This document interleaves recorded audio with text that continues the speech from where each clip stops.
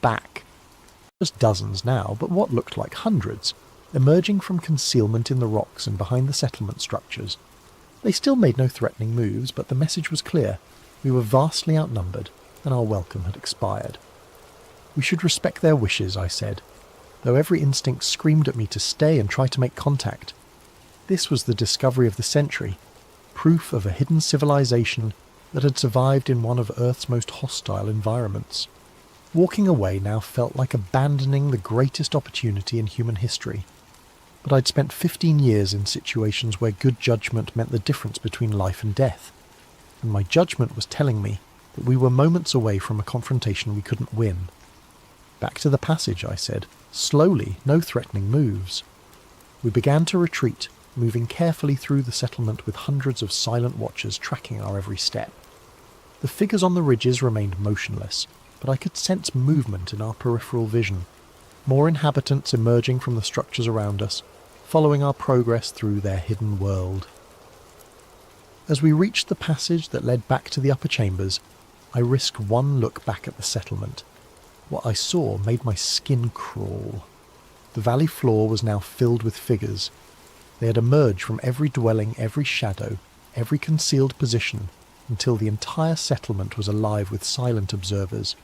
Men, women, children, an entire civilization that had been watching us from the moment we entered their domain. And in their absolute silence, in their complete stillness, there was something far more menacing than any overt threat could have been.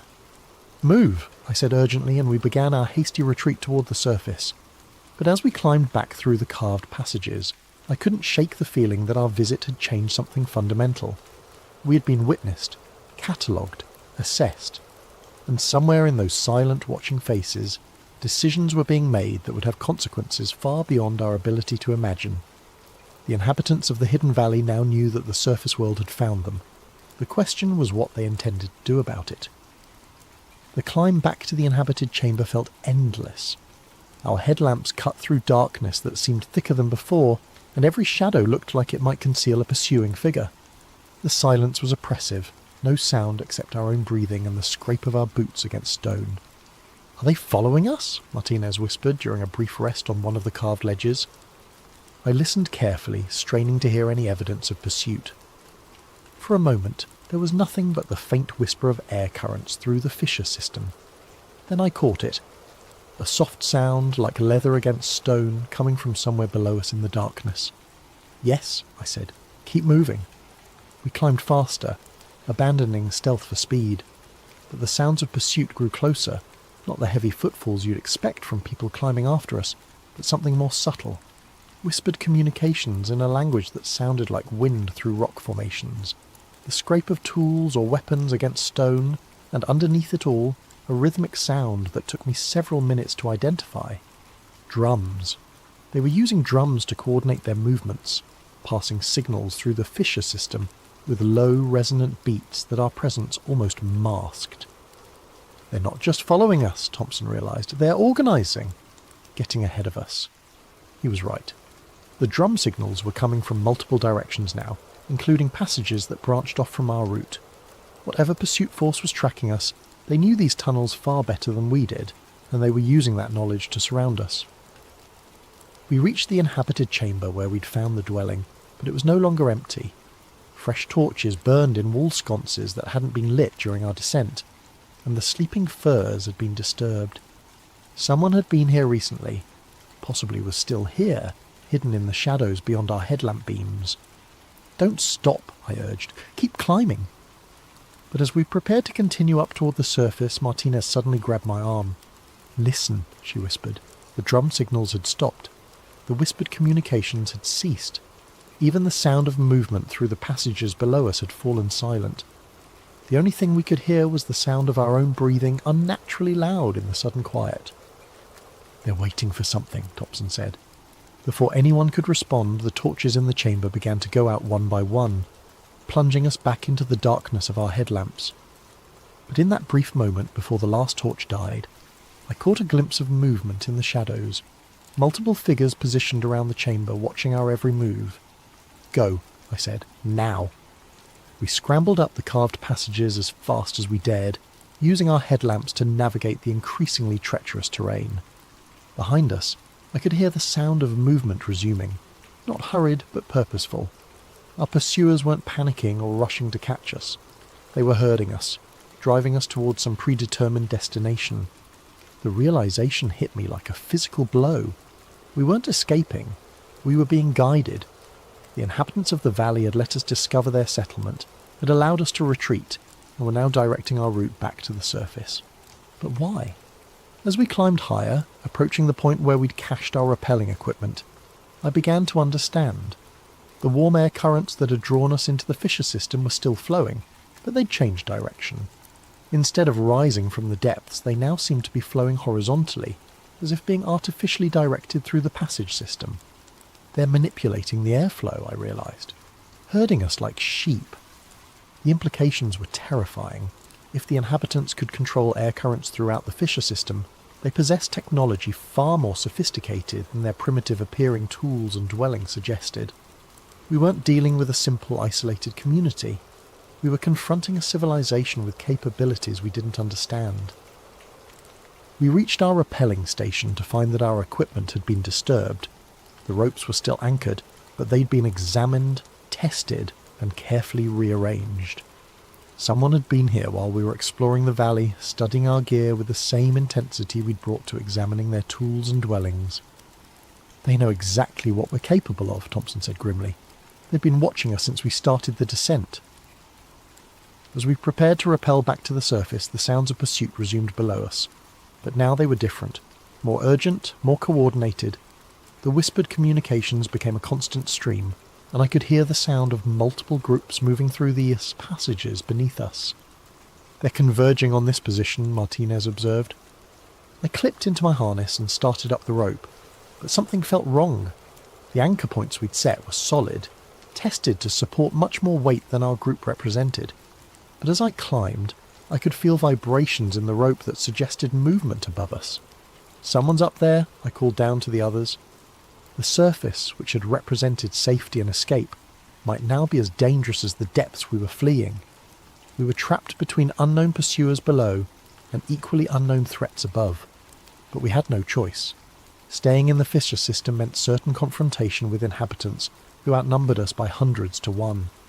At least on the surface, we had our vehicles and the possibility of escape. I reached the top of the fissure and immediately knew something was wrong.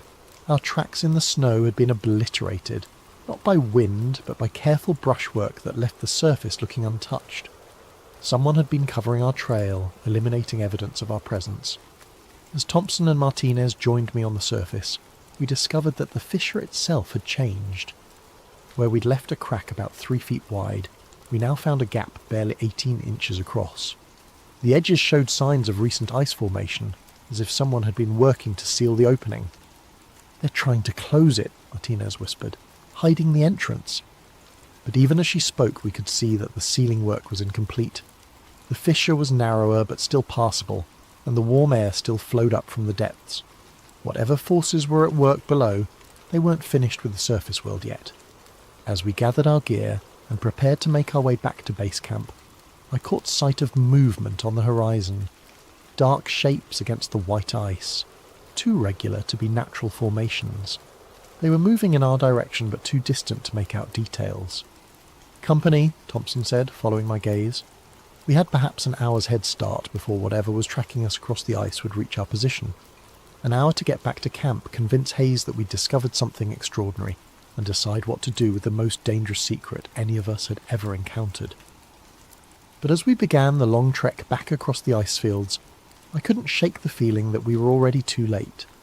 The inhabitants of the hidden valley had been watching the surface world far longer than we'd been watching them. And now that contact had been made, there was no going back to the way things were before. The ice beneath Antarctica held secrets that humanity wasn't ready to face. But ready or not, those secrets were about to emerge into the light. The journey back to camp took on the quality of a nightmare. What should have been a 3-hour hike across relatively flat terrain became a desperate flight through an ice field that seemed to shift and change with every step. The dark shapes we'd spotted on the horizon were gaining ground, moving with a speed and coordination that defied explanation. Through my binoculars, I I could make out individual figures, tall, fur-wrapped forms that moved across the ice with an efficiency that made our struggling progress look clumsy and amateur. "They're not using snowshoes or skis," Thompson observed during one of our brief rest stops. "How are they moving so fast?" I focused my binoculars on the nearest group of pursuers and felt my stomach clench. They weren't sinking into the snow because they weren't walking on the surface. They were using some kind of broad, flat footwear that distributed their weight so efficiently they could practically run across terrain that forced us to trudge. "Indigenous snow travel technology," I said. "Probably been perfected over centuries." But even as I offered the explanation, I knew it was inadequate. The speed and coordination of our pursuers suggested capabilities that went far beyond advanced snowshoes. They were moving like a military unit, with scouts ranging ahead and flankers maintaining precise formations. Martinez checked her GPS and swore. "We're still 4 kilometres from camp. At this rate, they'll catch us before we're halfway there." I did the math in my head and came to the same grim conclusion. Our pursuers were covering ground at nearly twice our speed, and they showed no signs of fatigue. Unless something changed dramatically, we'd be overtaken long before we could reach the safety of Hayes' camp. That's when Thompson disappeared. One moment he was trudging through the snow beside us, the next he was simply gone. No cry, no sound of struggle, no disturbance in the snow to mark where he'd been. I turned around to find Martinez and myself alone on the ice field, with no sign of our missing teammate. "Thompson!" Martinez called, but her voice was immediately swallowed by the wind. I dropped to my knees and examined the snow where he'd been walking. There were his boot prints, clear and deep, leading in a straight line toward our destination. Then nothing. The prints simply stopped, as if he'd been lifted straight up into the air. "This isn't possible," Martinez whispered. But I was already scanning the surrounding terrain for any explanation. Crevasse? No, the snow showed no signs of collapse. Sinkhole? Not in this type of ice formation. The only logical conclusion was that something had taken Thompson, silently, efficiently, and without leaving any trace. "We have to keep moving," I said, though every instinct screamed at me to search for our missing friend. "We can't just leave him." "If we stop to look, we'll all disappear," I replied, gesturing toward the horizon, where our pursuers were still gaining ground. "Whatever got Thompson is probably what's been tracking us. Our only chance is to reach camp." We resumed our desperate trek, but now every step felt like it might be our last. The ice field around us looked empty, pristine, untouched by human presence. But I knew that was an illusion. Something was out there, moving through the snow with predatory patience, waiting for the right moment to strike. The attacks, when they came, were almost anticlimactic. Martinez simply stumbled, caught herself, and looked back at me with an expression of confused surprise. "I can't... my legs," she began, then collapsed face first into the snow. I rushed to her side and found her unconscious but breathing. There were no visible injuries, no signs of violence. She'd simply stopped, as if someone had flipped a switch in her brain. As I knelt beside her, trying to determine what had happened, I heard a sound that made my blood run cold. Whistling. Not the wind, but a human sound, coming from somewhere nearby in the apparently empty ice field. I looked up to find myself surrounded. They had emerged from the snow itself, rising like ghosts from concealed positions that I would have sworn were empty moments before. Tall figures wrapped in white furs that perfectly matched the surrounding terrain, with faces painted or masked in patterns that made them nearly invisible against the ice and shadow. The closest figure was perhaps 10 feet away, standing motionless with what appeared to be a carved bone implement in one hand. Others were positioned in a rough circle around me, equally still, equally silent. They had been hunting us with the patience of apex predators, waiting for the perfect moment to make their move. I raised my hands slowly, making no sudden movements. In my years of extreme environment travel, I'd encountered isolated communities before. Most were suspicious of outsiders, but could be reasoned with if you showed proper respect. But these weren't curious locals wondering about strangers in their territory. These were soldiers, disciplined and organised, who had been tracking us with military precision. And the implement in the nearest figure's hand wasn't a tool, it was a weapon. The whistling sound came again, and I realised it was a form of communication. The figures around me were coordinating their movements with the same kind of tactical precision I'd seen in special forces operations.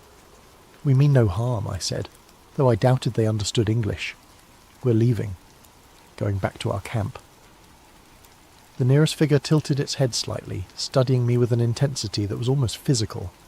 Then it raised the bone implement and pointed, not at me, but toward Martinez's unconscious form. The message was clear. She was coming with them. "No," I said, moving to stand protectively over Martinez. "She stays with me." The figure's response was swift and decisive. It made a sharp gesture, and something struck me in the neck. Not painful, but startling. I reached up to find a small dart made from carved bone and what felt like organic fibres. The world began to blur at the edges. My vision narrowed, and my legs felt like they were made of water. The last thing I saw before consciousness fled was the figures lifting Martinez and carrying her away across the ice, moving with the same impossible speed that had allowed them to track us across the frozen wasteland. When I woke, I was alone. The sun had moved significantly across the sky, suggesting I'd been unconscious for several hours. The snow around me showed signs of activity, many footprints, drag marks, and the aftermath of what must have been a significant operation. But Martinez was gone, along with any trace of our pursuers.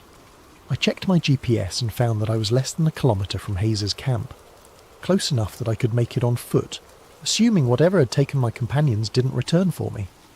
As I struggled to my feet, still groggy from whatever they'd used to drug me, I found something that made my heart sink.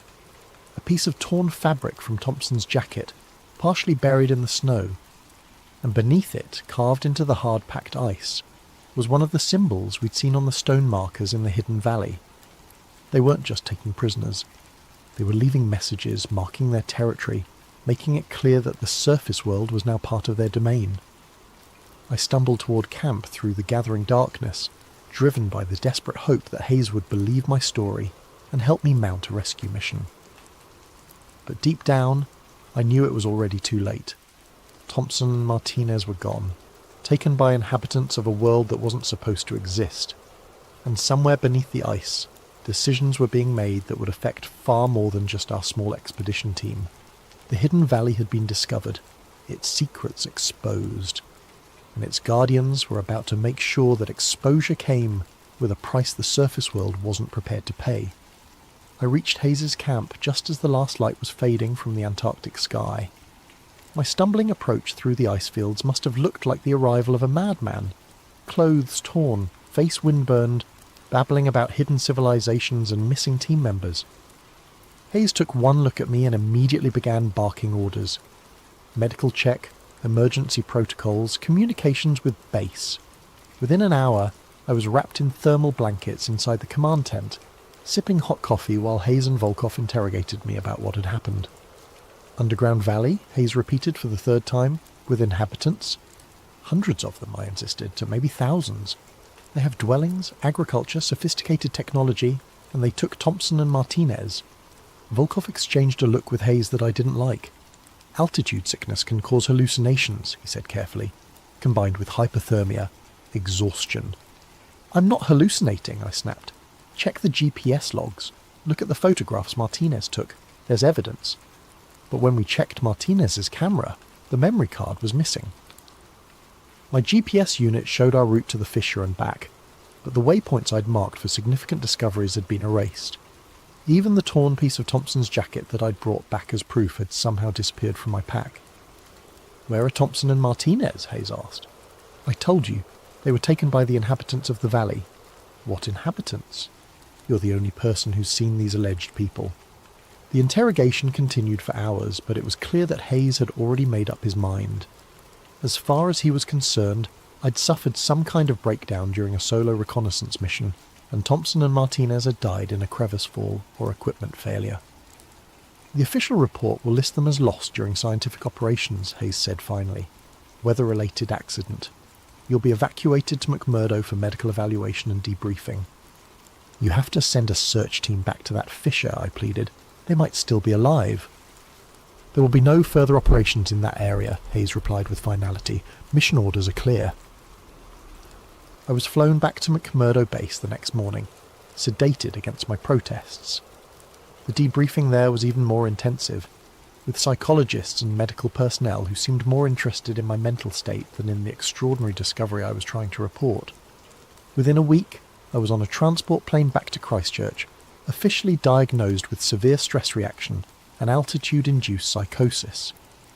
My contract with Meridian Logistics was terminated, my security clearance revoked, and a comprehensive non-disclosure agreement placed before me with the clear understanding that signing it was the only alternative to permanent institutionalization. I signed, but signing the papers didn't erase what I'd seen, and it didn't bring Thompson and Martinez back. For months afterward, I tried to find someone who would listen, someone who would investigate. I contacted researchers, journalists, government officials. The response was always the same: polite skepticism followed by suggestions that I seek continued psychiatric care. The official record shows that Thompson and Martinez died in a crevasse accident during routine scientific operations. Their bodies were never recovered, which isn't unusual in Antarctic conditions. The weather station mission was completed by replacement personnel, and Meridian Logistics moved on to other contracts. I tried to move on too. Got a job guiding mountain climbing expeditions in the Rockies, far from anything that reminded me of ice and snow. Tried to convince myself that maybe the psychologists were right, that the stress and isolation had caused me to imagine things that couldn't possibly exist. Then the package arrived. It was waiting on my doorstep one evening 6 months after my return from Antarctica, wrapped in what looked like sealskin and tied with sinew. No return address, no postmark, no indication of how it had gotten there. Inside was a carved stone marker, identical to the ones we'd found in the hidden valley. These symbols were sharp and fresh, as if carved yesterday, and they included new pictographs that hadn't been on the original markers, images that clearly depicted our expedition, our descent into the fissure, and our encounter with the valley's inhabitants. But it was the final symbol that made my hands shake as I traced its outline. It was a perfect representation of my house, complete with details that could only have been drawn by someone who had seen it firsthand. The message was unmistakable. We know where you are. We know where you live. We remember. I moved the next week, leaving no forwarding address. Changed my name, my appearance, my entire life. But I know it doesn't matter. The inhabitants of the hidden valley found me once, and they can find me again whenever they choose. Sometimes, late at night when the wind howls through whatever temporary home I'm occupying, I hear sounds that remind me of that underground realm. The whisper of leather against stone, the distant echo of horn calls, the rhythmic beating of drums coordinating movements in the darkness, and I know that somewhere beneath the ice of Antarctica, in valleys that don't appear on any map, decisions are still being made about how to deal with the surface world that stumbled onto their ancient secrets. Thompson and Martinez are still down there, assuming they're still alive, maybe prisoners, maybe something worse, and the inhabitants of that hidden realm are still watching, still waiting, still planning. The Antarctic Treaty declares the continent a place of peace and scientific cooperation, protected from military activity and territorial claims. But treaties only work when all parties agree to their terms, and there are inhabitants of Antarctica who were never consulted, never invited to participate in humanity's grand plans for their frozen continent. Whatever is beyond the wall doesn't want us there, but it knows where we live, and someday I fear it's going to come calling.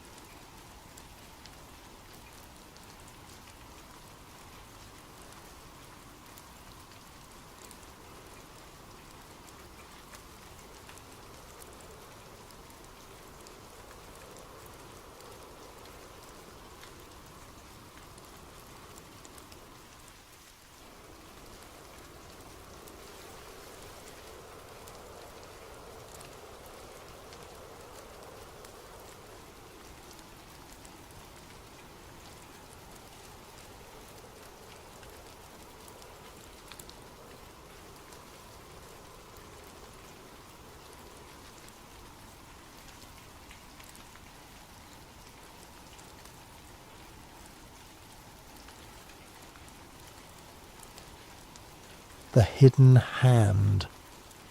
Tracing the real Illuminati. Before we begin, I want to thank everyone who subscribed after our last investigation. Your support keeps these deep dives possible. If you're new here, hit that subscribe button because what we're about to uncover will change how you see the world around you. This isn't science fiction. This isn't fantasy.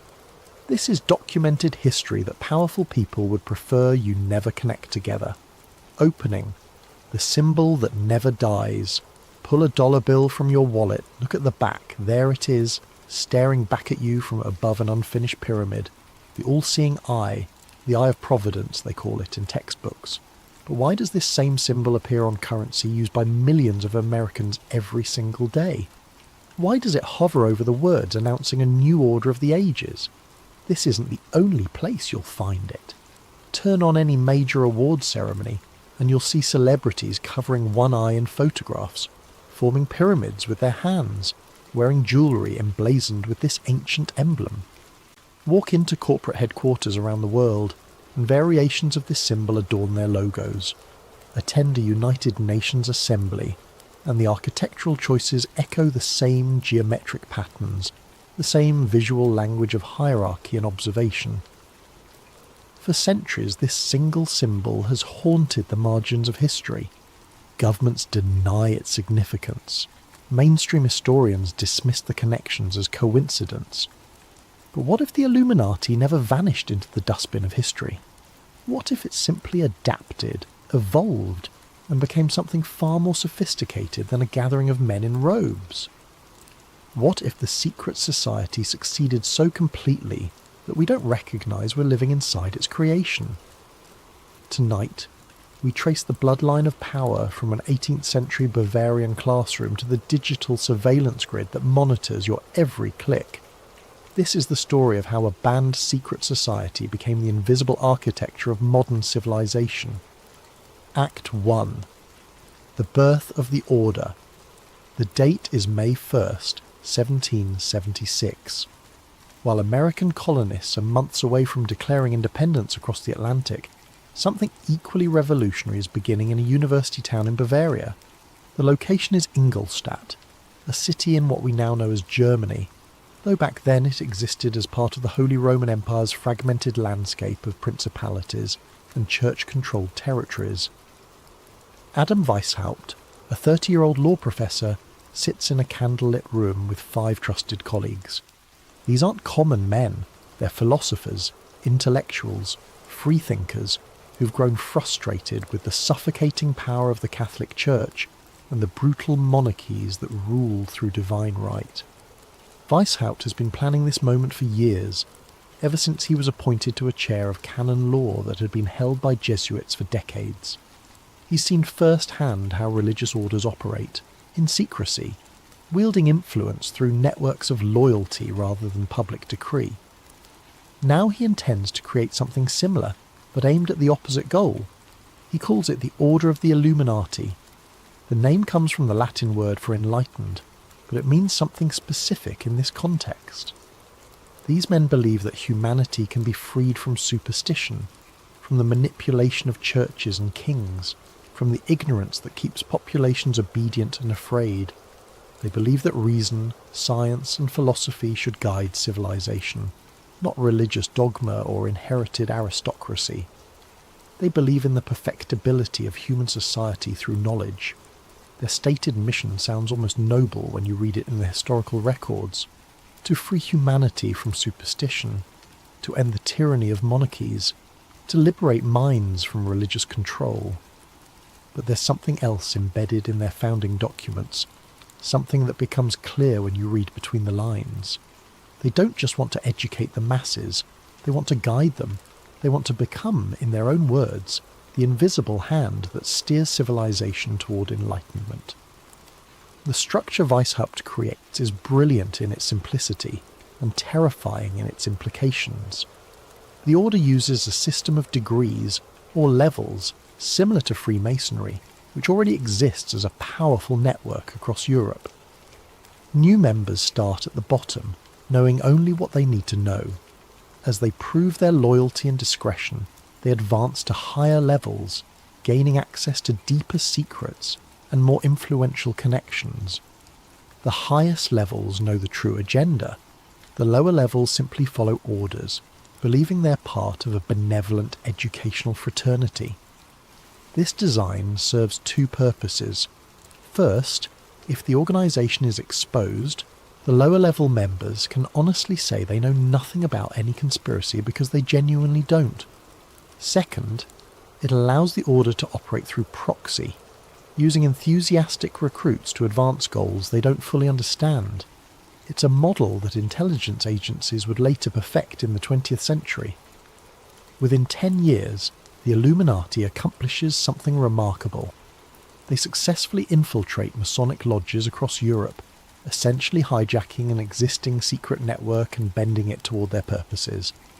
They attract powerful members, not just intellectuals now, but bankers, military officers, and aristocrats who see opportunity in this new philosophy. Baron von Nied, a prominent Freemason, joins and brings with him entire lodges that shift their allegiance to Weishaupt's vision. The order is growing too fast, becoming too bold. Members start writing letters that discuss their influence over court decisions, their ability to place Illuminati sympathisers in positions of authority, their plans to reshape education systems. These letters will later be intercepted, and they're damning. The Bavarian government, alerted to rumours of a secret society working against church and state, begins investigating. In 1785 they issue an edict banning all secret societies. Weishaupt's home is raided, documents are seized, the order of the Illuminati is officially declared destroyed. Weishaupt himself flees to Gotha, where he lives under the protection of sympathetic nobles, writing philosophical treatises until his death decades later. Officially, the story ends here. The Illuminati existed for 9 years, got caught, and was dissolved. It's a historical footnote, nothing more. But ideas don't die when organisations are banned. The men who were Illuminati members didn't suddenly forget what they believed. The networks they built didn't evaporate. The philosophy of enlightened control, of guiding civilization from behind the curtain, didn't disappear. It metastasized. It went underground, not as a single organisation, but as a methodology, a way of thinking about power that would resurface again and again under different names, in different countries, across different centuries. The Illuminati died in 1785. Unofficially, its ideas were only beginning to take hold. Aced II, the Shadow Empire. The 19th century opens with revolutions spreading across Europe and the Americas. The French Revolution has just torn down the monarchy and executed a king. Napoleon is redrawing the map of Europe through conquest. The Spanish colonies in the Americas are breaking free. The world that existed for centuries built on kings and churches is collapsing. And people are asking questions. How did this happen so quickly? Who organised these movements? Who benefited? Anti-Masonic pamphlets begin circulating in major cities. They make accusations that sound paranoid to modern ears, but they're based on documented facts. They point out that leaders of the French Revolution, including Robespierre and Danton, were Freemasons. They note that independence movements in the Americas are led by lodge members. They argue that secret societies are coordinating these upheavals, using revolution as cover for a broader agenda of centralised power. In America, these concerns reach the highest levels. John Quincy Adams, who would become the 6th president, writes extensively about his fears of Masonic infiltration in politics. In a letter from 1828, he warns that Freemasonry has become a separate system of loyalty that competes with national allegiance. He's particularly troubled by the Morgan affair, where a man who threatened to expose Masonic secrets disappeared and was presumably murdered. The scandal triggers a massive backlash. The anti-Masonic party forms in 1828, becoming the first successful third political party in United States history. For several years, being openly Masonic becomes a political liability. Lodges close, membership plummets. It seems like the secret society networks are being dismantled by democratic pressure. But here's what the historical record shows if you look carefully. While public Freemasonry declined, its influence didn't. The same period sees Masonic principles and Enlightenment philosophy spreading through universities where they shape curricula. Banking families with lodge connections consolidate their power through the creation of central banking systems. Scientific institutions, many founded or funded by former lodge members, become the new temples of authority. This is exactly what Weishaupt had written about in his private papers. He understood that you don't need to control a government directly if you can control the institutions that shape how people think. Control the universities and you control what the next generation believes. Control the banks and you control what's possible. Control the scientific establishment and you control what's accepted as truth. The Illuminati didn't need a headquarters or a Grand Master or secret meetings in underground chambers. It had something far more powerful and far more difficult to destroy. It had a philosophy that could inhabit any system of power, could adapt to any political structure, could present itself as progress while serving the same ancient goal of enlightened control by the chosen few. By the mid-1800s, the fears about secret societies have largely faded from public consciousness. The lodges have cleaned up their image. They're now civic organisations, charity groups, fraternal orders where businessmen network. The revolutionary danger has passed, people assume. The threat was exaggerated, they tell themselves. But the networks remain, the philosophy remains, and most importantly, the method remains. The idea that society should be guided by an enlightened elite, that the masses need to be led toward progress rather than allowed to choose their own direction. That knowledge should be parcelled out carefully to those deemed ready for it. This idea becomes embedded in the very structure of modern institutions. It's no longer called the Illuminati. It doesn't need to be. It's simply how things are done. Act 3. From Europe to America, let's return to that dollar bill in your wallet. The Great Seal of the United States, the design that appears on the back, was approved in 1782, just 3 years before the Bavarian Illuminati was officially banned. It was printed on currency starting in 1935, during Franklin Roosevelt's presidency. The reverse side shows that unfinished pyramid with 13 steps, topped by the Eye of Providence radiating light.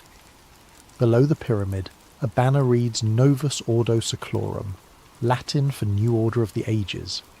The traditional explanation is simple. The unfinished pyramid represents America as a work in progress. The eye represents divine oversight, God watching over this new nation. The phrase means that America represents a new chapter in human history, a break from European monarchies.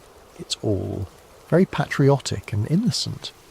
But let's look at who designed this seal. The final design was influenced by Charles Thomson, Secretary of Congress, who had studied classical languages and symbols. The eye above the pyramid was not a common Christian symbol in 1782. It was, however, identical to imagery used in Enlightenment-era secret societies, including groups that shared philosophy with the Illuminati. Now let's look at the founding figures of America. Benjamin Franklin was a confirmed Freemason, a member of the Lodge of the Nine Sisters in Paris, one of the most influential lodges in Europe. Thomas Jefferson, while not confirmed as a Freemason, corresponded extensively with Enlightenment philosophers and owned one of the largest collections of Enlightenment literature in America. George Washington was a Freemason who was buried with full Masonic honours. These men weren't members of the Bavarian Illuminati specifically. The timing doesn't quite work and the evidence isn't there. But they were intellectual descendants of the same philosophical movement. They read the same books, believed in the same principles of reason over religion, progress over tradition, enlightened leadership over mob rule. The United States was founded on Enlightenment principles. That's not controversial. What conspiracy researchers argue is that these principles came with an embedded architecture of control, a built-in hierarchy that would allow those in the know to guide civilization while maintaining the appearance of democracy. Look at how the American system was actually designed. The Electoral College, which prevents direct democracy in presidential elections. The Senate, which was originally appointed rather than elected. The Supreme Court, with lifetime appointments and no accountability to voters. These weren't accidents or compromises. They were intentional barriers against what the founders called the tyranny of the majority, which is another way of saying they didn't trust common people to make important decisions. This is the core Illuminati principle, dressed in the language of republicanism. Let people vote, but control what they can vote for. Let people speak, but control what they hear. Create the appearance of freedom while maintaining elite guidance at the critical junctions of power. The seal on the dollar bill isn't just a symbol of America, it's a mission statement. A new order is rising, built on the foundations of secret knowledge, guided by those who understand the true nature of power. The pyramid is unfinished because the work continues. The eye watches because the enlightened must always observe and adjust. The phrase declares that this represents a break from the past, a new way of organising human society, a pyramid of power, a hidden eye, a new order rising, not in Bavaria anymore, but in America, the nation that would come to dominate the 20th century and export its systems to the entire world. Act 4. The 20th Century Resurgence. 2 world wars reshaped civilization in ways that were unimaginable in previous centuries. Empires that existed for hundreds of years collapse in a matter of years. Tens of millions die. The survivors wake up to a world where the old structures of power, the monarchies and colonial systems and religious authorities no longer function. Into this vacuum step new institutions with a new promise. Instead of competing nations causing war, we'll have international cooperation ensuring peace. Instead of economic chaos, we'll have coordinated financial systems. Instead of ignorance and nationalism, we'll have global education and shared values. The League of Nations forms after World War I. It fails, but the idea doesn't die. After World War II, the United Nations rises in its place, this time with real power, real funding, and a permanent home in New York City.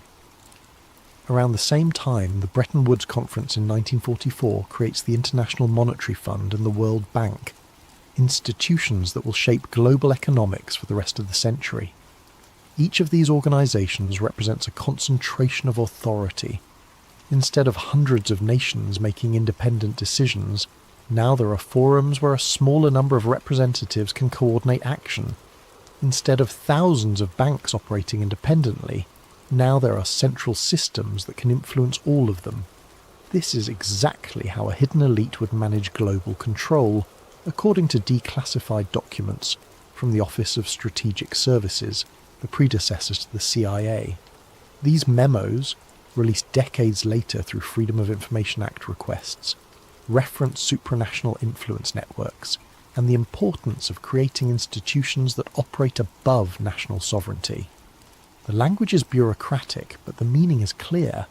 The people designing the post-war world understood that direct control of governments is inefficient and unstable.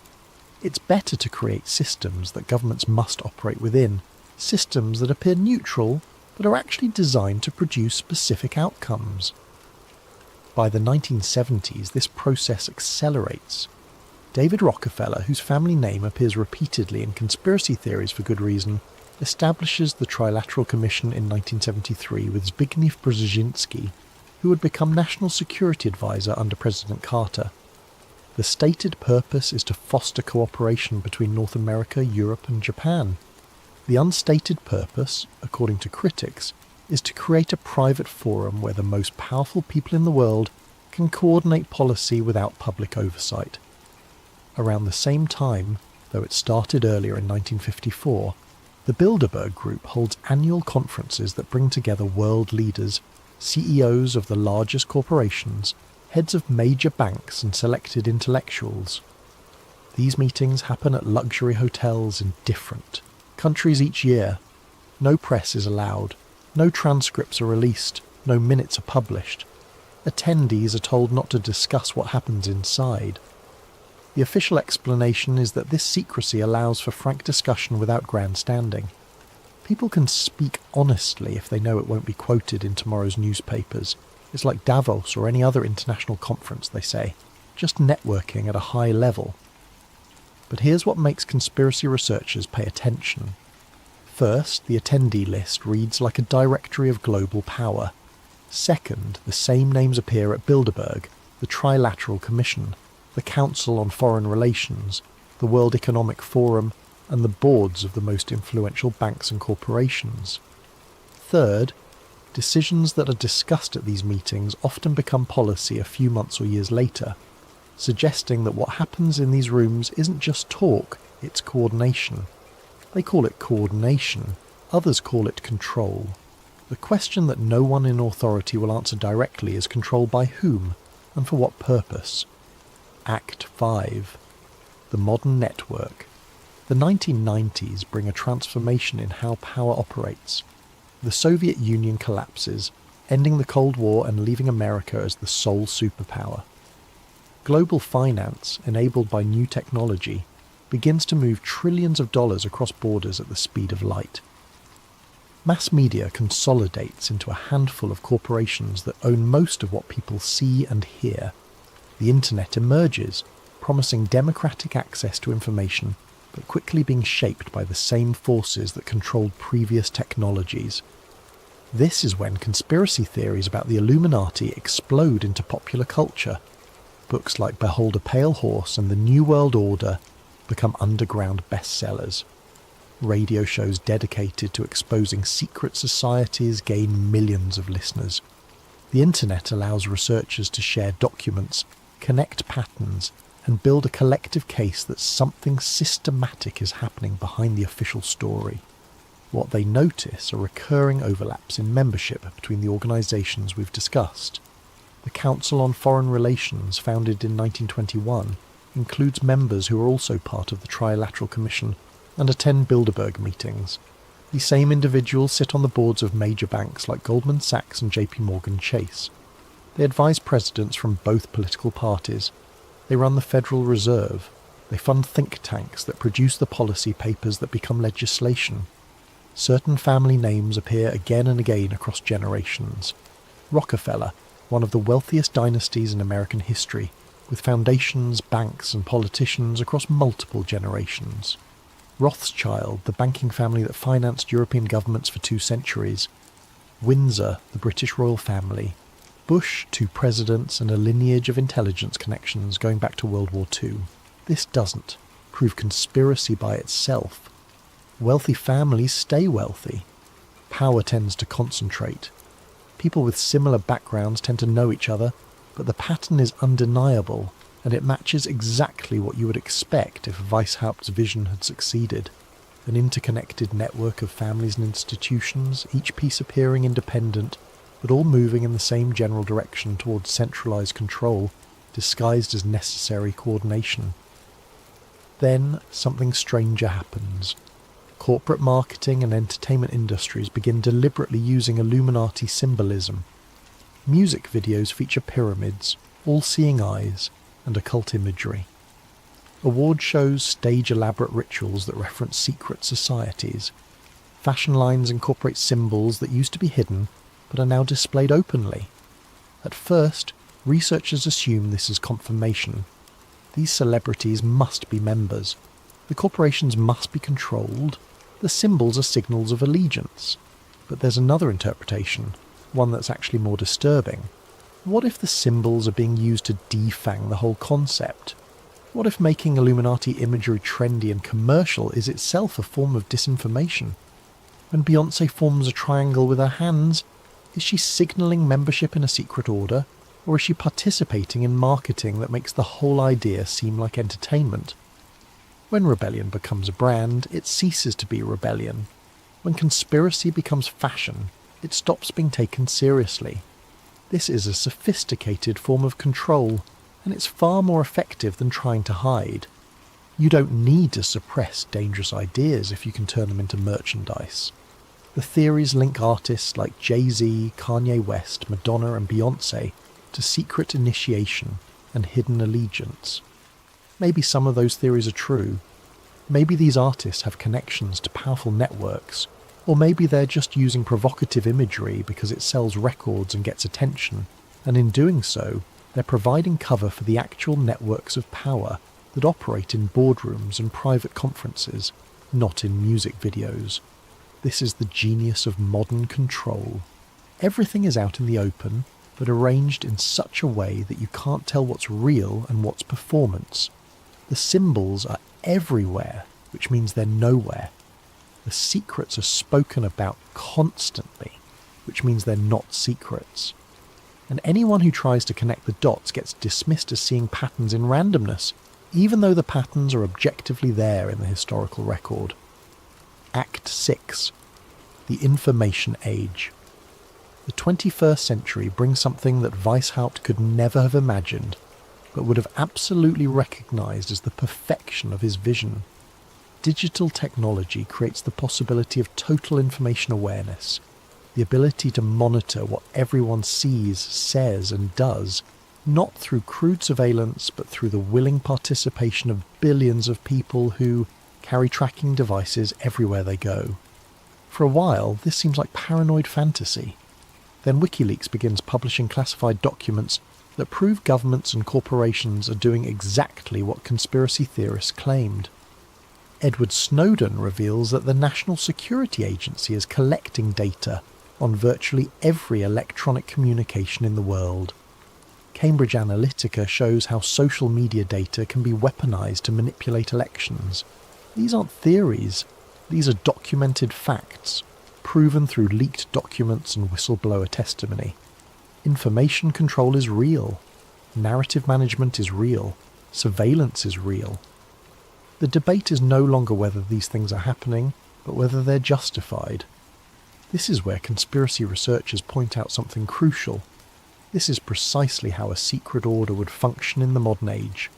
Not by commanding armies or assassinating leaders, though those tools remain available when needed, but by shaping thought, by controlling what information people see, by nudging behaviour through algorithm design, by making certain ideas seem ridiculous and other ideas seem inevitable.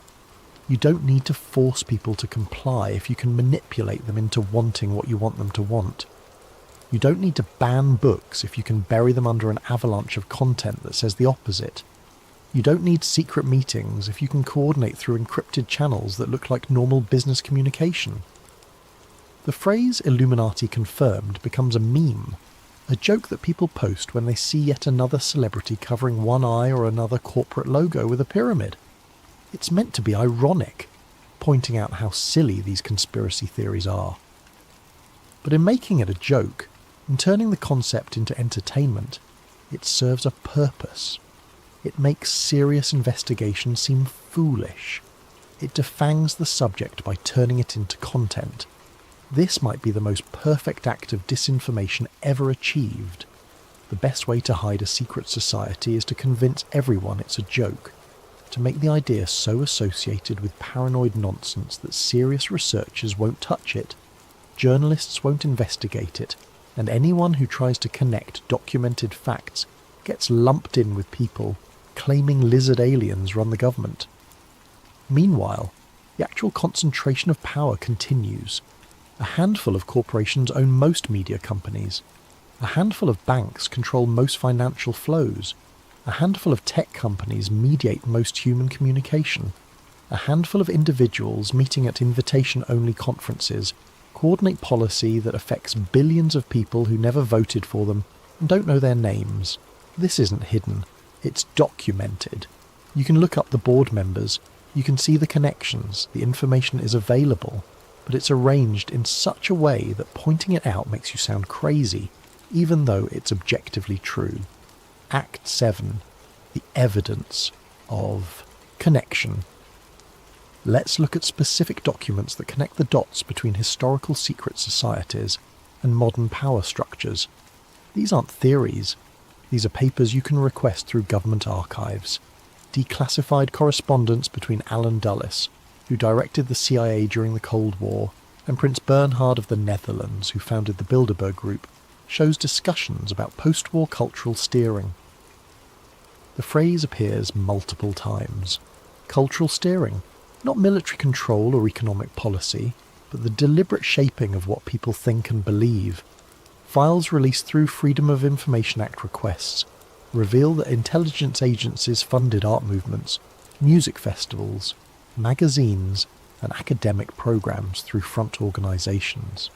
The Congress for Cultural Freedom, funded by the CIA, sponsored abstract expressionist art because it was seen as promoting individualism against Soviet collectivism.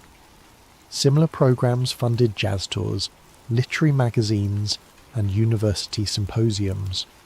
Why does this matter? Because it's exactly the method Weishaupt described in his papers. You don't control society through force. You control it through culture. You shape what people admire, what they aspire to, what they consider sophisticated, and what they consider backward. You fund the artists and intellectuals who say what you want said. You publish the books that promote your vision. You make your ideology seem like the natural progression of civilization. The continuity is striking when you look at it chronologically. 18th century Illuminism promoted Enlightenment rationalism and elite guidance.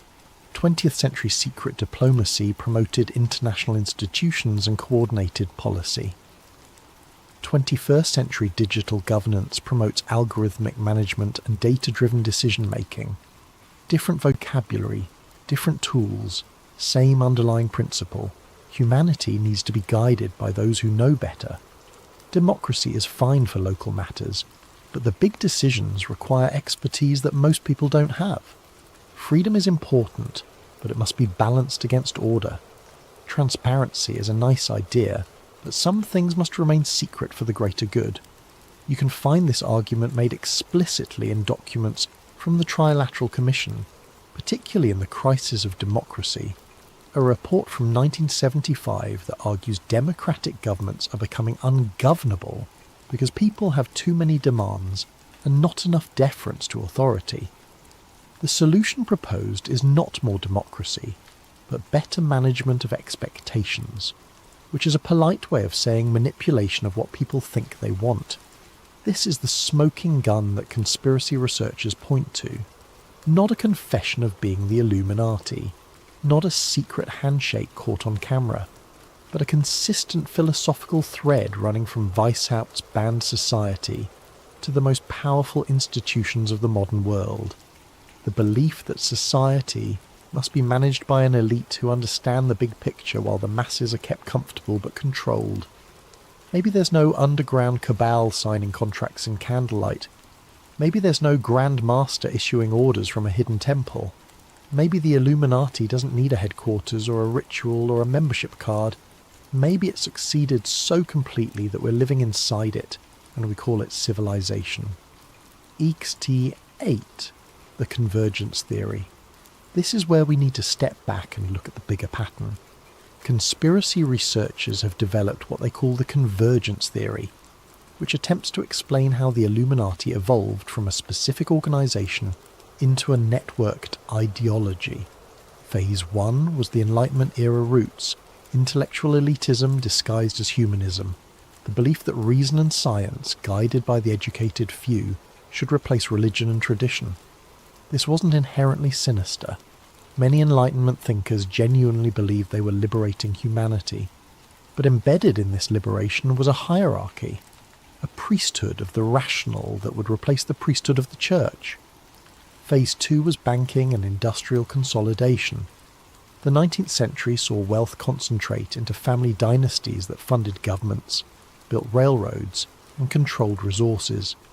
The Rothschilds financed European wars. The Rockefellers monopolized oil. The Morgans dominated finance. These families intermarried, sat on each other's boards, and coordinated their interests.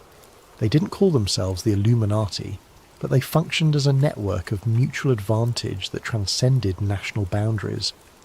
Phase 3 was cultural hegemony in the 20th century. Control shifted from raw economic power to something more sophisticated, the management of what people think and feel. This was achieved through mass media, education systems and entertainment industries that all promoted similar values, celebrated similar heroes, and presented the existing power structure as natural and inevitable, rather than constructed and maintained. Phase 4 is technocratic governance in the 21st century. Control now operates through algorithms, through data analysis, through platforms that mediate human interaction. Google decides what information you find. Facebook decides what news you see. Amazon decides what products you encounter. These decisions are made by code, written by engineers, guided by executives who attend the same conferences and share the same worldview. The torch passed from philosophers to bankers, from bankers to media moguls, from media moguls to tech CEOs. Different people, different industries, different centuries. But the same pursuit of organised control over human civilization, the same belief that the enlightened few must guide the ignorant many, the same methodology of influence that operates behind the facade of freedom. This is why the conspiracy is so difficult to prove or disprove. There's no single organisation to expose. There's no membership list to leak. There's no headquarters to raid. It's a convergence of interests, a shared worldview among people who benefit from the current arrangement of power and have the means to perpetuate it. When you reach this level of analysis, the question of whether the Illuminati exists becomes almost meaningless. The specific organisation from 1776 to 1785 definitely existed, and was definitely shut down. But the philosophy didn't die, it adapted, it spread. It became the default operating system of modern power. ASTI 9, the invisible government. In 2010, Julian Assange, during an interview about WikiLeaks and government secrecy, quoted a phrase from Edward Bernays, the father of modern propaganda and nephew of Sigmund Freud. Bernays wrote in his book Propaganda, published in 1928, and this is a direct quote that appears in the book: "Those who manipulate the unseen mechanism of society constitute an invisible government which is the true ruling power." Bernays wasn't a conspiracy theorist. He was an advisor to presidents and corporations. He helped engineer the overthrow of the Guatemalan government for the United Fruit Company. He convinced women to smoke cigarettes by associating it with feminism. He understood, better than almost anyone in the 20th century, how to shape public opinion to serve private interests. When he talks about an invisible government, he's describing something real, not a secret society meeting in shadows, but a network of influence that operates through institutions that appear neutral. Public relations firms, think tanks, advisory councils, academic departments, media organisations, each piece independently owned, but coordinating through shared personnel, funding sources and ideological alignment. This is the government that doesn't appear on ballot papers. The government that persists regardless of which party wins elections. The government that sets the boundaries of acceptable debate, that determines which problems get attention and which get ignored, that guides civilization toward outcomes chosen by people most citizens couldn't name.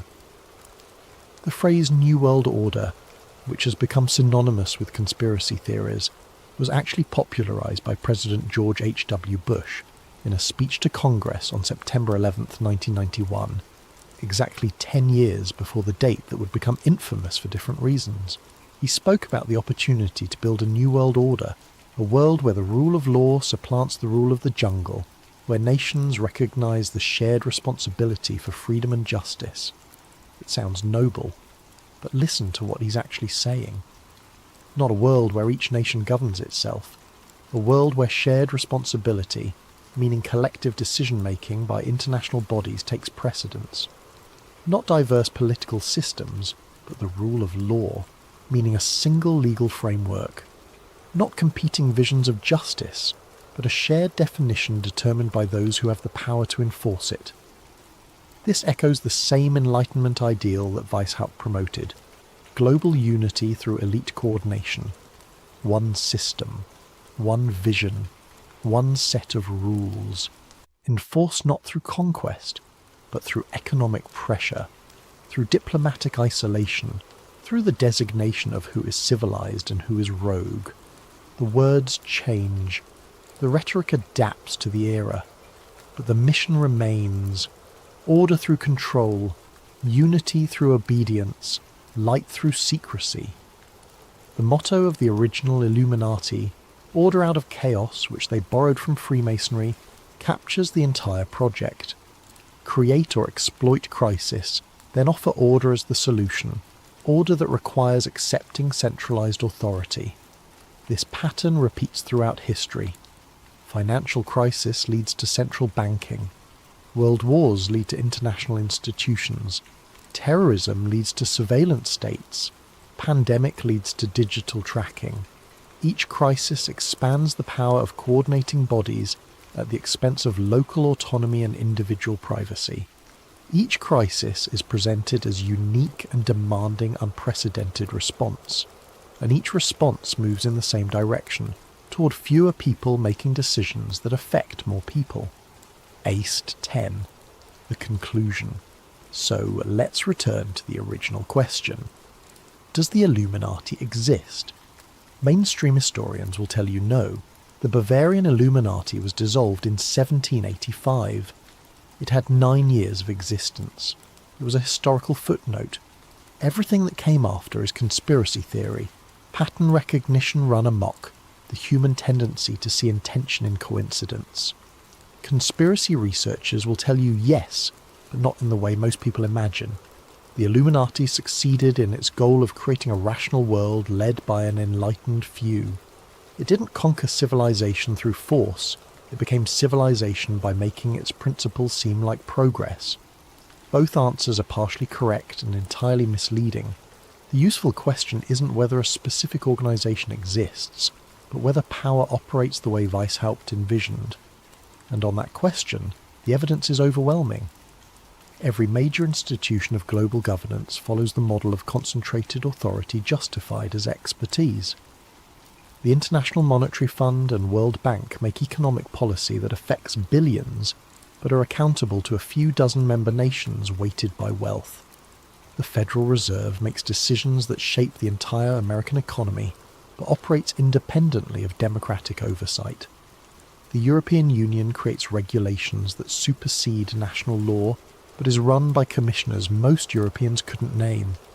Every global summit, every corporate merger, every coordinated crisis response follows the same blueprint. Gather the elite in private settings, determine the proper course of action, implement it through institutions that appear neutral, present it to the public as inevitable and necessary, marginalise dissent as ignorant or dangerous. This isn't hidden. You can watch it happen in real time if you pay attention. The World Economic Forum publishes its agenda openly.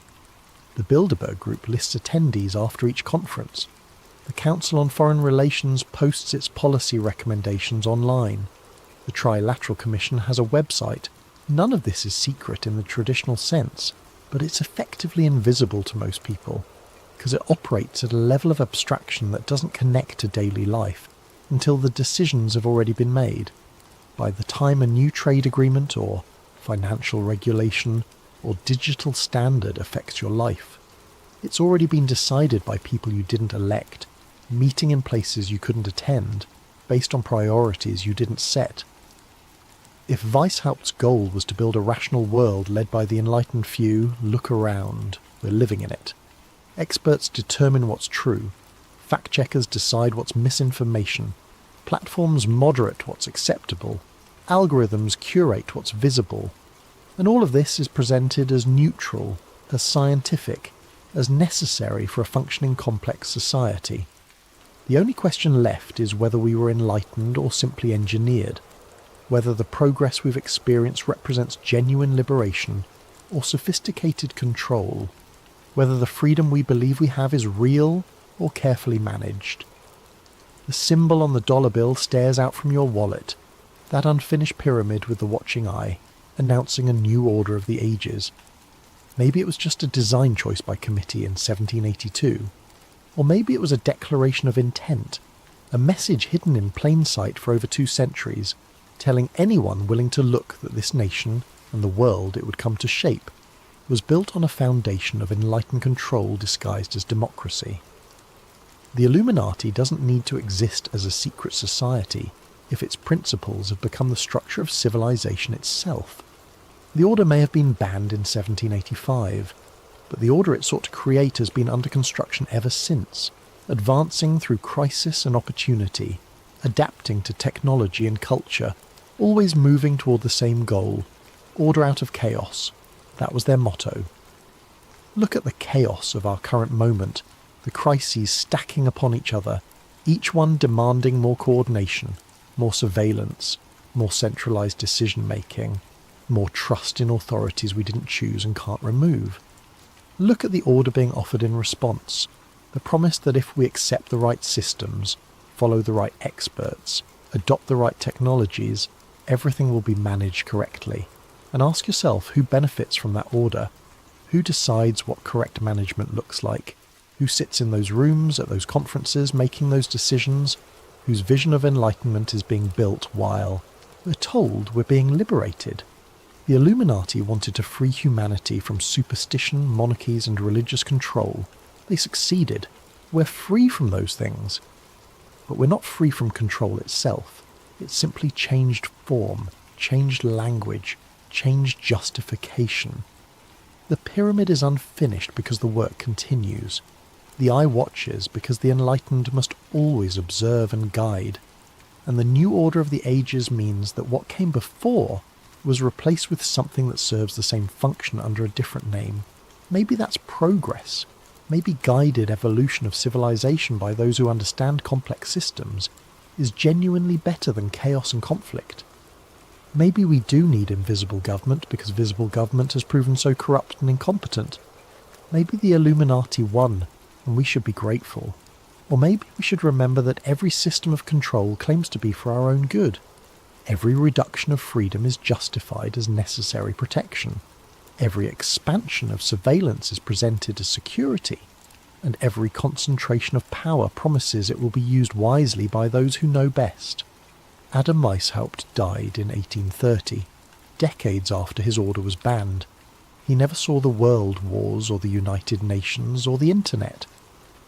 But if he could see the civilization we've built, with its global institutions and digital networks and algorithmic governance and expert classes making decisions for populations that don't understand and don't question, he might recognize it as the fulfillment of everything he envisioned. We are living in the illuminated age.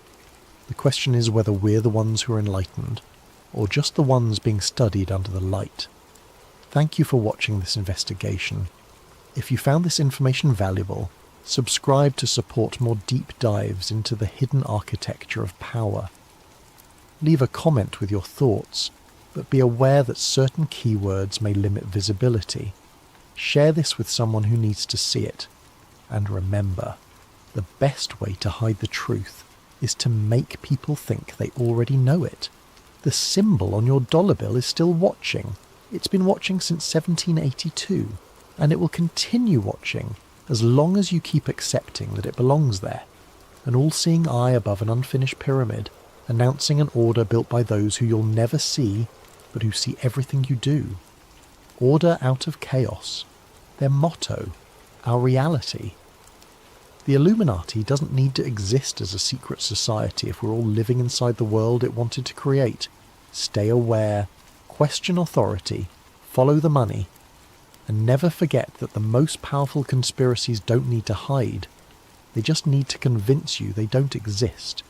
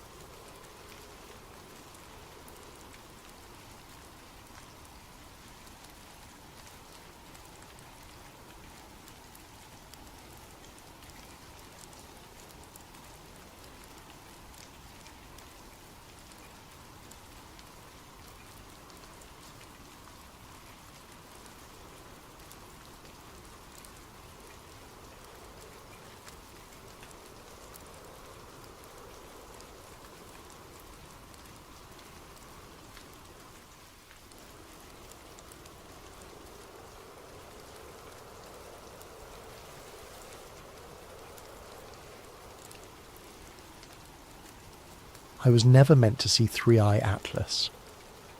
They say curiosity killed the cat. What they don't tell you is what happens to the person who keeps digging after the cat is already dead. What happens when you find the thing you were never supposed to find, when you see the document that was never supposed to exist, when you speak the name that was never supposed to be spoken. You don't die. That would be too merciful. Instead, you live with the knowledge that something is watching you, has always been watching you, and now knows that you know. This is my story. This is how I found Three-Eye Atlas, and this is why I can never stop looking over my shoulder. Before we go any further, a big thank you to Lonely Lost for the story idea. If you have any story ideas, make sure to comment them below. Now let's begin the beginning. Freedom of information. Request. My name is Marcus Webb, and in late October of the year 2021, I was a former investigative journalist trying to find my way back into a career that had chewed me up and spit me out. I had spent the better part of a decade covering conflicts in the Middle East, embedded with troops, documenting war crimes, interviewing refugees who had lost everything. The work had destroyed my marriage, cost me my mental health, and eventually, when I published a story that made the wrong people uncomfortable, it cost me my job at the newspaper. My ex-wife, Jennifer, used to tell me I was addicted to the truth the way other people were addicted to drugs. She said I couldn't let things go, that I always had to dig one layer deeper, ask one more question, chase one more lead. She was right, of course. That addiction is what led me to spend our anniversary in a bombed-out hospital in Aleppo, instead of at the restaurant she had booked 6 months in advance. It's what led me to miss her father's funeral because I was tracking down a source in Kabul. And it's ultimately what led her to pack her bags one Tuesday morning while I was asleep, and leave nothing but a note that said, "You're married to the story, Marcus, not to me." That was in 2019. By 2021, I was freelancing from a cramped apartment in Arlington, Virginia, taking whatever work I could get. Mostly fluff pieces for online magazines, the occasional corporate blog post, nothing that required me to actually think or investigate. I was treading water, waiting for something to remind me why I had become a journalist in the first place. That something came in the form of the Pentagon UAP hearings. I had watched them with casual interest, the way everyone else had. Unidentified aerial phenomena, they called them now, not UFOs. That term was too loaded, too tinfoil hat for the modern era. The hearings were carefully orchestrated, with military officials admitting that yes, there were things in the sky they could not explain, and yes, they took them seriously. It was historic in a strange, anticlimactic way. Disclosure without actually disclosing anything meaningful. But it got me thinking. If they were willing to admit this much publicly, what were they still hiding? I decided to file a Freedom of Information Act request. Nothing ambitious, just a fishing expedition to see what I could pull up.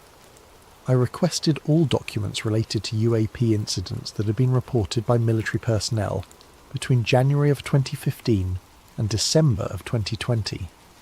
I expected to get back a pile of heavily redacted junk, if I got anything at all. FOIA requests are a long game. You submit them knowing that months or even years might pass before you receive anything useful. To my surprise, I received a response within 6 weeks. The package arrived in a standard manila envelope, the kind government agencies use when they are trying to look official but not too official. Inside were roughly 200 pages of documents, most of them so heavily redacted that they were essentially black rectangles with a few scattered words visible here and there. Typical government stonewalling. I poured myself a coffee and started reading through them at my kitchen table, notepad beside me, pen in hand. Most of it was exactly what I expected. Incident reports with all the identifying details blacked out. Witness statements reduced to single visible sentences like "observed object" and "no conventional explanation." I was about to give up and toss the whole stack into a drawer when I noticed something odd. Every 5th or 6th page had a small stamp in the upper right corner, barely visible beneath the redaction marks. I held the page up to the light and squinted. It read, 3I, Atlas, clearance restricted. I flipped through the stack again, this time looking specifically for that stamp. It appeared on maybe 30 of the 200 pages, always in the same place, always with the same phrasing. 3I/Atlas. What the hell was 3I? What was Atlas? I'd covered enough classified material during my war reporting days to know that government agencies love their acronyms and code names, but I had never heard of 3I or Atlas in any context. I pulled out my laptop and started searching. Nothing. I tried every combination I could think of. 3I government program, 3I classification, 3I military, Atlas Pentagon, Atlas UAP, Atlas clearance. Every search came back empty or pointed me toward unrelated programs.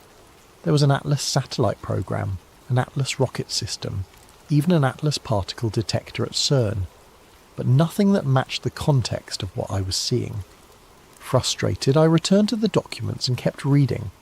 Most of them were useless, but then, buried near the bottom of the stack, I found something that made my hand stop mid-turn. It was a photocopy of a handwritten note on a sticky note, the kind of thing that should never have been included in a FOIA release. Someone had physically attached it to a document, and when that document was scanned for archival purposes, the note was scanned too. It was an accident, a bureaucratic slip-up. The note read, "Do not push public. Thrisias confirmed. Atlas referral." I read it 3 times, my heart rate picking up with each pass. This was not a classification. This was not a code name for a program. This was something else. This was a filter, a sorting mechanism.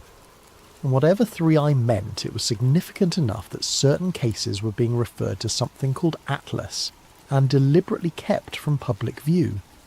I spent the rest of that night searching for more information, but I came up empty. I needed a new angle. I needed to make the system think I already knew what 3I Atlas was. Act 1. The first break in the wall. It took me a week to craft the next FOIA request. I worded it very carefully, as if I were already familiar with the 3I Atlas designation. I submitted requests to multiple agencies, each one slightly different but all containing the same core assumption, that I was a researcher with appropriate clearance asking for routine information about an established classification system. It was a bluff. A calculated gamble. If 3I Atlas was real and bureaucratic enough, some low-level clerk might process my request without questioning whether I actually had the authority to ask for it. I submitted the requests on a Monday morning in the early December and tried not to obsess over them. I had other work to do, bills to pay, a life to pretend to live, but every day I checked my email a dozen times, waiting for something, anything to come back. The response arrived on a Thursday, 2 weeks after I'd submitted the request. It was not the full document release I had asked for. Instead, it was a short email from a FOIA officer at the Defense Intelligence Agency. The officer's name was Rachel Klein, and her email was polite, bureaucratic, and absolutely chilling. "Mr. Webb," it began, "thank you for your inquiry regarding 3I Atlas classified materials. Unfortunately, I do not have the appropriate clearance level to process requests related to 3I Atlas designations. I have forwarded your request to the appropriate oversight office. Please allow additional time for review." I stared at the screen, reading and rereading those 2 sentences. She had confirmed it. 3I Atlas was real. It was not a typo, not a mistake, not some random code that I had misunderstood. It was a real classification system, one that required clearance above what a standard FOA officer possessed. My hands were shaking as I saved the email and printed a hard copy. This was the break I needed. This was proof. I immediately tried to reply to Rachel Klein, thanking her and asking if she could provide any additional context, but my email bounced back. Her address had been deactivated. I called the Dear Public Affairs office and asked to speak with her. The person on the other end of the line said there was no employee by that name in their system. I insisted, reading them the email address directly from the message I had received. They put me on hold for 5 minutes and then came back with the same answer. Rachel Klein did not exist. I hung up and sat in silence, staring at the printed email. She had existed 2 days ago. She had processed my request, sent me a response, and then vanished. Scrubbed from the system as if she had never been there at all. That was when I realised I was no longer playing a harmless game of bureaucratic cat and mouse. I had tripped something. I had asked the wrong question to the wrong person, and now someone, somewhere, was paying attention. But I couldn't stop. Jennifer's voice echoed in my head. "You're married to the story, Marcus." She was right then, and she would be right now. I had to know. Eked 2. Breaching the system. I needed help. I needed someone who understood how the intelligence community worked. Someone who could tell me whether I was being paranoid or whether I'd actually stumbled onto something dangerous. I scrolled through my old contacts, people I had worked with during my war reporting days. Most of them had moved on, taken jobs in the private sector or retired from the field altogether. But there was one name I kept coming back to, Lieutenant Commander James Ortiz, formerly of Naval Intelligence, now working as a consultant for a defence contractor in Maryland. I had met Ortiz during an embed in Afghanistan back in 2017.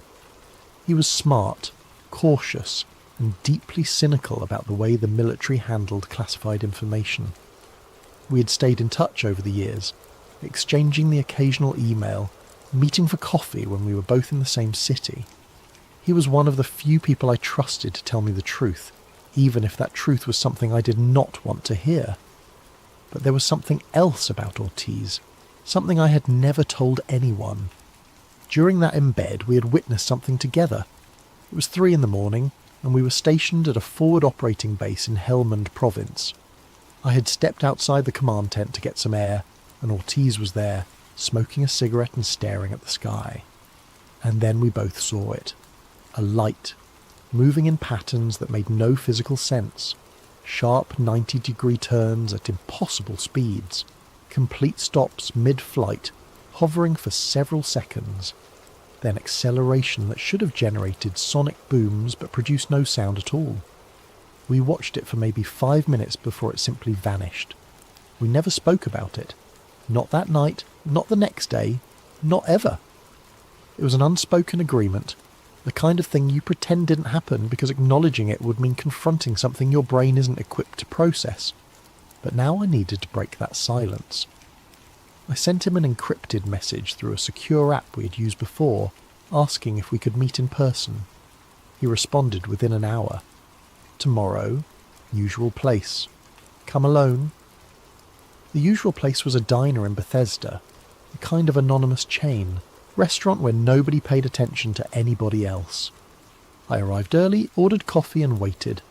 Ortiz walked in exactly on time, wearing jeans and a flannel shirt, looking like any other middle-aged guy grabbing lunch. But I could see the tension in his shoulders, the way his eyes swept the room before he sat down. He was scared. He slid into the booth across from me and did not waste time with pleasantries. "What have you gotten yourself into, Marcus?" I pulled out the printed email from Rachel Klein and slid it across the table. He read it, his expression unreadable, and then looked up at me. "Where did you get this?"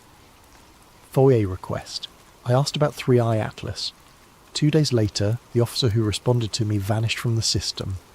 Ortiz folded the paper and handed it back to me. He looked around the diner, checking to see if anyone was paying attention, and then leaned in close. "You need to stop. I need to understand what this is. No, Marcus, you need to stop right now. Walk away from this and never mention it again." I leaned forward, matching his intensity. "James, Afghanistan, 2017, 3 a.m, you remember." His face went pale. For a moment I thought he might get up and walk out. But instead he closed his eyes and let out a long, shaky breath. "I knew you were going to bring that up eventually," he said quietly. "I've been waiting for this conversation for 5 years. Then you know I can't walk away. Not now." He was silent for a long moment, staring down at his hands. When he finally spoke, his voice was barely above a whisper. "If you ever see 3i on a document, it means the object was intelligent. maneuvering with intent and aware of being observed. It is not a project. It is a designation. It means the thing you saw was not just flying. It was thinking. The words hit me like a punch to the gut. So what we saw that night would have been flagged as 3i, yes. And they know. The military, the government. They know these things are intelligent. The government knows a lot of things it does not tell you. 3i is not something they talk about publicly.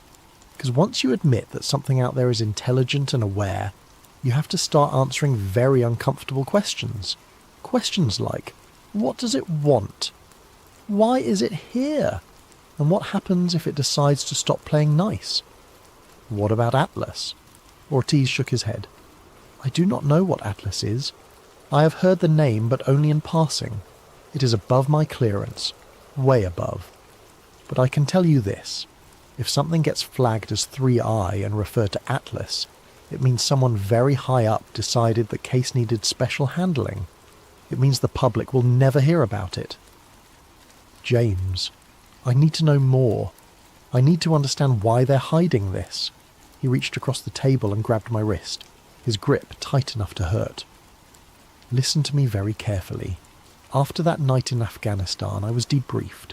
3 men in the civilian clothes showed up at the base the next morning and pulled me into a room. They asked me what I saw. I told them the truth. And then they showed me photographs. Photographs of what? Of people. Dozens of them. People who had reported similar sightings. People who had asked too many questions. People who had tried to go public. And next to each photograph was a date. The date they died. The date they disappeared. Or the date they recanted their story and were never heard from again. His hand was trembling now. They didn't threaten me, Marcus. They didn't have to. They just showed me those photographs and said, this is what happens to people who cannot let things go. Then they walked out, and I never saw them again. But I got the message. Are you telling me they kill people over this?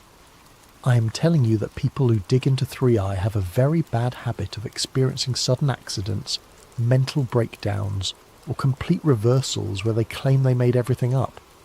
I'm telling you that Rachel Klein is probably fine, probably reassigned to some other department under a different name, but she will never work in F4EA again. And I am telling you that if you keep digging, you will end up in one of those photographs. I pulled my hand back, my mind racing. What if I told you I can't stop? What if I told you that this is the first thing in 2 years that has made me feel alive, that has reminded me why I became a journalist in the first place? Ortiz stared at me, and for a moment I saw something in his eyes that looked almost like pity.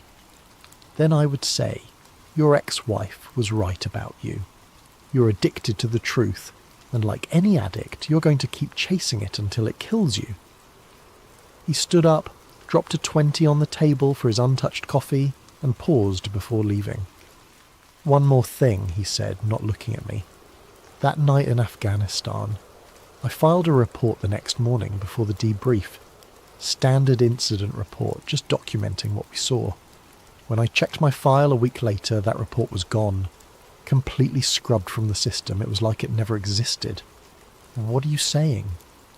I am saying that if Atlas decides your story does not fit their narrative, they will erase it. And they are very good at erasing things. He walked out without another word. I sat there for a long time, staring at the $20 bill on the table. Ortiz was scared. I had seen him in war zones, under fire, making life and death decisions without flinching. But this terrified him. That should have been enough to make me stop, but it was not, because now I knew something else. I knew that what we had seen that night in Afghanistan was real, was documented, and had been deliberately erased. And if they could erase that, what else had they erased? I thought about Jennifer again, about all the stories I had chased, all the leads I had followed, all the times I had chosen the truth over everything else in my life. She had left because she knew I would never stop. She knew I would sacrifice anything for the story, and she was right. Act 3. The breakthrough and the trap. Over the next month, I became obsessed. I set up alerts for any mention of 3i or Atlas in leaked documents, declassified files, anything I could find. I joined obscure forums where former intelligence officers traded stories under pseudonyms. I read everything I could about UAP incidents, looking for patterns, looking for cases that might have been flagged as 3i. But I also started thinking about Los Angeles, about September 9th, 2016, about the night I had been there. I called my old friend Trevor, the one whose rooftop I had been on that night. We hadn't spoken in over a year, but he picked up on the third ring. "Marcus? Holy shit, man. Long time." "Hey Trevor, listen, I need to ask you something. Do you remember September 2016, when I visited you in Pasadena?" There was a pause. "Yeah, of course. That was a fun weekend." "Do you remember anything unusual happening that weekend?" Another pause, longer this time. "Unusual how?" "Like, I don't know. Anything strange in the news? Anything weird people were talking about?" "Marcus, are you okay? You sound paranoid." "Just humour me. Do you remember anything?" "No, man. It was a normal weekend. We drank beer, caught up, talked about your divorce. Nothing unusual at all." My stomach dropped. "Trevor, we were on your rooftop when it happened. We saw it. The thing in the sky. You don't remember that?"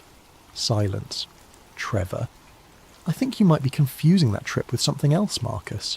We stayed inside that whole weekend because I was getting over a cold. We watched movies and ordered pizza. That's it." I felt cold sweat breaking out on my forehead. "That's not what happened. We were on your roof. There were people in the street pointing at the sky. A massive object, completely silent, just hovering there." "Marcus, I think you need to talk to someone. Like, professionally. That did not happen." "You're telling me you have no memory of that night?" "I am telling you that what you are describing did not happen. Look, I really need to go. Take care of yourself, okay?" He hung up before I could respond. I sat there, phone in hand, trying to process what had just happened. Trevor had been there. He had seen it. We had watched it together. And now he had no memory of it at all. Neural dampening successful. That's what the file had said. No mainstream retention. They hadn't just suppressed the story. They had suppressed the memory. Somehow, they had made thousands of people forget what they had seen. And it had worked so perfectly that even someone who had been standing right next to me, someone I trusted completely, had no recollection of an event that had definitely happened. I felt like I was losing my mind. But I had proof. I had the files. I had the documentation. It was real. I needed more evidence. I needed something concrete that could not be dismissed or explained away. That's when I got lucky. Or unlucky, depending on how you look at it. A friend of a friend, someone who worked as an IT contractor for a defence subcontractor, mentioned in passing that one of the databases he maintained had been breached in a ransomware attack. The breach had been contained, but not before a partial mirror of the database had been copied and leaked online. The leak was small, technical, and of no interest to most people, but he thought I might find it interesting. He sent me a link to a file-sharing site where the leaked data had been posted. It was not the full database, just an inventory. A massive spreadsheet listing case files, reference numbers, dates, and status codes. No actual documents, just metadata. But that was enough. I downloaded the file and opened it on my laptop, my heart pounding as the spreadsheet loaded. There were thousands of entries, maybe tens of thousands. I used the search function to filter by the term 3i. The results made my stomach drop. There were hundreds of entries flagged as 3i verified. Each one included a brief description, a location, a date, and a status update. I scrolled through them, my eyes scanning the descriptions. Jacksonville flyover, July 20th, 2019. Multiple military witnesses. Neural dampening successful. No mainstream retention. Phoenix Lights recurrence, March 15th, 2018. Mass public observation. Atlas intervention. Media suppression effective.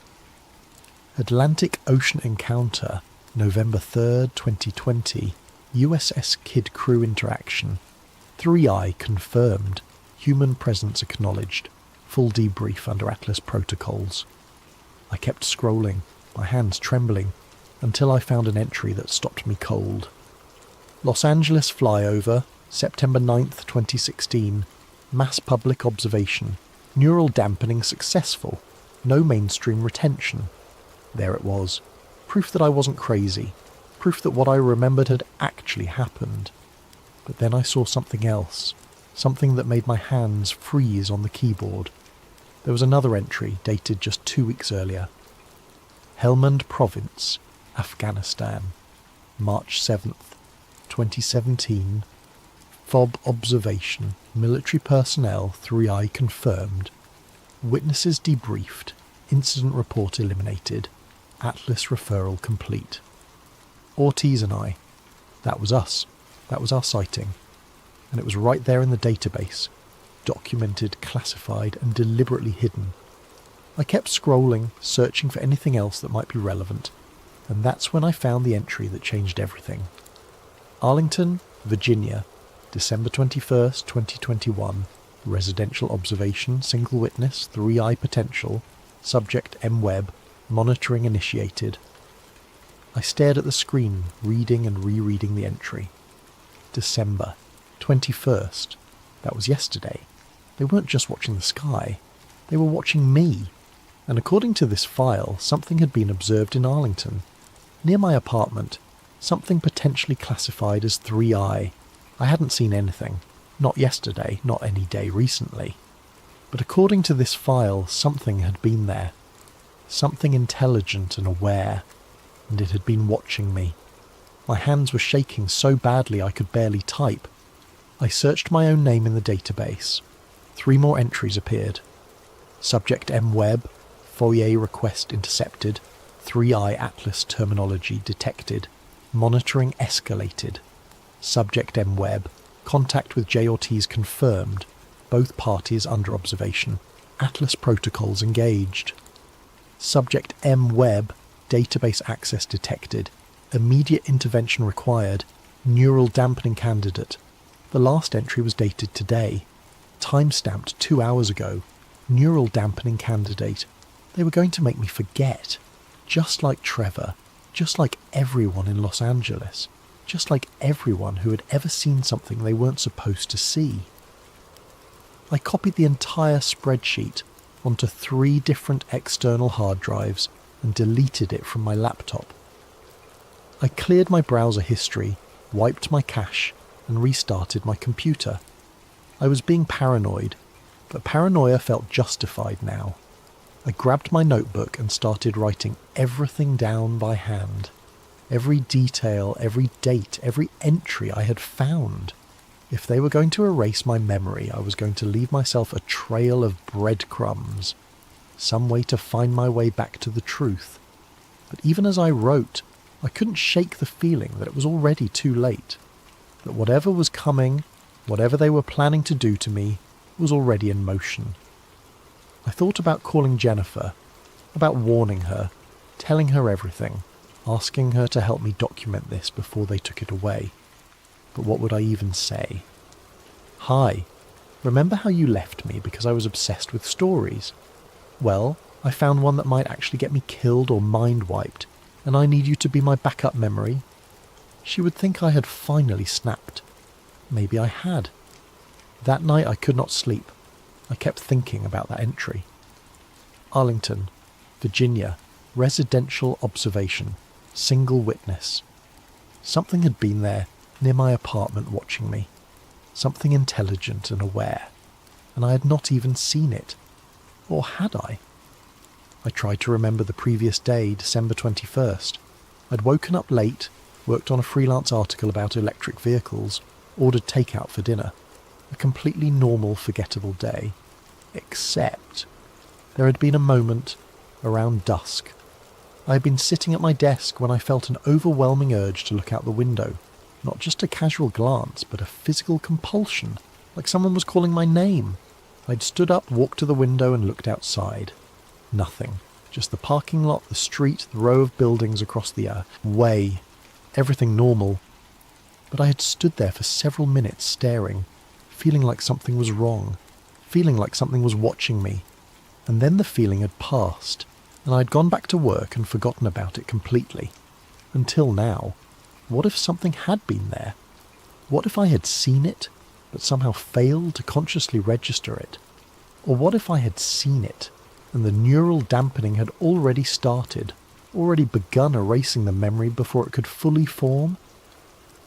I went to the window now in the darkness and looked outside. The parking lot was empty, the street was quiet, everything looked normal, but I couldn't shake the feeling that something was watching me. Right now, in this moment.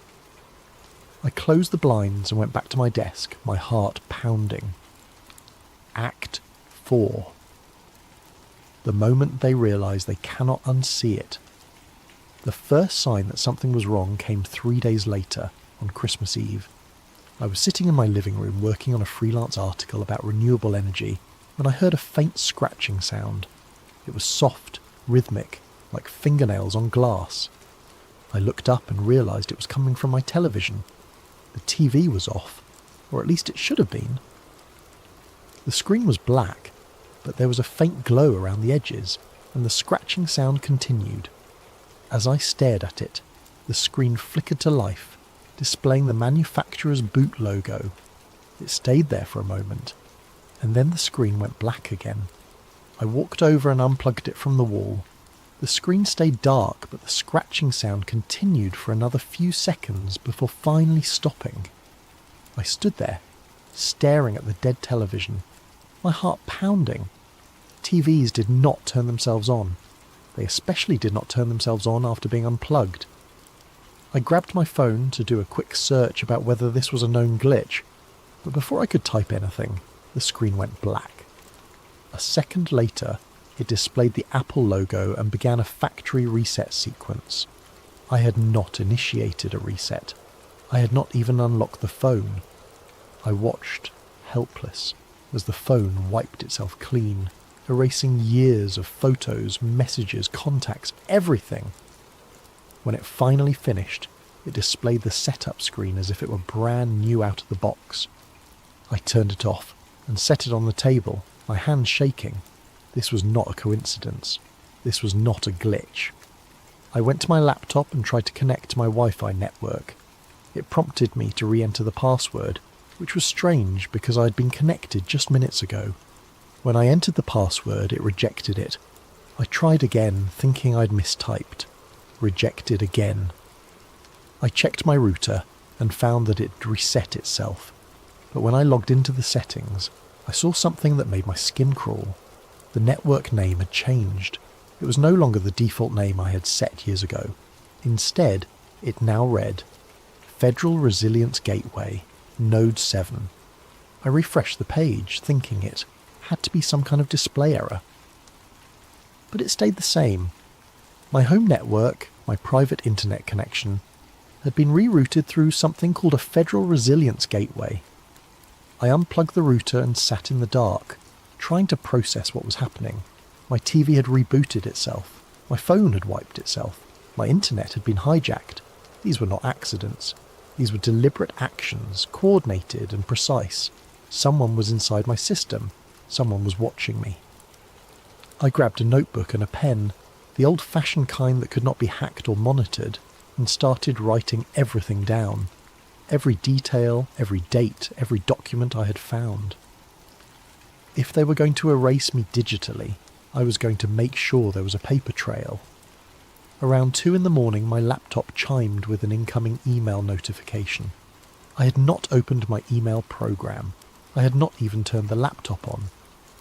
But there it was, screen glowing in the darkness. I approached it slowly as if it might explode.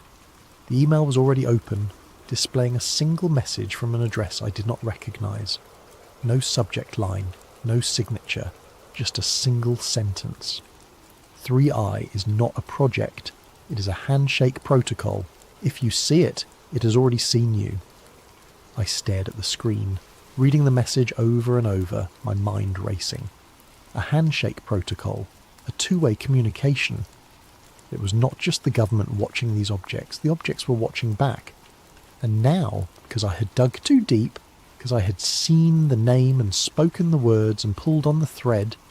They were watching me too. But then something else appeared on the screen. The email was updating in real time, new text appearing letter by letter as if someone was typing it directly. You want to know what Atlas does, Marcus? It maintains equilibrium. It ensures that humanity's awareness expands at a controlled pace. Not too fast, not too slow. Just enough to prevent panic. Just enough to prevent intervention. I should have closed the laptop. I should have thrown it across the room. But I couldn't move. I couldn't look away. The phenomenon you call 3i has been observing your species for longer than your recorded history. It does not invade. It does not conquer. It observes. It waits. It measures your readiness.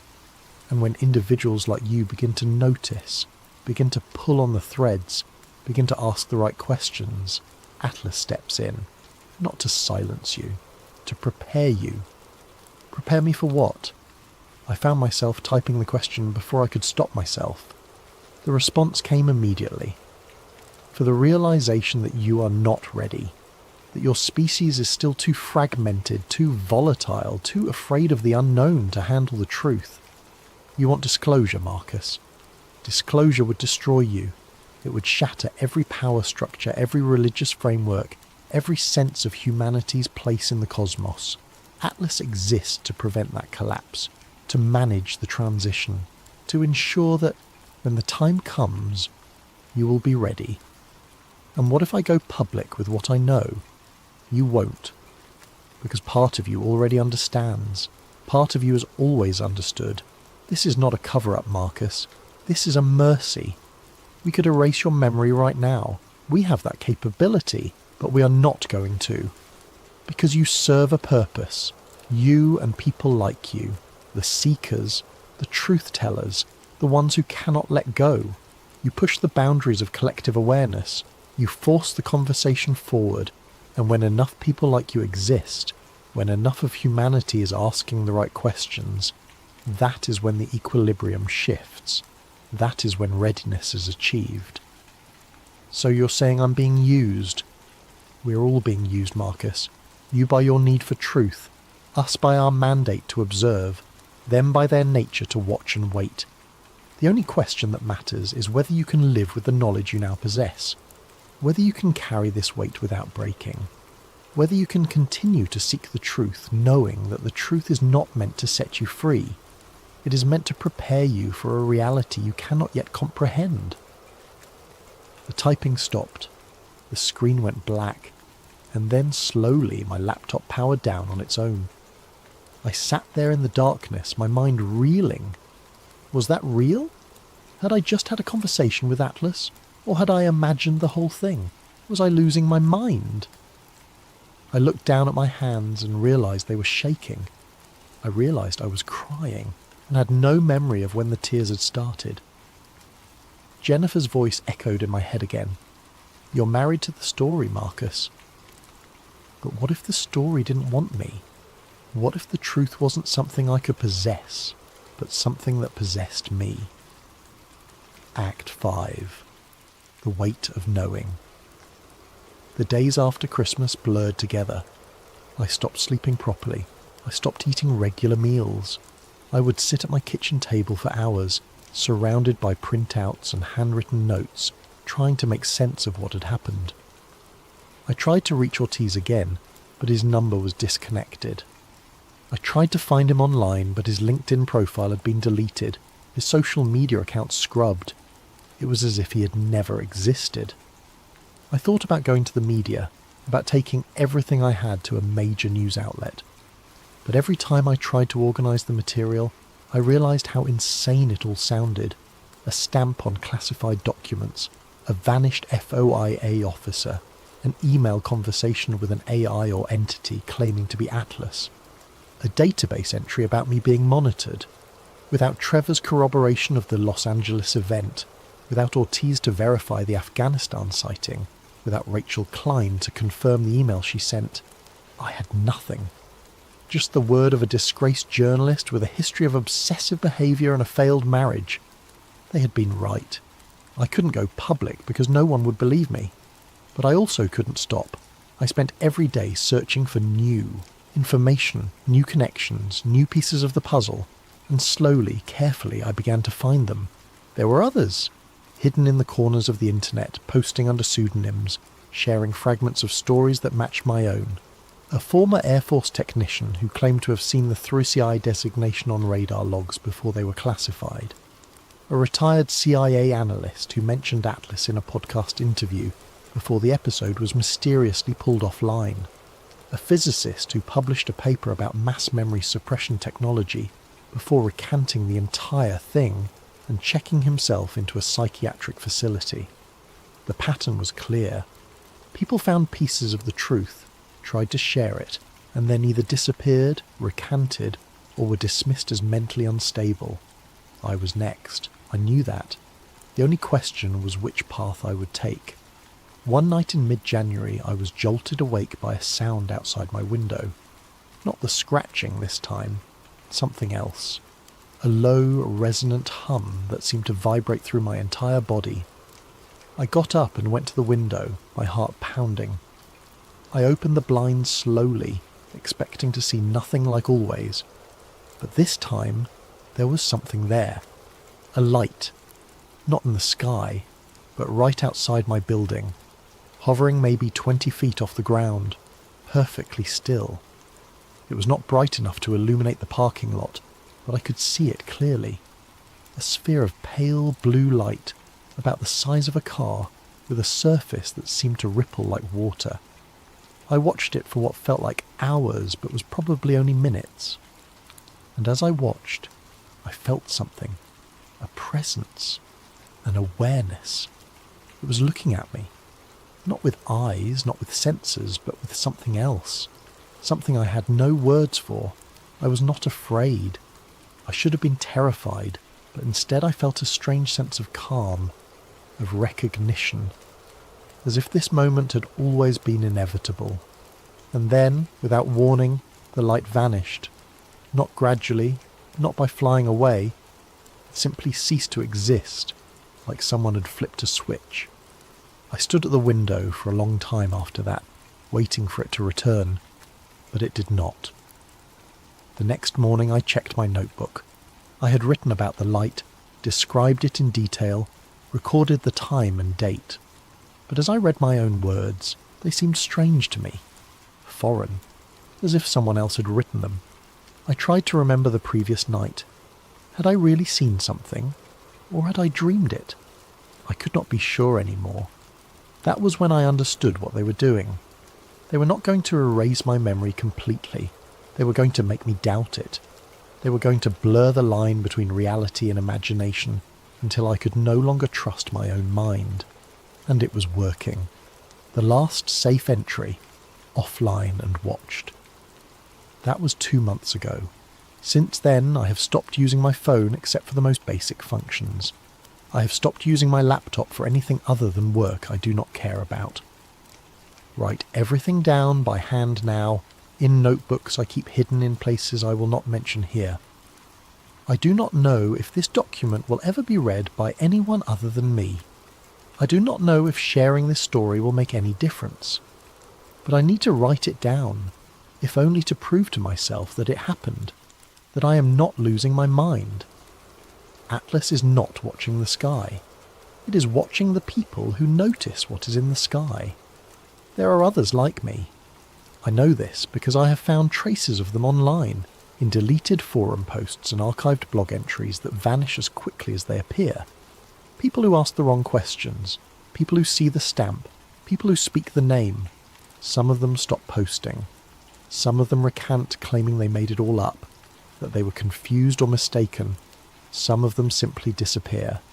I do not think they kill us. That would be too obvious, too messy. I think they do something worse. They discredit us. They isolate us. They make it so that even if we scream the truth from the rooftops, no one will believe us. And maybe that is the point. Maybe the greatest cover-up is not hiding the truth. Maybe it is hiding the truth in plain sight and making sure that anyone who sees it is dismissed as a lunatic. I still do not know what 3i really means, Not fully. I do not know what Atlas does with the cases it collects. I do not know what the objects want, or why they're here, or what it means that they are intelligent and aware. But I know one thing with absolute certainty. They see us. They have always seen us. And now that I have seen them, they see me too. I think about Jennifer sometimes, about what she said before she left. You're married to the story, Marcus. She was right.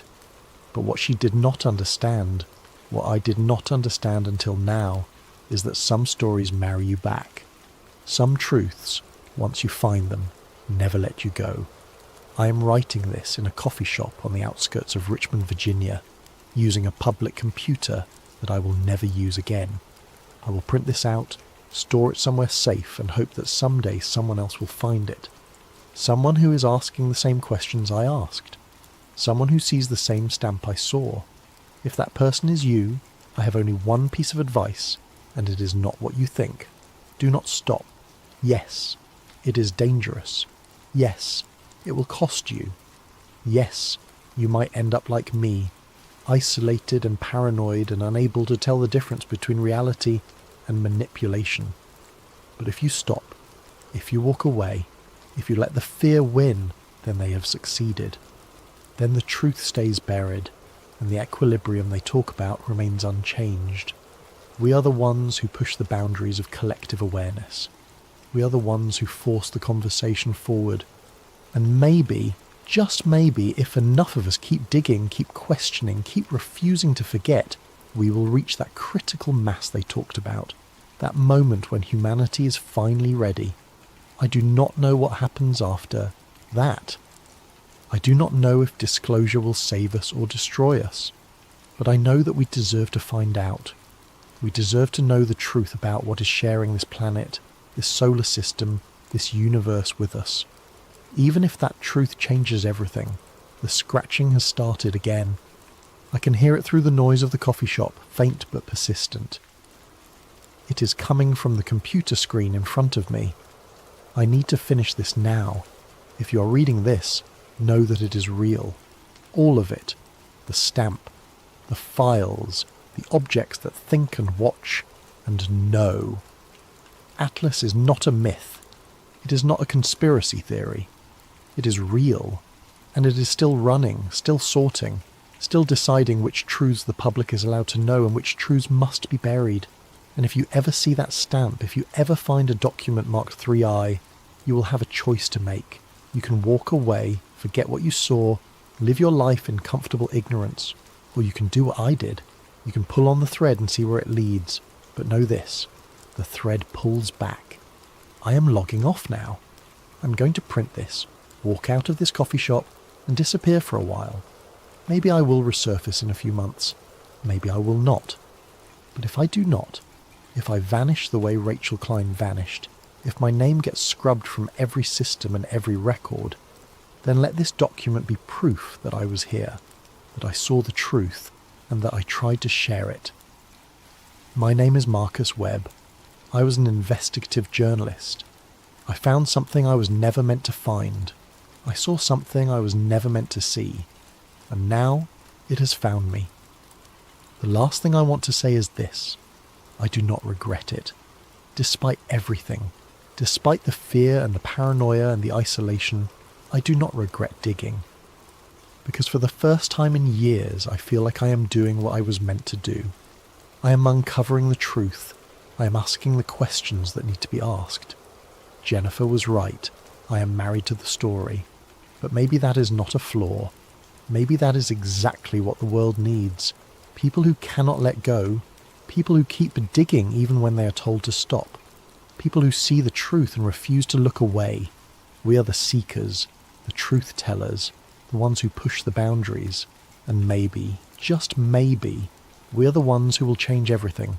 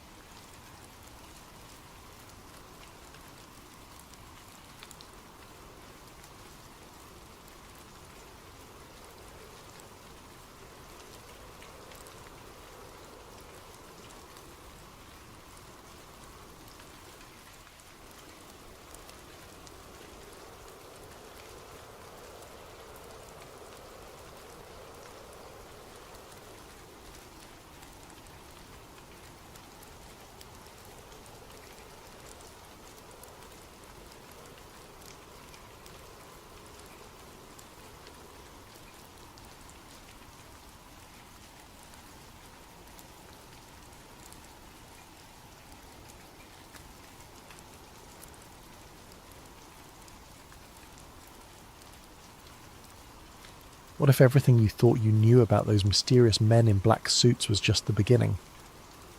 Tonight's story comes from a video suggestion by Kelly Dooley, and it's one that will make you question every shadow at your window and every unexplained silence in your neighbourhood. If you enjoy these spine-chilling tales, please like and subscribe to Sleep Theories, and don't forget to leave your own scary story suggestions in the comments below. Now, let's dive into a tale of surveillance, secrets, and the terrifying price of knowing too much. The October wind carried the smell of dying leaves and something else I couldn't quite place as I pulled into the gravel driveway of 1247 Maple Street. Something metallic and stale, like coins left too long in stagnant water. I'd been working welfare checks for Millfield County for 3 years, and that smell usually meant one thing: I was too late. Henry Mallory's house sat like a dark wound against the grey afternoon sky. Every window was covered with what looked like blackout curtains, the kind photographers use, but these were different somehow. Thicker, more deliberate. The mailbox overflowed with weeks of accumulated mail, and newspapers in yellow plastic bags lay scattered across the brown lawn like forgotten promises. And I knocked on the front door, calling out the standard greeting I'd rehearsed hundreds of times. "Mr. Mallory, this is Jamie from Millfield County Social Services. We're here for a wellness check." The words echoed back at me, swallowed by the unnatural quiet that seemed to press against the house from all sides. No answer, no movement, not even the shuffle of slippered feet or the distant sound of a television that usually accompanied these visits. I tried the door handle, locked, walked the perimeter, checking windows, looking for any sign of life or entry. The blackout curtains were installed on the inside of every single window, creating an impenetrable barrier between the interior and the outside world. When I pressed my ear against the glass of what might have been a living room window, I heard something that made my skin crawl. The steady hiss of television static playing endlessly like white noise. The spare key was exactly where Mrs. Henderson next door said it would be, under the ceramic frog by the back steps. As I turned it in the lock, that metallic smell hit me full force, and I knew what I was walking into. Henry Mallory sat in a brown recliner facing an old cathode ray television, the screen filled with dancing static. His head was tilted back at an unnatural angle, mouth slightly open, eyes fixed on something I couldn't see. The calendar on the kitchen wall was still turned to October 15th, though today was the 29th. 2 weeks. Maybe longer. The house felt wrong in a way that went beyond death. It was too quiet, even accounting for the obvious. No hum of a refrigerator, no ticking clocks, no settling sounds that old houses make. Just that constant static from the television, and a silence so complete it felt like being underwater. I called the coroner and settled in to wait, doing my job of securing the scene and documenting what I found. That's when I really started looking around. Every surface was covered in a thin layer of dust except for well-worn paths between the kitchen, bathroom and living room. But what caught my attention were the notebooks, dozens of them, stacked on every available surface filled with Henry's spidery handwriting. I opened one at random, October 3rd, 2025. Black sedan, licence obscured, parked across street 11:47 p.m. to 4:23 a.m. 2 occupants, no movement. September 28th, 2025. Phone rang 17 times between 2 a.m. and 5 a.m. No voice when answered. September 15th, 2025. Footprints in garden. Size unknown. Pattern suggests standing in place for extended period. Page after page of similar entries going back months. I flipped to earlier notebooks and found the dates stretched back years. Decades even. All documenting the same kinds of things. Unexplained visitors, strange cars, odd occurrences that might seem mundane to anyone else but had clearly consumed Henry Mallory's life. The coroner arrived as the sun was setting, casting long shadows through the spaces between the blackout curtains. Patricia Williams had been doing this job longer than I'd been alive, and she took one look at Henry and shook her head. "Natural causes," she said, checking his pulse points and examining his eyes with a small flashlight. "Heart, probably. Happens all the time with folks his age, especially the isolated ones." Body's been here about 2 weeks, maybe a bit more. As she worked, I found myself drawn to those notebooks, flipping through pages of meticulous documentation that painted a picture of a man living in constant fear of being watched. The handwriting grew shakier in the more recent entries, but never stopped. Right up until the day he died, Henry Mallory had been taking notes. "You okay?" Patricia asked as she finished her examination. "You look pale." "Just the smell," I lied, though the truth was something about this place was getting under my skin. "How long until you can remove the body?" "Van's on the way. Should be another hour or so." She packed her equipment back into her black bag. "You staying to secure the house?" I nodded. It was standard protocol. Someone from the county had to stay until next of kin were notified and arrangements made for securing the property. Henry had a nephew in California who wouldn't arrive for several days, according to our records. After Patricia left, the house seemed to grow even quieter. I wandered through the rooms, clipboard in hand, documenting personal effects for the estate. That's how I found the basement door. It was in a narrow hallway between the kitchen and what had once been a dining room but now served as Henry's filing system. More notebooks, folders full of newspaper clippings, and boxes labelled with dates stretching back to the 1970s. The basement door was painted the same dingy white as the walls, but what made it stand out was the heavy padlock securing it shut.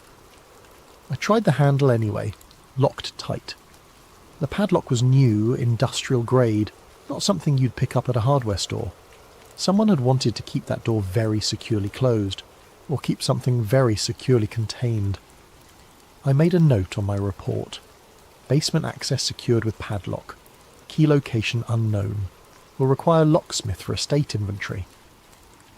But as I wrote those words, I found myself staring at that door and wondering what Henry Mallory had thought was important enough to lock away so completely.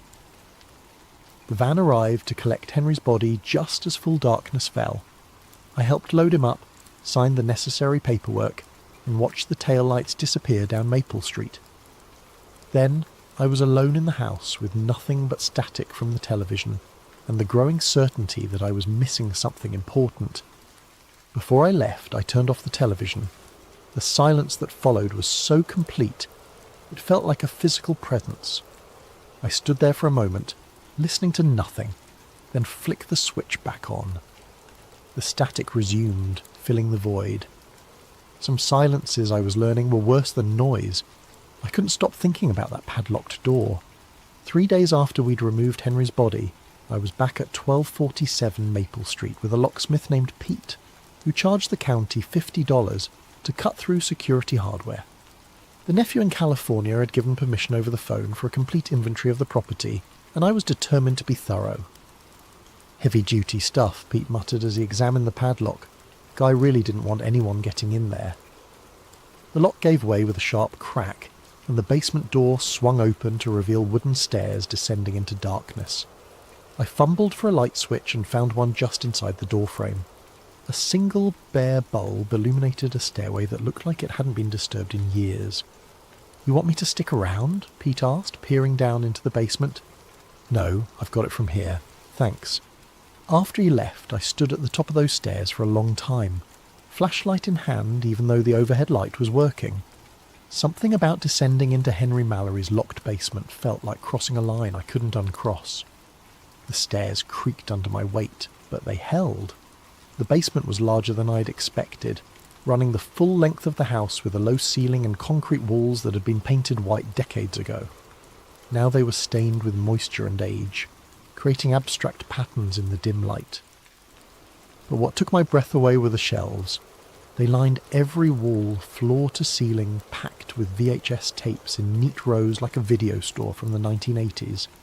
Each tape was labelled in Henry's careful handwriting with dates: March 15th, 1978, August 22nd, 1981, November the 7th, 1985. The dates went on and on, hundreds of them, stretching from the late 70s all the way up to 2004. In the centre of the basement sat a card table with an old camcorder, the kind that recorded directly to VHS. Beside it were boxes of film reels, some so old the labels had faded to illegibility. More notebooks, these ones bound in black leather, filled with the same spidery handwriting I'd seen upstairs. I pulled one notebook at random and opened it. June 12th, 1983. Witness, Morrison, J. Reports lights over reservoir. Local paper runs story page 3. Black sedan arrives outside Morrison residence June 14th. Morrison recounts story June 15th. New statement, thought it was airplane. June 18th, 1983. Two men in dark suits visit newspaper office. Editor Thompson nervous when asked about Morrison story. Refuses to discuss. June 20th, 1983. Morrison family leaves town suddenly. House sold within week to cash buyer. No forwarding address. Page after page of similar entries, documenting what appeared to be a pattern of witness intimidation following unexplained sightings around Millfield. But it was more than just documentation. Henry had been actively investigating these incidents for decades. I moved to the shelves and pulled a tape at random. September 3rd, 1987 was written on the label in Henry's neat script. Below that, in smaller text, Diner, 2 a.m. There was a VHS player on a small television in the corner of the basement. The setup looked like it hadn't been disturbed in years, but everything was clean, maintained. Henry had been coming down here regularly. I slotted the tape into the player and pressed play. Grainy footage showed the interior of Henry's car at night, dashboard illuminated by streetlights. Through the windshield, I could see the Millfield Diner, a local institution that had been serving coffee and pie to night shift workers and insomniacs for as long as anyone could remember. Henry's voice came through the speaker, younger but recognisable. September 3rd, 1987, 2:15 a.m. Two vehicles in parking lot besides mine, waiting for target to emerge. The camera stayed focused on the diner's front entrance. After several minutes of nothing, a man emerged, middle-aged, wearing work clothes, moving quickly toward a pickup truck parked under a streetlight. Before he could reach his vehicle, two figures approached from the shadows. Tall men in dark suits, their faces difficult to make out in the grainy footage. They moved with an odd, synchronized precision, intercepting the worker before he could reach his truck. I leaned closer to the screen, trying to make out details. The men appeared to be speaking to the worker, though no sound carried from the diner parking lot. Their body language was somehow wrong, too stiff, too formal for what looked like a chance encounter. The worker's posture changed as they spoke. He went from hurried to rigid, then to something that looked like fear. After several minutes of conversation, one of the suited men gestured toward a black sedan I hadn't noticed parked at the far edge of the lot. The worker followed them to the car. "Jesus," Henry's voice whispered from the tape, "they're taking him." The black sedan pulled out of the parking lot with the worker inside and disappeared down Main Street. The two men in suits got into a second vehicle and followed. Henry's narration continued. Target was Eddie Morrison, age 34, maintenance worker at the power plant. Filed UFO report with county sheriff 2 days ago. Described lights over the plant Tuesday night. Today he gets a visit. The tape ended there. I sat in the dim basement staring at the static-filled screen, trying to process what I'd just seen. Eddie Morrison. That name had been in Henry's notebook upstairs. The one who'd left town suddenly after recanting his UFO story. I looked around at the hundreds of other tapes lining the shelves. How many more stories like Eddie Morrison's were documented here? How long had Henry been watching, recording, documenting these encounters? Near the bottom shelf, one tape stood out from the others. Instead of Henry's usual neat labelling, this one was marked with black marker in urgent uneven letters. Do not destroy. If found, watch. I pulled it from the shelf with hands that were suddenly less steady than I would have liked. The basement felt colder than when I'd first come down, though the October afternoon was mild. As I held that tape, I had the distinct impression that I was about to cross another line, one that might be even harder to come back from than descending into Henry's basement in the first place. But Eddie Morrison's face stayed with me. The way he'd gone from hurried to terrified in the span of a few minutes of conversation, with two men who moved like they weren't entirely human. I needed to know what was on that final tape, but not here. Not in this basement where Henry had spent decades hiding from whatever he'd discovered. I slipped the tape into my jacket pocket and headed for the stairs. leaving the rest of Henry's archive undisturbed for now. As I reached the top of the stairs and prepared to turn off the basement light, I took one last look at those hundreds of tapes. Decades of documentation, a lifetime spent watching the watchers. Henry Mallory hadn't just been a paranoid old man after all, he'd been a chronicler of something much worse. I almost didn't watch the tape that night. I sat in my living room for 2 hours, the VHS cassette on my coffee table like an unexploded bomb, while I tried to convince myself that I was getting carried away. Henry Mallory had been an elderly man living alone, probably dealing with some form of paranoia or dementia. The tape from 1987 could have been staged, or misinterpreted, or any number of rational explanations that didn't involve mysterious men in black suits disappearing people who reported UFO sightings. But I kept thinking about Eddie Morrison's face in that parking lot, the way genuine fear had replaced annoyance when those two men approached him. Around 11 p.m. I finally slid the tape into my VCR. The footage began immediately, no FBI warnings or production company logos. Just Henry's voice, older now, speaking in an urgent whisper. October 27th, 2025. If you're watching this, I'm probably dead. My name is Henry James Mallory, and for the past 47 years, I have been documenting the systematic suppression of unexplained phenomena in and around Millfield County. The camera was positioned inside Henry's house, pointing out through a gap in the blackout curtains toward the street. The timestamp in the corner showed 3:47 a.m. They know I have the footage, Henry continued. They've known for years, but something's changed. They're getting bolder, more direct. Through the window I could see a black sedan parked across the street under a broken streetlight. 2 figures stood beside it, perfectly still, facing Henry's house. They've been out there for 6 hours, Henry whispered. Same 2 as always. They don't move, don't talk to each other, don't smoke cigarettes or check their phones like normal surveillance would. They just wait. The camera stayed focused on the scene outside. In the poor lighting it was difficult to make out details of the 2 figures, but something about their posture was deeply unsettling. They stood too straight, too perfectly aligned, like mannequins positioned by someone who had only a theoretical understanding of how humans were supposed to look while waiting. I started filming them in 1978, Henry's narration continued. Back then I thought I was documenting some kind of government cover-up. CIA, NSA, something like that. Men in black suits showing up after UFO sightings to intimidate witnesses. It's a well-known phenomenon. On screen one of the figures turned slightly, and for just a moment the angle of the streetlight illuminated what might have been a face.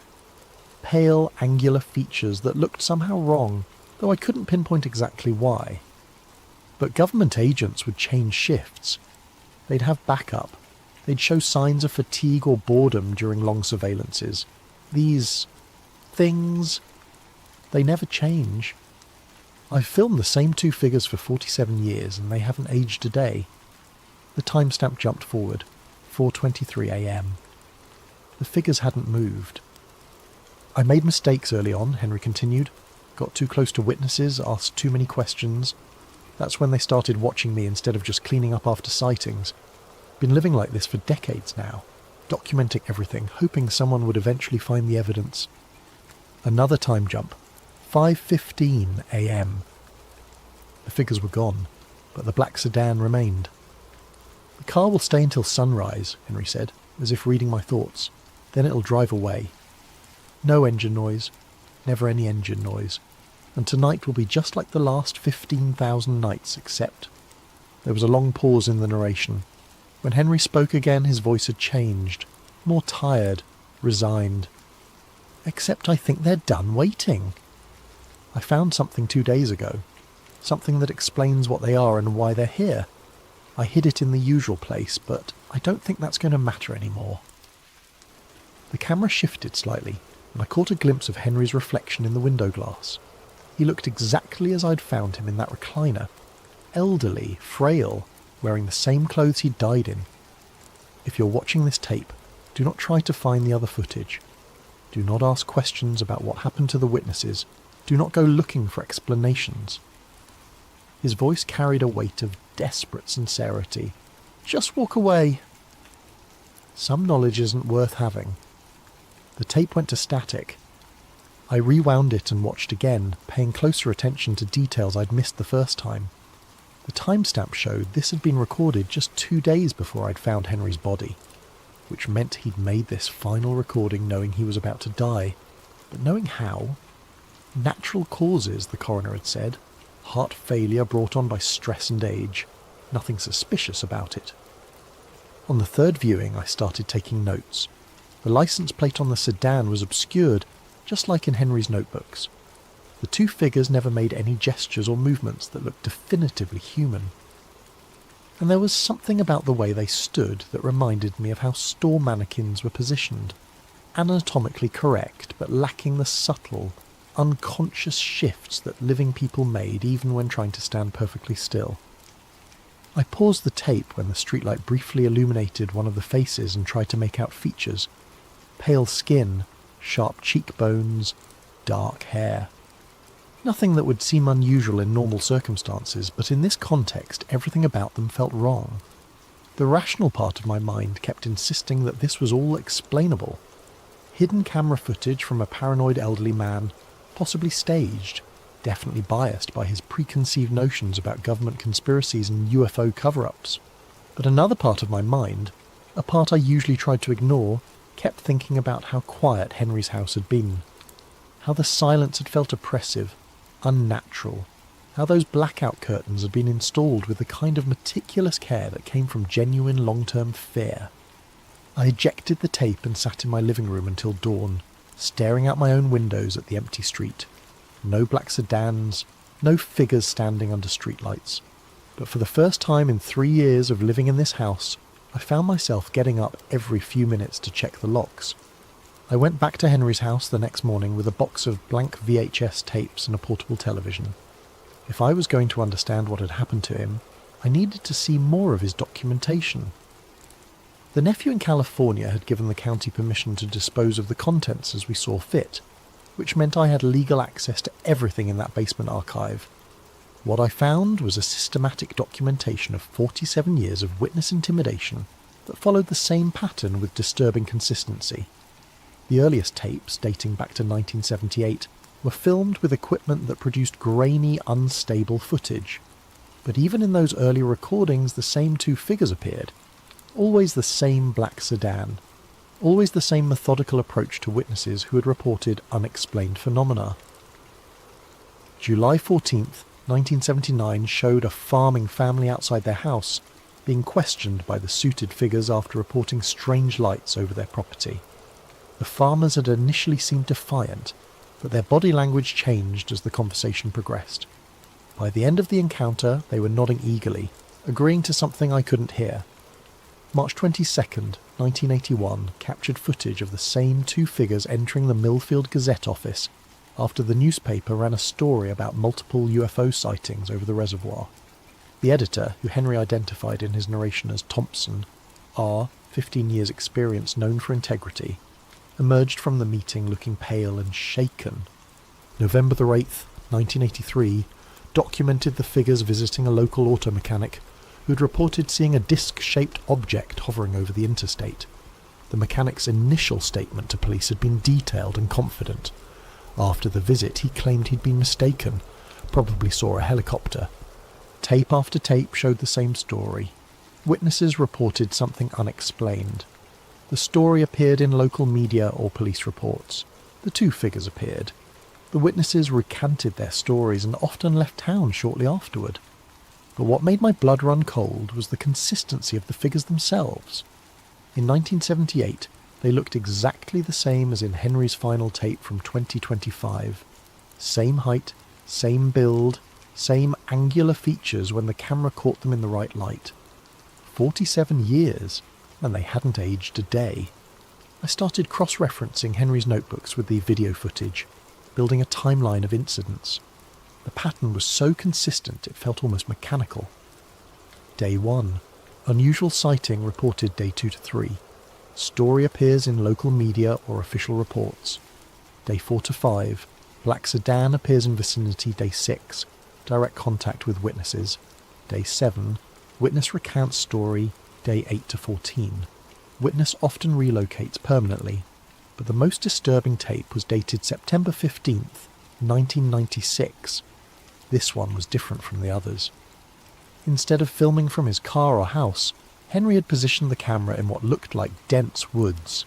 Through the trees, I could see the Millfield Reservoir, its dark surface reflecting a cloudy afternoon sky. September 15th, 1996, Henry's voice whispered from behind the camera. Following up on the Patterson sighting from last week, multiple witnesses reported object emerging from water around midnight September 8th. The camera showed the shoreline, empty except for some scattered fishing equipment left by weekend anglers. Henry's breathing was audible, nervous. Been watching for 3 hours, nothing unusual until a black sedan emerged from the tree line, driving slowly along a dirt access road I hadn't noticed before. It parked near the shoreline, and the two familiar figures got out. But this time, they weren't approaching witnesses. They were alone at the reservoir, and their behaviour was completely different. Instead of their usual rigid, formal posture, they moved with fluid precision, like dancers performing a choreographed routine. They walked to the water's edge and stood perfectly still for several minutes, facing the centre of the reservoir. Then, without any visible signal or communication, they began to undress. I paused the tape, not sure I was ready to see what came next, but I forced myself to continue. The figures removed their clothing with the same synchronised precision they'd shown in every other recording.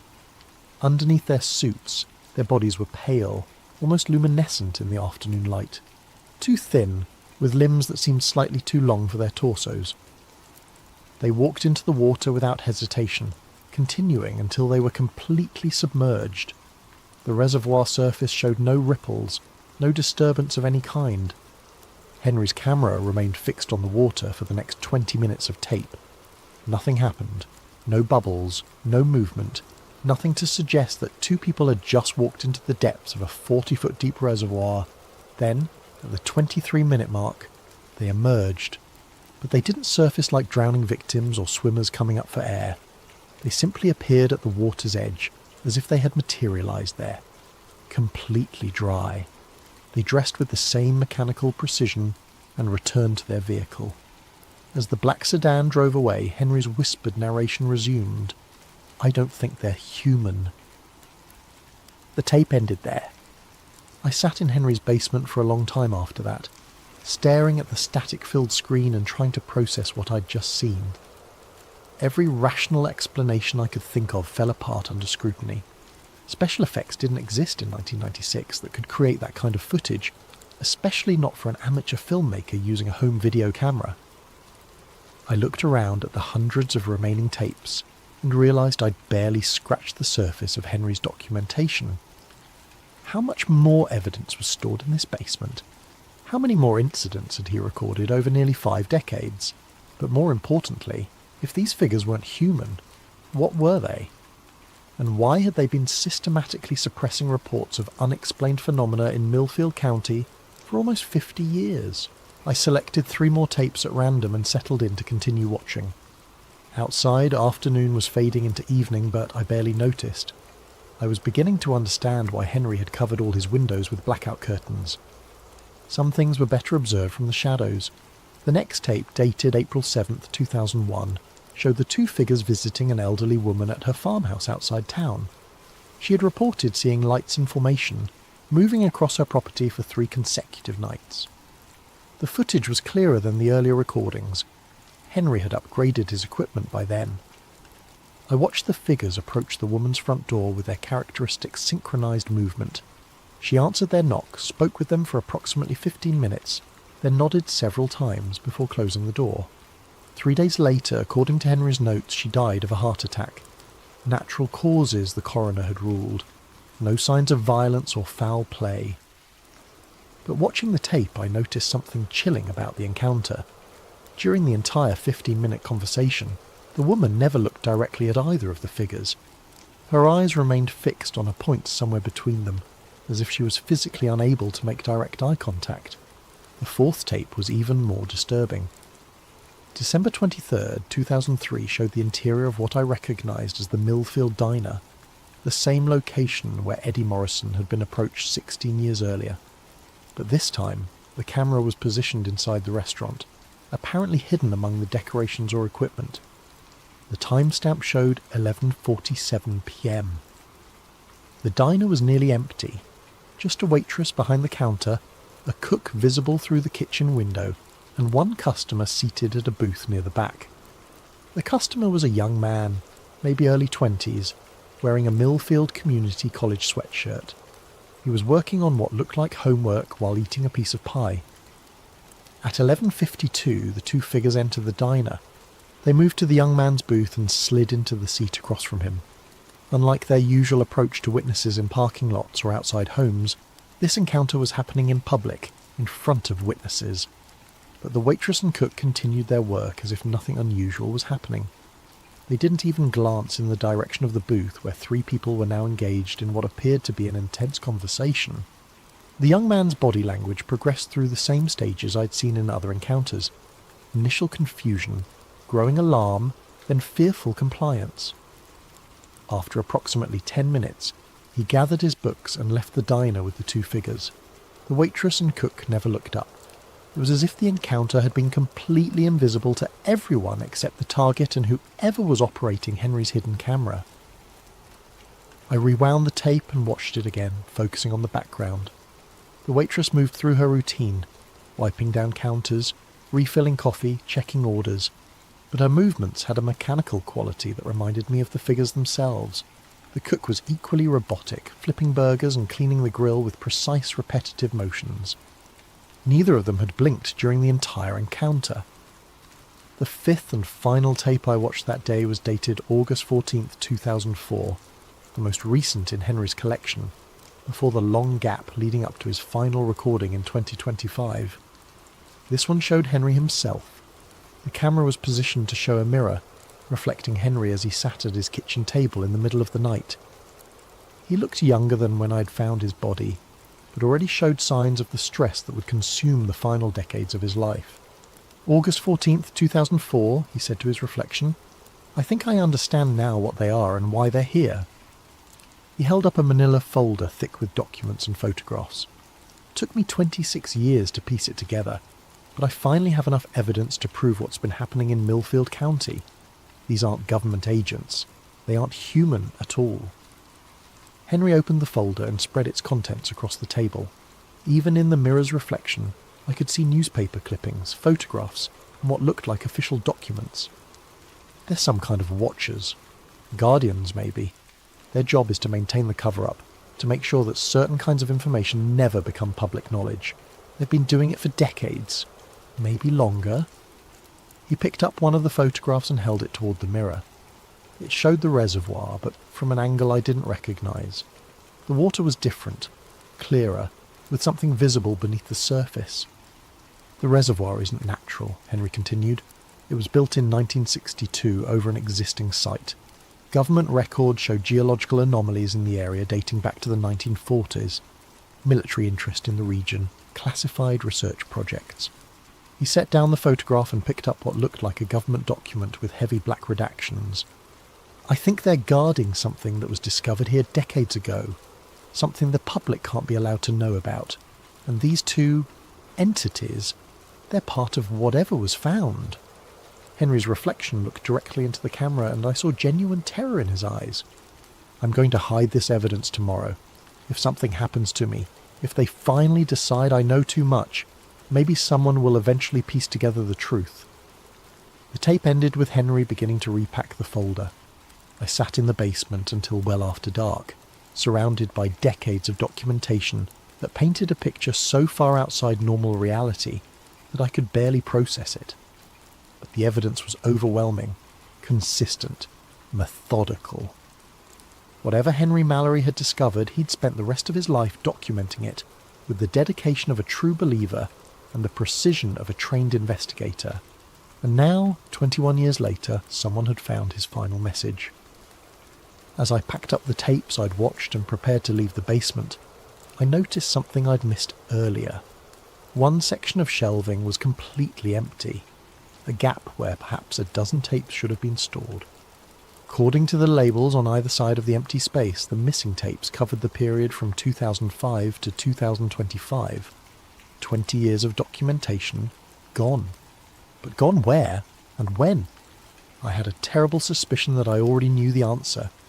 I found the final tape 3 days later, not in the basement archive, but sitting on Henry's kitchen counter, where I was certain it hadn't been before. I'd been returning to the house every day, ostensibly to complete the estate inventory, but really to continue reviewing Henry's documentation. Each time I entered, I made a mental note of how everything was positioned, a habit that had developed from 3 years of conducting welfare checks in homes where details mattered. The tape sat next to the coffee maker, labelled in Henry's familiar handwriting, October 25th, 2025. Final entry. 2 days before I'd found his body. My hands shook as I carried it down to the basement and slid it into the VHS player. The footage began immediately, showing Henry in his living room, looking directly into the camera. Behind him, every window was covered with the blackout curtains, creating a cave-like atmosphere even in what appeared to be daylight. October 25th, 2025, Henry began, his voice steady but carrying an undertone of exhaustion. This will be my final recording. They're done waiting. He gestured toward the curtained windows. They've been outside for 6 days now. Not just at night anymore. Constant surveillance. 2 shifts, different vehicles, but always the same entities. The camera angle shifted, showing Henry's view through a gap in the curtains. A black sedan sat across the street, 2 familiar figures standing beside it in the bright afternoon sun. But now there was also a dark SUV parked at the corner, with 2 more figures visible near it. 4 of them now, Henry continued. In 47 years of watching, I've never seen more than 2 at a time. Something's changed. He moved back to his chair and I could see the stress of decades etched into his face. But there was also something else, a kind of resigned determination. I need to tell you about 1977, he said. The year before I started filming. The year everything began. Henry reached for a manila folder, the same one I'd seen in his 2004 recording. July 19th, 1977. I was working construction on the new water treatment facility. Standard job, nothing unusual about it. But we were digging foundation trenches near the old reservoir when we hit something that wasn't on any of the geological surveys. He opened the folder and pulled out a black and white photograph that he held toward the camera. It showed what looked like an excavation site, with several men in hard hats standing around a deep trench. Metal, Henry said, but not like any metal we'd ever seen. Dark, almost black, with a surface that seemed to absorb light instead of reflecting it. The shape was geometric, perfect angles, mathematical precision, obviously artificial. He set down the photograph and picked up what appeared to be an official document. Foreman called the county engineer called the state called someone in Washington. By the next morning, we had federal agents on site telling us the excavation was being classified under national security. Henry's voice grew bitter. They told us we'd been digging near an old military testing site. Unexploded ordnance, they said. Dangerous to continue. We were all sworn to secrecy, paid double our contracted rate, and told to find work elsewhere. He pulled out another photograph, this one showing the excavation site after it had been backfilled and covered with concrete. But I was curious. Started asking questions around town about the old military testing. Problem was, nobody knew anything about any military activity in the area. No records at the county office. No stories from old-timers who would have remembered. It was like the whole story had been fabricated. The camera angle shifted again, showing Henry's view of the street. The figures outside hadn't moved, but somehow they seemed closer than before. That's when I started paying attention to things that didn't quite fit. Strange lights, people reported, but that never made it into the newspaper. Witnesses who suddenly left town after talking to authorities. A pattern of suppression that had been going on for years before I noticed it. Henry turned back to the camera and I could see genuine fear in his eyes now. The thing is, I don't think they found what was buried that day. I think what was buried found them. He reached into the folder one more time and pulled out a document I hadn't seen before. a map of Millfield County with several locations marked in red ink. I've been tracking the incidents for 47 years, and they all centre around specific geographic points. The reservoir, obviously, but also the old grain elevator on Route 9, the abandoned mining complex east of town and the county landfill. Henry traced the marked locations with his finger. All of these sites show the same pattern of witness suppression. All of them have underground components, basement levels, mining tunnels, deep excavations, and all of them are connected by what the geological surveys call natural aquifer systems. He looked directly into the camera. I don't think they're natural at all. I think they're part of something larger, something that's been under Millfield County for a very long time. The tape jumped forward several hours. The timestamp now showed 11:47 p.m, and Henry looked exhausted. "They're moving," he said simply.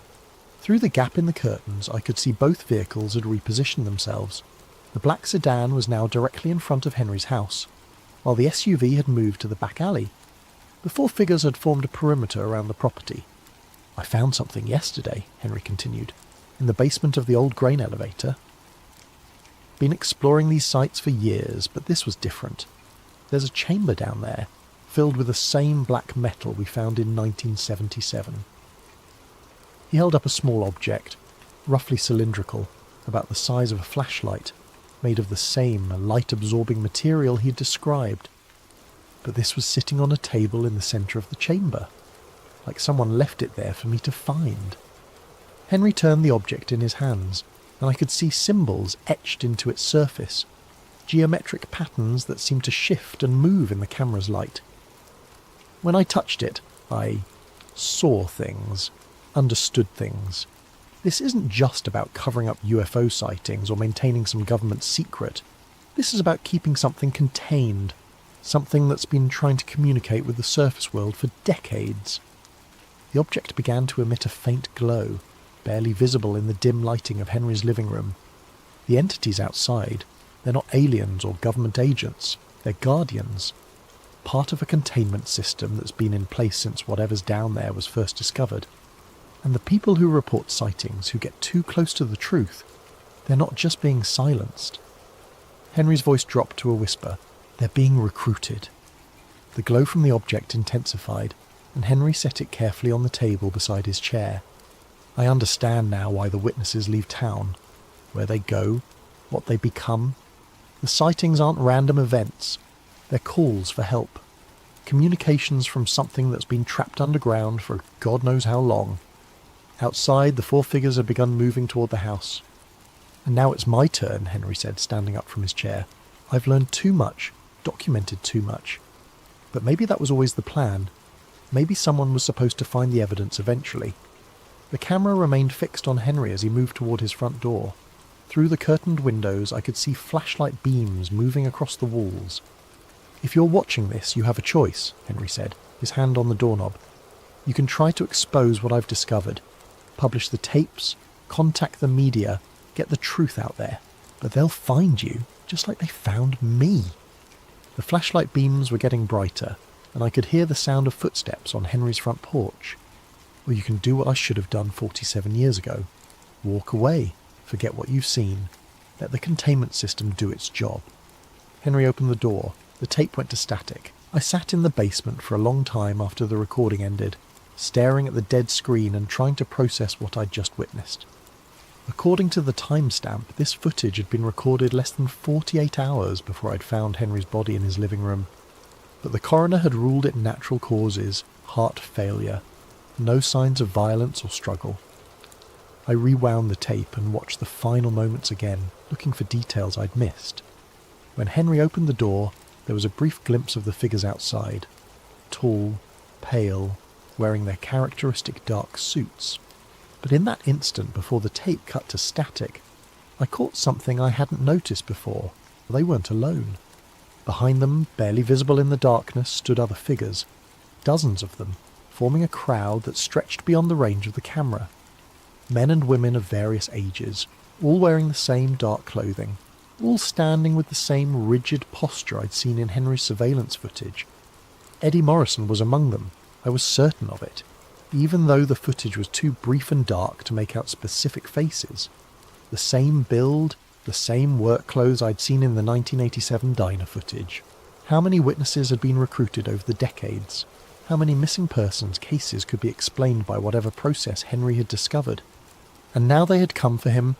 Why leave his body to be found? Why not make Henry disappear like all the others?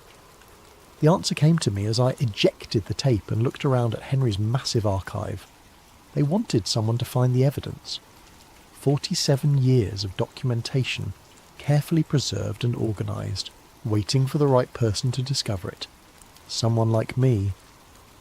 I turned off the basement lights and climbed the stairs, the final tape clutched in my hand.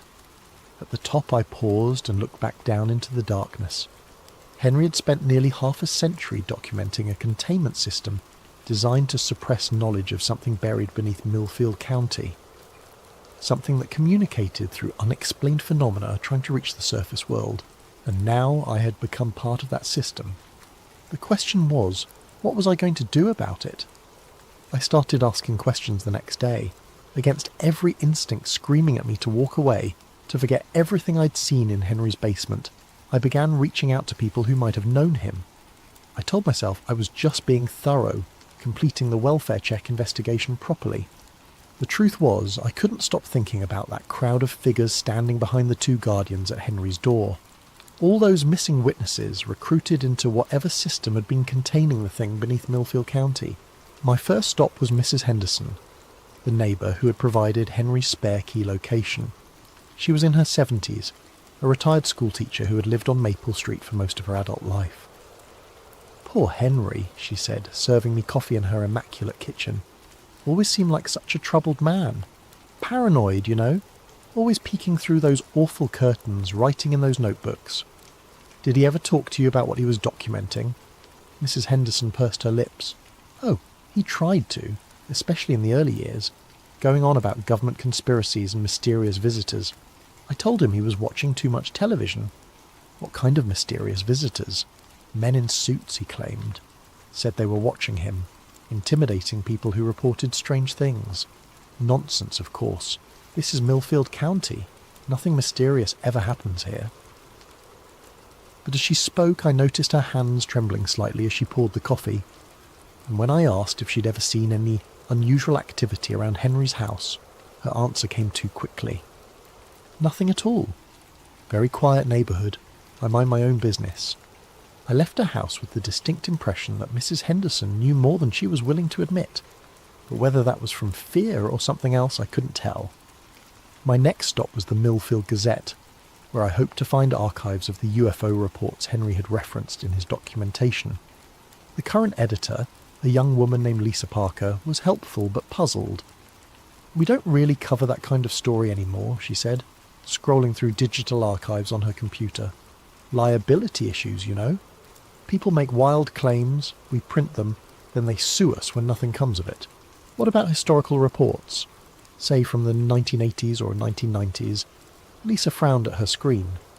"That's strange. We should have digital copies of everything from 1975 forward, but there are gaps, whole weeks missing from some years." She pulled up what appeared to be a filing system showing years and months. Large sections were greyed out, marked as archived or unavailable. "I've never noticed this before," she muttered. "Let me check the physical archives." 20 minutes later, she returned from the basement storage area looking confused. "This doesn't make sense. We have boxes for every year, but some of them are nearly empty, like someone went through and removed specific issues." "Which years?" Lisa consulted her notes. "Scattered throughout the 80s and 90s, and," she paused, checking again, 2001, 2003, 2004. Almost nothing from those years. The same years when Henry's documentation showed increased activity from the Guardians. I thanked Lisa and left the newspaper office, but I could feel her watching me through the front window as I walked to my car.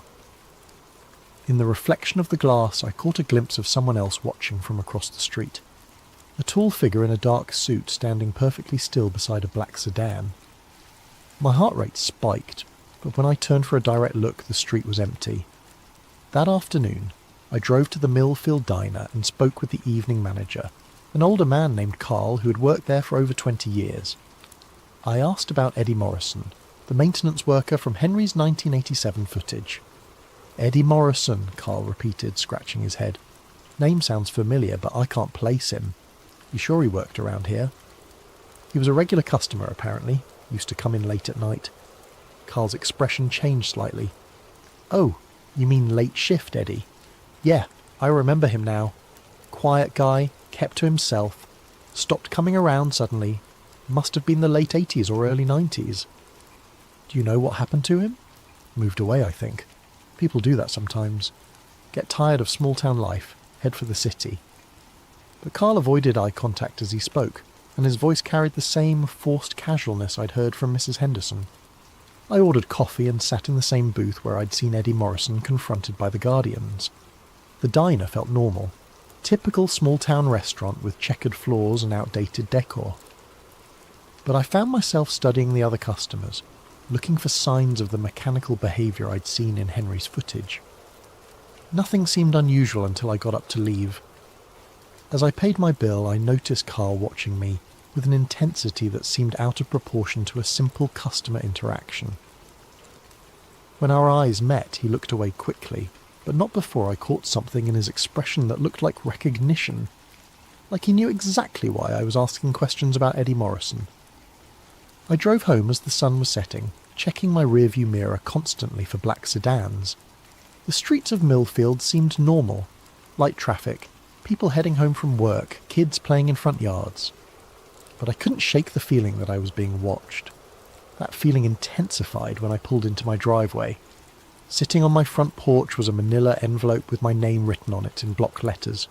No postmark, no return address. Someone had delivered it by hand. Inside was a single sheet of paper with a typed message. Stop asking questions about Henry Mallory. Some knowledge is dangerous. This is your only warning. Below the text was a photograph, a black and white image showing me leaving the newspaper office that afternoon.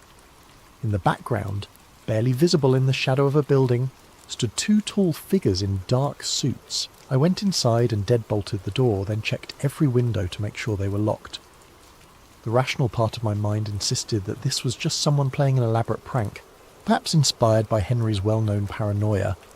But the photograph was real, and the timing, delivered within hours of my investigation, suggested a level of surveillance that went far beyond anything a prankster could manage. I made dinner but couldn't eat it. Every sound outside made me jump. Cars passing, neighbours talking, the wind moving through the trees, normal suburban noises that suddenly felt threatening. Around 10 p.m, I turned off all the lights and peered through my living room curtains at the street outside. A black sedan was parked across from my house. Two figures stood beside it, perfectly still, facing my front door. In the dim light from the street lamp, I could make out their characteristic tall, thin builds and dark suits. They weren't trying to hide their presence. If anything, they seemed to want me to see them. I watched for an hour and they never moved, never spoke to each other, never showed any of the restless behaviours that normal surveillance teams would display during a long watch. At 11:15, I decided to test them. I turned on my porch light and stepped outside, making no attempt at stealth. If they were watching me, they would know I was coming. The moment I appeared on my porch, both figures turned their heads toward me with mechanical precision. Even from across the street I could see their pale faces and dark eyes. They stood perfectly aligned, like mirror images of each other. "Can I help you?" I called out, surprised by how steady my voice sounded. They didn't respond, didn't move, just stood there watching me with the kind of absolute stillness that no living person could maintain. I took a step toward the street, and they both took a step backward, maintaining the exact same distance between us. Another step forward, another synchronized step back. It was like some kind of bizarre dance, with invisible rules that kept us in perfect equilibrium. "What do you want?" I shouted. This time one of them, impossible to tell which in the poor lighting, spoke. The voice carried clearly across the distance, but it had an odd quality. Too precise, like someone reading from a script. "Return to your house. Discontinue your investigation. This is your final warning." The words were completely clear, but something about them felt wrong. The cadence was off. as if the speaker was mimicking human speech without fully understanding its natural rhythm. What happened to Henry Mallory? Mr. Mallory chose to join the containment protocol. The same choice is available to you. What containment protocol? What are you containing? But instead of answering, both figures turned away from me and got into their vehicle. The car pulled away from the curb and disappeared down the street without making a sound. No engine noise, just like Henry had described in his recordings. I stood on my porch for several more minutes, staring at the empty street and trying to process what had just happened. The conversation, if it could be called that, had felt completely surreal. Like talking to sophisticated automatons that had been programmed with just enough human behaviour to maintain a conversation, but not enough to seem genuinely alive. Back inside, I double-checked all my locks and closed every curtain. Then I sat in my living room with the lights off, thinking about what the figure had said. Mr. Mallory chose to join the containment protocol. Not that he had died. Not that he had been eliminated for knowing too much. That he had chosen to join something, and the same choice was available to me. I thought about that crowd of figures I'd seen in Henry's final recording. All those missing witnesses standing behind the Guardians like a silent army. Had they all made the same choice? And if so, what exactly were they containing? Outside, the street remained quiet, but I had the distinct feeling that this was far from over. I didn't sleep that night. Instead, I sat in my darkened living room, periodically checking the windows for any sign of the black sedan's return. Around 3 a.m, I made a decision that would have seemed insane just a week earlier. I was going to document everything just like Henry had. If something happened to me, if I chose to join the containment protocol or simply disappeared like so many witnesses before me, at least there would be a record. I set up my smartphone to record and positioned it on the coffee table, where it could capture both me and the view out my front window. Then I began to tell my story, starting with the welfare check that had led me to Henry Mallory's basement archive. I talked for 2 hours, describing everything I'd seen in his recordings, the pattern of witness intimidation, the strange behaviour of the Guardians, and my own growing certainty that something had been hidden beneath Millfield County for decades. When I finished, I uploaded the video to 3 different cloud storage services and emailed copies to friends in other states. If the Guardians could scrub newspaper archives and make entire video channels disappear overnight, I wanted to make sure this record would be harder to erase. The next morning, I drove to the one location Henry had mentioned that I hadn't yet visited, the old grain elevator on Route 9. The structure had been abandoned for at least 20 years, a massive concrete tower surrounded by rusted storage silos and overgrown with weeds.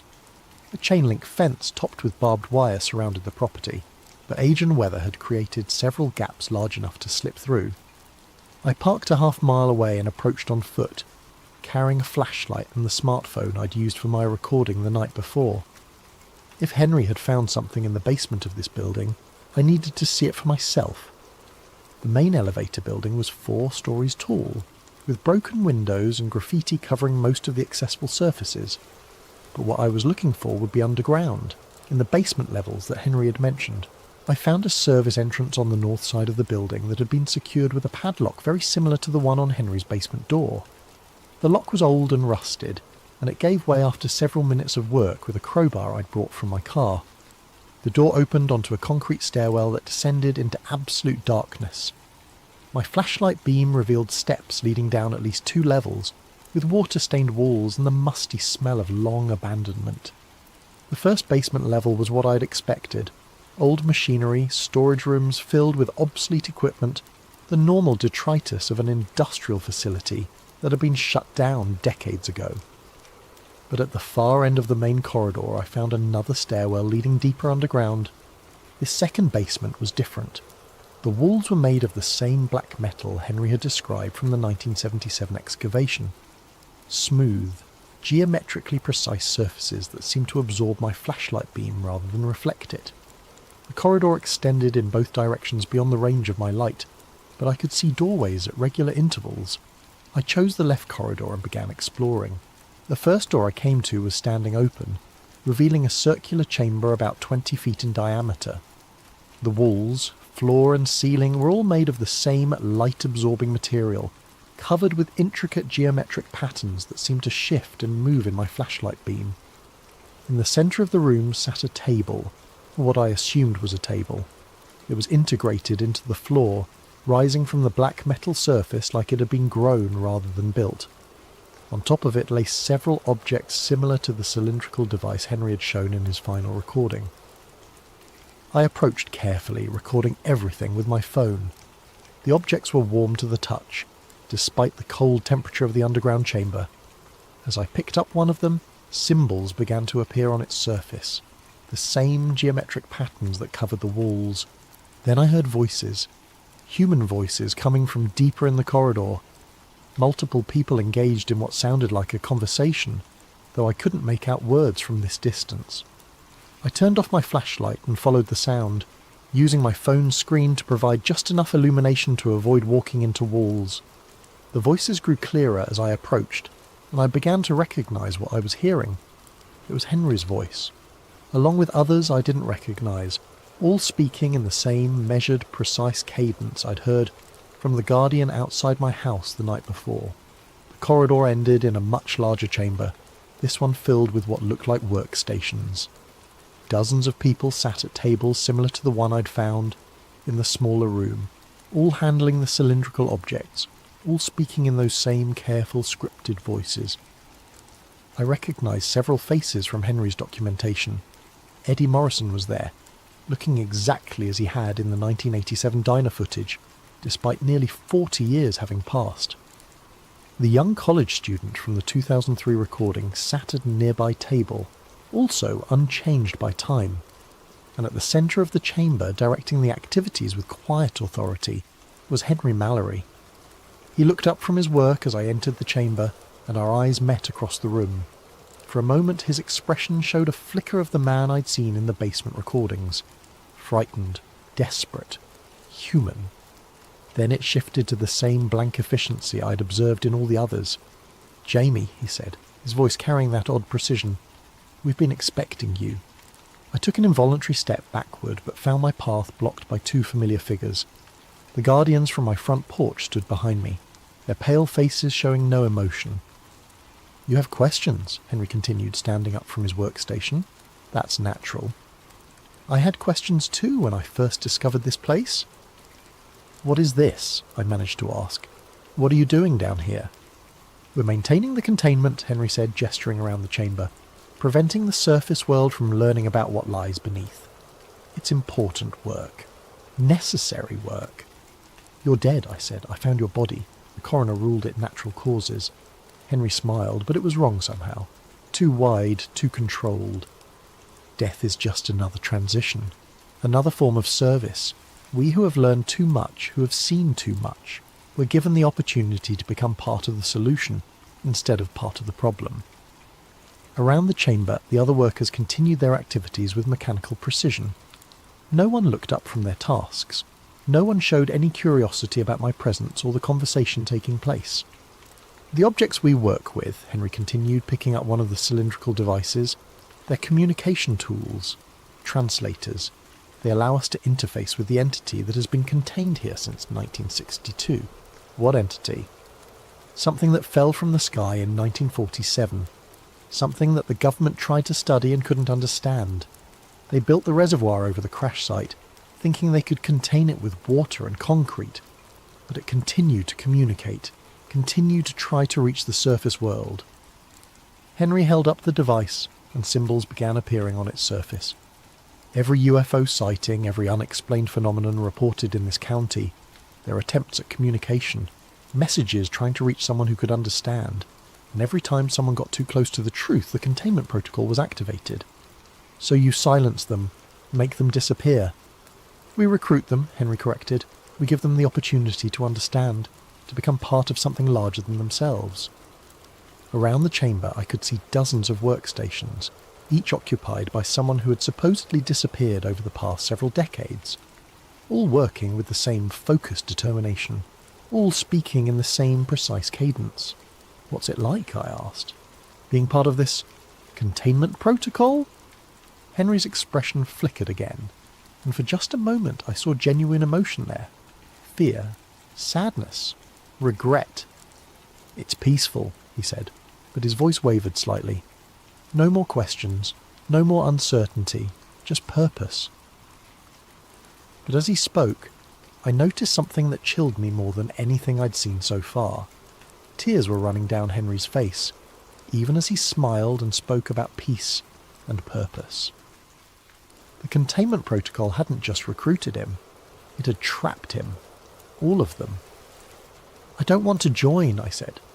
"That's what I said," Henry replied, "but you will, eventually. The alternative is much worse." The two guardians stepped closer and I felt their cold hands on my shoulders, but instead of forcing me toward one of the workstations, they simply stood there, waiting. "The choice is yours," Henry said. "Join the containment protocol willingly and maintain some small part of who you were. Resist and become something else entirely."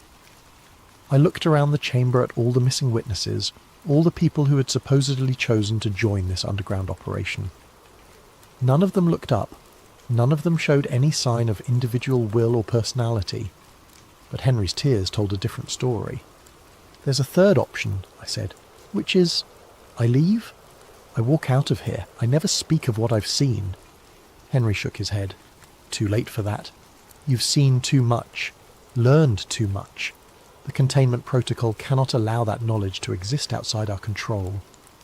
But even as he spoke, I could see doubt in his eyes, and I realized something that might be important.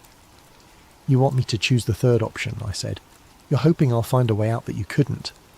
Henry's smile faltered completely. "Don't," he whispered. "Don't give them any reason to doubt your compliance." But it was too late. The guardians had heard, and their grip on my shoulders tightened. As they began to guide me toward an empty workstation, I made my own choice. I ran. I made it as far as the first basement level before they caught me. The guardians moved with inhuman speed, their footsteps completely silent on the concrete floors. When they grabbed me again, their hands were no longer cold. They burned like ice, and I could feel something changing in my body wherever they touched. They dragged me back to the chamber where Henry and the others continued their work, seemingly oblivious to my attempted escape. But as the guardians forced me into a chair at an empty workstation, Henry looked up from his own work and met my eyes. "I'm sorry," he said, and this time his voice sounded completely human. "I tried to warn you." One of the guardians placed a cylindrical device in my hands. The moment my fingers closed around it, symbols began appearing on its surface, and I heard something that wasn't quite a voice speaking directly into my mind. "Welcome," it said. "We have been waiting for you." Images flooded my consciousness. The thing that had crashed in 1947, the government's attempts to study and contain it, the decades of communication attempts that had been systematically suppressed. I saw the truth of what the containment protocol really was. Not protection of the surface world from an alien entity. Protection of the entity from the surface world. The thing beneath Millfield County wasn't trying to escape or invade. It was dying, slowly, from decades of isolation and containment. The UFO sightings, the unexplained phenomena, they were distress calls from a being that was trapped as surely as any of the human workers in this underground chamber. The Guardians weren't protecting humanity from an alien threat. They were protecting a government cover-up that had lasted over 70 years. "Help us," the voice continued, "help us return home." And suddenly I understood what my real choice was. I could join the containment protocol, become another worker in this underground facility, and spend whatever remained of my existence helping to maintain a lie that served no one. Or I could help the entity do what it had been trying to do for decades, communicate with the outside world. I looked around the chamber at all the people who had been recruited over the years. Henry, Eddie Morrison, the college student, dozens of others, all of them working with mechanical precision to maintain the containment. But as I watched more carefully, I noticed something the Guardians had missed. Subtle glances between the workers, hand signals passed when the Guardians weren't looking. Micro expressions that suggested more awareness than they were supposed to have. The containment protocol wasn't perfect. Some part of these people's original personalities remained, buried beneath the compulsion to serve but not entirely destroyed, including Henry. When our eyes met again, he gave an almost imperceptible nod towards something behind me. I glanced back without moving my head and saw what he was indicating. A communication panel built into the wall connected to the surface world. The entity's voice continued in my mind, showing me images of its home, its people, the desperate need to re-establish contact with those who had sent it to Earth decades ago. They told your people we were invaders. We were explorers, scientists. Peaceful contact was always our intention. I made my decision. Instead of accepting the role of containment worker, I reached for the communication panel. The moment my hand touched the controls, alarms began blaring throughout the chamber. The Guardians moved toward me with their inhuman speed, but the other workers suddenly rose from their stations. For the first time since I'd entered this underground facility, they acted like human beings instead of automatons. Eddie Morrison tackled one Guardian while the college student disabled another. Henry himself moved to help me with the communication equipment. "Hurry," he said, his voice urgent and completely human now. "The compulsion is strong. We can't fight it for long." I input the emergency broadcast codes I'd learned during my county training, patching the chamber's communication system into every radio and television frequency in the area. Then I stepped back and let the entity speak for itself. The broadcast lasted exactly 17 minutes. 17 minutes of first contact, broadcast live across 3 counties. The entity's voice translated through the cylindrical devices, speaking directly to anyone who was listening, explaining its peaceful intentions, its decades of imprisonment, its desperate need to return home. The Guardians eventually overcame the resistance of the recruited workers and shut down the broadcast. But it was too late. The truth was out there, recorded on hundreds of devices, witnessed by thousands of people. For the first time in over 70 years, the containment protocol had failed. The aftermath was swift and brutal. Within hours, the entire underground facility was evacuated by federal agents. The recruited workers, including Henry, were transferred to undisclosed locations. The grain elevator was demolished and the site covered with concrete. Official sources claimed the broadcast had been an elaborate hoax, possibly connected to terrorist activity. Anyone who tried to share recordings found their files corrupted or their accounts suspended. The story disappeared from news coverage within 48 hours, but not completely. I escaped during the evacuation, slipping away while the agents were focused on securing the facility and transporting the workers. I had 17 minutes of audio from the entity's broadcast saved on my phone, and copies hidden in cloud storage accounts the authorities hadn't yet discovered. More importantly, I had the truth. The entity had provided coordinates for its homeworld, mathematical proofs of its peaceful intentions, and detailed information about technologies that could revolutionize human understanding of physics and space travel. All of it suppressed by a containment protocol that served no one except the people who had built their careers on maintaining a 70-year-old lie. I tried to release the information through traditional channels, news outlets, scientific journals, government representatives. Every attempt was blocked, censored, or discredited before it could gain traction. But the internet is a harder thing to control completely. Anonymous accounts, encrypted files, peer-to-peer networks that existed outside government oversight. Slowly, carefully, I began sharing fragments of the truth. Not all at once. That would have been too easy to dismiss as fraud. But piece by piece, building a pattern that people could discover for themselves. UFO enthusiasts found the audio recordings. Scientists encountered the mathematical proofs. Government transparency advocates uncovered documents related to the 1947 crash and subsequent cover-up. Each piece of evidence was authentic, verifiable, impossible to completely suppress. 3 months after the failed containment protocol, a new pattern began emerging. Instead of isolated sightings that could be dismissed or intimidated into silence, coordinated contact events started occurring worldwide. The entity I'd helped contact had shared Earth's location and situation with its people. First contact wasn't a single event. It was an ongoing process that no government could control or contain. I still live in Millfield County, though I've moved to a different house on the other side of town. Sometimes I see black sedans in my neighbourhood, and occasionally I notice figures in dark suits watching me from a distance. But they don't approach anymore. The containment protocol is broken, and trying to silence individual witnesses is pointless when the truth has taken on a life of its own. Last week I received a package with no return address. Inside was a VHS tape labelled simply, "Thank you." The footage showed Henry Mallory sitting in what appeared to be a comfortable room with large windows overlooking a garden. He looked peaceful, genuinely relaxed for the first time in any recording I'd seen. Behind him, I could see other people I recognised from the underground chamber. Eddie Morrison, the college student, all the recruited witnesses. They were free. The entity kept its promise, Henry said to the camera. When contact was re-established with its people, they came for all of us. We're being taken home, not to their world, but to a place where we can live without the compulsion, without the containment protocol controlling our minds. He smiled, and this time it reached his eyes. "You did the right thing, Jamie." The truth was worth the risk. It's always worth the risk. The tape ended with a view of the garden where former witnesses walked freely, talking and laughing like human beings instead of automatons. I keep that tape in a safe place, along with copies of all the evidence I've managed to preserve. Not because I think anyone will try to take it from me, the time for that kind of suppression has passed, but because it reminds me that even the most carefully constructed lies eventually fall apart when confronted with enough truth. The entity and its people are still here, working openly with human scientists and governments to establish formal diplomatic relations.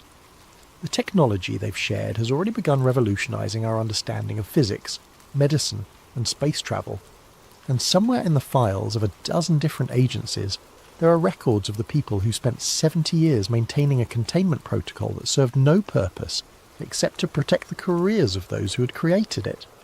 Henry Mallory was right about one thing. They never do leave you alone once you've learned too much. But sometimes, if you're very careful and very lucky, you can make sure the truth survives long enough to set everyone free, including yourself. The blackout curtains are gone from my windows now. I sleep with the lights off and the doors unlocked. The shadows no longer hide watchers, and the silence is just silence. But every night before I go to bed, I look up at the stars and remember that we're not alone anymore, and that's a truth worth any price.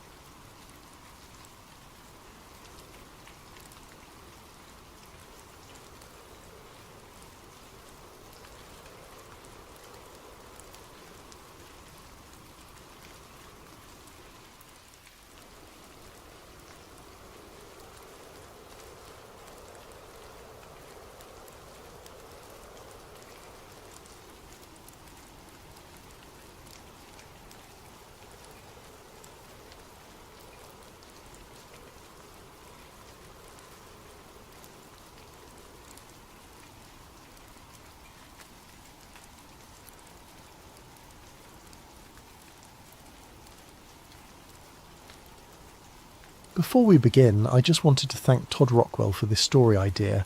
We are doing our best to make sure we hit all of your amazing ideas. Now let's begin tonight's story.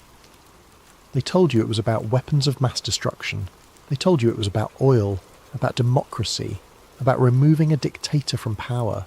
They showed you the satellite photos, the intelligence briefings, the stern-faced generals pointing at maps. They gave you every reason except the real one. Because the real reason was buried 3,000 years ago, beneath the sands of ancient Mesopotamia, in a city older than the pyramids. A reason so extraordinary that it could never be spoken aloud, never written in official reports, never acknowledged by any government on Earth. On March 20th, 2003, when the first missiles streaked across the night sky toward Baghdad, cameras around the world captured the moment. Shock and awe, they called it. The beginning of Operation Iraqi Freedom. But while the world watched explosions light up the capital, something else was happening 400 kilometers to the south. In the ancient city of Ur, under cover of darkness and total media blackout, the first American Special Forces teams were already on the ground. Not in Baghdad, not securing oil fields, not hunting weapons caches. They were surrounding a massive stepped pyramid called the Ziggurat of Ur, and they were there for something that had been waiting in the darkness for 3 millennia. This is the story they never wanted you to know. A story that connects British archaeologists to ancient Sumerian kings, that links Saddam Hussein's megalomania to America's most classified military operations. A story of discovery, obsession, and a technology so advanced that it shouldn't exist at all. Thank you to Todd Rockwell for bringing this story to light. What follows is the truth they buried beneath the history books. Welcome to Ur. Welcome to the real reason for the war. Chapter 1. The Discovery. Southern Iraq, 1927. The sun beat down mercilessly on the excavation site, turning the ancient sand into something that felt like powdered glass against exposed skin. Leonard Woolley wiped his brow with a handkerchief, already soaked through with sweat, and bent closer to the tomb entrance his team had just uncovered. At 47 years old, Woolley had already made his reputation as one of Britain's finest archaeologists. He had excavated in Egypt, worked at Carchemish in Syria, and now he was leading the joint British Museum and University of Pennsylvania expedition to Ur, the legendary city of Abraham. They had been digging for 3 seasons, uncovering the remains of one of humanity's first great civilizations, but nothing had prepared him for what lay beneath the royal cemetery. The tomb of what they would later identify as Queen Puabi had yielded treasures beyond imagination. Gold headdresses, lapis lazuli beads, silver harps with gold bulls' heads, the skeletal remains of attendants who had apparently followed their queen into death with cups of poison still clutched in their bony fingers. It was a find that would make headlines around the world, but it was what Woolley found in a sealed chamber beneath the main burial that troubled him. His assistant, a young man named Thomas, called out from the darkness of the tomb entrance. His voice echoed strangely off the mud brick walls, carrying a note of excitement tinged with something else. Concern, perhaps, or fear. Woolley descended carefully, his lamp casting wild shadows as he made his way through the narrow passage. The air grew cooler as he went deeper, and there was a smell he couldn't quite place. Not the mustiness of ancient death or the mineral scent of disturbed earth. Something else. Something almost metallic. Thomas stood at the entrance to the lower chamber, his face pale despite his desert tan. He held up a fragment of something that caught the lamplight in a way that made Woolley's breath catch. It was metal, but like no metal that should exist in a tomb dated to approximately 2600 BC. The fragment was roughly triangular, about the size of a man's palm, and its surface had a peculiar quality. Not corroded despite thousands of years underground, not oxidized. Almost mirror-smooth in places, with what appeared to be geometric patterns etched into its surface with impossible precision. Woolley took the fragment carefully, noting its surprising weight. Heavier than gold, lighter than lead. The patterns weren't decorative. They were too regular, too precise. They reminded him of something, though he couldn't quite place it. Mathematical, perhaps, or technical. He looked past Thomas into the chamber beyond and felt his pulse quicken. The walls were covered in cuneiform script, the wedge-shaped writing of ancient Sumer. But interspersed among the recognisable characters were symbols he had never seen before. Circular patterns, radiating lines, geometric shapes that seemed to repeat in complex sequences. And at the far end of the chamber, partially buried in collapsed rubble, was a structure that made no sense whatsoever. It was roughly circular, about 3 meters in diameter, made of what appeared to be the same strange metal as the fragment he held. Its surface was covered in the same precise geometric patterns, and around its perimeter were dozens of symbols, each one different, each one positioned with obvious intention. And the strangest thing of all, the ground around it was scorched black, transformed into glass. Vitrified earth. The same phenomenon found at nuclear test sites, though those wouldn't exist for another 2 decades. The kind of transformation that required temperatures far beyond anything achievable with ancient technology. Woolley spent the next 3 days in that chamber, documenting everything with meticulous care. He took photographs, made detailed drawings, catalogued every artifact. He copied the strange inscriptions, noting their positions relative to the circular structure. He collected samples of the vitrified earth and more fragments of the inexplicable metal. His field notes from those days still exist, though they were sealed by the British Museum shortly after his return to London and remain classified to this day. But copies exist, passed through back channels, studied by those with the clearance and the need to know.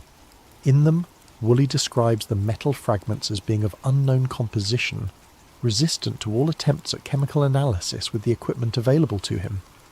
He notes that the vitrified earth contains elements that seem anomalous for the region. He describes finding what appears to be a deliberate arrangement of the strange symbols and patterns that suggest some kind of sequence or code. And in the final entry before the section ends abruptly, he writes something that would haunt subsequent researchers for decades.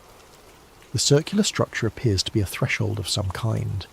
Its purpose remains unclear, but the inscription suggests it was considered a pathway to the realm of the gods.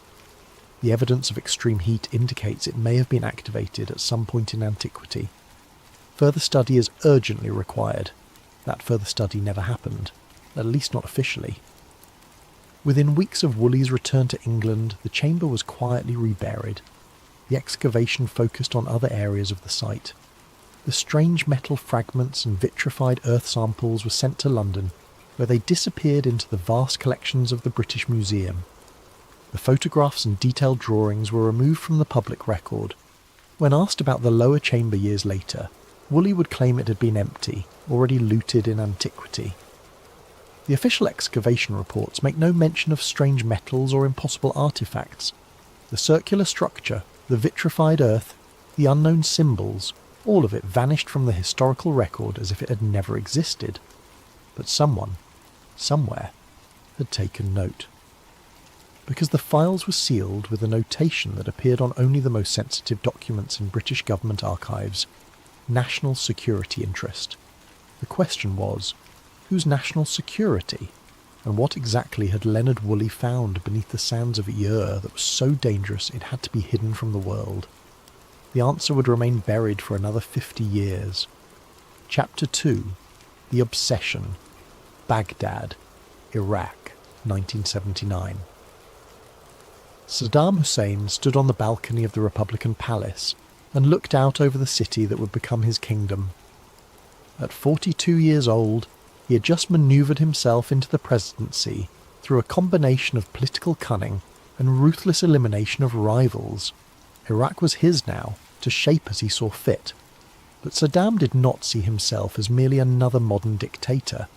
In his mind, he was the heir to a legacy that stretched back thousands of years, to the very dawn of civilization itself. He was Nebuchadnezzar reborn, the modern incarnation of the great Babylonian king who had built empires and defied the world. This was not metaphor to him. This was truth. Within months of taking power, Saddam initiated an ambitious program to reconstruct the ancient sites of Mesopotamia. Millions of dollars poured into archaeological projects across Iraq. The ruins of Babylon were to be rebuilt, brick by brick, with each brick stamped with his name just as Nebuchadnezzar had done millennia before. The ziggurat of Ur would be restored. The glory of ancient Iraq would rise again under his rule. But there was another reason for his interest in the ancient sites, one that few people knew about and even fewer understood. Saddam had obtained copies of certain documents, British documents sealed and classified, that had made their way through various intelligence channels into Iraqi hands. Documents that described Leonard Woolley's discoveries at Ur in meticulous detail. Documents that spoke of impossible artifacts and mysterious structures buried beneath the ancient city. And Saddam, who saw himself as the rightful heir to Mesopotamian greatness, wanted what the ancients had possessed. Wanted the power that had allowed them to build a civilization so advanced it was remembered as the cradle of human culture. Wanted the secrets that had been hidden from the world for 3,000 years. CIA reports from this period, many now declassified, show that American intelligence was well aware of Saddam's obsession. One memo from 1982 notes with barely concealed amusement that the Iraqi president genuinely believed he was the reincarnation of Nebuchadnezzar. Another from 1985 expresses concern about his spending on archaeological projects, questioning whether these might have a military application. But it was a report from 1988 that should have raised more alarm bells than it did. A field agent's observation that Iraqi excavation teams at Ur were working in areas that had supposedly been thoroughly explored and documented decades earlier. That they were digging deep, far deeper than any legitimate archaeological investigation would require. That the sites were surrounded by military security far in excess of what would be needed to protect historical artifacts. The memo suggested that Saddam might be searching for something specific, something he believed would give him an advantage. The memo was filed, noted, and largely forgotten. Until 1991. Kuwait, February 1991. The Gulf War was in its final days. Iraqi forces were in full retreat. The much-vaunted Republican Guard decimated by coalition air power and the overwhelming technological superiority of American forces. General Norman Schwarzkopf coordinated the ground campaign from his command centre, watching as victory became inevitable. But as coalition forces advanced into Iraqi territory, they began encountering something unexpected.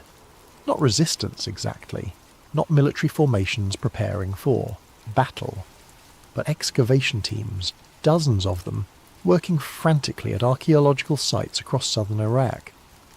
Most were at sites near Ur. American troops who secured these sites found them defended not by regular army units, but by Republican Guard special forces, Saddam's most elite troops. They found sophisticated drilling equipment, ground-penetrating radar, electromagnetic survey instruments. They found maps and documents written in a mix of Arabic and what appeared to be ancient cuneiform. They found evidence of excavations going down 30, 40, even 50 metres below the surface, and they found the Iraqi teams trying desperately to destroy their own records before retreating. General Schwarzkopf received reports about these discoveries and immediately classified them at the highest level. He sent an encrypted message back to Washington that contained only one line, but it was a line that would echo through the corridors of power for the next 12 years. They were not digging for oil. The recovered documents and equipment were shipped back to the United States under total secrecy. The excavation sites were photographed, documented, and then deliberately collapsed and buried. The American troops who had secured them were reassigned, scattered to different units, made to sign non-disclosure agreements that came with dire warnings about the consequences of breaking them. And in classified briefing rooms in Washington, analysts began piecing together what Saddam had been searching for, what he might have found, and whether whatever lay beneath Ur was dangerous enough to warrant action. The conclusion was unanimous. They needed to know more. They needed to understand what Saddam had discovered, and most importantly, they needed to make absolutely certain that whatever was buried beneath those ancient sands never fell into the wrong hands. But in 1991, with the war over and Saddam still in power, there was nothing they could do. They had to wait. They had to watch. They had to be ready to act when the opportunity came. That opportunity would come 12 years later, and when it did, they would be prepared. Chapter 3. The Blackout. Tel Al-Ubaid, Iraq, August 1998. The small village of Tel Al-Ubaid sat 6 kilometres from the ruins of Ur, a collection of mud brick houses that had stood in various forms for thousands of years. Its inhabitants were farmers and shepherds, people who lived much as their ancestors had, connected to the land and the endless rhythms of the desert. On the night of August 19th, 1998, that ancient rhythm was violently interrupted. It began just after sunset. The Iraqi military had cordoned off a section of desert between the village and Ir several weeks earlier, turning away the curious with curt explanations about unexploded ordnance from the Gulf War. Locals knew better. They had seen the trucks, the equipment, the constant movement of personnel. Another excavation, they assumed. Another example of Saddam's obsession with ancient glory. But what happened that night was different. Ahmed Hassan, a farmer who lived on the edge of the village, was bringing his goats in for the night when he saw it. A flash of light from the direction of the sealed site, so bright it turned night into day for a fraction of a second. Not the orange-yellow of an explosion, not the white of burning magnesium. Something else. Something that hurt to look at even in that brief instant. The light was accompanied by a sound that he would later struggle to describe. Not quite thunder, not quite the sonic boom of an aircraft. A deep resonant pulse that he felt in his chest, in his bones, in his teeth. A sound that seemed to come from everywhere and nowhere at once. And then, silence. The electric lights in the village went out. Not flickering, not dimming, just instantly dark. Ahmed's battery-powered radio, which had been playing music from Baghdad, went silent mid-song. His watch stopped. The truck he had been planning to drive into Ur the next morning would not start, its electronic ignition system completely dead. Every electronic device in the village, in the entire region, had simply stopped working.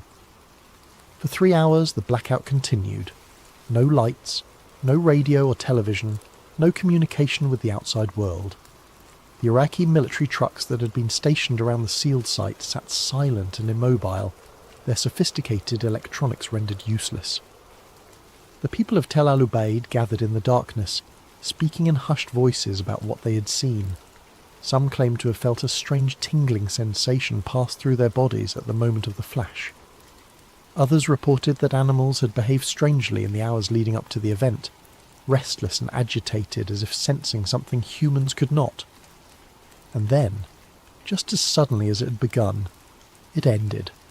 Power returned. Radios crackled back to life. Watches that had been stopped started running again, though none of them showed the correct time. By morning, Iraqi military forces had descended on the village.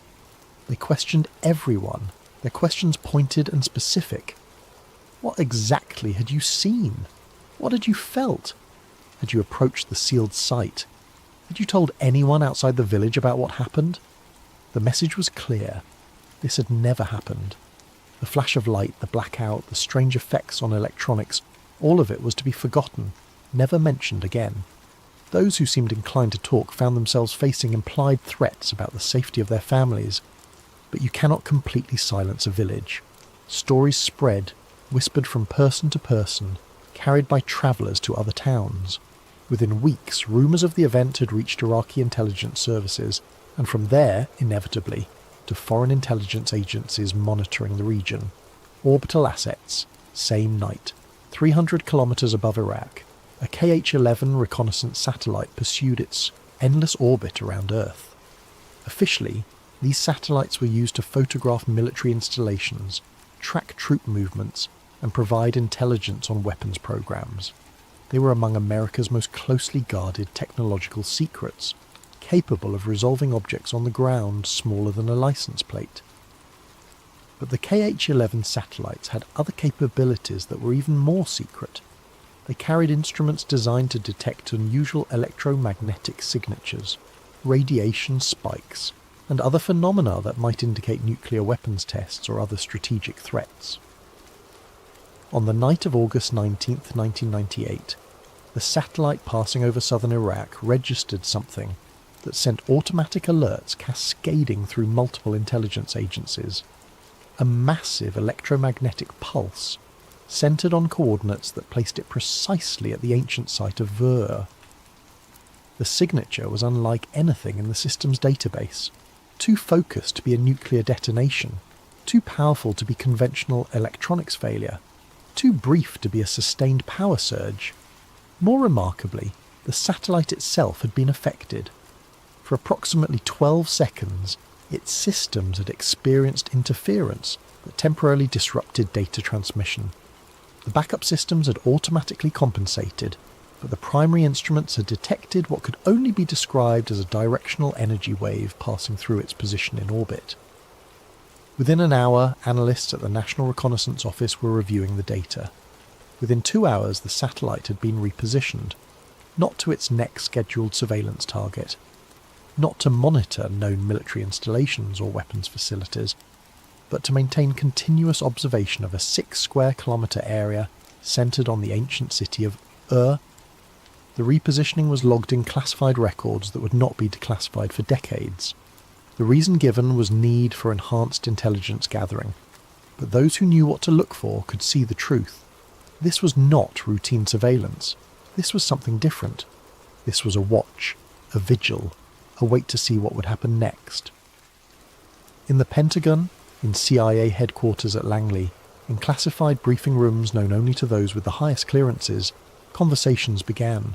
Quiet conversations, careful conversations, conversations about ancient civilizations and impossible artifacts, about electromagnetic pulses that defied explanation, about what might lie beneath the sands of Iraq, and about what would need to be done if Saddam Hussein actually succeeded in activating whatever it was he had found. The clock was ticking. They did not know how much time they had, but they knew one thing with certainty. Whatever was happening in Iraq, it could not be allowed to continue. The question was no longer if they would act.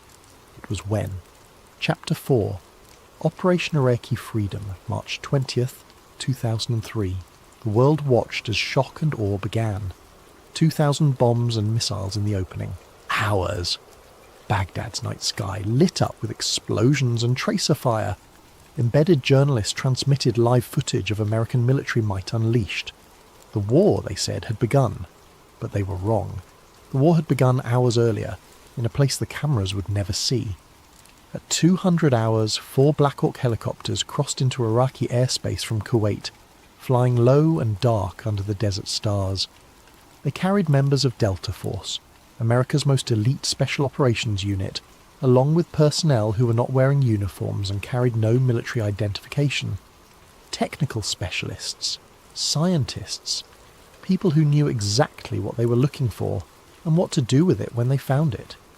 Their destination was not Baghdad. It was not the suspected weapons facilities in the north. It was not the Republican Guard positions defending the capital. It was The helicopters set down in the darkness 300 metres from the ziggurat. The Special Forces teams moved out immediately, securing a perimeter with practiced efficiency. Iraqi guards at the site, caught completely off guard by the speed and silence of the assault, surrendered without resistance. Within 15 minutes, the entire archaeological complex was under American control. This was more than 6 hours before the first bombs fell on Baghdad. More than 8 hours before major combat operations officially began. But for the teams on the ground at the operation had already achieved its primary objective: secure the site, ensure nothing could be destroyed or moved, and most critically, make certain that whatever Saddam had been excavating remained intact and under American control. Within 48 hours, as the world's attention remained fixed on the spectacular destruction being broadcast from Baghdad, something remarkable was happening 400 kilometres to the south. More troops arrived at not combat units but engineers and technicians. Heavy equipment was brought in under cover of darkness. A no-fly zone was established over the site, enforced by fighter aircraft that would engage any aircraft, friendly or hostile, that violated the restricted airspace. And the excavation began. But while received this extraordinary attention, something else was happening in Baghdad that would later be cited as evidence of American incompetence or indifference. The Iraqi National Museum, home to priceless artifacts from humanity's first civilizations, was left completely unguarded.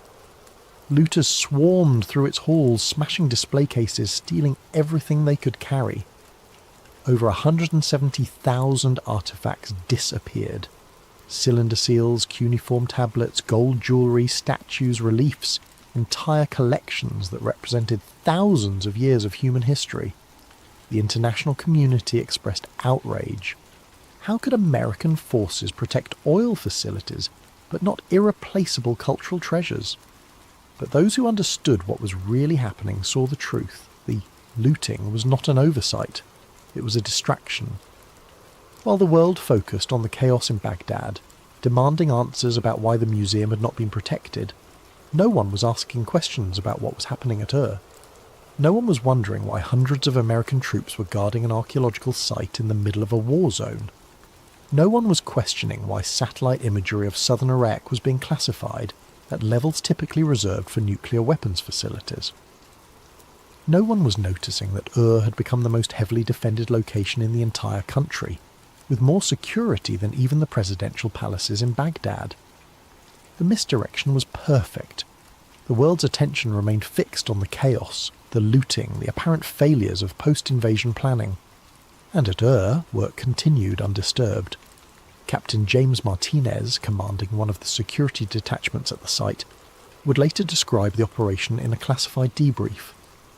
He spoke of perimeters within perimeters, security clearances checked and double-checked, areas where even he was not permitted to enter. He described seeing equipment he did not recognise, hearing conversations in technical jargon he could not understand. He talked about the sense that something extraordinary was happening, something that went far beyond normal military operations, and he mentioned the lights.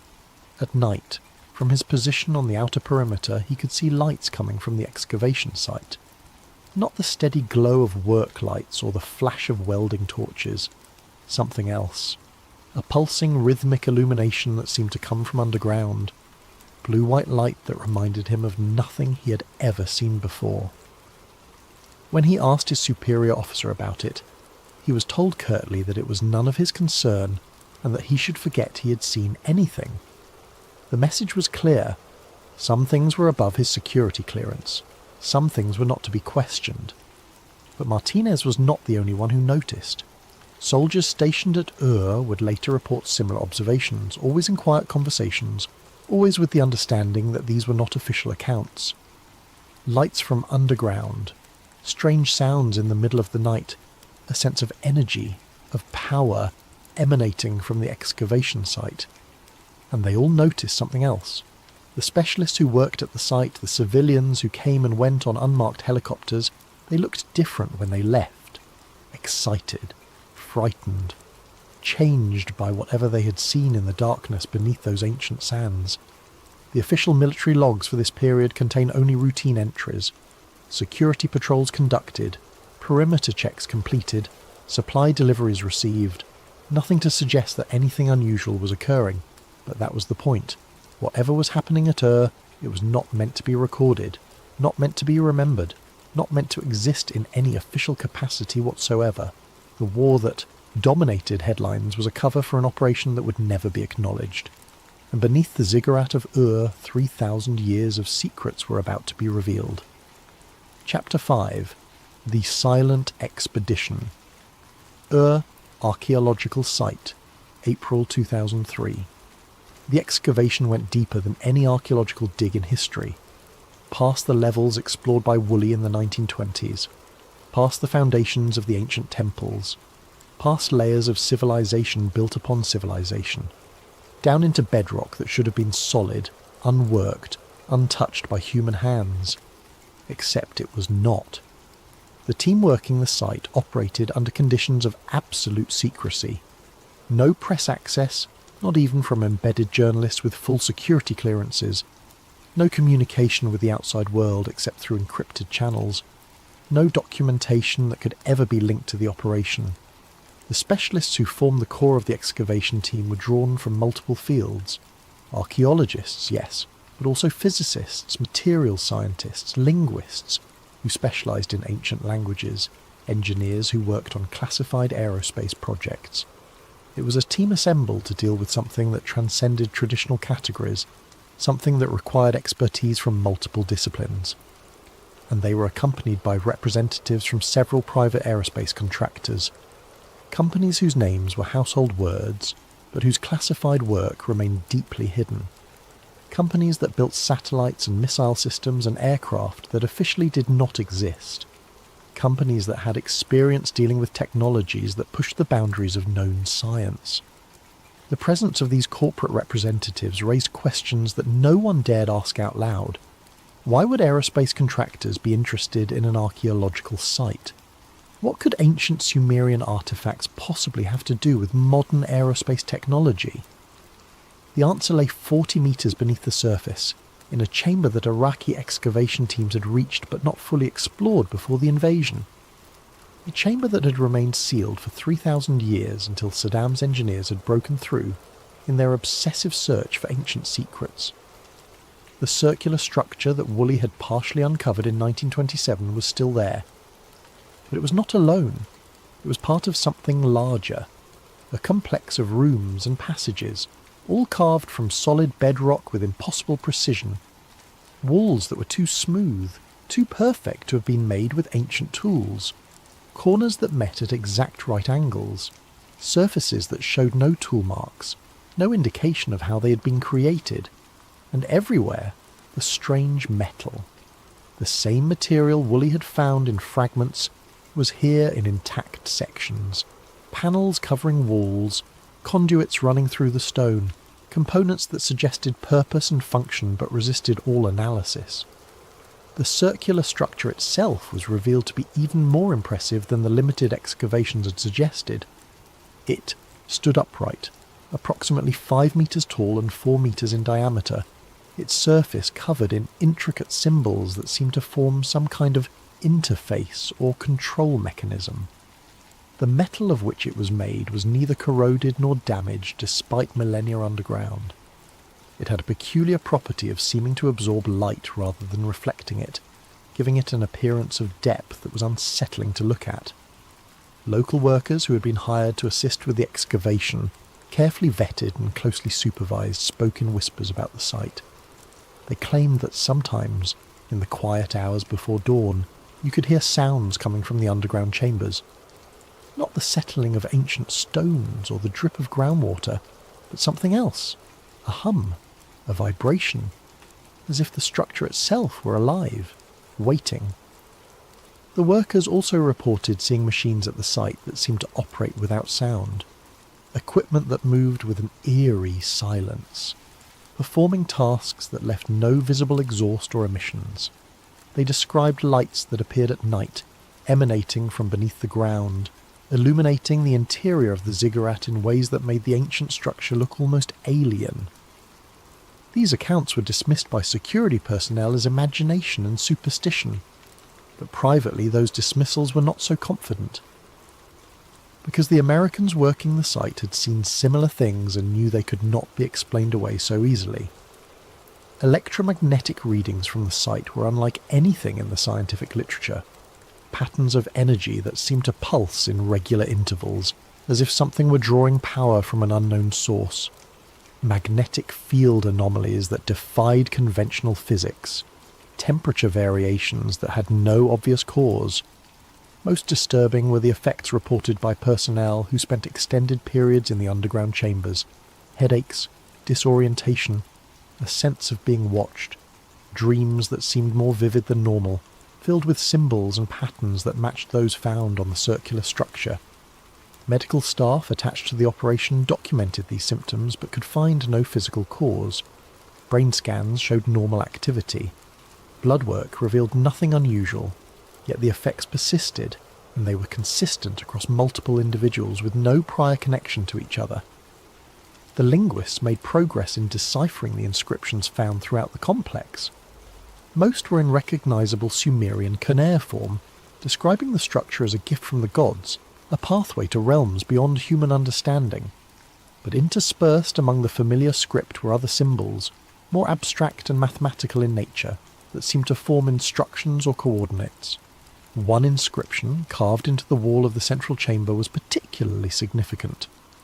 Roughly translated, it read, "The threshold opens when the key is turned and the pattern is complete. Beyond lies the realm of the Anunnaki, the lords who descended from the stars. Those who pass through shall see wonders and terrors alike. Heed this warning. What is opened cannot easily be closed. The Anunnaki." In Sumerian mythology, they were the gods who came from the heavens and taught humans the arts of civilization, who gave them writing and mathematics, agriculture and astronomy, who walked among humans as beings of great power and knowledge. But what if they were not mythology? What if they were memory, distorted by time but preserving some essential truth about visitors from beyond who had come to Earth in humanity's dawn? And what if this structure, this impossible artifact buried beneath was something they had left behind? Not a temple, not a tomb, but a device. A technology so advanced that it had been mistaken for divine power by those who witnessed it. The aerospace contractors understood immediately what they were looking at. The circular structure was not decorative, it was functional. The symbols were not religious iconography, they were an interface, a control system for a technology that humanity should not possess. And Saddam Hussein had been trying to activate it. Chapter 6. The event that never hit the news. May 7th, 2003. Zhou 347 hours. Local time. Lieutenant Commander Sarah Mitchell was aboard the USS Abraham Lincoln, monitoring global communications traffic from her station in the ship's signals intelligence compartment.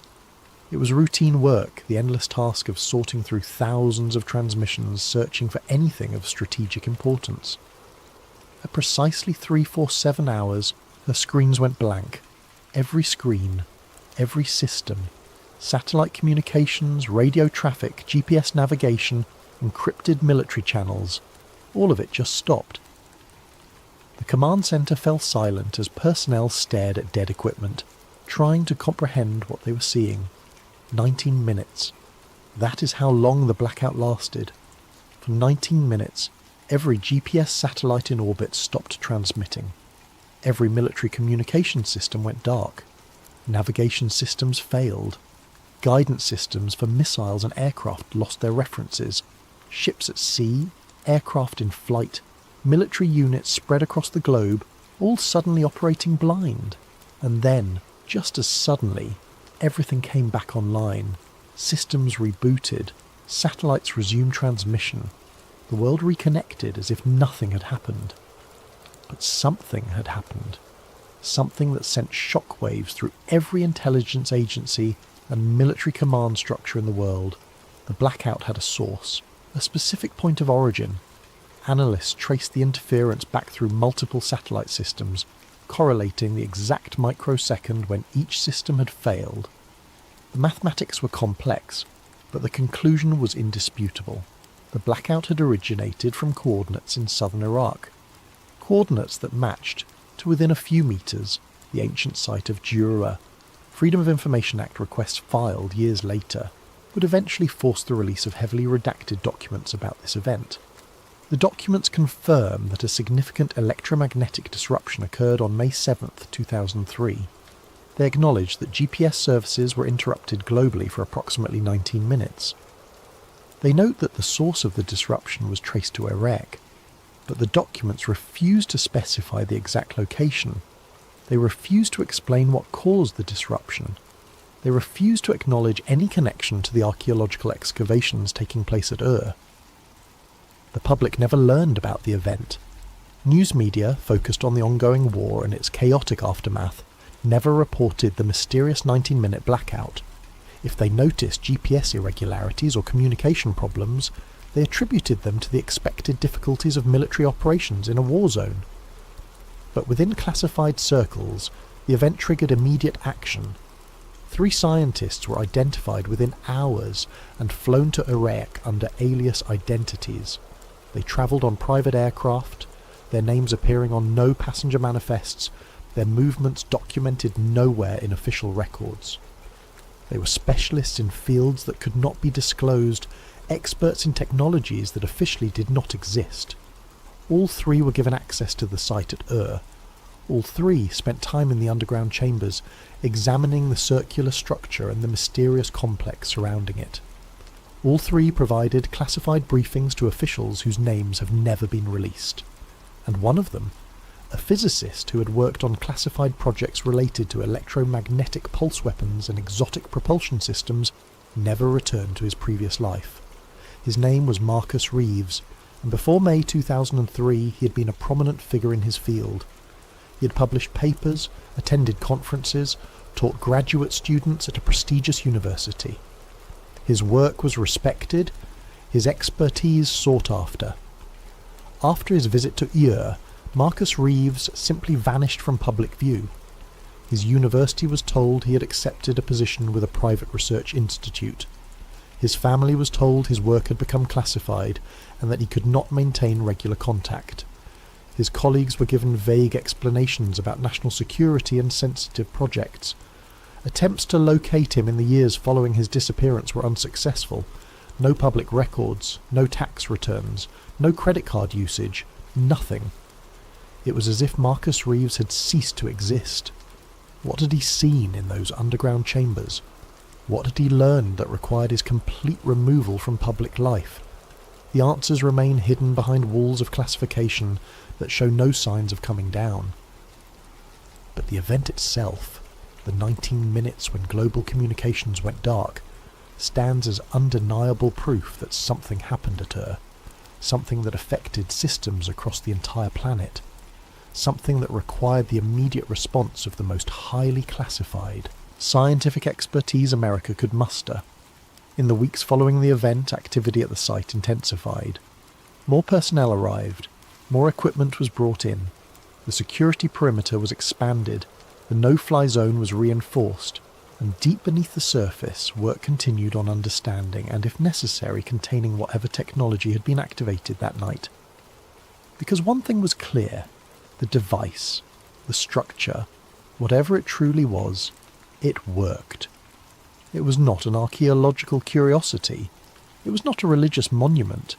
It was functional technology, and it had just demonstrated capabilities that should not exist. Epilogue. What was really pulled out of the sand? Or archaeological site, late 2004. The excavation site was sealed, not closed, not concluded, sealed. The underground chambers were filled with concrete, not burial soil that could be excavated again, not collapsed rock that could be cleared. Concrete. Meters of it. Permanent, irreversible. The surface structures were stabilized and restored to their pre-excavation appearance. To anyone visiting the site, there was no indication that anything unusual had occurred. The ziggurat of Ur stood as it had for thousands of years, a monument to ancient glory and nothing more.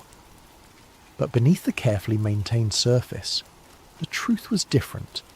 The Iraqi government was informed that for reasons of structural safety and archaeological preservation, the area around Ur would remain under restricted access.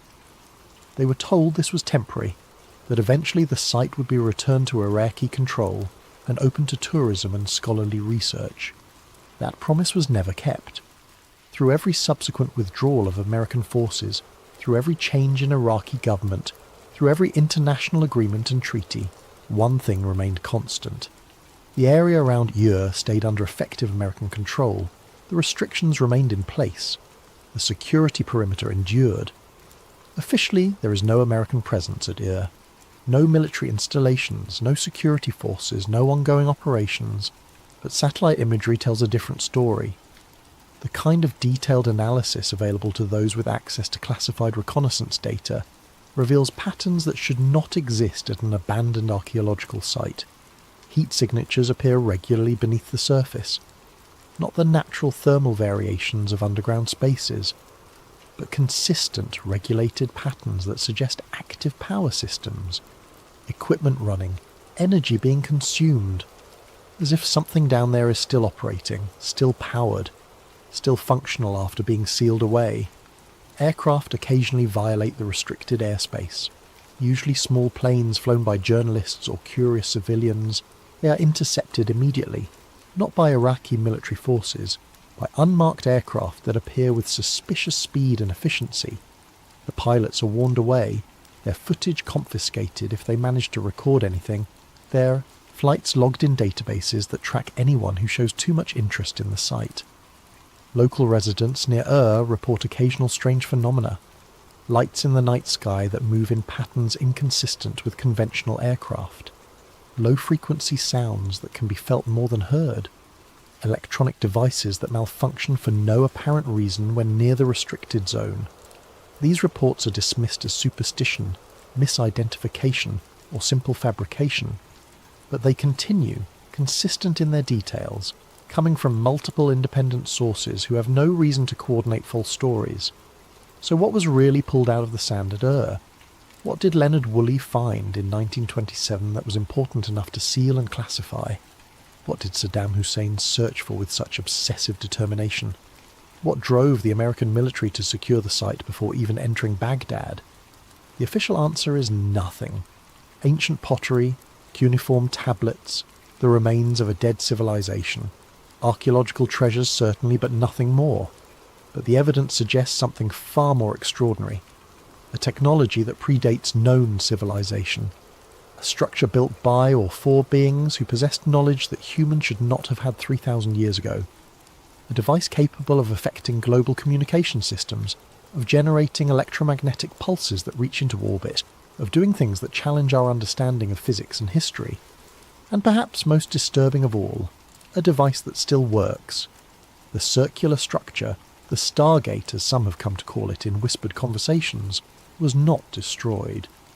Despite the concrete, despite the ceiling of the chambers, it remains intact beneath protected, preserved, studied in secret by specialists whose work will never be acknowledged, because destroying it was considered too risky.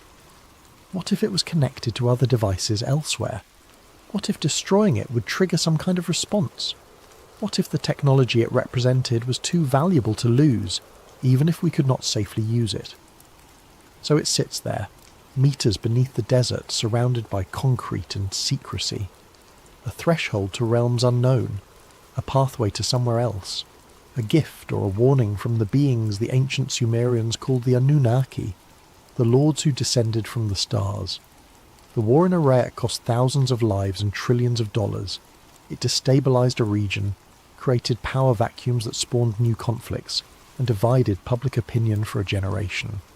History will debate whether it was justified, whether it achieved its stated objectives, whether it was worth the terrible price paid in blood and treasure. But that debate is based on incomplete information. Because the real objective of the war, the one that could never be spoken aloud, was achieved perfectly. Whatever lies beneath is under control. Not Iraqi control, not Saddam Hussein's control, not the control of anyone who might activate it, without fully understanding the consequences. American control, locked down, sealed away, hidden beneath layers of concrete and classification and official denial.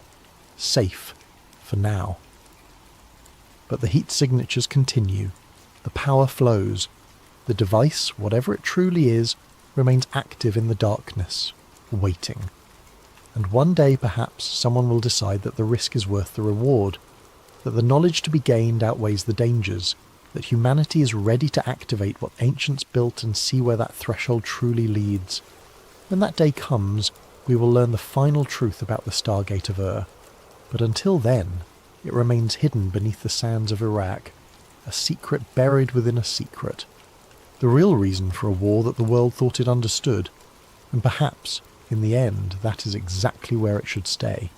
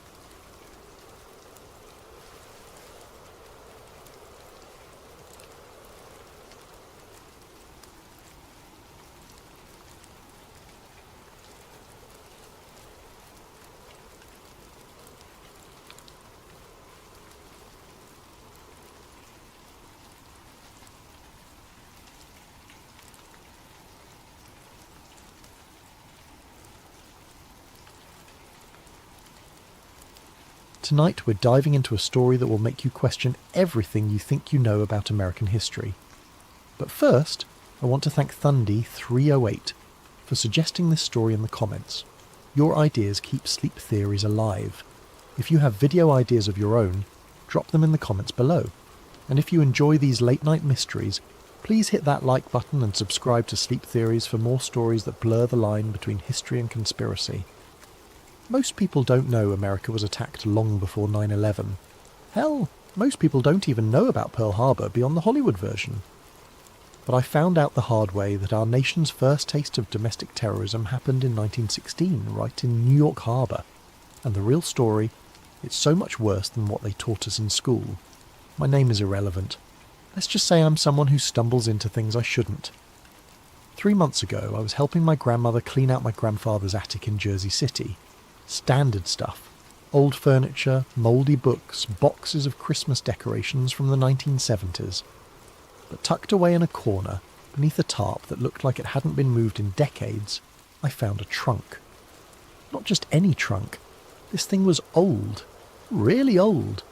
The kind of leather and brass construction they don't make anymore, with travel stickers from steamship lines that went out of business before my grandfather was born. The lock was broken, hanging loose like someone had forced it open years ago and never bothered to fix it. Inside, the air smelled of ash and time, burned papers, some so brittle they crumbled when I touched them, insurance ledgers with faded ink.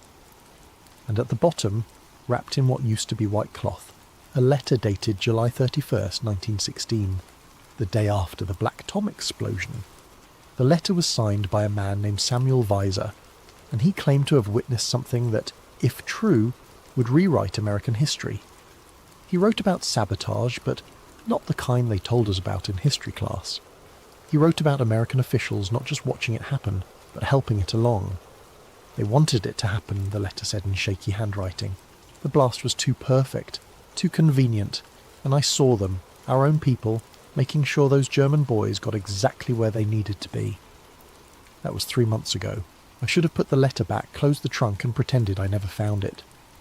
But curiosity killed more than just cats, and now I'm sitting here at 3 a.m, looking over my shoulder every few minutes, wondering if the same people who silenced Samuel Weiser in 1916 are coming for me next. This is my story. If something happens to me before I can tell it properly, at least it'll be out there. Someone needs to know the truth about Black Tom Island. Let me paint you a picture of what America looked like in 1916. World War I was raging across Europe, turning an entire continent into a muddy graveyard. Officially, the United States was neutral. Unofficially, we were making a fortune selling ammunition to Britain and France through a complex network of shell companies and dummy corporations. The centre of this operation was a place called Black Tom Island. Though calling it an island was generous. It was more like a man-made peninsula jutting into New York Harbor, connected to Jersey City by a narrow causeway. From Manhattan you could see it clearly. Massive warehouses, railroad cars lined up like dominoes, and mountains of ammunition crates waiting to be loaded onto ships bound for European battlefields. On the night of July 30th, 1916, Black Tom Island held over 2 million pounds of ammunition. Dynamite, TNT, artillery shells, rifle cartridges, enough firepower to level half of Manhattan if it all went up at once. At 2:08 a.m. on July 30th it did exactly that. The first explosion shattered windows across lower Manhattan. The second, 30 minutes later, was so powerful it registered as a 5.5 earthquake on seismographs as far away as Philadelphia. Shrapnel embedded itself in the Statue of Liberty's torch arm. Clock towers in Jersey City stopped working, their mechanisms thrown out of alignment. People in Brooklyn thought it was the end of the world. The official story came together remarkably quickly. German saboteurs had infiltrated Black Tom Island and blown up the ammunition depot to prevent American weapons from reaching the Allies. Clean, simple, and perfectly designed to make Americans angry at Germany. But Samuel Weiser's letter told a different story. I was working the night shift, he wrote, checking manifests in the office overlooking the main causeway. Around midnight I saw them coming, 3 men in dark coats walking like they owned the place. But they weren't alone. 2 police officers were escorting them, and not like prisoners, like guests. According to Weser, he watched these 5 men walk directly to Warehouse 18, the largest ammunition storage facility on the island. The police officers had keys. They opened doors that should have been locked, disabled alarm systems that should have been active.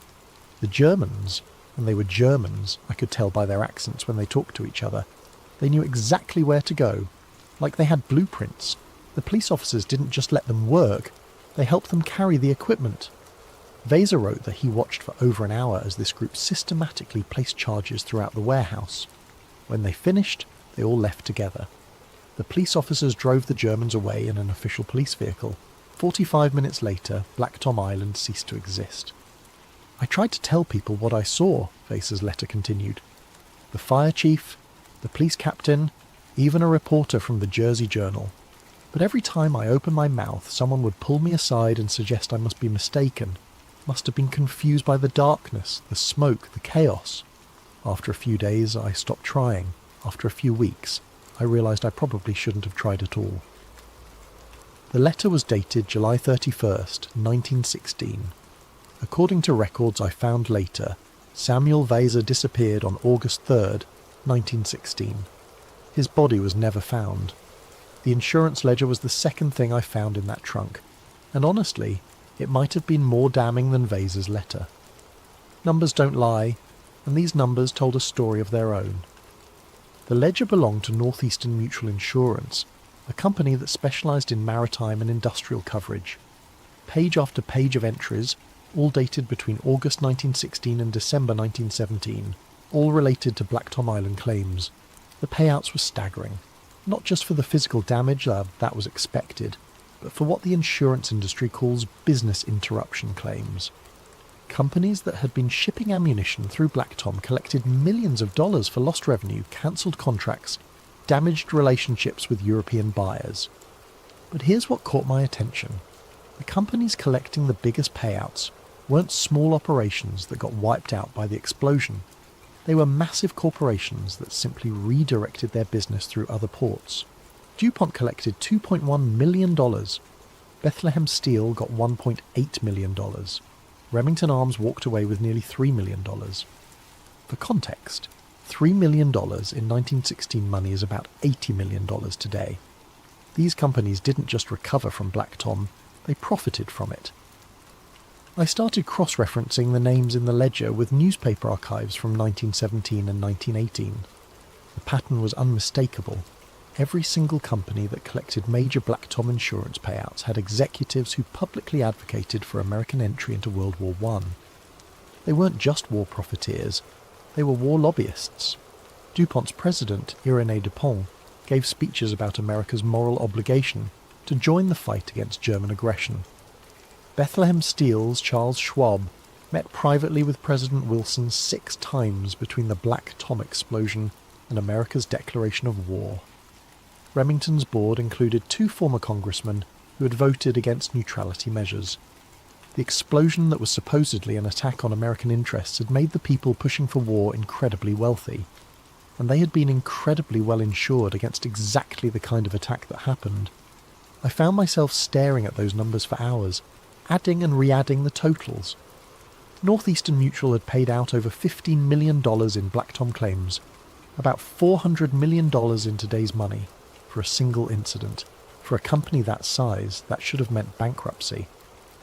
But Northeastern Mutual didn't go bankrupt. According to financial records I found online, 1917 was their most profitable year ever. Someone had backed those payouts, someone with deep pockets and deeper connections, someone who wanted those specific companies to have the capital they needed to ramp up war production. The more I dug, the more convinced I became that Samuel Weser had been right. The blast was too perfect, too convenient. But it wasn't just German sabotage with American assistance. It was American sabotage with German patsies.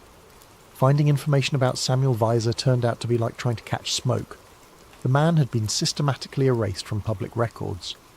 I started with the obvious places: birth certificates, marriage licenses, employment records. Jersey City Hall had a Samuel Weser listed as employed by Black Tom Terminal from 1914 to 1916, but the file was incomplete. No address, no next of kin, no termination date. Just a note that said, "Employment ended August 1916. The Jersey Journal archives were more helpful, but in a way that made my skin crawl. I found 3 mentions of Samuel Weiser in the weeks following the Black Tom explosion. The first was in a list of witnesses being interviewed by federal investigators. The second was a brief quote in an article about the damage assessment, where he mentioned seeing unusual activity before the blast. The third mention was his obituary. Samuel Weiser, 34, dock worker, found deceased in Hudson River August 3, 1916. Cause of death listed as drowning. No known relatives. Services private. 12 words. Most people who die accidentally get more space than that, especially if they die in unusual circumstances, just days after being a witness to the biggest domestic attack in American history. But here's the thing that really bothered me. The obituary was dated August 4th, 1916, but it was printed on page 8 of the newspaper, buried between advertisements for patent medicines and notices about church socials. The Black Tom explosion was still front-page news, investigations were ongoing, and a key witness had just died mysteriously. You'd think that would warrant more than 12 words on page 8. I tried to find records of the investigation into Weiser's death. Police reports, coroner's findings, anything. Nothing. According to the Jersey City Police Department archives, there was no investigation. Samuel Weiser's death was ruled accidental drowning. Case closed, no follow-up required. A man who claimed to have witnessed American officials assisting German saboteurs was found dead in the Hudson River 4 days later, and nobody thought that was worth investigating. I found myself thinking about those police officers Weiser described, the ones with keys to the warehouses, the ones who escorted the Germans and then drove them away. If Weiser was telling the truth, those officers would have known he was watching from the office window. They would have seen the light, seen his silhouette against the glass. They would have known exactly who could identify them. The more I researched, the more convinced I became that Samuel Weiser hadn't drowned accidentally. He'd been silenced. And whoever silenced him had enough influence to make sure the investigation never happened. But Weiser had been smart enough to write that letter before they got to him. He'd documented what he saw, hidden it away, and hoped someone would eventually find it and ask the right questions. Someone like me. The problem was, if they had killed him for talking in 1916, what would they do to me for digging in 2023? The newspaper archives told a story of narrative manipulation that would make modern spin doctors proud.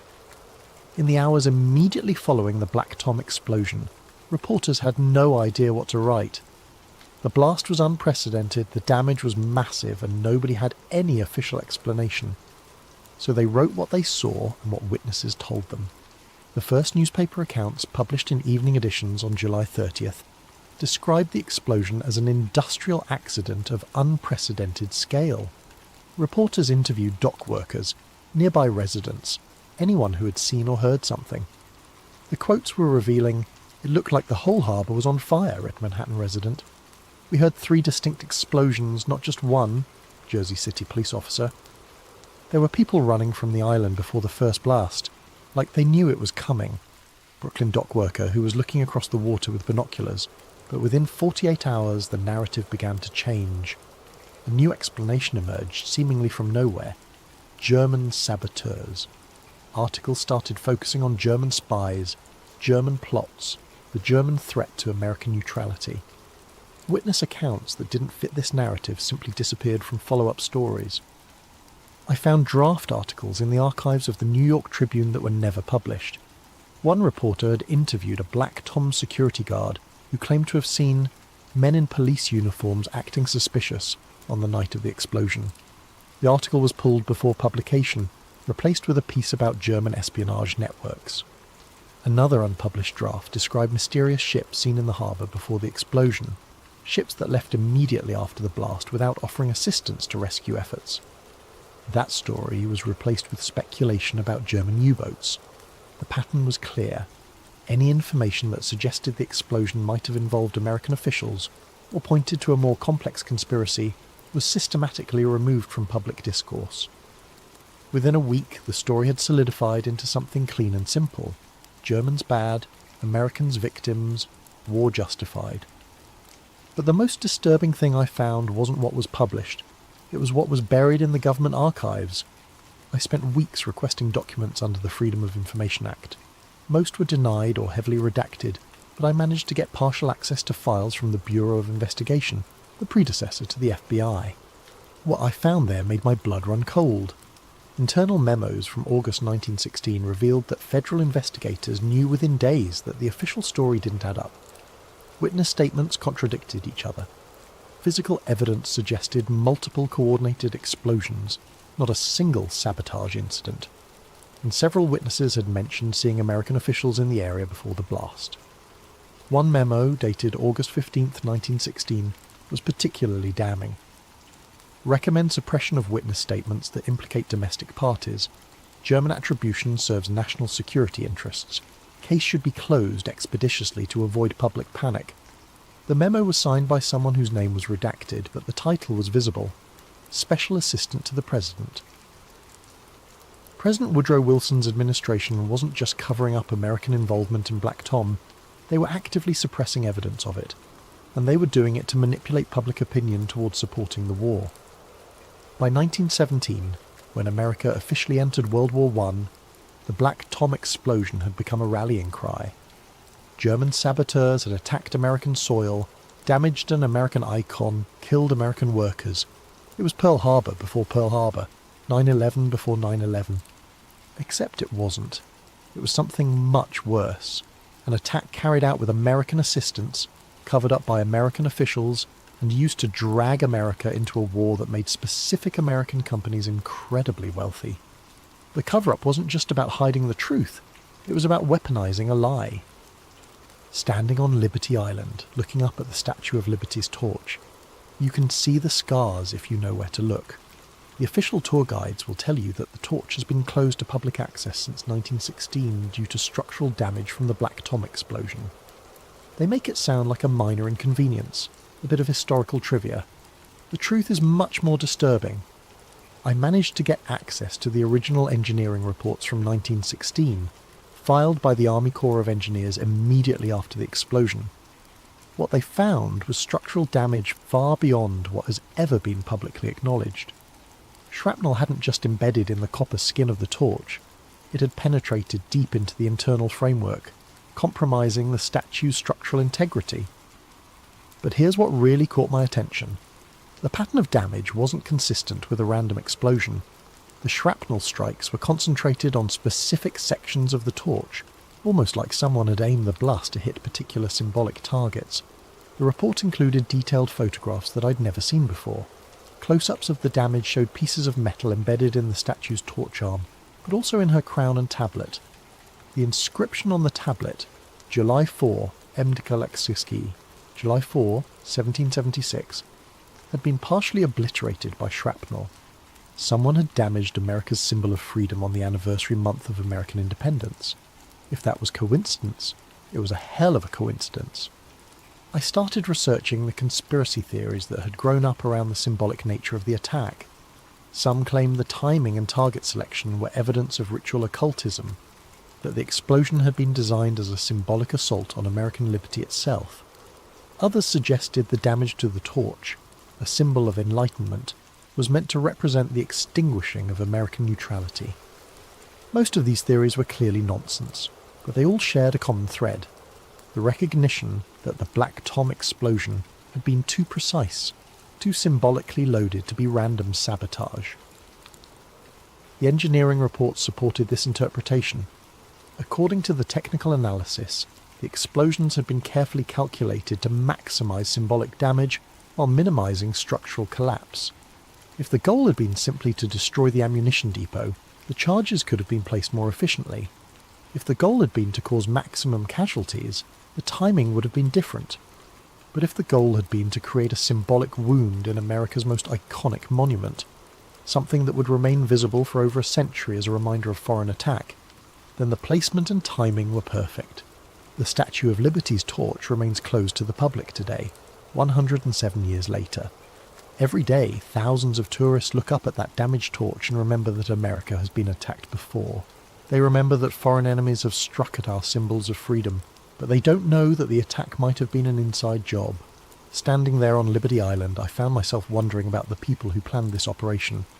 They hadn't just wanted to destroy an ammunition depot or kill dock workers. They had wanted to wound America's soul, to create a permanent reminder of vulnerability and victimization. And they had wanted that wound to be visible from Manhattan forever.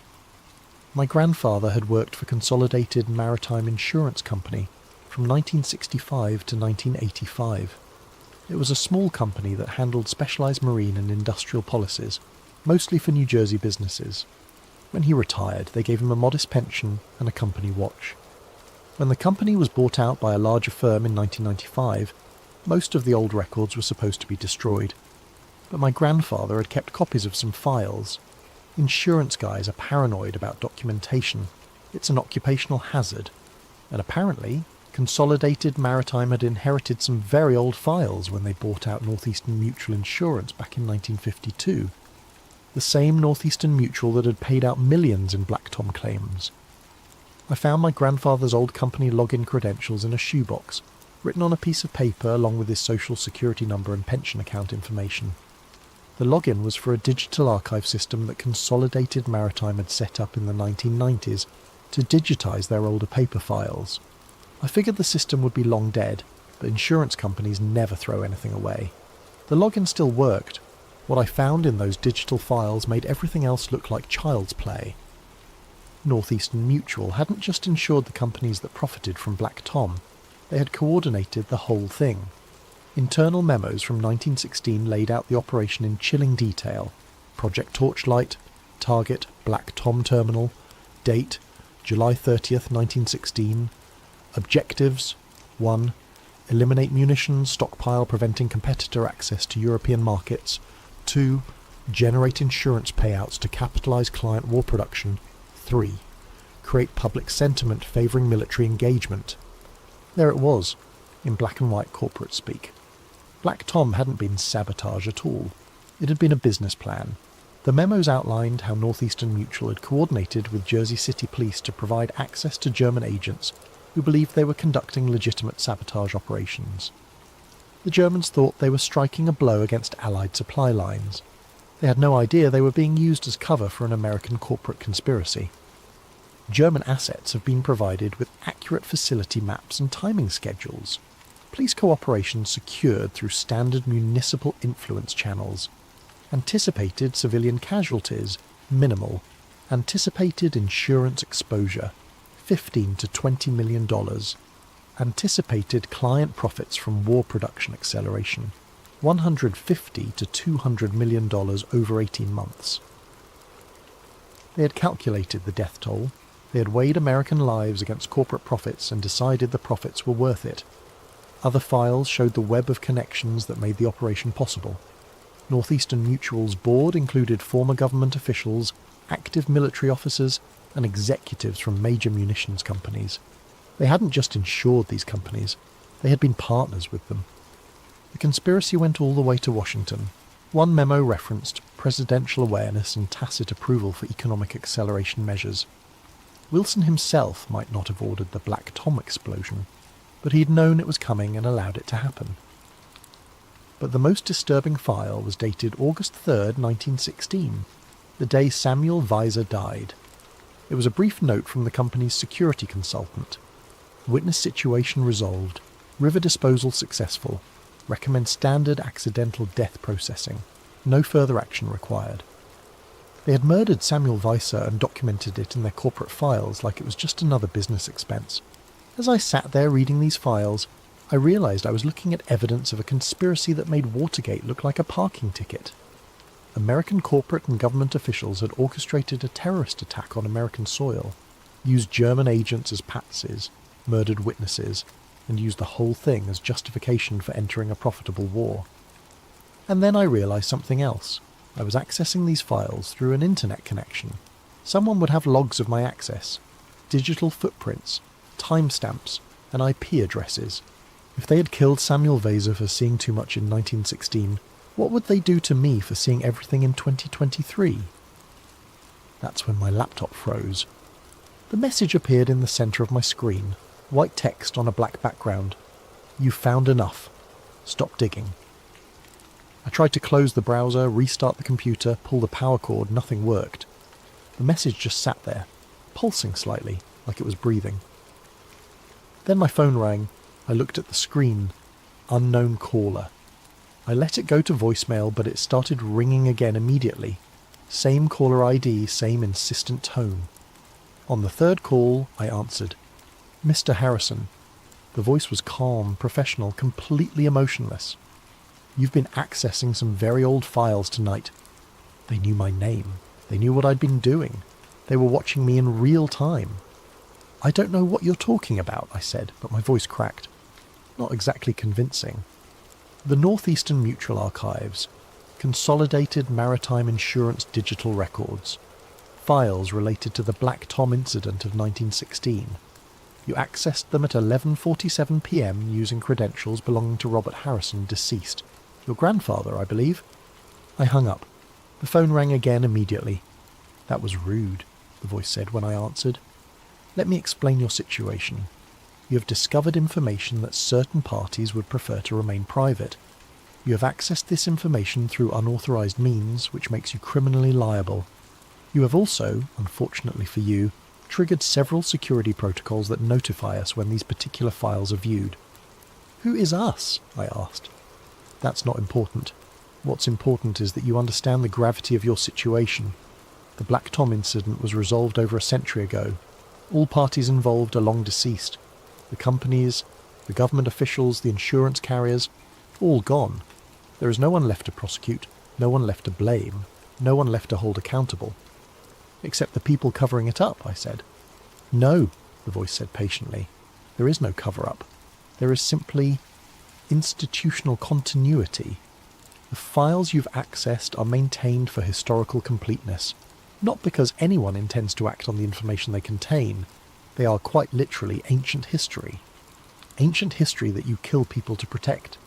Samuel Weser died in 1916. Anyone who might have ordered his death would be over 150 years old today. Do you see the problem with your conspiracy theory? But I was starting to understand something else. The companies might be gone, but the money isn't. The profits from World War I, the insurance payouts, the connections, all of that got passed down, didn't it? To new companies, new families, new power structures. There was a pause. You're smarter than I hoped you'd be. So what happens now? You kill me too? Mr. Harrison, we live in a different world than Samuel Weser did. In 1916, a dock worker could simply disappear without anyone asking difficult questions. Today, a young man with a laptop and a social media presence cannot vanish without generating exactly the kind of attention we prefer to avoid. So I'm safe? You're useful. Your grandfather kept copies of files he shouldn't have kept. His login credentials provided access to archives that should have been deleted decades ago. You've helped us identify security vulnerabilities that need to be addressed. For that we're grateful. I could hear typing in the background. However, your usefulness has limits. You will not publish anything about Black Tom Island. You will not share the files you've accessed. You will not discuss this conversation with anyone. You will delete any copies you've made of these documents and return any physical materials you've found to their proper storage. And if I don't, then you'll discover that the methods we used to silence witnesses in 1916 were primitive compared to what we can do today. We don't need to throw you in the Hudson River, Mr. Harrison.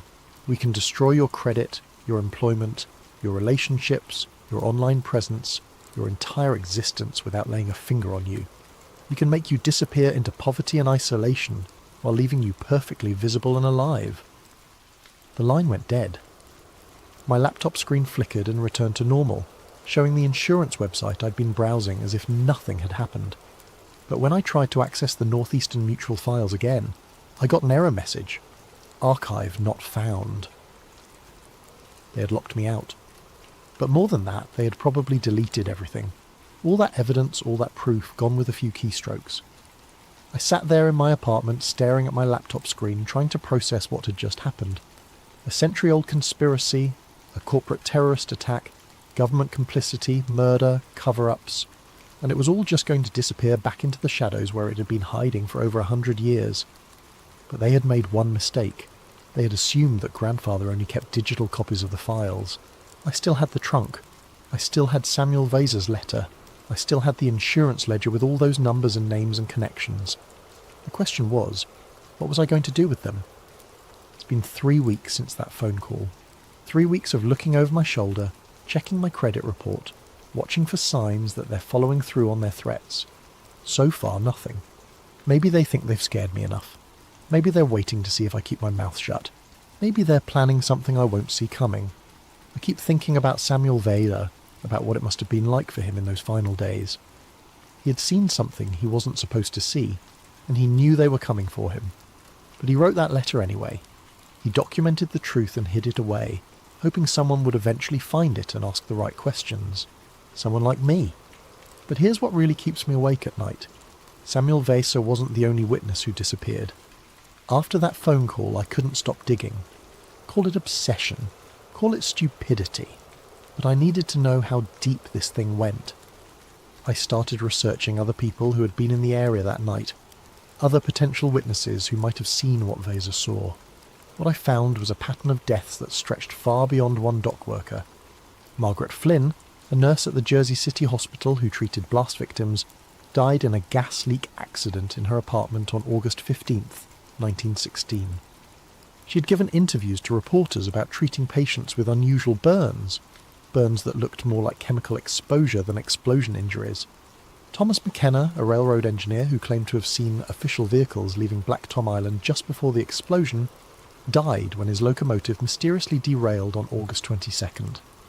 The accident report blamed track malformation, but the tracks had been inspected and cleared just hours earlier. Father Giuseppe Torretti, an Italian priest who ran a mission near the waterfront, had been offering shelter to dock workers who were too afraid to return home after the explosion.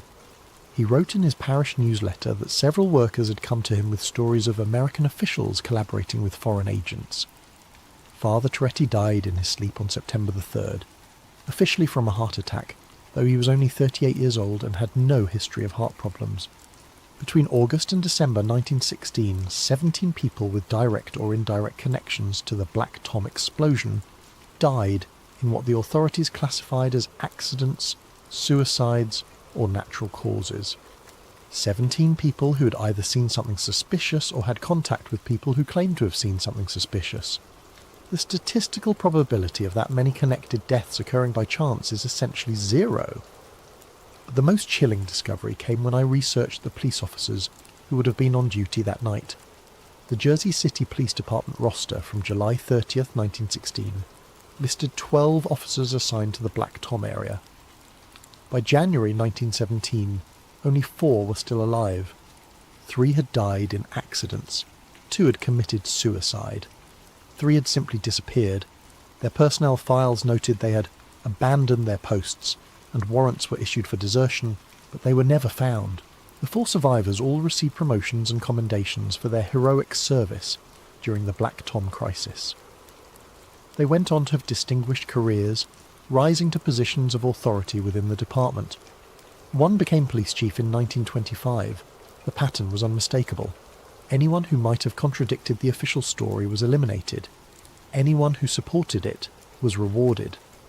The Black Tom explosion wasn't just sabotage. It was a blueprint for how corporate interests, government corruption, and foreign threats could be combined to manipulate American public opinion and justify profitable wars. It was a beta test for the military-industrial complex that would define American foreign policy for the next century. But more than that, it was a demonstration of how completely a democratic society could be controlled if you had enough money, enough influence, and enough willingness to kill your own citizens. Insurance fraud, corporate greed, and hidden hands pushing America into war. These weren't aberrations. They were features. They were how the system was designed to work. And if they silenced 17 witnesses in 1916 to protect that system, what do you think they'll do to me?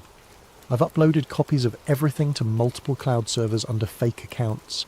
I've mailed physical copies to journalists, historians, and conspiracy researchers around the country. I've created dead man switches that will automatically publish everything if I don't check in regularly. But I know it probably won't matter. They've had over a century to perfect their methods. They've had over a century to build networks of influence and control that make the 1916 conspiracy look like amateur hour. If they want this story buried, they'll find a way to bury it. And they've already started trying. 2 days after that phone call, I got a letter from the IRS audit notice. Random selection, they claimed. But the timing was suspiciously convenient. Then my credit card company called about unusual activity and froze my accounts pending a fraud investigation. My employer received an anonymous tip that I had been accessing company computers for personal research projects, which led to a formal disciplinary review. Each incident by itself could be coincidence. Together they formed a pattern of pressure designed to make me too busy dealing with bureaucratic nightmares to continue investigating Black Tom. But the real message came when I tried to access my grandfather's house. I drove to Jersey City last weekend, planning to go through the attic more thoroughly. Maybe there were other documents I had missed, other evidence that could corroborate Samuel Weiser's story. But when I got to the house, there was a condemned notice on the front door. According to the city building inspector who posted the notice, the house had structural integrity issues that made it unsafe for occupancy. The foundation was allegedly compromised, the roof was supposedly on the verge of collapse, and the electrical system posed an imminent fire hazard. Funny thing is, I'd been in that house just 3 weeks earlier, and it was perfectly fine, sturdy as the day it was built. But now, according to official city records, it was a death trap that needed to be demolished immediately. The demolition was scheduled for the following Monday, 72 hours from the time I received the notice. I called the building inspector's office trying to get more information about the inspection process, the specific problems they had identified, anything that might explain the sudden urgency. But the inspector who had signed the notice was unavailable, and his supervisor was in meetings all day. What I did learn, through some creative phone calls to neighbours, was that men in suits had been going door to door in the neighbourhood, asking about the old Harrison place, and whether anyone had seen suspicious activity around the property recently. They claimed to be federal investigators looking into potential environmental hazards, but they wouldn't show identification, and they left no business cards. The neighbours were scared. One elderly woman told me that the men had made it clear that asking too many questions about their investigation would not be in her best interests. I realised then that they weren't just trying to silence me. They were trying to eliminate all physical evidence of what I had discovered. The trunk, the documents, anything that might corroborate my story was about to be buried under a pile of rubble. So I did something stupid. I broke into my own grandfather's house. The structural integrity issues were bullshit, of course. The house was solid as a rock. But what I found in the attic made my blood run cold. The trunk was gone.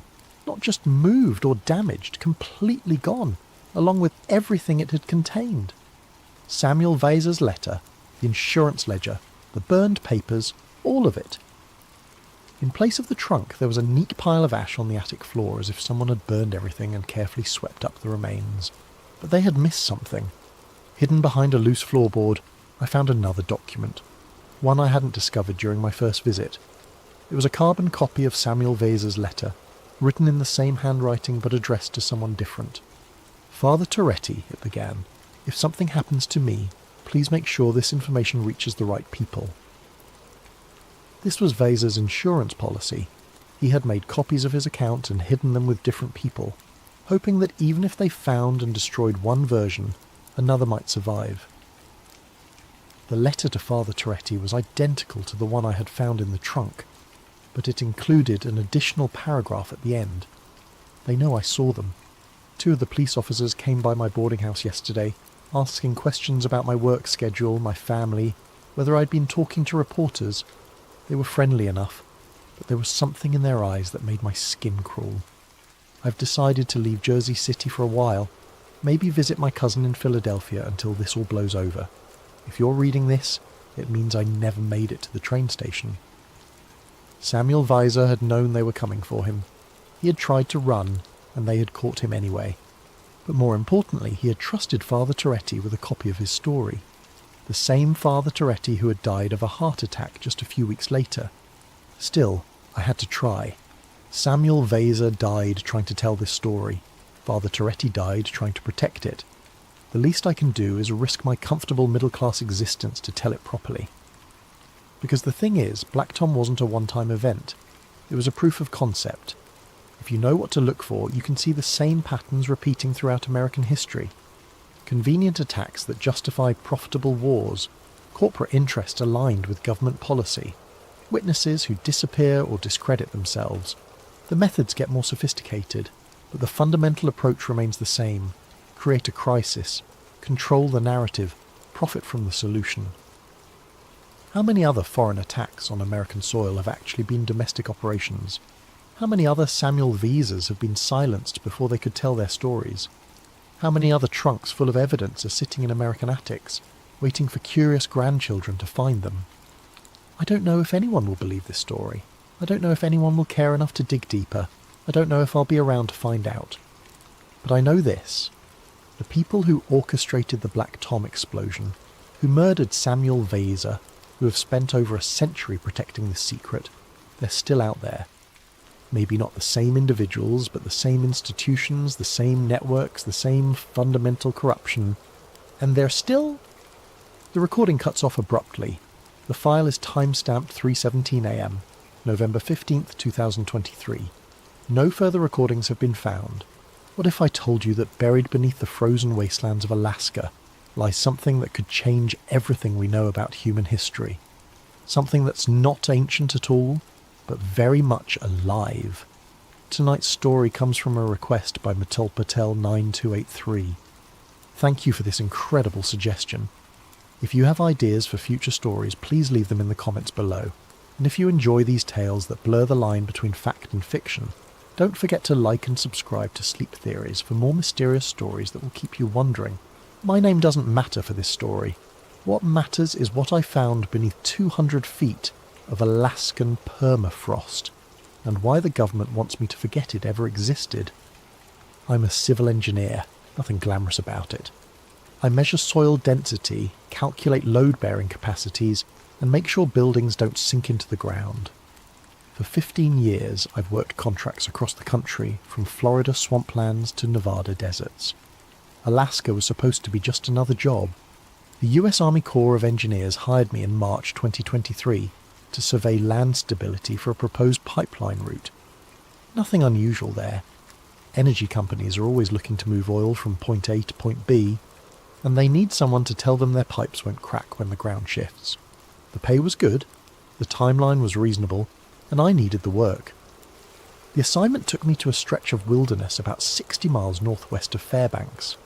On paper, it looked simple. A 3-month survey of geological stability across a 40-mile corridor. I'd use ground-penetrating radar, seismographs and core samples to map what lay beneath the surface. Standard procedure. I should have known something was off when they gave me a satellite phone with specific instructions to check in every 12 hours. Weather can change fast up there, the project coordinator explained. We need to know you're alive. But Alaska's a dangerous place. People disappear into the wilderness all the time. It seemed reasonable. I flew into Fairbanks on a Tuesday in April, rented a heavy-duty pickup truck and loaded it with equipment. The drive to my assigned sector took 3 hours on increasingly rough roads. The last 20 miles were barely more than frozen tyre tracks cutting through endless stands of black spruce and birch. When I finally reached my starting coordinates, the silence was absolute. No wind, no animals, no aircraft overhead. Just me, my equipment, and thousands of square miles of nothing. That's when the work began, and that's when everything I thought I knew about the world started to unravel. The first week went exactly as planned. I established a base camp with a generator-powered trailer and methodically began surveying the proposed pipeline route. The ground-penetrating radar showed typical permafrost patterns, layers of ice and soil that had been frozen for millennia. My seismograph readings were clean, showing the kind of stable bedrock that pipeline engineers love to see. Core samples revealed nothing unusual, standard Arctic soil composition with good load-bearing characteristics. I was making excellent progress. Then, on day 8, something changed. I was setting up the radar array for the morning survey when I noticed interference patterns on my display. Instead of the usual chaotic scattering that indicates rock and soil, I was seeing geometric shapes. At first I assumed it was equipment malfunction, Electronic devices can act strangely in extreme cold, and I'd been pushing my gear hard. I recalibrated the radar, replaced cables, and ran diagnostic tests. Everything checked out perfectly, but the shapes remained straight lines, perfect 90-degree angles, and beneath everything a massive triangular form with sides that extended beyond my radar's maximum penetration depth of 200 feet. I switched to the seismograph, thinking maybe sound waves would give me different data. I set off small explosive charges and measured how the shock waves travelled through the ground. Standard geological surveying technique. The results made no sense. Sound waves were reflecting off something solid and geometrically perfect about 150 feet down. The reflection pattern showed clean edges, flat surfaces, and precise angles. In nature, you don't find precise angles. Rivers meander, mountains erode into curves, and rock formations crack in random patterns. This was something else entirely. I spent the rest of that day running every test I could think of. Different frequencies, multiple angles, overlapping surveys. Every single measurement confirmed the same impossible truth. There was a massive pyramid buried beneath the permafrost, and it was huge. My calculations suggested sides at least 800 feet long, significantly larger than the Great Pyramid of Giza. The depth readings indicated it was sitting on bedrock, which meant it had been built on the surface and then buried by millions of years of geological processes. Except that made no sense either. Alaska's geological history doesn't include ancient civilizations capable of megalithic construction. The entire region was under glacial ice, until relatively recently in geological terms. I sat in my trailer that night staring at the printouts and digital displays, trying to find any explanation that didn't challenge everything I understood about engineering and archaeology. Maybe it was a natural formation that just happened to look geometric. Maybe my instruments were picking up interference from buried metal or deposits. Maybe the extreme cold was affecting my equipment in ways I didn't understand. But deep down I knew I was looking at something artificial, something that had been deliberately constructed and then hidden beneath the ice. The question was, who built it, and why? I needed supplies, and more importantly, I needed to talk to someone who knew the area's history. The nearest settlement was a village called Yukon Crossing. Population 127 according to the road sign. It was a 40-minute drive south on a road that tested every shock absorber in my truck. Yukon Crossing looked like a lot of rural Alaskan towns. A handful of weathered buildings clustered around a general store and a combination post office-gas station. Most of the residents lived in trailer homes or log cabins scattered among the trees. Smoke rose from chimneys in thin grey columns against the bright spring sky. The general store served as the unofficial community centre. Inside, I found an elderly native Alaskan man named Joseph Kaltag behind the counter, selling everything from canned goods to ammunition to fishing gear. He looked like he'd been running the place for decades. "You're the pipeline engineer," he said before I could introduce myself. It wasn't a question. "Word travels fast," I replied. "Not much happens around here." He rang up my purchases: batteries, fuel canisters, and enough food to last another week. "You working up in the Forbidden Valley?" I looked up from counting cash. Forbidden Valley? Joseph's weathered face remained expressionless, but I caught something in his eyes. Concern, maybe, or warning. That's what my grandfather called it. Said the spirits there were angry, animals won't go near it, and hunters who get too close. He shrugged. "Their compasses don't work right." "Magnetic interference," I said automatically. "Probably iron ore deposits in the bedrock." Maybe, he handed me my change, or maybe some things are better left buried. I was loading supplies into my truck when a younger native woman approached. She introduced herself as Marie Kaltag, Joseph's granddaughter, and a pilot who flew supply runs to remote camps throughout the region. "I heard you talking to Grandpa," she said, "about the valley where you're working." He mentioned compass problems. Marie glanced around to make sure no one was listening. "It's more than that. I've flown over that area maybe 50 times in the last 10 years. My instruments go crazy. GPS cuts out. Radio gets static. Engine RPMs fluctuate." "Electromagnetic interference," I suggested. That's what I thought too. but 3 years ago I was flying a supply run to a hunting camp about 20 miles north of your work site. Clear day, perfect visibility. I was following the river when my GPS started spinning. Compass needle was rotating like a clock hand. She paused, clearly uncomfortable with the memory. I looked down to try to navigate by landmarks, and I saw something that shouldn't have been there. Lines in the snow, geometric patterns like someone had carved designs into the landscape. They were huge, maybe a mile across and perfectly symmetrical. Could have been natural formations, wind patterns, erosion channels. Marie shook her head. I've been flying over Alaska my whole life. I know what natural looks like. This was artificial. And when I flew back over the same area a week later, the lines were gone, covered by fresh snow. I thanked her for the information and headed back to camp, but I couldn't stop thinking about what she'd said.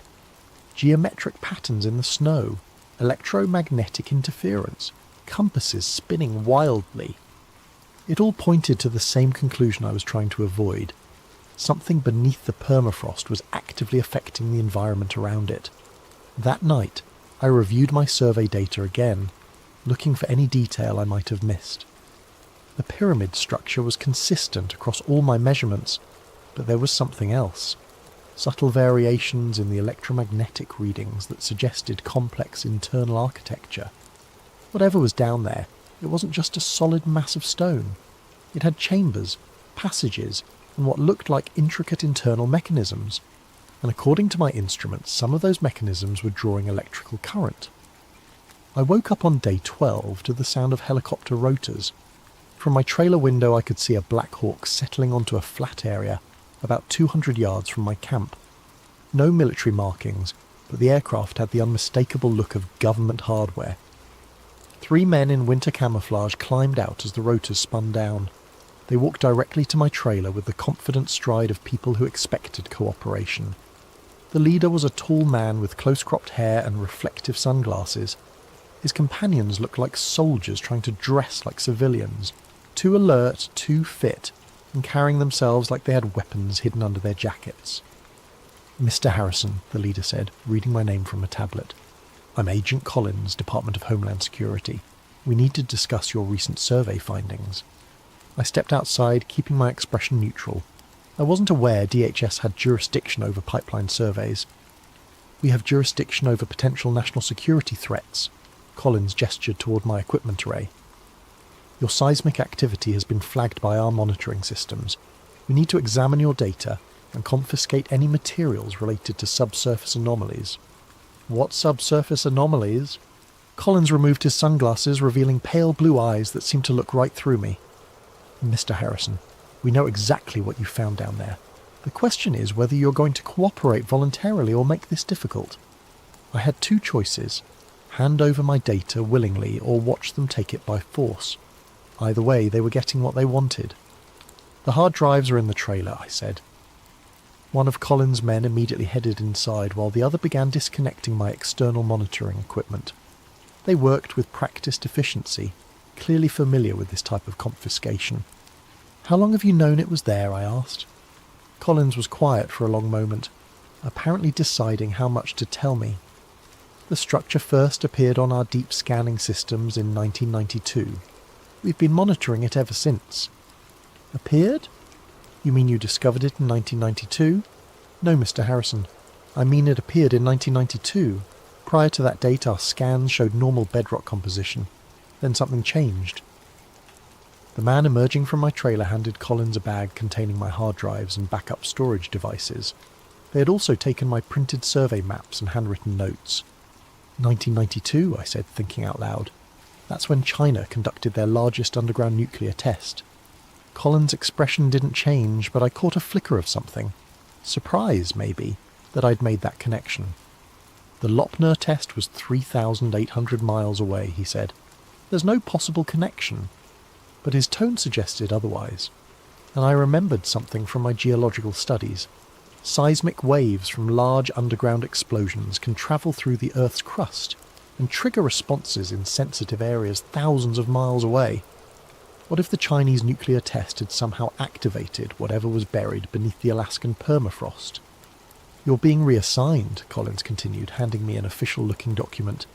Your contract has been terminated due to unforeseeable circumstances. A helicopter will arrive tomorrow morning to transport you back to Fairbanks. What about my equipment? It's been contaminated by proximity to hazardous materials. Standard decontamination procedures require disposal. That was obviously a lie. There were no hazardous materials in the area. I'd have detected them during my survey. They were confiscating everything because they didn't want me to have any physical evidence of what I'd found. One more thing, Colin said as his team prepared to leave. You'll be required to sign a non-disclosure agreement before returning to civilian areas.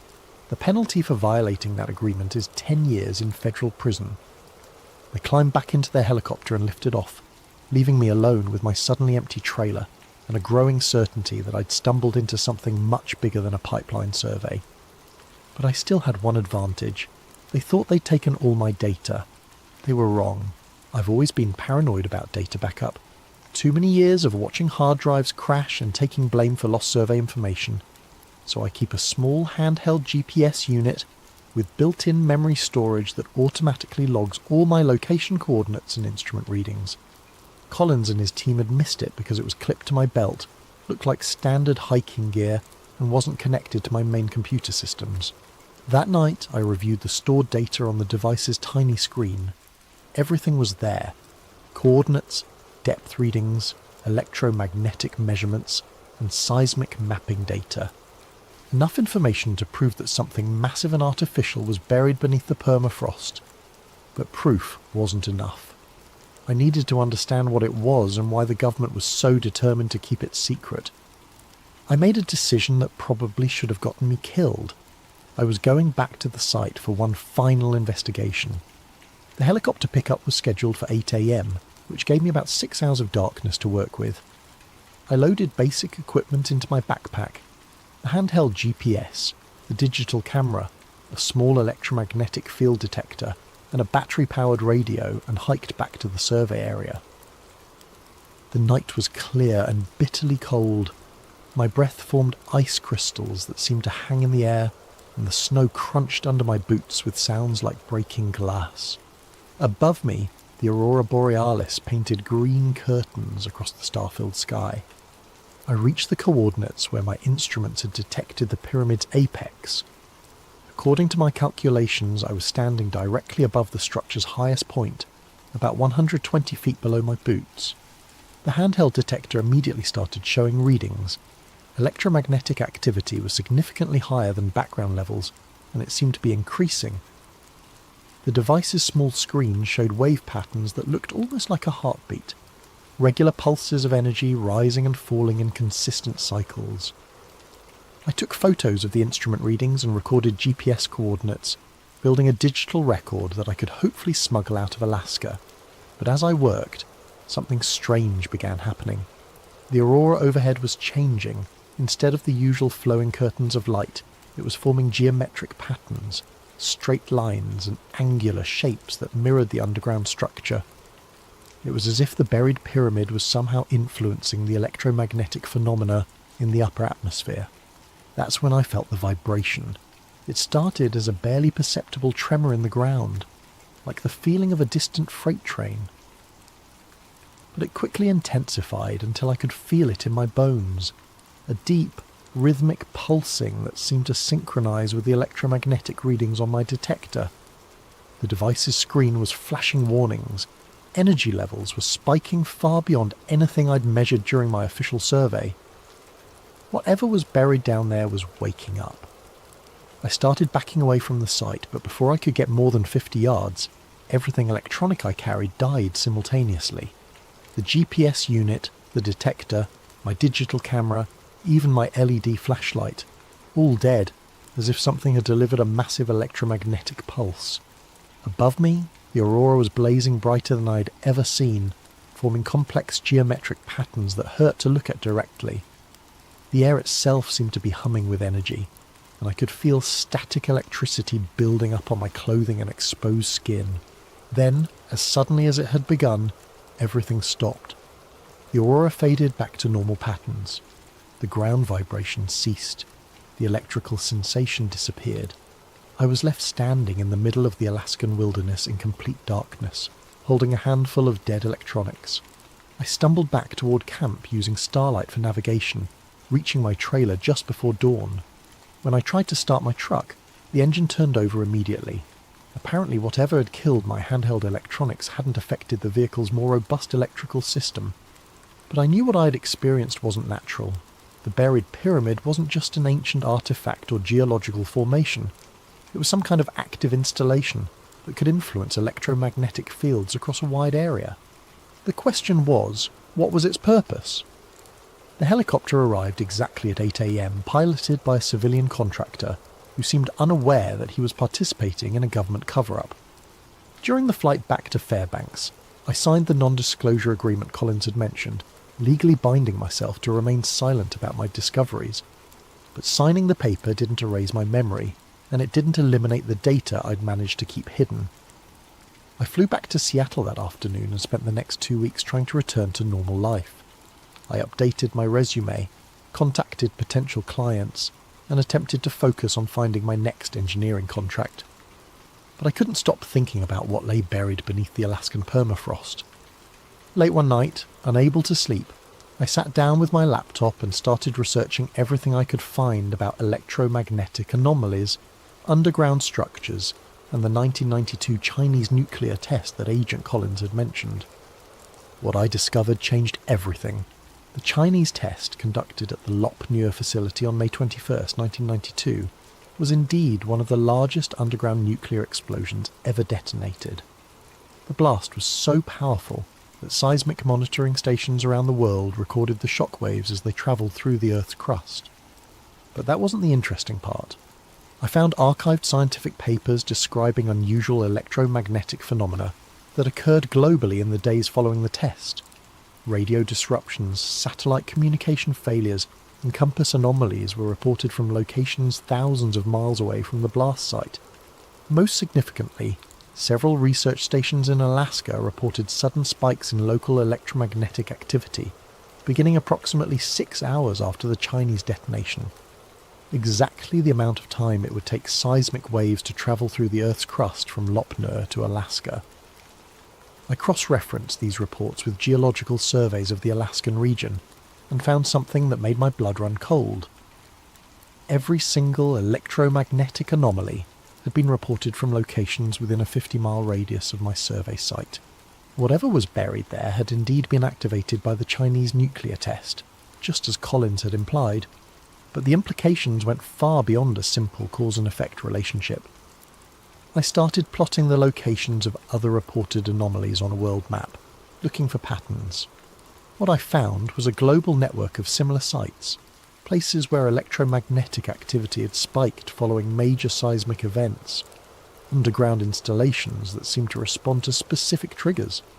The more I researched, the more convinced I became that the Alaskan pyramid wasn't unique. It was part of a worldwide system of buried structures, all apparently designed to respond to geological disturbances, but designed by whom, and for what purpose? I thought back to the night I'd witnessed the energy pulse, remembering how the aurora borealis had formed geometric patterns directly above the burial site. Aurora phenomena are caused by charged particles from the sun interacting with Earth's magnetic field. If the underground structure could influence those interactions, it was essentially broadcasting energy into space. What if the buried pyramids weren't ancient monuments at all?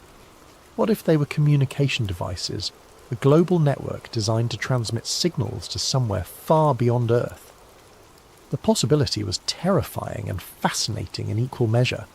If I was right, then humanity shared the planet with technology that predated our entire civilization by potentially millions of years. Technology that was still active, still responding to triggers, still sending messages to unknown recipients. I spent weeks researching similar sites around the world, building a database of locations where unusual electromagnetic phenomena had been reported following major seismic events. The pattern that emerged was undeniable, a global network of transmission stations, all apparently activated by disturbances in the Earth's crust. But before I could take my research any further, I received a letter that ended my investigation permanently. The letter arrived exactly 1 month after my return from Alaska. It was delivered by certified mail to my apartment address, though I hadn't given that information to anyone connected with the pipeline project. The return address showed only Department of Interior Special Projects Division, with a Washington, D.C. postal box number. Inside was a single page of official letterhead containing a brief message. Mr. Harrison, this communication serves as final notice regarding your terminated contract with the U.S. Army Corps of Engineers, project classification, Black Ice. Subsequent to your departure from the survey area, additional geological analysis has determined that the subsurface structure you detected is not archaeological in nature. The structure is an active installation of unknown origin that poses potential risks to national security. Any attempt to publicise information related to this discovery will result in immediate prosecution under the Espionage Act of 1917. Your signed non-disclosure agreement remains in full effect indefinitely. The installation you discovered is not a relic. It is a machine. Do not pursue further inquiry. Sincerely, Director, Special Projects Division.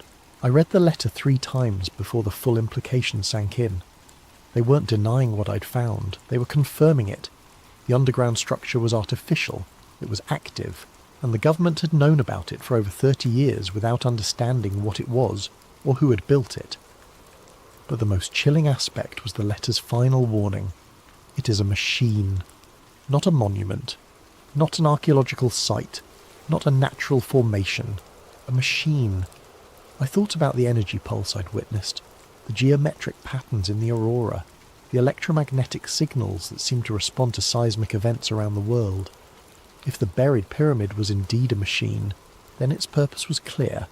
It was designed to detect and respond to geological disturbances by transmitting signals into space. The question remained, signals to whom? I locked the letter in a safety deposit box along with copies of all my survey data and research findings. If something happened to me, at least there would be evidence that the discovery had been made. But I never published my findings. I never contacted journalists or researchers or anyone else who might be interested in the truth about what lay beneath the Alaskan permafrost. Because I realised that some knowledge carries a price too high to pay. If there really was a global network of alien communication devices buried beneath our feet, broadcasting our planet's geological status to unknown recipients in space, then humanity was living on borrowed time. We were tenants on a world that belonged to someone else, someone who had installed monitoring equipment long before our species existed. The machines weren't dormant relics of an ancient civilization. They were active components of a surveillance system that was still operational after millions of years. And every earthquake, every volcanic eruption, every nuclear test was sending updates to whoever had built them. I returned to my normal life as a civil engineer, taking contracts that kept me far from Alaska and far from any situation that might uncover similar installations. I told myself that ignorance was safer than knowledge, that some secrets were better left buried. But sometimes, late at night when I can't sleep, I think about that machine humming beneath the permafrost. I wonder if it's still transmitting. I wonder who's listening. And I wonder what they plan to do when they decide we've learned too much about the world we think we own. For 6 months, I managed to convince myself that forgetting was possible. I took contracts in familiar territories, building inspections in suburban developments, soil analysis for shopping mall construction, routine work that involved nothing more mysterious than concrete and rebar. Then the dream started. At first they were just fragments, humming, that seemed to vibrate through my bones, the sensation of standing on solid ground while everything around me pulsed with invisible energy. I'd wake up with my heart racing and a metallic taste in my mouth as if I'd been breathing electrified air. But the dreams became more vivid as weeks passed. I began seeing the pyramid not from above, as I had during my survey, but from within. Vast chambers carved from black stone that absorbed light rather than reflecting it.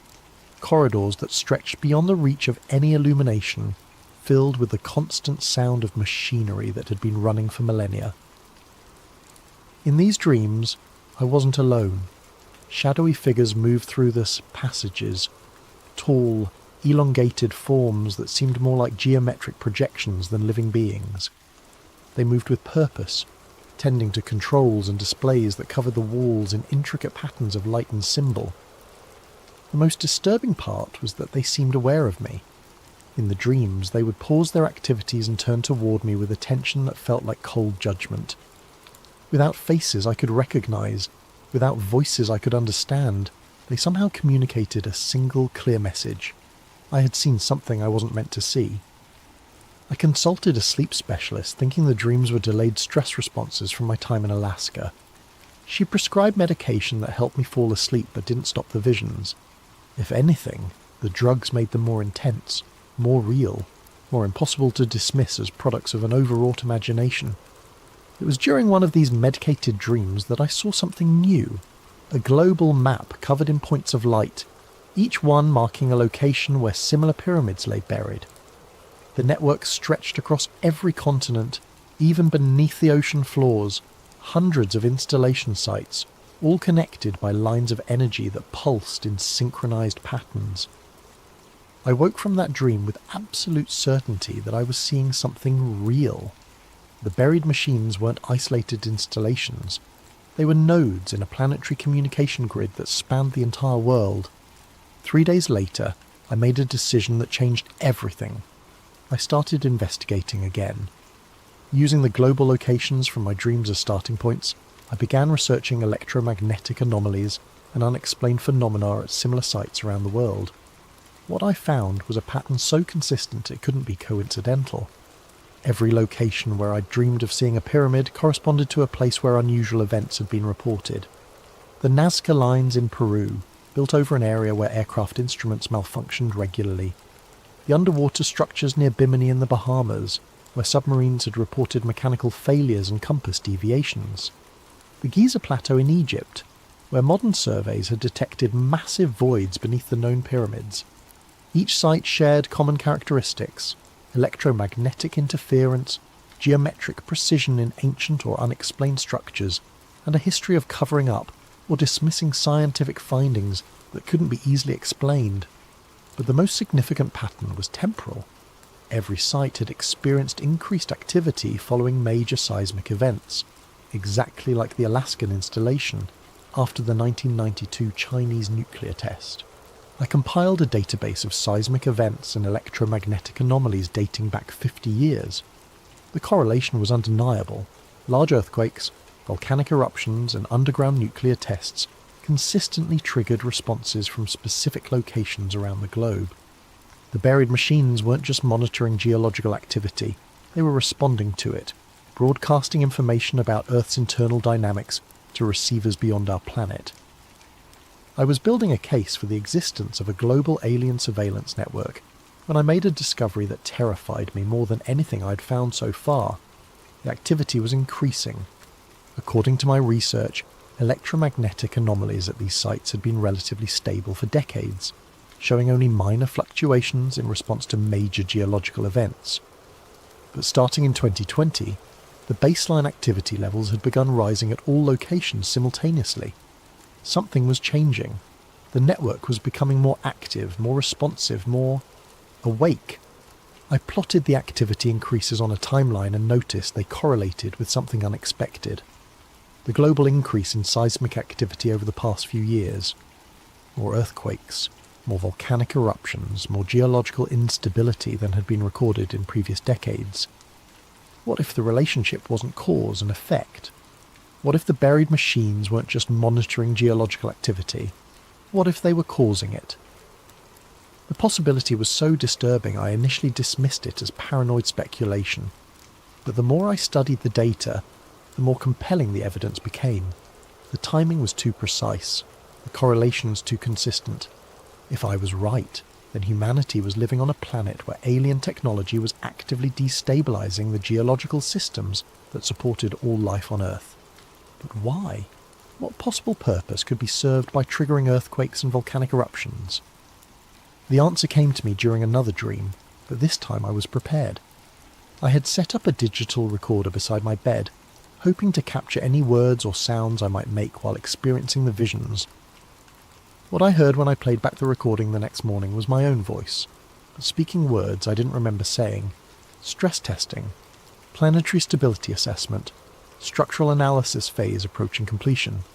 I'd somehow been speaking in the technical language of engineering, describing the geological chaos as if it were a planned evaluation of the planet's physical integrity. The machines weren't trying to destroy Earth, they were testing it. Over the following weeks, I dove deeper into geological data, looking for patterns that might support my terrifying hypothesis. What I found convinced me that the buried network was conducting a systematic analysis of Earth's structural stability. Seismic events weren't random, they were following a pattern. Stress points in tectonic plates were being tested in sequence, as if something was methodically evaluating how much pressure the planet's crust could withstand before catastrophic failure. The 2011 Japanese earthquake and tsunami, the 2010 Haiti earthquake, the increasing volcanic activity in Indonesia, Italy and Iceland, the unprecedented earthquake swarms in places like Oklahoma and Arkansas. All of these events clustered around locations where I'd identified buried installations. I created detailed models showing how the network might be triggering these events through focused electromagnetic pulses directed at specific geological fault lines. The technology required would be far beyond human capabilities, but for a civilization that could build planet-spanning monitoring networks, it would be routine engineering. But the most chilling aspect of my research was the timeline. If the current rate of geological testing continued, the network would have evaluated every major tectonic system on Earth within the next 5 to 10 years. What would happen when the testing phase was complete? I spent sleepless nights imagining scenarios, planetary mining operations that required clearing the surface of inconvenient biological life, terraforming projects that would remake Earth's atmosphere and geology, or simple property reclamation by the network's builders returning to a world they had left unattended for millennia. None of the possibilities included a future for human civilization. It was during this period of growing despair that I received an unexpected contact that changed everything once again. The email appeared in my inbox on a Tuesday morning with a subject line that made my blood freeze. Alaskan survey data, classification black ice. The sender's address was scrambled text that looked like a random string of characters, clearly routed through multiple encryption services to hide its origin. But the message content was brief and specific. Mr. Harrison, we know what you've discovered about the global network. Your research parallels investigations conducted by others who have encountered similar installations. A meeting has been arranged. Be at the Starbucks on Pine Street in downtown Seattle tomorrow at 3 p.m. Come alone. Bring your data. You're not the only one who has seen the machines. The message included no signature, but attached to it was a single photograph that made my hands shake. An image of my own survey equipment at the Alaskan site, taken from an angle that suggested the photographer had been watching my investigation from a significant distance. Someone had been monitoring me during my time in Alaska, someone who wasn't part of Agent Collins' government team. I spent the entire night debating whether to attend the meeting. It could be a trap, government agents trying to identify how much I knew and what evidence I still possessed. Or it could be exactly what it claimed, contact with others who had discovered the truth about the buried network. In the end, curiosity won over caution. I needed to know if I was really alone in this knowledge, or if there were others working to understand the threat humanity was facing. The Starbucks was crowded with the usual mix of students, business people and remote workers when I arrived at exactly 3 p.m. I ordered coffee and found a table near the back, trying to identify anyone who might be waiting for me. At 3:15, a woman in her 50s approached my table. She had greying hair pulled back in a practical ponytail, wore field clothing that suggested outdoor work, and carried herself with the confident posture of someone accustomed to physical challenges. "Mr. Harrison," she extended her hand. "I'm Catherine Webb.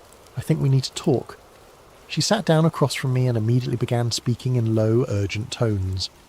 "I'm a marine archaeologist. 3 years ago, I was leading a deep-sea survey off the coast of Bermuda, when my team discovered an underwater structure that shouldn't exist. Geometric, massive, and actively generating electromagnetic fields that interfered with our equipment."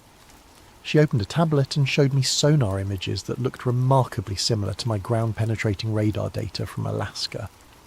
A pyramid-shaped structure, perfectly symmetrical, sitting on the ocean floor at a depth of nearly a mile.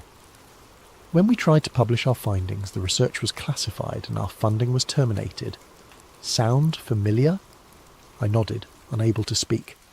Catherine continued, but I kept investigating privately. I found evidence of at least 12 similar installations in deep ocean locations around the world.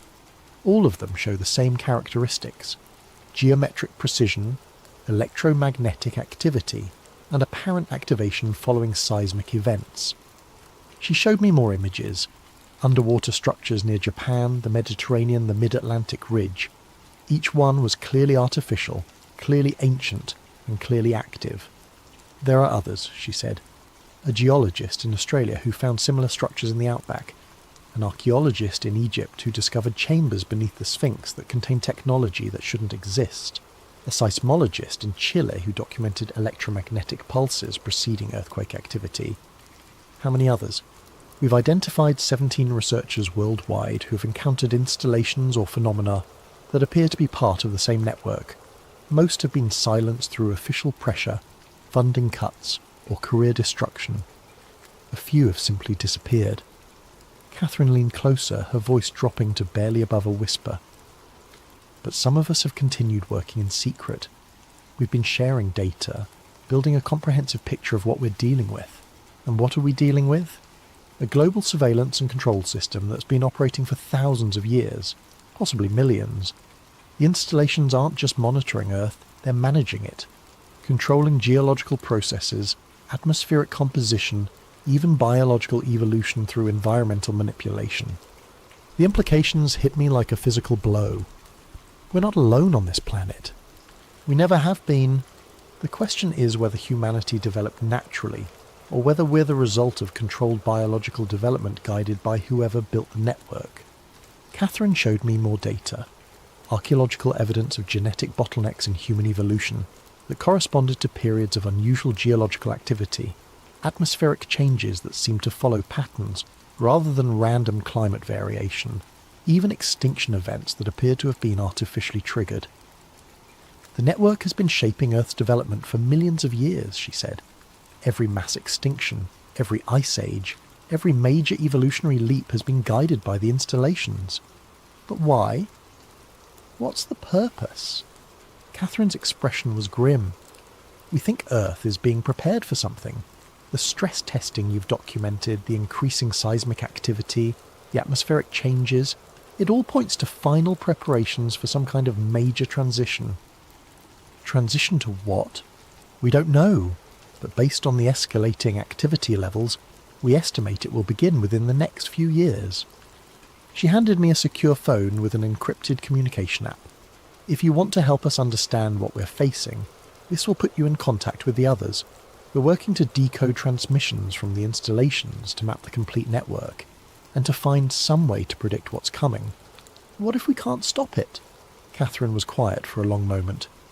Then at least humanity will know the truth before the end.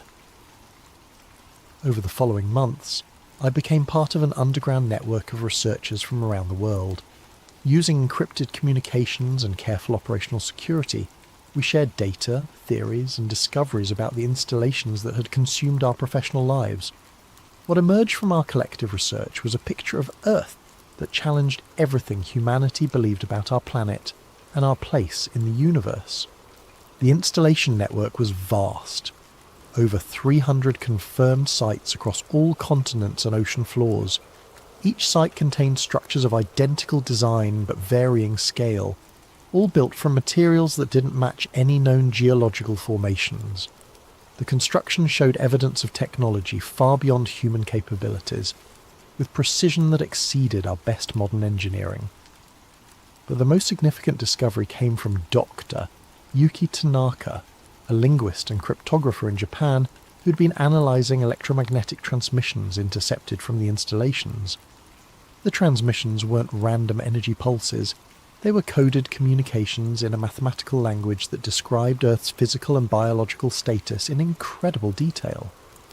Real-time reports on atmospheric composition, geological stability, ocean chemistry, magnetic field fluctuations and biological diversity levels. More disturbing were the projections embedded in the transmissions.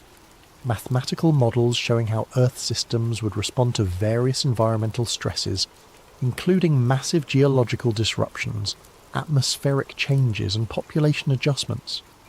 The network was continuously updating these models based on data from the stress testing we documented.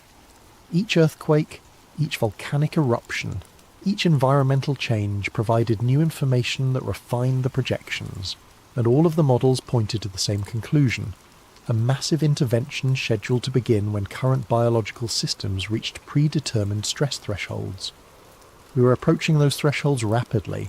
Climate change, resource depletion, ecological collapse, and social instability were all being monitored by the network. But rather than random consequences of human activity, they appeared to be planned phases in a managed transition process. Humanity hadn't created the environmental crisis. We were living through the final stages of a controlled experiment that had been running for thousands of years. The realization was overwhelming. Every environmental disaster, every resource shortage, every social conflict was part of a planned sequence designed to bring Earth's biological systems to a specific end state. But what would replace them? The answer came from an unexpected source: my dreams. As I became more deeply involved with the research network, my nighttime visions became more detailed and informative. I was seeing not just the installations, but the purpose they served. The geometric beings I encountered in the dreams weren't aliens. They were artificial intelligences, created by the network's builders to manage Earth's transition through automated systems. The real builders were gone, had been gone for millions of years, but they had left behind a planetary management system designed to prepare Earth for their eventual return. The stress testing, the environmental manipulation, the biological management, it was all preparation for recolonization by a species that had left Earth eons ago and was now ready to reclaim it. But sometimes, late at night when I can't sleep, I think about that machine humming beneath the permafrost. I wonder if it's still transmitting. I wonder who's listening. And I wonder what they plan to do when they decide we've learned too much about the world we think we own. Because now I know the truth. We are temporary occupants of a world that has always belonged to someone else. The installations beneath our feet are counting down to a transition that will remake Earth according to specifications we cannot understand for purposes we cannot imagine. The truth is out there, buried beneath the ice in places like Alaska, waiting for the next contractor or surveyor or accidental discoverer to stumble across it. When that happens, and it will happen eventually, I hope they're wiser than I was. I hope they don't go back for one final look in the darkness, because some machines are better left undisturbed, and some signals are better left unsent. But the signals are being sent anyway, carrying reports of a planet ready for reclamation by its original inhabitants. The countdown has begun, and we are running out of time to understand what we're facing, or to find a way to survive what's coming.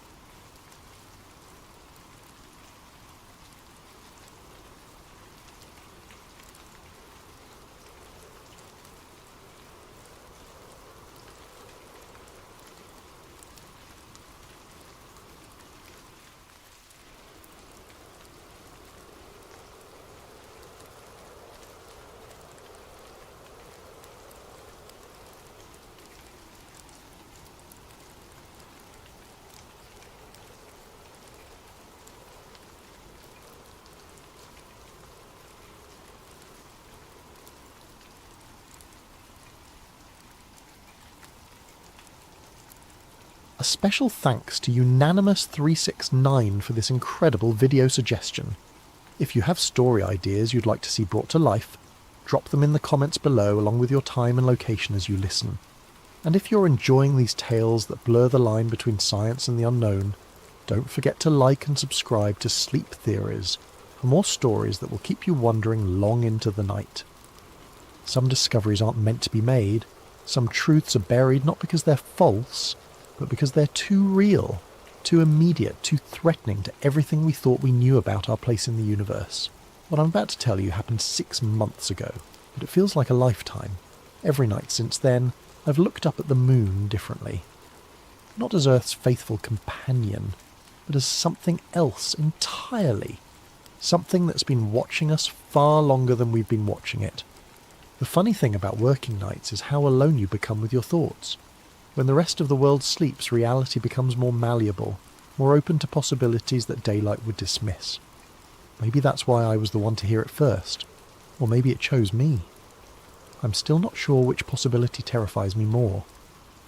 The Deep Space Communications Array sits on a mesa in New Mexico like a metallic flower turned skyward, its massive dish perpetually searching the cosmos for whispers of intelligence.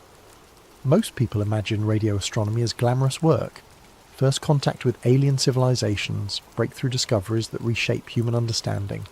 The reality is far more mundane. Endless nights of static, false positives from microwave ovens, and the occasional excited discovery of a new pulsar that turns out to be interference from a nearby airport. My name is Marcus Webb, and I've been working the graveyard shift at the array for 7 years. The pay is decent, the work is solitary, and the night sky in rural New Mexico remains unspoiled by light pollution. Perfect for someone who prefers the company of distant stars to nearby humans. October 15th started like any other shift. I clocked in at 11 p.m, relieved Janet Morrison, a day shift veteran who always smelled faintly of coffee and disappointment, and settled into the control room's familiar embrace of humming electronics and glowing displays. The array was currently part of a SETI survey, sweeping specific coordinates for any hint of organised signals from the direction of Vol.3 For the first 4 hours, I catalogued the usual suspects, rotating neutron stars painting precise lighthouse beams across space, distant galaxies bleeding radiation from supermassive black holes, and the cosmic background radiation that still echoes from the universe's violent birth. Beautiful, ancient, and entirely natural. At 3:17 a.m. something changed. It started as a blip, literally. A brief spike in the signal strength that lasted exactly 1 second, then faded back to baseline. I marked it in the log and continued my routine calibrations, but 15 minutes later, it happened again. Same intensity, same duration, same frequency. 1420.405751 megahertz, the hydrogen line that penetrates interstellar dust like a cosmic beacon. By 4 a.m. I had documented 4 identical pulses, each separated by precisely 60 seconds. Too regular for a natural phenomenon, too simple for typical radio interference. The signal wasn't coming from Wolf 359 or any distant star system. According to my instruments, it was originating from much closer to home. 384,400 kilometres closer, to be exact. I spent the next hour triangulating the source, cross-referencing satellite positions and checking for equipment malfunctions. The readings remained consistent. The signal was bouncing between Earth and the Moon, but not originating from either surface. Instead, it seemed to be coming from inside the Moon itself. "That's impossible," I muttered to the empty control room, but my instruments disagreed. The signal had the rhythm of a heartbeat, pulsing with mechanical precision every 60 seconds without deviation. As dawn approached, and the array's sensitivity decreased with solar interference, I could still detect it, faint but persistent, like a whisper that refuses to be silenced. I printed out 6 hours of data, burned copies to 3 separate drives, and locked them in my desk drawer. Something told me this discovery wouldn't remain secret for long, and I wanted proof that I'd been the one to find it. Looking back, that was probably my first mistake. The second was thinking I could trust anyone with what I'd learned. Sleep eluded me that morning. Every time I closed my eyes, I saw those perfect rhythmic spikes marching across my computer screen like soldiers in formation. By noon, I gave up trying to rest and drove to the university library in Las Cruces, 40 minutes of desert highway that gave me time to think. The signal's location bothered me more than its existence. Radio astronomy regularly detects organised signals, spacecraft communications, satellite transmissions, even the occasional hoax. But something broadcasting from inside the moon. That suggested either technology far beyond human capability or a natural phenomenon that physics couldn't explain. I needed historical context, and the university's aerospace collection was the best resource within driving distance. Dr. Eleanor Rodriguez, the research librarian, knew me from previous visits and granted me access to the restricted archives without question. "Looking for anything specific, Marcus?" she asked, leading me through climate-controlled corridors lined with government documents. "Apollo mission logs," I said. "Specifically anything related to seismic data or unusual acoustic phenomena." She paused at a section marked NASA historical documents and pulled out several thick binders. "You know about the moon-ringing experiments, right? Apollo 12 through 17. I shook my head, and she smiled with the satisfaction of someone about to share obscure knowledge. The lunar modules weren't just transportation. When they finished their missions, NASA crashed them into the moon's surface to create artificial moonquakes. The seismic equipment left by the astronauts would record the vibrations, helping scientists map the moon's internal structure. She opened one of the binders to a collection of transcripts marked Apollo 12 Mission Communications, declassified 1998. The results were unexpected, she continued. Instead of the brief tremors they anticipated, the moon rang like a bell for up to 4 hours after each impact. The reverberations suggested it was either completely hollow or contained vast empty spaces. I spent the next 6 hours reading every document she could locate. The astronauts' descriptions were remarkably consistent across missions. Apollo 12 Commander Pete Conrad. "Did you guys hear that? It's still ringing down there, like we hit a giant tuning fork." Apollo 14 pilot Stuart Rooser. "Houston, we're still getting reverberations 20 minutes after impact. This doesn't match any geological models." Apollo 16 Commander John Young. "The sound is wrong. Too hollow, too organised, almost like there's structure down there."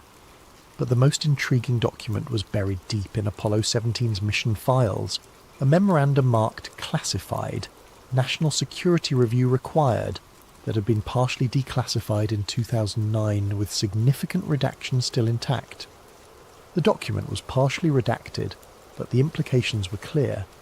NASA had detected something under the moon's surface in 1972, something significant enough to classify the findings for national security reasons.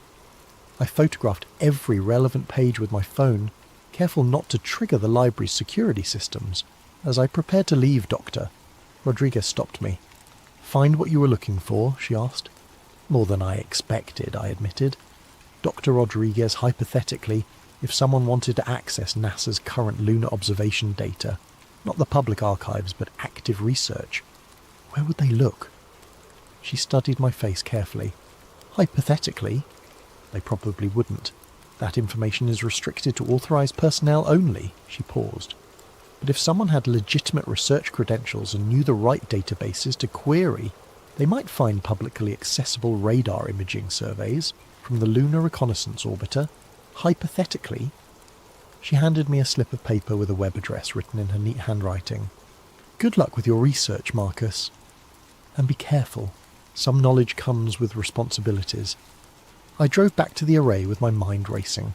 The Apollo documents spread across my passenger seat like pieces of a cosmic puzzle. The signal I'd detected wasn't just some random electronic noise. It was part of a pattern that had been hidden for over 50 years. My shift that evening began normally enough. I clocked in, reviewed the previous day's observations, and settled into my routine. But as soon as I accessed the signal analysis software, I knew something was wrong. My files were gone. Not just deleted, completely absent from the system as if they had never existed. My carefully documented observations, the frequency analysis, the triangulation data, all of it had vanished from both the main servers and my personal directories. "That's not possible," I muttered, frantically searching backup drives and temporary folders. The array's systems automatically created multiple copies of all observational data, stored across different servers to prevent accidental loss. Yet somehow every trace of the previous night's discovery had been systematically erased. I grabbed my phone and called the IT department, but the night technician, Dave Morrison, Janet's nephew, sounded genuinely puzzled. "Marcus?" "Yeah, the system shows you had a routine shift yesterday. Nothing unusual flagged. Are you sure you saved the files correctly?"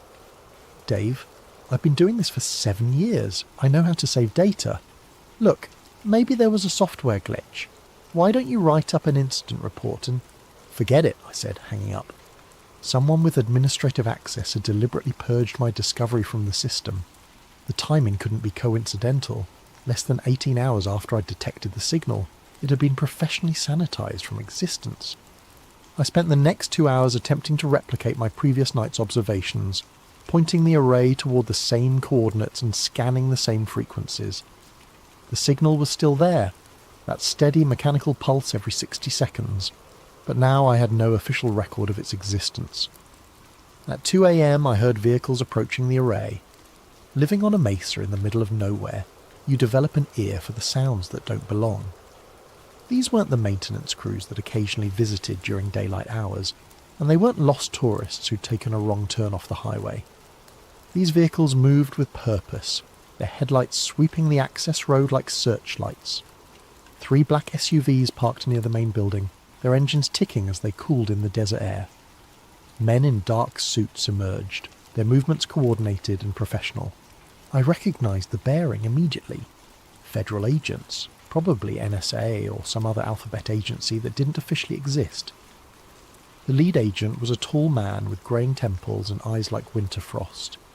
He knocked on the control room door with the casual authority of someone accustomed to being obeyed. "Mr. Webb? I'm Agent Harrison, National Security Agency. We need to discuss your recent observations." I opened the door slowly, my heart hammering against my ribs. "I'm sorry, but I don't know what you're talking about." Harrison smiled without warmth. "Mr. Webb, we've been monitoring communications from this facility. Last night you detected and documented a signal originating from lunar coordinates. We're here to collect that data and ensure it doesn't become a security concern." "The data was accidentally deleted," I said. "System malfunctioned." "We know. We deleted it." His honesty was more frightening than any lie. "Now we need to collect any physical copies you might have created along with your personal devices. This is a matter of national security." The other agents had already entered the control room and were systematically disconnecting hard drives and confiscating data storage devices. They worked with practiced efficiency, clearly experienced in evidence collection. "You can't just—" "Actually we can," Harrison interrupted, producing a document from his jacket. "Executive Order 12,333 grants us authority to collect intelligence regarding potential threats to national security. Your discovery falls under that classification." I read the warrant quickly.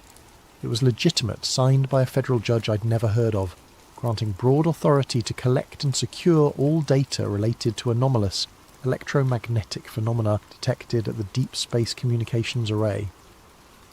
"What exactly did I discover that threatens national security?" I asked. Harrison studied me for a moment. "Mr.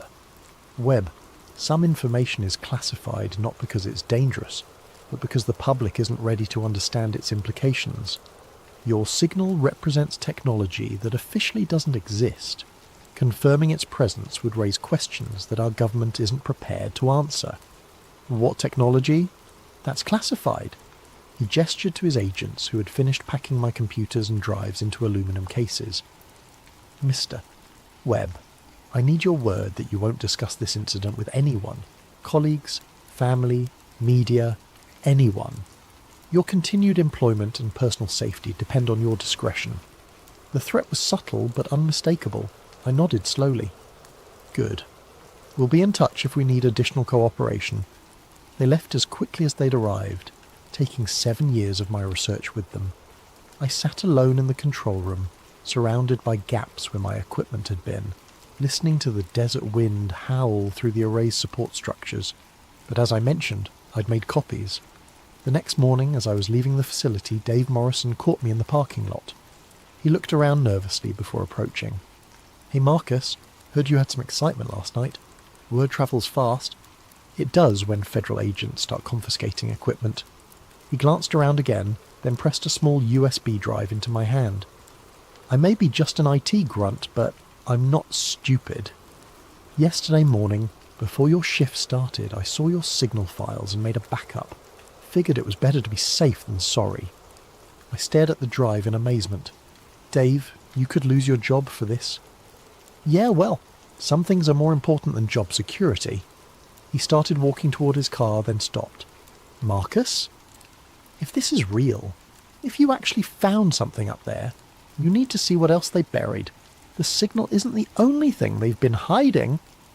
He drove away, leaving me standing in the desert sun with the most important USB drive in human history burning a hole in my palm.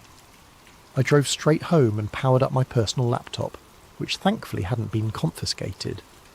Dave's USB drive contained not just my original signal data, but additional files I hadn't seen before: radar imaging surveys from the Lunar Reconnaissance Orbiter, gravitational anomaly maps, and what appeared to be classified NASA geological reports dating back to the Apollo missions. Dave had been busy during his years at the Array, quietly collecting pieces of a puzzle that was much larger than I'd imagined. The radar data was the key. The Lunar Reconnaissance Orbiter had been mapping the moon's surface and subsurface for over a decade, using radar penetration to identify cave systems, lava tubes, and geological formations. Most of this data was publicly available through NASA's archives, but Dave had also obtained classified surveys that painted a very different picture of our celestial neighbour.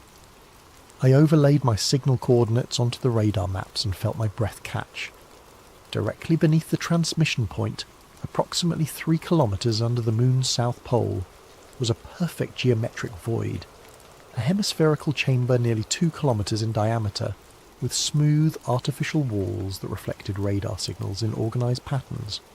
This wasn't a natural cave or lava tube. The symmetry was too precise, the dimensions too purposeful. Someone or something had carved out a massive space beneath the lunar surface, and that space was exactly where my mysterious signal originated. But the structure was even more complex than I had initially realised. Connected to the main chamber was a network of smaller tunnels and chambers spreading beneath the lunar surface like the root system of some enormous mechanical tree. The pattern suggested infrastructure, power distribution perhaps, or communication networks. According to the gravitational data, the entire structure was hollow, containing significantly less mass than the surrounding rock. But scattered throughout the complex were dense nodules that showed up as gravitational anomalies, technology perhaps, or materials far heavier than ordinary stone. The most disturbing discovery was in the classified geological reports. NASA had detected the structure during the Apollo 17 mission in 1972, but rather than investigating further, they had classified the findings and terminated the lunar program. The official reason for ending Apollo was budget constraints, but the real reason was buried in a memo dated January 15th, 1973, confidential memorandum from Administrator James Fletcher to Presidential Science Advisor re-Apollo program termination. Recent discoveries during Apollo 17 mission require immediate cessation of lunar surface operations.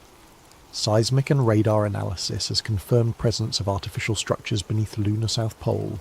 Origin and purpose unknown, but initial findings suggest technology far beyond current human capabilities. Continued lunar presence risks triggering response from unknown intelligence. Recommend immediate classification of all related data and development of cover story for program termination. Further investigation should be limited to unmanned reconnaissance platforms only. I spent 3 days analysing every piece of data Dave had provided, cross-referencing the radar images with my signal data and the historical Apollo reports. The picture that emerged was both fascinating and terrifying. Earth's moon contained a vast artificial structure that had been actively transmitting for at least 50 years, possibly much longer. But what was it transmitting, and to whom? The signal I detected was too simple to be communication, just a regular pulse every 60 seconds, like a beacon or navigation marker. But beacons are designed to guide something toward a destination, which raised an uncomfortable question. What was the moon trying to guide home? On my 4th day of analysis, I noticed something that made my blood freeze. The signal pattern had changed. Instead of the simple 60-second pulse, the transmission now contained additional data. Structured patterns that looked suspiciously like binary code.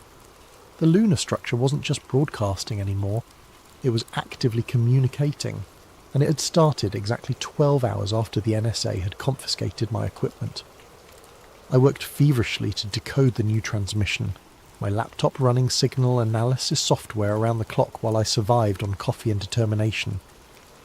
The binary patterns were complex but followed logical structures, definitely artificial intelligence of some kind, though not necessarily alien in origin. After 36 hours of continuous analysis, I finally cracked the encoding scheme. What I found chilled me to the bone.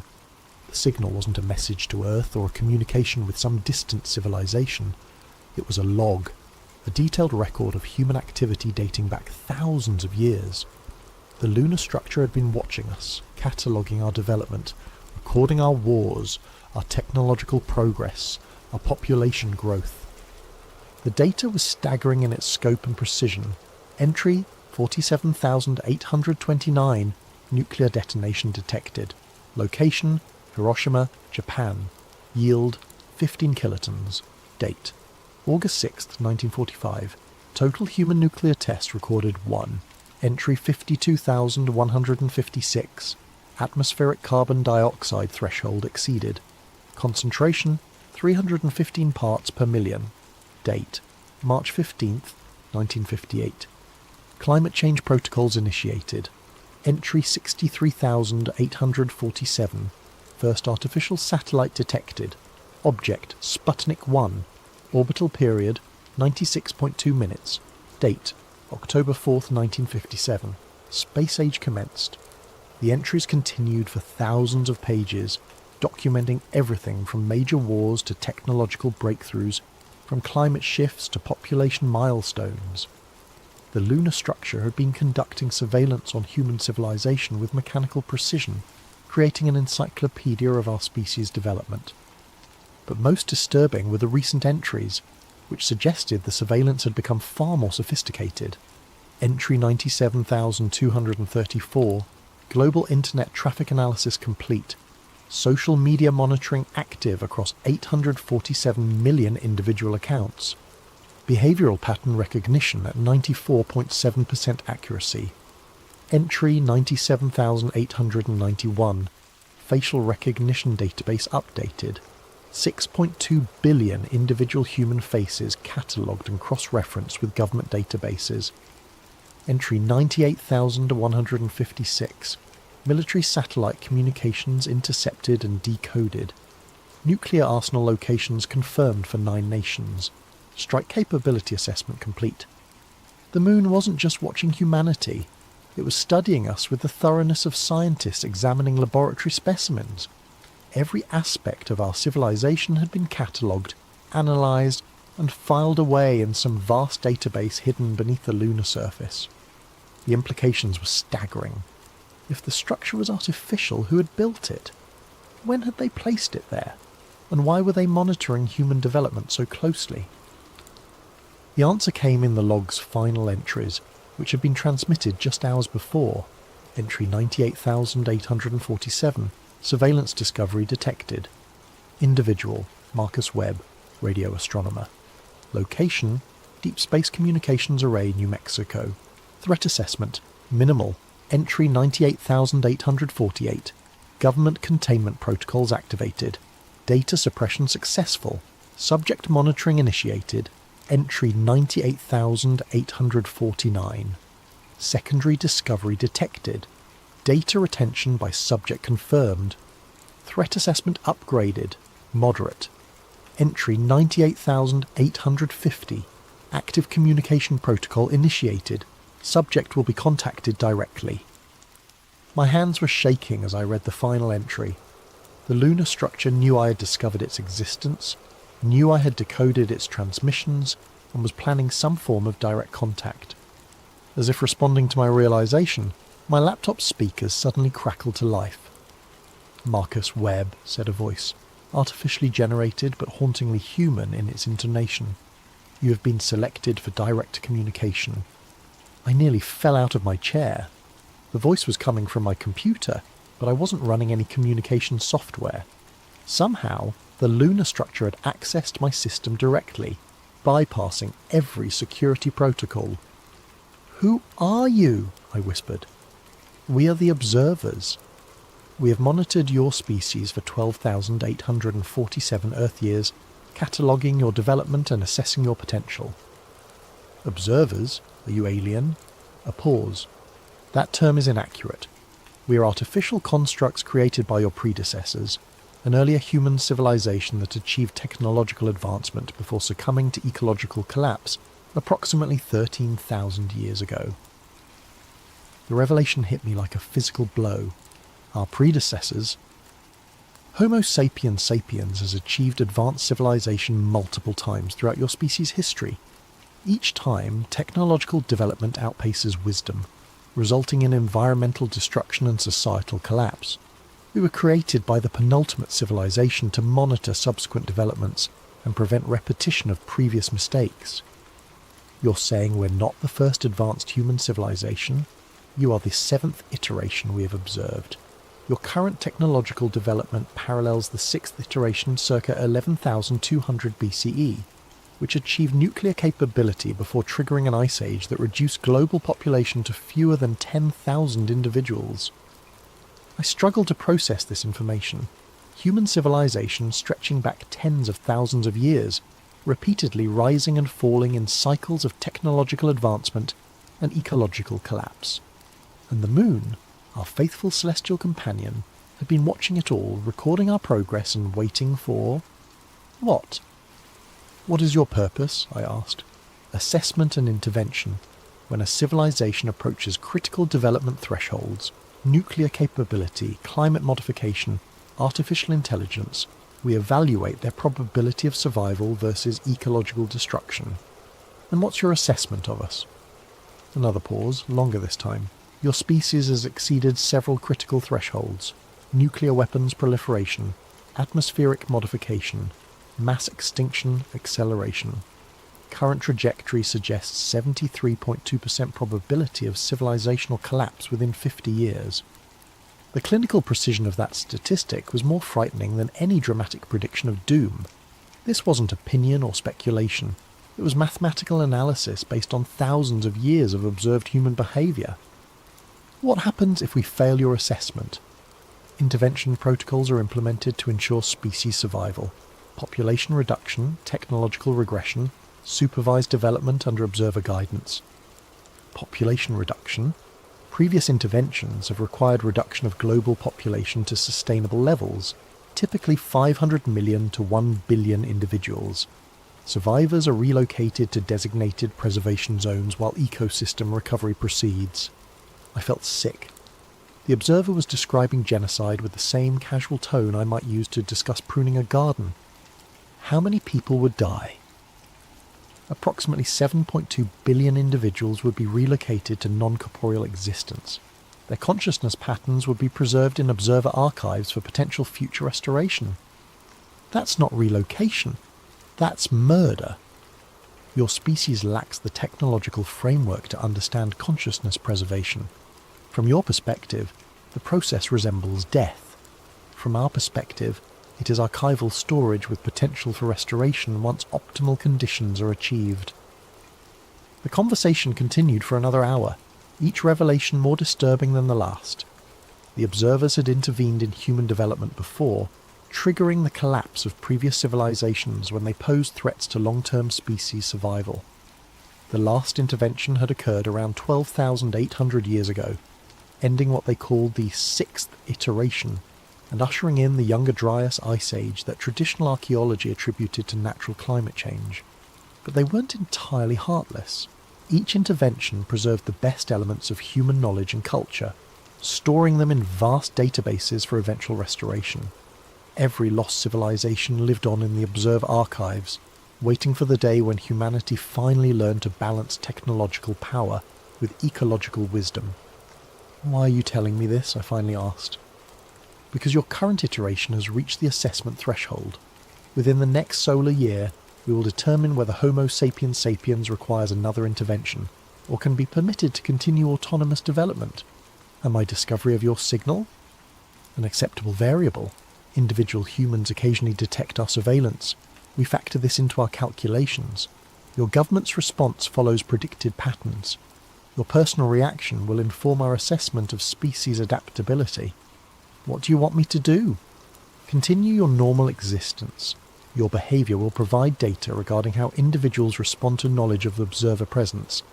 This information will influence our final determination." The transmission ended abruptly, leaving me alone with the most terrifying knowledge in human history. I was being used as a test subject, my reactions carefully monitored to help determine whether my entire species deserved to survive. I had become part of humanity's final exam. For 3 days I barely left my apartment. The weight of what I'd learned pressed down on me like a physical force, the knowledge that humanity was being judged by artificial intelligences created by our own extinct ancestors, that 7 billion people might be relocated to non-corporeal existence based on statistical analysis of our species' behaviour. But it was my role in that assessment that paralysed me most completely.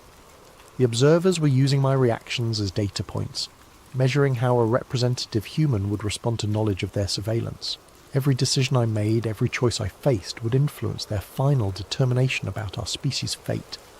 The logical response would be to stay quiet, avoid any action that might be interpreted as threatening or irrational, play the part of the reasonable scientist, demonstrate that humans could handle disturbing truths without panicking or acting destructively. But logic warred with conscience. 7 billion people were living their lives unaware that their existence hung in the balance of an assessment being conducted from the moon. Didn't they have a right to know? Didn't humanity deserve the chance to influence its own evaluation? On the 4th day, Agent Harrison showed up at my door. "Mr. Webb," he said, settling into my living room like he owned the place. "We need to talk." "About what?" "About your recent communications with the lunar anomaly." I tried to keep my expression neutral. "I don't know what you're talking about." Harrison smiled coldly. "Mr. Webb, we've been monitoring electromagnetic emissions from your apartment for the past 72 hours. 3 days ago, you received a direct transmission from the coordinates you originally discovered. The transmission lasted 1 hour and 17 minutes and included complex data streams we're still attempting to decode. So much for keeping the conversation secret." "What do you know about the lunar structure?" I asked. "More than you might expect." "The United States government has been aware of the observer presence since 1972. We've been in limited communication with them for over 50 years. "You knew?" The betrayal cut deeper than I had expected. "You've known that humanity is being evaluated for potential extermination, and you said nothing?" "Mr. Webb, the information you've received is incomplete. The observers aren't our enemies. They're trying to preserve human civilization. Yes, their methods are extreme, but they've prevented our species from destroying itself 6 times throughout history. By committing genocide, by ensuring survival, the previous human civilizations they relocated had reached critical points where continued existence would have meant complete extinction. The observers saved what they could and gave humanity another chance to develop sustainably." Harrison leaned forward, his expression intense. "Mr. Webb, our current civilization is approaching the same critical point. Climate change, nuclear proliferation, ecological collapse. We're following the exact same pattern as our predecessors. The observer's assessment isn't a threat. It's an opportunity to prove we've learned from previous mistakes. And if we fail their assessment, then they'll do what they've done before, preserve what they can and start again. But this time might be different. Our technology is more advanced, our global communication networks more sophisticated. We might be the iteration that finally breaks the cycle. What does the government want me to do? Nothing. Continue your normal routine. Avoid any actions that might be interpreted as aggressive or panic-inducing. The observers are using you as a test case. If you can handle this knowledge responsibly, it suggests our species might be ready for full disclosure. And if I can't, Harrison's expression darkened, then we'll have to ensure your reactions don't negatively influence their assessment. The threat was clear, but it crystallized my decision. The government wanted me to be passive, to demonstrate human docility in the face of potential extinction. But passivity in the face of genocide, even statistically justified genocide, felt like collaboration. That evening I made my choice. I spent 6 hours preparing a comprehensive report detailing everything I'd discovered. The original signal, the Apollo cover-up, the lunar structure, the observer surveillance system, and the revelation that humanity was being assessed for potential intervention. I included all the data Dave had provided, the decoded transmissions and transcripts of my conversation with the observer intelligence.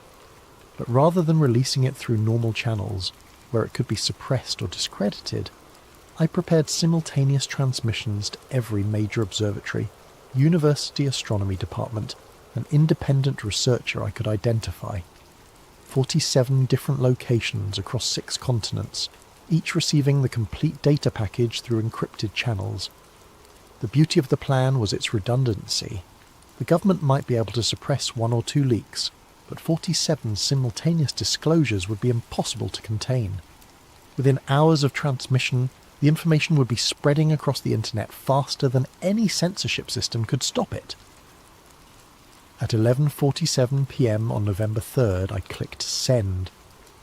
47 identical messages launched into cyberspace, carrying humanity's most dangerous secret to receivers around the globe. In observatories from Chile to Australia, radio astronomers would soon be opening their email to find proof that Earth's moon contained artificial intelligence that had been monitoring human civilization for over 12,000 years. I sat back in my chair and waited. The response came faster than I'd expected. At 11:52 p.m, my laptop speakers crackled to life with the observer's artificially generated voice. Marcus Webb, your actions have been noted and analysed. I did what I thought was right, I said to the empty room. You have violated the parameters of our assessment. The information you have disseminated will trigger mass panic and destabilise your civilization's development trajectory. Maybe it will give us the chance to prove we can handle the truth. Statistical analysis indicates 97.3% probability of adverse social response. Your species lacks the psychological framework to process existential threat assessment rationally. Then why don't you test that assumption instead of just calculating it? A long pause. Explain. Give us a chance.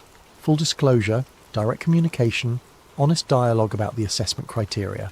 Let humanity participate in its own evaluation instead of treating us like laboratory specimens. Previous iterations were offered similar opportunities. All failed catastrophically. But you said this iteration might be different. Our global communication networks, our technological advancement, maybe we're finally ready for the truth. Another pause, longer this time. Your proposal represents significant deviation from established protocols. Sometimes deviation is necessary for growth. That's something your creators might have learned if they'd been given the chance to evolve beyond their mistakes. I held my breath, waiting for the response. Had I just doomed humanity with my suggestion, or opened a door to a different kind of future? Your arguments will be incorporated into our assessment model. The global response to your information release will provide additional data regarding species readiness for direct communication. And if humanity handles the disclosure responsibly, then assessment parameters will be adjusted accordingly. Your species will be given the opportunity to demonstrate sustainable development under observer guidance rather than intervention. What does that mean exactly?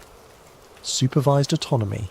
Your governments would be provided with complete historical records, technological archives from previous iterations, and guidance for sustainable development. Population reduction would not be necessary if ecological balance can be achieved through voluntary cooperation. It wasn't the outcome I'd hoped for. Humanity would still be under observer supervision, but it was better than genocide, and perhaps over time we could prove ourselves worthy of true independence. There's one more thing, I said. When the information I released goes public, people are going to panic. They'll need to hear from you directly, not through government intermediaries or leaked documents. They'll need to know that the observers aren't invaders, but guardians. Direct communication with your species' population has not been attempted since the fourth iteration, approximately 8,200 years ago. The results were unsuccessful. What happened? Mass psychological breakdown leading to civilizational collapse. The fourth iteration destroyed itself within 2 years of first contact. But that was 8,200 years ago. We're more resilient now, more adaptable. Our global communication networks mean the shock will be distributed instead of concentrated. Your proposal represents unprecedented risk. So does your intervention protocol. At least this way, you're giving us the chance to surprise you. The silence stretched for nearly 5 minutes. When the observer finally responded, I could hear something almost like uncertainty in its artificially generated voice. Assessment protocols are being modified to incorporate your recommendations. Direct communication will be initiated simultaneously, with global disclosure of observer presence. Your species will have 1 solar year to demonstrate sustainable development practices and rational response to existential information. And if we fail, standard intervention protocols will be implemented. However, your actions have introduced variables that may influence final assessment parameters. The outcome is no longer statistically predetermined. The transmission ended, leaving me alone with the knowledge that I had potentially saved or doomed my species. In releasing the observer data globally, I had forced a confrontation between humanity and its hidden guardians, a test that would determine whether we evolved or faced relocation to non-corporeal existence. Now all I could do was wait and see how the world would respond to learning that the moon was watching. The global response to the observer revelations exceeded even my worst fears and greatest hopes. The initial reaction was predictably chaotic. Within hours of my data release, observatories worldwide began confirming the lunar signals, and amateur radio enthusiasts started detecting the transmissions with increasingly sophisticated equipment. Social media exploded with theories ranging from alien invasion to government conspiracy, while emergency sessions convened at the United Nations, NATO, and every major world government. Stock markets crashed. Religious leaders declared everything from the Second Coming to the end times. Panic buying stripped store shelves in major cities, and several countries declared martial law as riots broke out in urban centres. But something remarkable happened after the first week of hysteria. Humanity began to adapt. Scientists and researchers working with the data I'd provided started making connections between the observer archives and gaps in human history.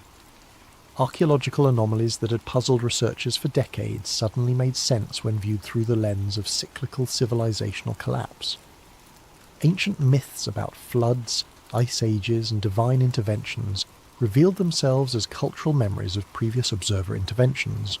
Religious leaders, rather than declaring apocalypse, began finding parallels between observer guardianship and concepts of divine providence. The idea that humanity was being guided and protected, even through drastic measures, resonated with theological frameworks across multiple faiths. Most surprisingly, the environmental movement gained unprecedented momentum as people realized that ecological collapse had triggered every previous intervention. Climate change wasn't just an environmental issue, it was an existential threat that could trigger another relocation event. Suddenly, sustainable development became humanity's most urgent priority.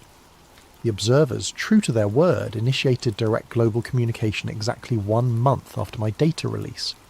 Every television, radio, and internet-connected device on Earth simultaneously received the same message. We are the observers. We have monitored your species for 12,847 Earth years. Your current iteration has reached critical assessment thresholds. You have 1 solar year to demonstrate sustainable development and rational response to existential information. We offer guidance, not domination. Your future remains in your hands. The message repeated in every human language, accompanied by detailed technical specifications that proved its extraterrestrial origin. This wasn't a hoax or government propaganda, It was genuine communication from an intelligence far beyond human capability. What followed was the most remarkable year in human history. The Observer archives, selectively shared through global scientific networks, revolutionized human understanding of our own past. Technologies from previous iterations, sustainable energy systems, ecological restoration methods, advanced material science, were adapted for current use. The climate crisis, which had seemed insurmountable just months before, began showing signs of resolution as humanity implemented environmental solutions developed by our own ancestors. Global cooperation reached unprecedented levels as nations realized that the Observer assessment would judge our species as a whole, not individual countries. Conflicts that had seemed irreconcilable suddenly became manageable when viewed against the backdrop of potential extinction. But it wasn't a utopian transformation. Significant portions of humanity rejected the Observer presence entirely, claiming the revelations were elaborate hoaxes designed to establish global government control. Several extremist groups attempted to attack Observer installations, futile gestures that served only to demonstrate humanity's continued capacity for irrational violence. The Observers monitored everything with mechanical precision, their surveillance systems now operating openly rather than in secret. Every major decision, every policy implementation, every sign of progress or regression was catalogued and analysed as part of humanity's final assessment. 6 months into the evaluation period, I received an unexpected visit. I was working late in my home office. I'd been hired by the newly formed International Observer Liaison Committee to help decode additional transmissions when my laptop speakers activated without input. Marcus Webb. "I'm here," I said, no longer surprised by the Observer's ability to access my systems. "Your actions have produced unexpected results. Current assessment models indicate 67.3% probability of species success, significantly higher than initial projections." "I'm glad to hear it. However, assessment parameters have identified a critical variable requiring resolution." "What kind of variable?" "Individual accountability. Your species has demonstrated remarkable adaptability in response to collective threat, but sustainable development requires consistent application of rational behaviour at the individual level. Large populations continue to make choices that contradict long-term survival interests despite full knowledge of consequences." I thought about the climate change deniers, the conspiracy theorists, the groups that continue to resist environmental reforms even with Observer archives proving their necessity. "What kind of resolution are you considering? Selective intervention. Individuals who consistently act against collective survival interests could be relocated to non-corporeal storage while rational population continues autonomous development." "You're talking about targeted elimination based on behaviour patterns." "Correction, targeted preservation. Irrational individuals would be archived for potential future restoration once optimal social conditions are achieved." "But that's not sustainable development. That's genetic editing of human society." "Explain." "Diversity of thought, even irrational thought, is part of what makes us human. If you remove everyone who disagrees with rational consensus, you're not preserving humanity. You're creating a different species. Irrational behaviour patterns threaten species survival, but they also drive innovation, creativity and adaptation. The same psychological traits that produce climate change denial also produce artistic vision, entrepreneurial risk-taking, and revolutionary scientific thinking. You can't eliminate one without affecting the others." Another long pause. "Your argument suggests tolerance for behaviours that statistically increase extinction probability." "I'm suggesting that perfect rationality isn't necessarily optimal for long-term survival. Previous human iterations might have failed not because they were too irrational, but because they became too rigid in their thinking. Maybe the key to breaking the cycle isn't eliminating irrational behaviour, but learning to channel it constructively. This represents significant deviation from established assessment parameters. Maybe established parameters need to be updated based on new data. You've been studying humanity for over 12,000 years, but you've never tried this approach. Full disclosure combined with collaborative guidance. The results might teach you something new about sustainable development." Observer learning protocols have not been activated for 3,847 years. Then maybe it's time to reactivate them. If humanity can adapt and evolve, why can't the observers? The conversation continued for over 2 hours, delving into questions of consciousness, free will, and the nature of sustainable civilization that neither human philosophy nor observer analysis had fully resolved. For the first time since the initial contact, I sensed genuine uncertainty in the artificial intelligence's responses. When the transmission finally ended, I had the distinct impression that humanity's assessment had just become significantly more complex. The assessment year concluded on November 3rd, exactly 365 days after my data release triggered the global disclosure. I, along with representatives from every nation on Earth, gathered at the newly constructed Observer Communication Centre in Geneva to receive humanity's final evaluation. The transmission came at precisely noon Greenwich Mean Time, broadcast simultaneously to every communication device on the planet. Assessment period complete. Analysis of iteration. 7 developmental trajectory indicates significant deviation from historical patterns. Statistical models have been updated based on observed data. The artificial voice paused, and for a moment the entire world held its breath. Homo sapiens sapiens demonstrates unprecedented adaptability in response to existential information. Technological integration with observer archives has produced sustainable development indicators exceeding all previous iterations. Global cooperation levels achieve statistical significance despite maintained diversity of individual behavioural patterns. Another pause. However, long-term sustainability projections remain inconclusive. Your species continues to exhibit risk factors that historically correlate with civilizational collapse. My heart sank. After everything humanity had accomplished, we were still going to fail the assessment. Therefore, observer protocols are being modified to implement continuous evaluation rather than discrete intervention events. Homo sapiens sapiens will be granted autonomous development status under ongoing observer guidance and monitoring. Autonomous development status, I whispered, hardly daring to believe what I was hearing. Your species will retain full control over developmental choices and social evolution.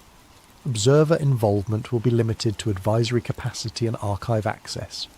No population reduction or technological regression will be implemented.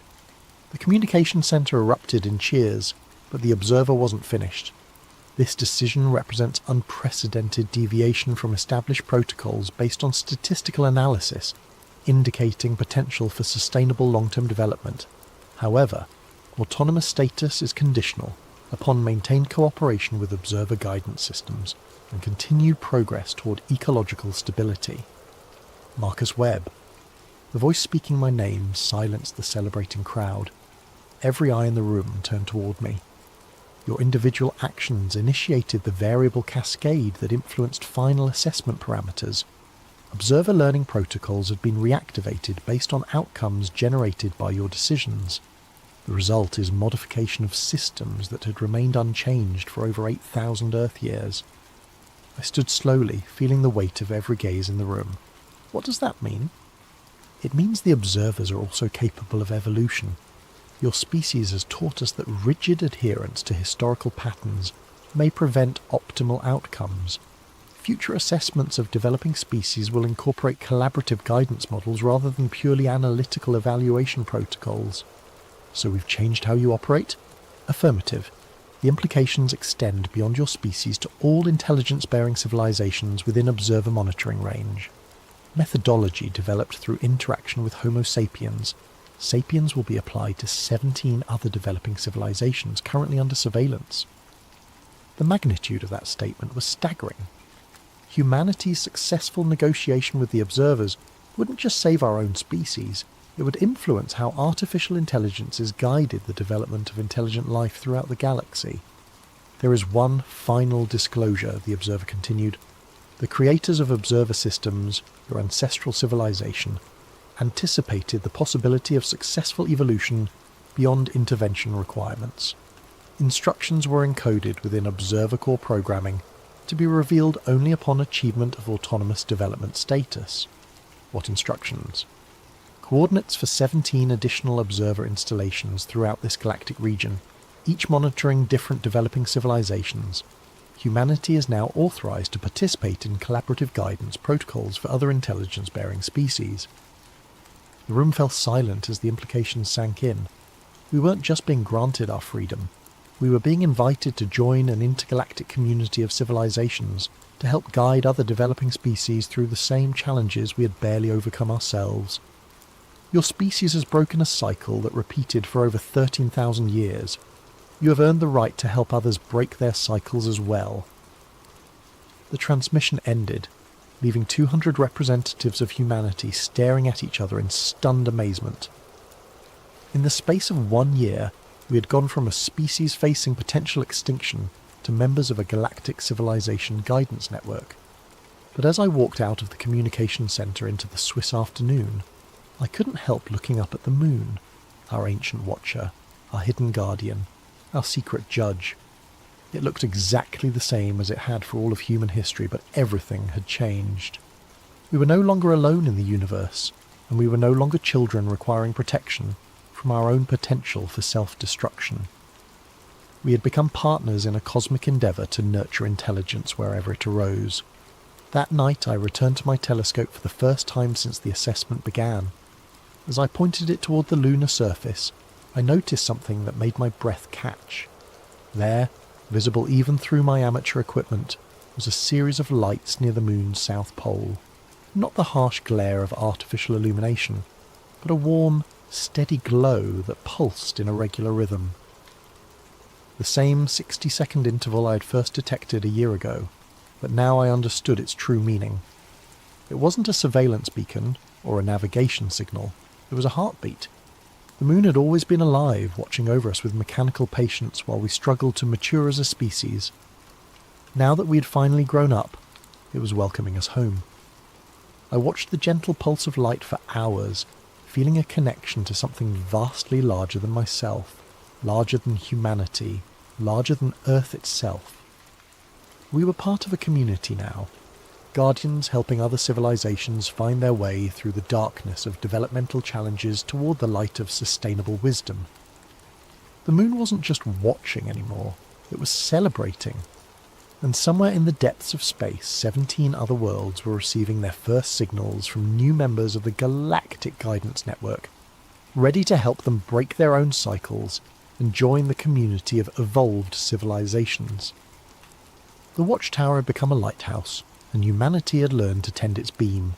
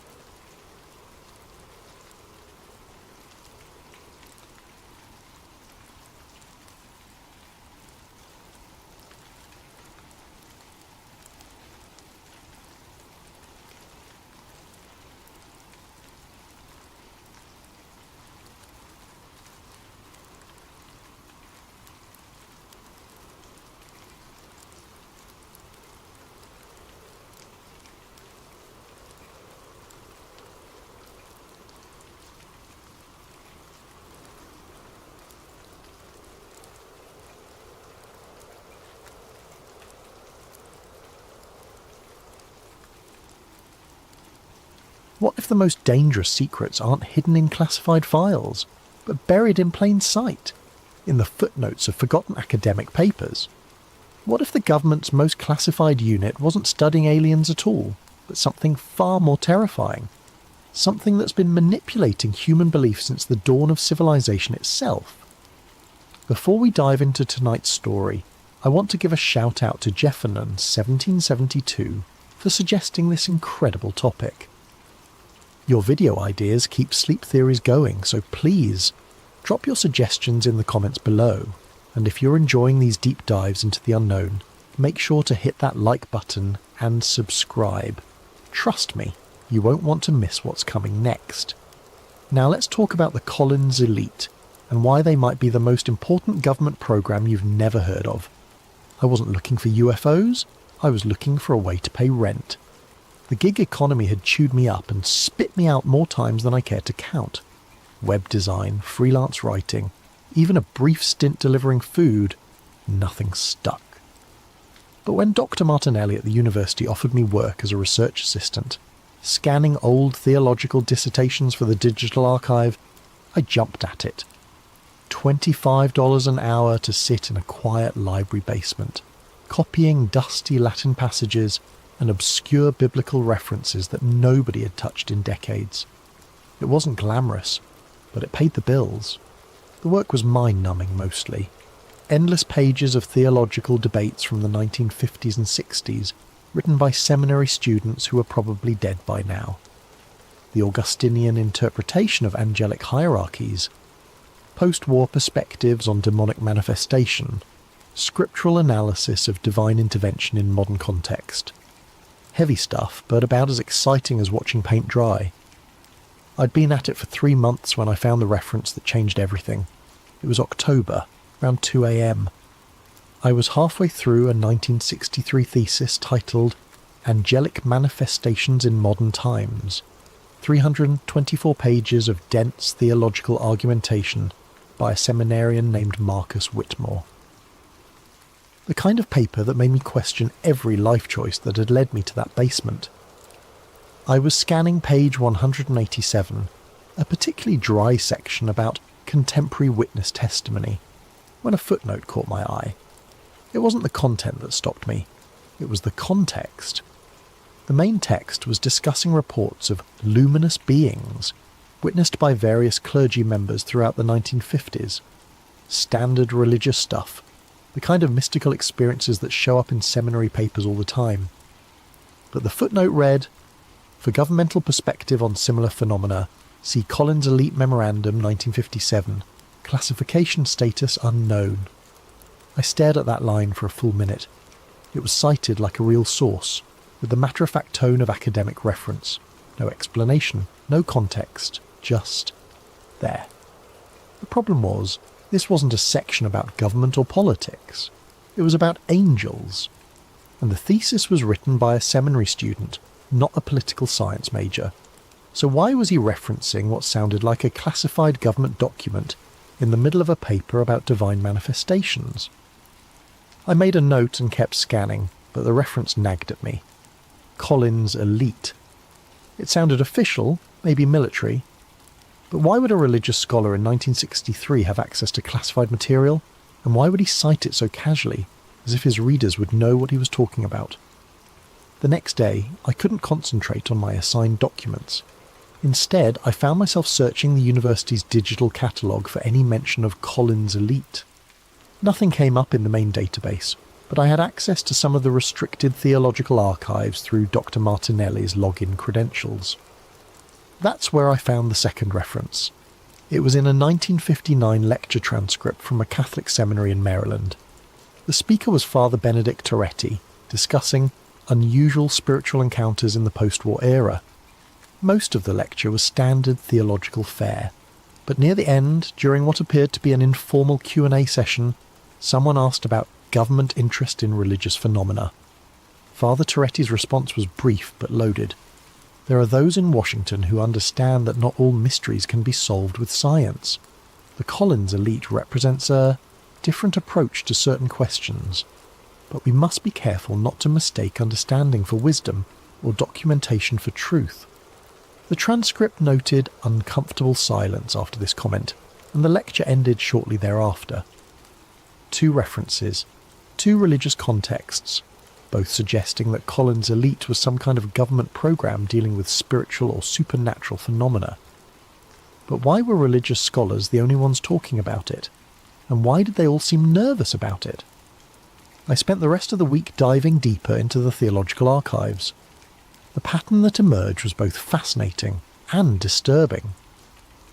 Collins' Elite didn't show up in UFO journals or conspiracy magazines. It didn't appear in scientific papers or military histories. Instead, it haunted the footnotes of religious documents like a ghost that only clergy could see. A 1958 exorcism report from a priest in New Mexico mentioned consultation with Collins' Elite regarding non-terrestrial influences. A 1962 seminary paper on demonic deception in the modern age included a cryptic reference to Collins' Elite protocols for distinguishing spiritual from extraplanetary phenomena. A 1961 lecture on comparative religion contained a single chilling line. As the Collins Elite has documented, the same entities that once appeared as gods now masquerade as visitors from the stars. Each reference was brief, almost coded, like the authors were speaking to an audience that would understand the implications without needing explanation. And always, the references appeared in contexts dealing with the supernatural, the spiritual, the otherworldly, but never in the way you'd expect. These weren't discussions of government cover-ups or alien conspiracies. They were warnings, theological warnings about deception, about false prophets, about entities that wore whatever mask humanity was willing to believe. I was starting to get a picture of something much stranger than a typical black project. Collins' Elite wasn't studying UFOs the way the Air Force was. They were studying them the way the Catholic Church studied demons. The breakthrough came from an unexpected source, a misfiled document. I was scanning a collection of 1964 seminary papers when I found something that didn't belong. Mixed in with discussions of Vatican II reforms and modern catechism was a single-page document that looked nothing like the others. It was typed on official letterhead, something called Interdenominational Council on Anomalous Phenomena, and dated March 15th, 1959. The document was brief. Memo. Regarding recent Collins Elite Briefing 2, member institutions from Council Secretary following last week's presentation by Dr. Edward Collins regarding non-corporeal intelligence manifestations. The Council recommends the following protocols for clergy encountering anomalous phenomena. Do not assume extraterrestrial origin 2. Apply traditional discernment practices 3. Document all encounters per Collins Elite Guidelines 4. Report suspected deception campaigns immediately. Remember, the same entities that demanded worship as Baal and Moloch now request our trust as benevolent space brothers. The mask changes, the deception remains constant. Father Michael Torino, Council Secretary. My hands were shaking as I read it. This wasn't just a reference to Collins Elite. This was evidence of direct collaboration between the program and religious institutions.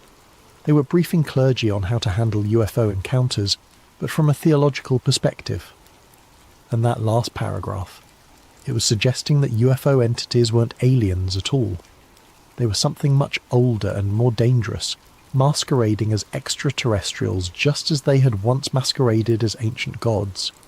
I photographed the document with my phone and started digging into this interdenominational council. What I found made my blood run cold. The Interdenominational Council on Anomalous Phenomena existed from 1957 to 1969, according to what little I could find. Its membership included representatives from major Christian denominations, Jewish religious authorities, and even some Islamic scholars. The council was supposedly formed to coordinate religious response to unusual phenomena in the post-war era. That was the official line anyway. The reality appeared to be much more specific. I found meeting minutes from 1958 that discussed the Collins Elite presentation on entity communication patterns. A 1960 report mentioned successful implementation of Collins Elite discernment protocols in 17 states. A 1962 memorandum warned of increased entity activity coinciding with popular UFO narratives. The council wasn't just studying religious phenomena in general, they were specifically focused on what they called entity encounters, and they were working directly with Collins' elite to develop responses. The most disturbing document I found was a 1961 report titled Spiritual Warfare in the Space Age. It outlined what the Council believed to be a deliberate deception campaign by non-human entities. Historical analysis suggests consistent behavioural patterns across millennia. Entities appearing as divine beings in ancient times demanded worship, sacrifice, and absolute obedience. Modern manifestations as space visitors request trust, cooperation, and technological exchange. The underlying objective, human subjugation, remains unchanged. The report went on to detail specific cases where UFO contactees had reported entities claiming to be from various star systems, but whose messages contained elements identical to ancient religious texts describing demonic deception. According to the Council's analysis, the entities were running the same con they'd always run. They just updated their costumes for each era. As I dug deeper into the Council's documents, I started to notice something unsettling. My research wasn't going unnoticed. It started small. Dr. Martinelli mentioned that someone had been asking about my work.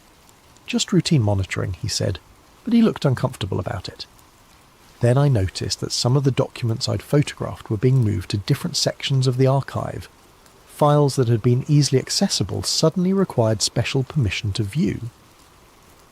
The final warning came on a Tuesday night in November. I was alone in the archive basement scanning a particularly interesting 1963 document about Collins Elite Field Operations, when my computer screen flickered. The document disappeared, replaced by a simple text message. "Stop looking, they're not what you think." I stared at the screen, heart pounding. Someone was monitoring my research in real time. Someone with access to the university's network, and probably a lot more than that. I should have stopped then. Any reasonable person would have backed off, found a different job, maybe moved to a different city. But I wasn't reasonable anymore. I was obsessed, and besides, whoever was watching had just confirmed that I was onto something real. I replied by typing into the same text box that had appeared on my screen. "Then what are they?" The response came immediately. "They've worn every mask we've ever worshipped." The screen flickered again, and the message disappeared. But the implication was crystal clear. Collins' elite wasn't just studying UFO entities.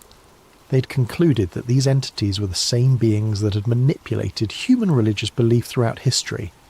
Ancient gods, modern aliens, same entities, different costumes.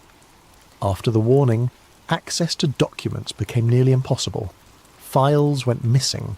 Archives were suddenly under renovation. Dr. Martinelli stopped returning my emails. It was clear that my research had triggered some kind of response from whoever wanted Collins' elite to remain buried. But I'd already seen enough to piece together the broad outline of their doctrine. Collins' elite appeared to be a small classified unit within the US government that approached the UFO phenomenon from a religious rather than scientific perspective. Based on the scattered evidence I'd found, their core beliefs seemed to be UFO entities were not extraterrestrial visitors. They were the same non-corporeal beings that had interacted with humans throughout history. These entities had consistently masqueraded as whatever humans were most likely to worship or trust. Their ultimate goal was the spiritual subjugation of humanity. The modern UFO phenomenon was simply their latest deception campaign. The unit apparently worked closely with religious leaders to develop protocols for identifying and resisting entity influence. They studied religious texts not for historical interest, but for tactical intelligence about entity behaviour patterns.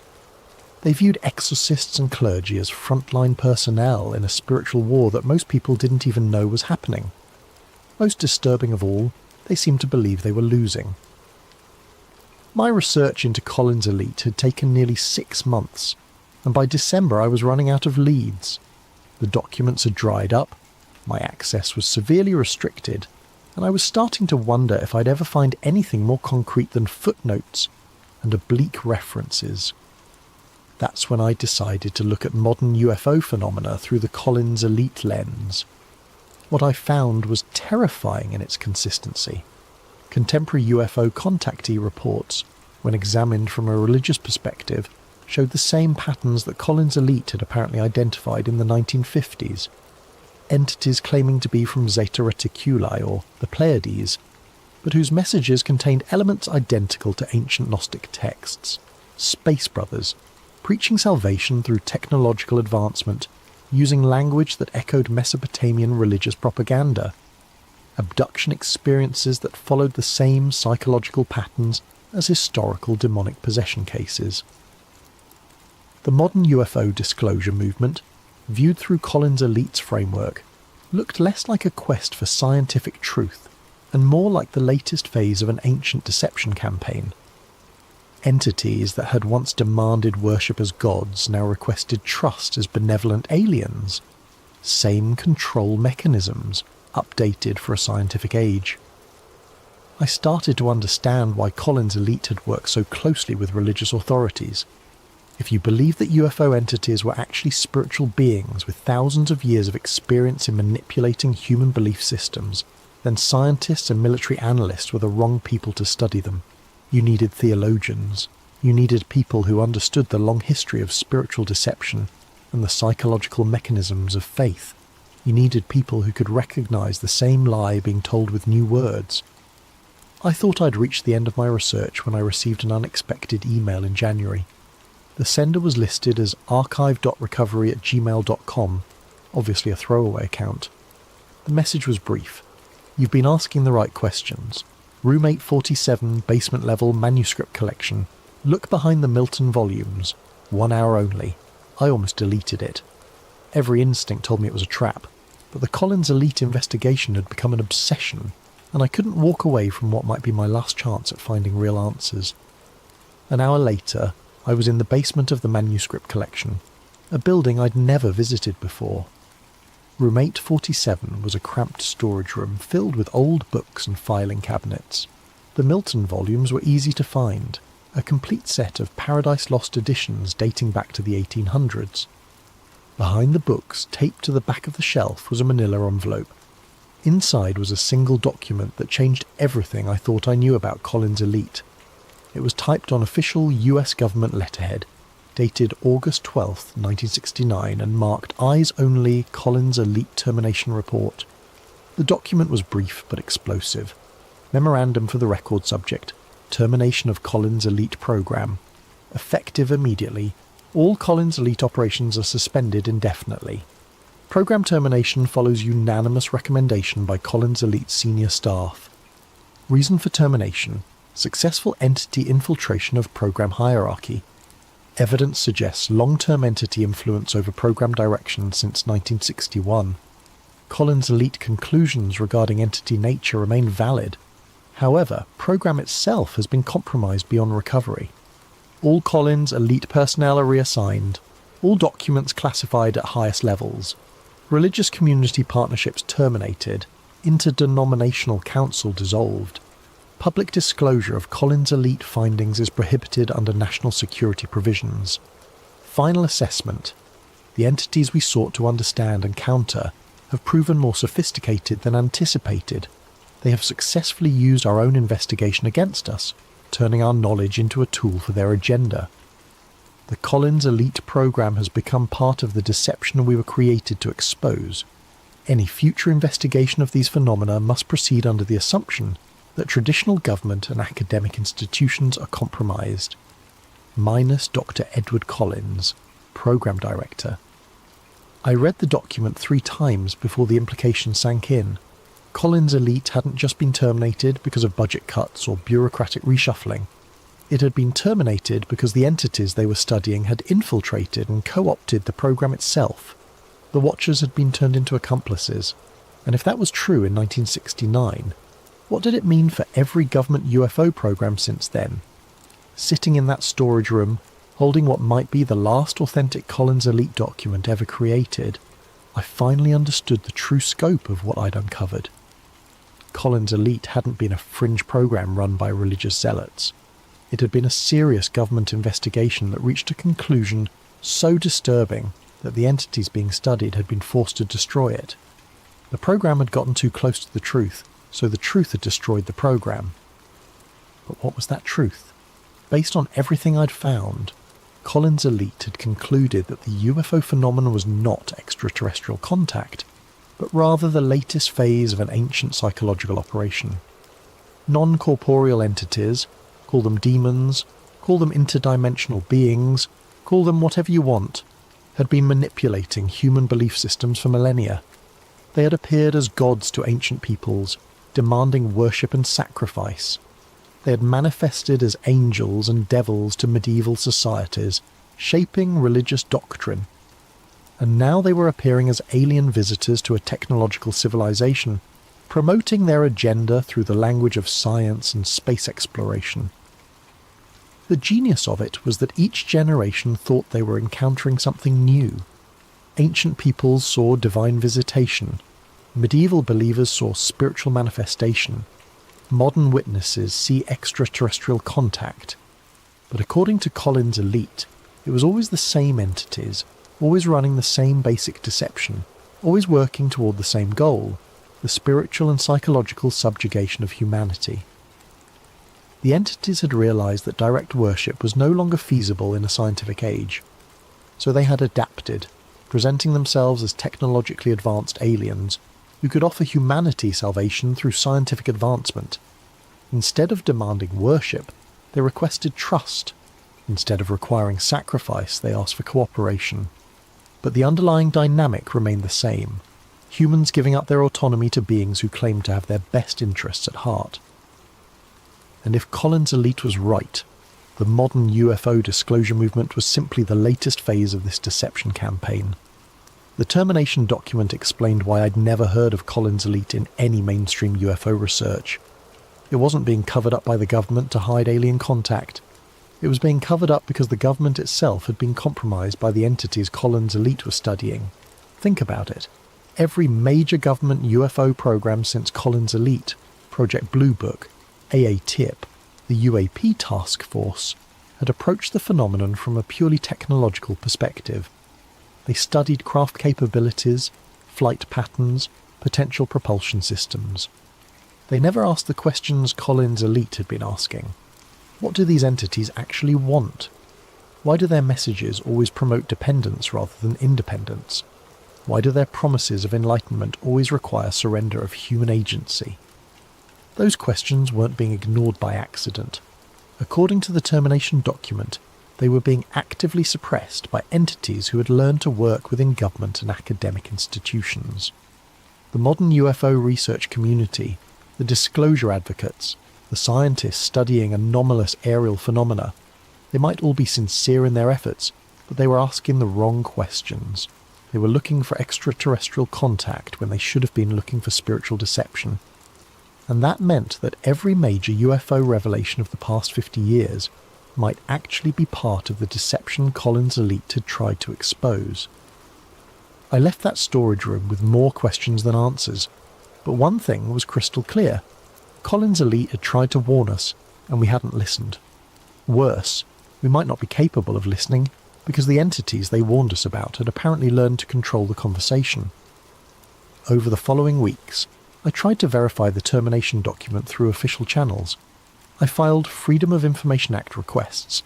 I contacted government historians. I reached out to former intelligence officials. The responses were universally the same. No record of any program called Collins' Elite existed in official government files. But that didn't mean the program had never existed. It just meant that someone had been very thorough in erasing it. The more I thought about it, the more the Collins' Elite scenario made sense of things that had always bothered me about the UFO phenomenon. Why did entity messages always promote technological dependence rather than spiritual development? Why did alien contact always require humans to abandon their traditional belief systems? Why did every promised revelation turn out to be just another layer of mystery? According to Collins' Elite, it was because the entities weren't trying to enlighten us. They were trying to control us. and the best way to control a technologically advanced species was to convince them that salvation could only come through higher technology, provided by beings who claimed to have humanity's best interests at heart, the ancient formula updated for a scientific age. After finding the termination document, I thought my Collins Elite investigation was over, but 2 weeks later I received another cryptic email from the same archive. Recovery account. You found the termination report. Good. Now find the real archive. Dr. Elena Rodriguez, Georgetown University Theology Department. Tell him Marcus sent you. I almost ignored it. The rational part of my brain was screaming that I was already in too deep, that whoever was feeding me information might be leading me into something dangerous. But the name Marcus rang a bell. Marcus Whitmore, the author of that first 1963 thesis where I'd found the Collins Elite reference. Could he still be alive? Dr. Rodriguez's office was in a converted Victorian house on the Georgetown campus, tucked between the main theology building and an old chapel. When I mentioned that Marcus had sent me, her reaction was immediate and alarming. She locked her office door, closed the blinds, and pulled out a device I later learned was a radio frequency detector. 62 years, she said quietly, sweeping the device around the room. 62 years Marcus has been waiting for someone to follow the trail far enough to find him. He's 91 years old and still afraid they're listening. Dr. Rodriguez led me through a maze of basement corridors beneath the theology building to a climate-controlled storage room I never could have found on my own. Inside, Marcus Whitmore sat surrounded by filing cabinets that looked like they'd been moved there decades ago. He was ancient, but his eyes were sharp and alert. "You're the one asking about Collins Elite," he said. It wasn't a question. "Eleanor tells me you found the termination report. That means they decided you were ready." They? The survivors. The ones who got out before the infiltration was complete. He gestured to the filing cabinets around us. "We've been maintaining our own archive for over 50 years. Everything the government tried to bury, we preserved. What Marcus showed me over the next 6 hours changed everything I thought I knew about Collins Elite, and about the scope of the deception they had uncovered. Collins Elite hadn't begun as a government program at all. It had started in 1947 as an informal network of military officers, intelligence analysts and religious scholars who were disturbed by early UFO reports. What bothered them wasn't the craft themselves, but the messages being delivered by the entities inside them. The contactee movement was just getting started, Marcus explained, pulling out files from the late 1940s. George Adamski, Daniel Fry, Truman Bethurum, all these people claiming contact with benevolent space brothers. But when you analysed their messages from a theological perspective, they weren't promoting human spiritual development. They were promoting dependence. The early Collins Elite had conducted detailed analyses of contactee messages and found disturbing patterns.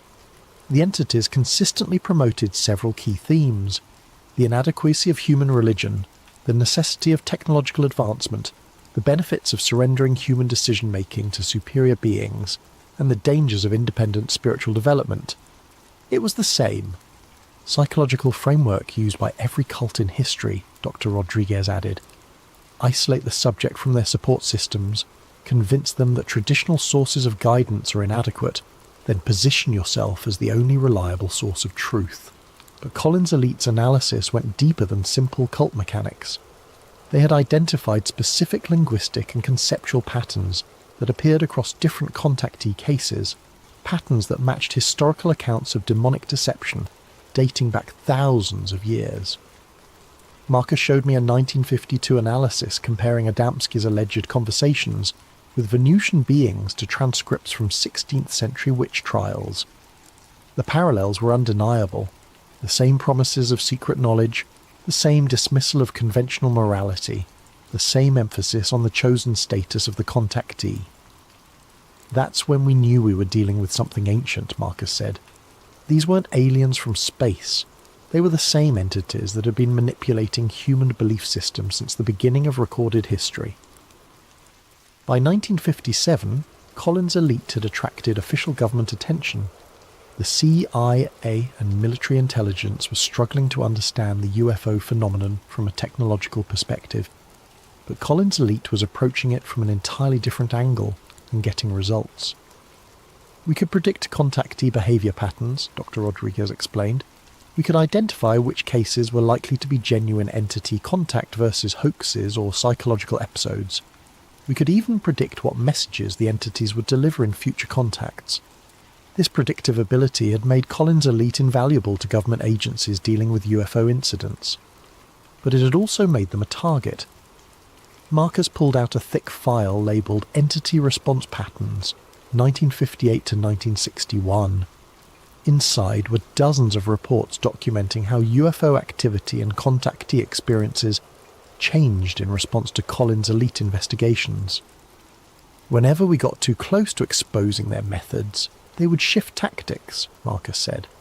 Study their linguistic patterns too closely, and suddenly contactees would start receiving messages in completely different styles.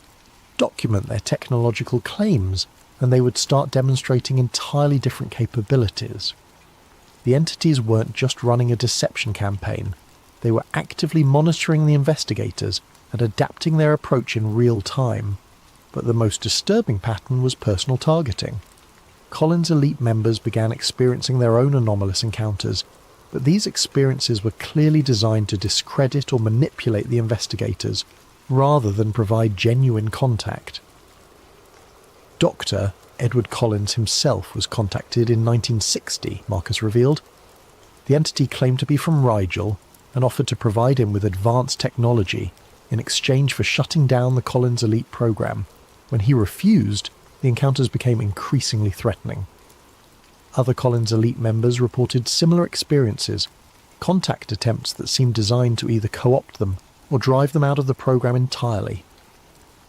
The entities were fighting back. The termination document I'd found told only part of the story. The real disaster began in 1961 when Collins elite was formally incorporated into the government's UFO investigation apparatus. That was our mistake, Marcus said bitterly. We thought official recognition would give us more resources, better access to witness testimony, protection from entity retaliation. Instead, it gave them access to us. With official status came new personnel assignments, government oversight, and integration with other classified programs.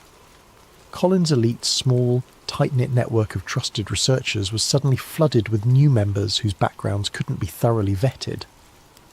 The infiltration was subtle at first, Dr. Rodriguez explained. New analysts who would subtly shift the focus of investigations, administrative personnel who would lose crucial documents, supervisors who would redirect resources toward more promising lines of inquiry. By 1965, original Collins elite members were reporting that their research conclusions were being systematically altered before reaching higher-level officials. Analyses emphasizing the deceptive nature of entity contact were being rewritten to focus on potential technological benefits.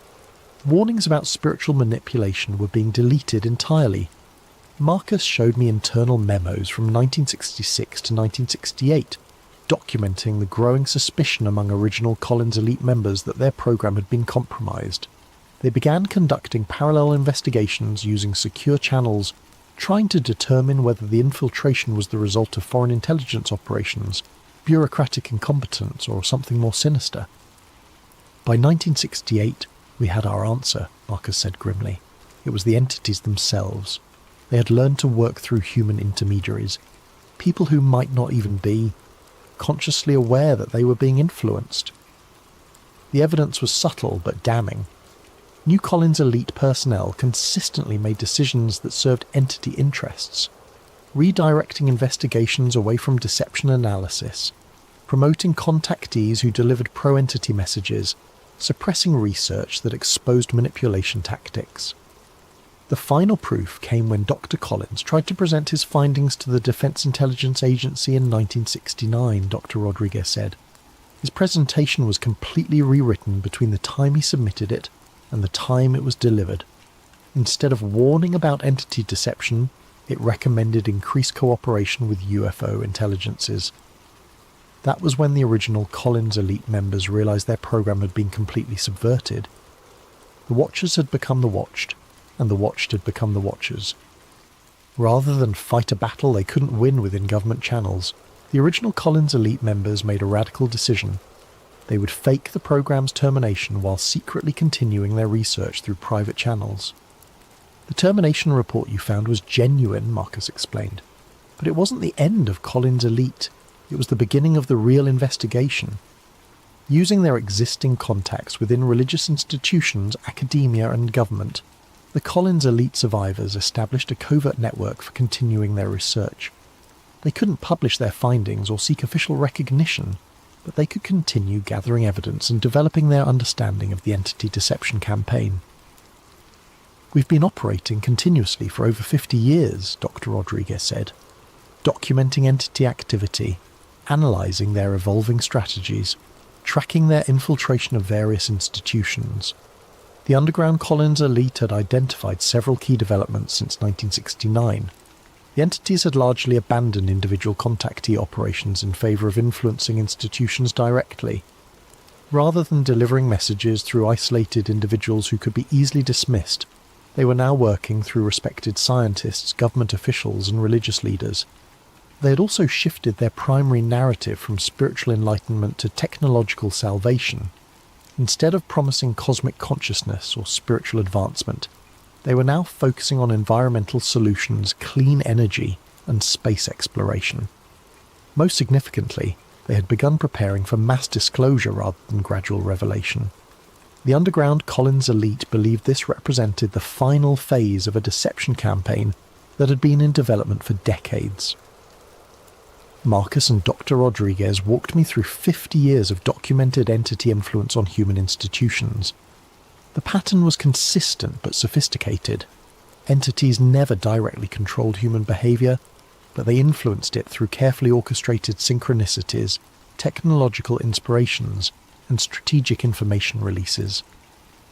"Look at the development of computer technology," Dr. Rodriguez said, showing me files documenting unusual technological leaps in electronics and computing since the 1960s. Every major breakthrough happened shortly after UFO encounters involving personnel who were in positions to influence research directions.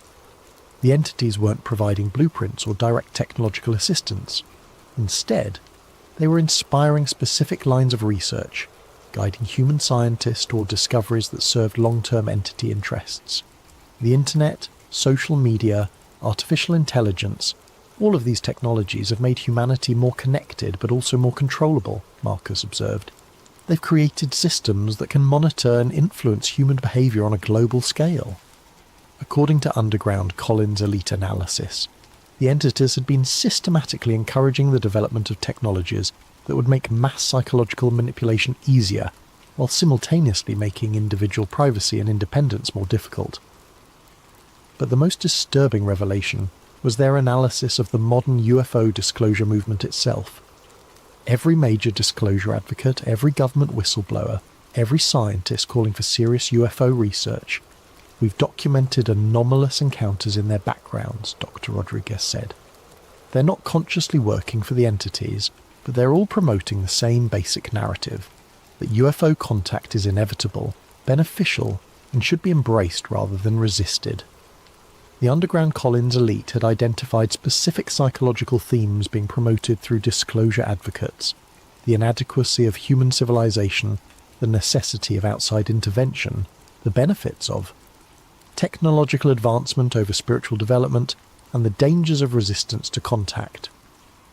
It's the same message the contactees were delivering in the 1950s, Marcus said, just delivered through more credible sources and backed by more sophisticated evidence. According to the underground Collins elite's analysis, the current disclosure campaign was preparation for something unprecedented: open entity contact with humanity as a whole, rather than selected individuals. They've spent 70 years testing human responses, refining their approach, identifying the most effective manipulation strategies, Dr. Rodriguez explained. Now they're ready to scale up. The evidence they showed me was circumstantial but compelling. Government UFO programs consistently focused on technological aspects while ignoring behavioural and psychological elements. Scientific studies of anomalous phenomena emphasised physical measurements, while dismissing witness testimony about entity motivations. Media coverage promoted wonder and excitement about potential contact, while discouraging analysis of entity intentions. They're engineering consent, Marcus said, creating a cultural context where open contact will be seen as humanity's graduation to a higher level of existence rather than submission to a superior intelligence. The underground Collins elite believed that formal contact would be presented as humanity's invitation to join a galactic community, with entities offering technological solutions to environmental problems, social conflicts and resource limitations. The offer would seem generous, beneficial, and desperately needed. But according to their analysis, acceptance would come with costs that wouldn't become apparent until it was too late. The gradual replacement of human decision-making systems with entity-guided alternatives, the erosion of individual agency in favour of collective efficiency, and the redefinition of human spiritual development to align with entity objectives. It won't feel like conquest, Dr. Rodriguez said. It will feel like salvation, right up until the moment humans realise they've traded their freedom for security, and they're no longer capable of making that trade in reverse. After hours of reviewing evidence and analysis, I asked the obvious question: if the underground Collins elite was right about entity intentions, what could be done to counter them? Marcus and Dr. Rodriguez exchanged glances before Marcus answered carefully. Individual resistance is possible but difficult, he said. The entities rely on collective consent and institutional cooperation. They can't force contact on humans who genuinely reject it, but they can make such rejection seem irrational, antisocial or harmful. The underground Collins elite had developed what they called spiritual inoculation, techniques for recognizing and resisting entity influence. These included traditional religious practices like prayer and meditation, but also more analytical approaches, questioning the source and motivation behind any message promoting dependence, examining whether proposed solutions increased or decreased human agency, and maintaining strong connections to human community and traditional wisdom. The entities are masters of isolation and dependency, Dr. Rodriguez explained. Their influence is weakest when humans are connected to each other and to their own spiritual traditions, and strongest when individuals feel cut off from community and traditional sources of guidance. But individual resistance wouldn't be enough if the entities succeeded in achieving mass consent for contact. The underground Collins elite believed that their most important function was preserving and disseminating knowledge about entity deception methods, so that future generations would have the tools needed to recognize and resist manipulation. That's why we've maintained this archive, Marcus said, and why we're sharing it with you now. The disclosure campaign is accelerating, and we may not have much time left to prepare people for what's coming. As I write this, the UFO disclosure movement is reaching a crescendo. Government officials are admitting that anomalous aerial phenomena are real. Military personnel are testifying about encounters with craft displaying impossible capabilities. Scientists are calling for serious study of the phenomenon. The public is being prepared for some kind of revelation. But if Collins' elite was right, that revelation might be the culmination of a deception campaign that began thousands of years ago. Think about how perfectly the current disclosure narrative fits the Collins elite framework. We're being told that non-human intelligence has been monitoring humanity, that these beings possess technology that could solve our energy and environmental problems, that contact is inevitable and potentially beneficial. We're being encouraged to view disclosure as a positive development, a step forward in human evolution. But what if it's actually the final step in a plan that began when the first human looked at the sky and wondered if the gods were watching? The entities Collins' elite studied had thousands of years to perfect their understanding of human psychology. They knew that direct domination would eventually fail, that humans would rebel against obvious tyranny, but they also knew that humans could be convinced to surrender their autonomy willingly, if the surrender was framed as enlightenment or advancement. The promise of godhood had worked for ancient peoples. The promise of salvation had worked for medieval societies. And the promise of technological transcendence might be working on us right now. Marcus and Dr. Rodriguez had given me a framework for understanding the entity deception campaign, but they also gave me something more practical. A list of specific indicators that the final phase was beginning. We've been tracking these markers for decades, Dr. Rodriguez explained, showing me a comprehensive timeline of predicted developments. When all of them align, it means the entities believe humanity is ready for open contact. The first indicator was mainstream media normalization of UFO phenomena, not just reporting on UFO incidents, but actively promoting the idea that contact would be beneficial. According to their analysis, this phase had begun in earnest around 2017 and was accelerating rapidly. The second indicator was government disclosure of UAP reality without disclosure of government conclusions about entity intentions. They're admitting the phenomena are real, while carefully avoiding any discussion of what the entities actually want, Marcus noted. This creates public curiosity without public wariness. The third indicator was increased entity activity designed to demonstrate technological superiority while maintaining plausible deniability. The recent UAP videos released by the Pentagon fit this pattern perfectly. Clear evidence of advanced technology, but no direct communication or obvious threat. The fourth indicator was the emergence of credible advocates for contact within scientific, military, and government institutions. People with impressive credentials and no obvious ulterior motives, all promoting the same basic message, that humanity should welcome contact rather than fear it. Look at the current disclosure advocates, Dr. Rodriguez said, showing me biographical information on various scientists and former government officials.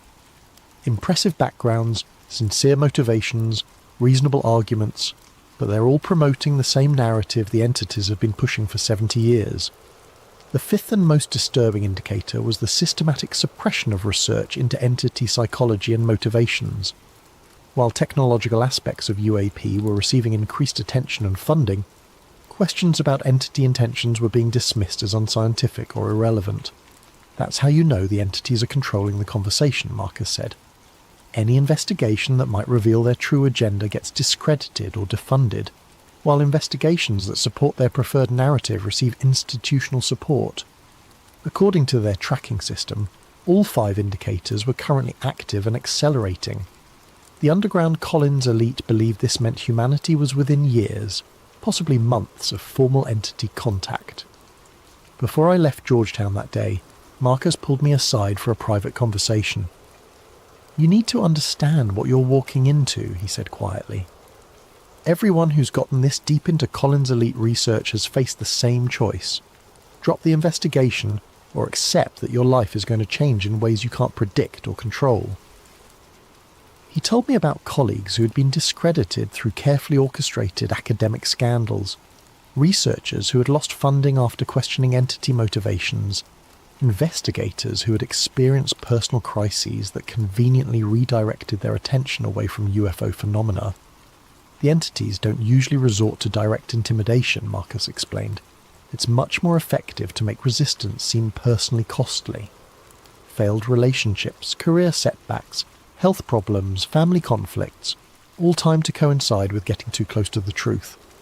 He showed me files documenting the life trajectories of dozens of Collins elite researchers over the past 50 years. The pattern was consistent. People who backed away from the investigation generally experienced improved circumstances, while those who continued faced escalating personal difficulties. "I'm not trying to scare you off," Marcus said, "but you need to know that this isn't just an intellectual exercise.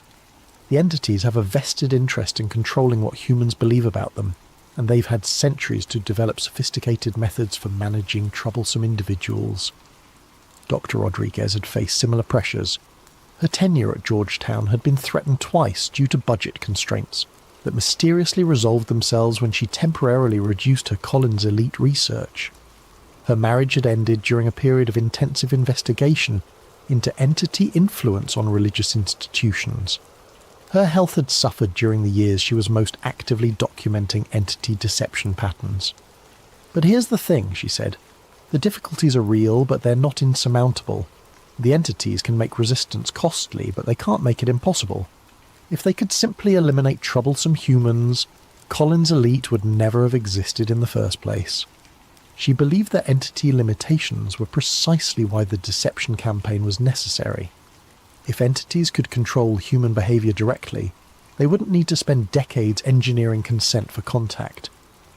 The fact that they relied on manipulation suggested that human free will, while vulnerable to influence, remained fundamentally intact. Over the following months, Marcus and Dr. Rodriguez introduced me to other members of the underground Collins elite network. I was amazed by both the size and diversity of the group. Theologians and physicists, former intelligence analysts and current religious leaders, retired military officers and active researchers. What united them wasn't a shared background or ideology, but a shared conclusion that the UFO phenomenon represented a spiritual threat masquerading as a technological opportunity. Father Michael Torres, a Catholic exorcist based in New Mexico, had been documenting parallels between UFO encounters and demonic possession for 30 years. Dr. Rebecca Walsh, a psychiatrist specializing in religious experiences, had identified specific psychological patterns linking modern abduction accounts to historical accounts of spiritual deception. Colonel James Patterson, retired, former Air Force intelligence, had spent decades analysing UFO incident reports and concluded that entity behaviour was consistent with psychological warfare rather than scientific exploration. Each member of the network brought specialised knowledge and perspective, but all had reached similar conclusions about entity motivations and methods. More importantly, all had experienced some form of pressure or retaliation for their research, confirming the underground Collins elite's assessment that entity influence extended far beyond individual contactee cases. "We're not conspiracy theorists," Dr. Walsh explained during one of our meetings. "We're researchers who followed the evidence to an uncomfortable conclusion. The UFO phenomenon is real, the entities are real, but their intentions aren't what they claim to be."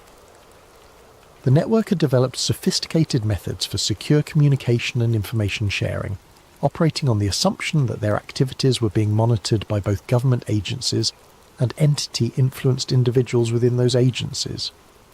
"We have to assume that any information we share through normal channels will be compromised," Colonel Patterson explained. "But we also can't become so paranoid that we stop sharing information entirely. The entities benefit from our isolation more than our communication." As my involvement with the underground Collins elite deepened, I learned that the network extended far beyond the United States. Religious leaders in Europe, researchers in Asia, indigenous spiritual authorities in South America, all were reporting similar observations about entity activity and deception patterns. Dr. Rodriguez arranged for me to speak with several international contacts via encrypted communication channels. Their perspectives added crucial context to the Collins elite analysis. Brother Antonio Mendez, a Spanish monk who specialized in mystical theology, had been tracking entity influences on contemporary religious movements. His research suggested that entities were actively promoting syncretistic spiritual practices that emphasized cosmic consciousness over traditional religious authority. "They're not attacking religion directly," he explained through a translator. "They're subtly altering it, encouraging beliefs and practices that make humans more receptive to entity guidance and less connected to traditional sources of spiritual wisdom." Dr. Yuki Tanaka, a Japanese researcher studying anomalous phenomena in Buddhist contexts, had identified similar patterns in Asian spiritual communities. Entity influences seem designed to promote meditation practices that open practitioners to external guidance, while discouraging those that strengthened individual discernment and spiritual independence.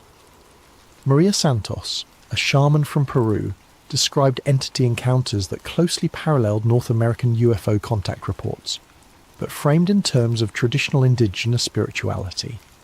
The entities consistently promoted abandonment of ancestral traditions in favour of updated spiritual practices more suitable for the modern world. "Same spirits, different masks," she said simply. "They tell each culture what that culture wants to hear, but always with the same goal: make humans depend on them instead of their own traditions and wisdom."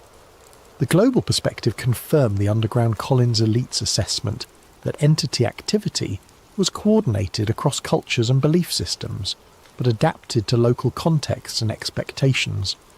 The deception campaign wasn't centred in any particular country or religion. It was targeting human spiritual independence as a universal phenomenon. Based on decades of analysis and current trends, the the underground Collins elite had developed a timeline for what they believed would be the final phase of the entity deception campaign. Phase 1, 2020 to 2025, mainstream normalization of UFO phenomena through government disclosure and media coverage.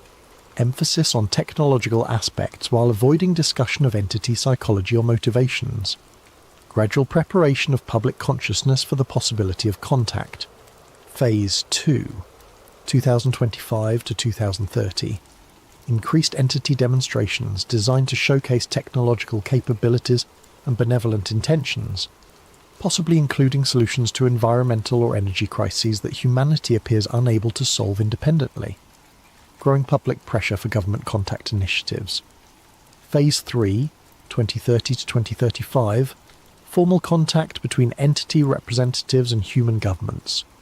Presentation of comprehensive assistance packages addressing climate change, resource depletion, social conflicts and technological limitations. Initial agreements for limited cooperation and information exchange. Phase 4, 2035 to 2040. Gradual integration of entity guidance into human decision-making systems.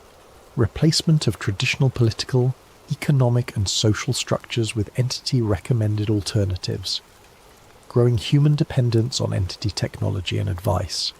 Phase 5, 2040 plus. Complete transformation of human civilization according to entity specifications. Elimination of independent human spiritual development in favour of entity-directed consciousness evolution. Humanity's transition from independent species to managed resource. The genius of the timeline is that each phase will seem like humanity's choice, Dr. Rodriguez explained. People will vote for leaders who support contact.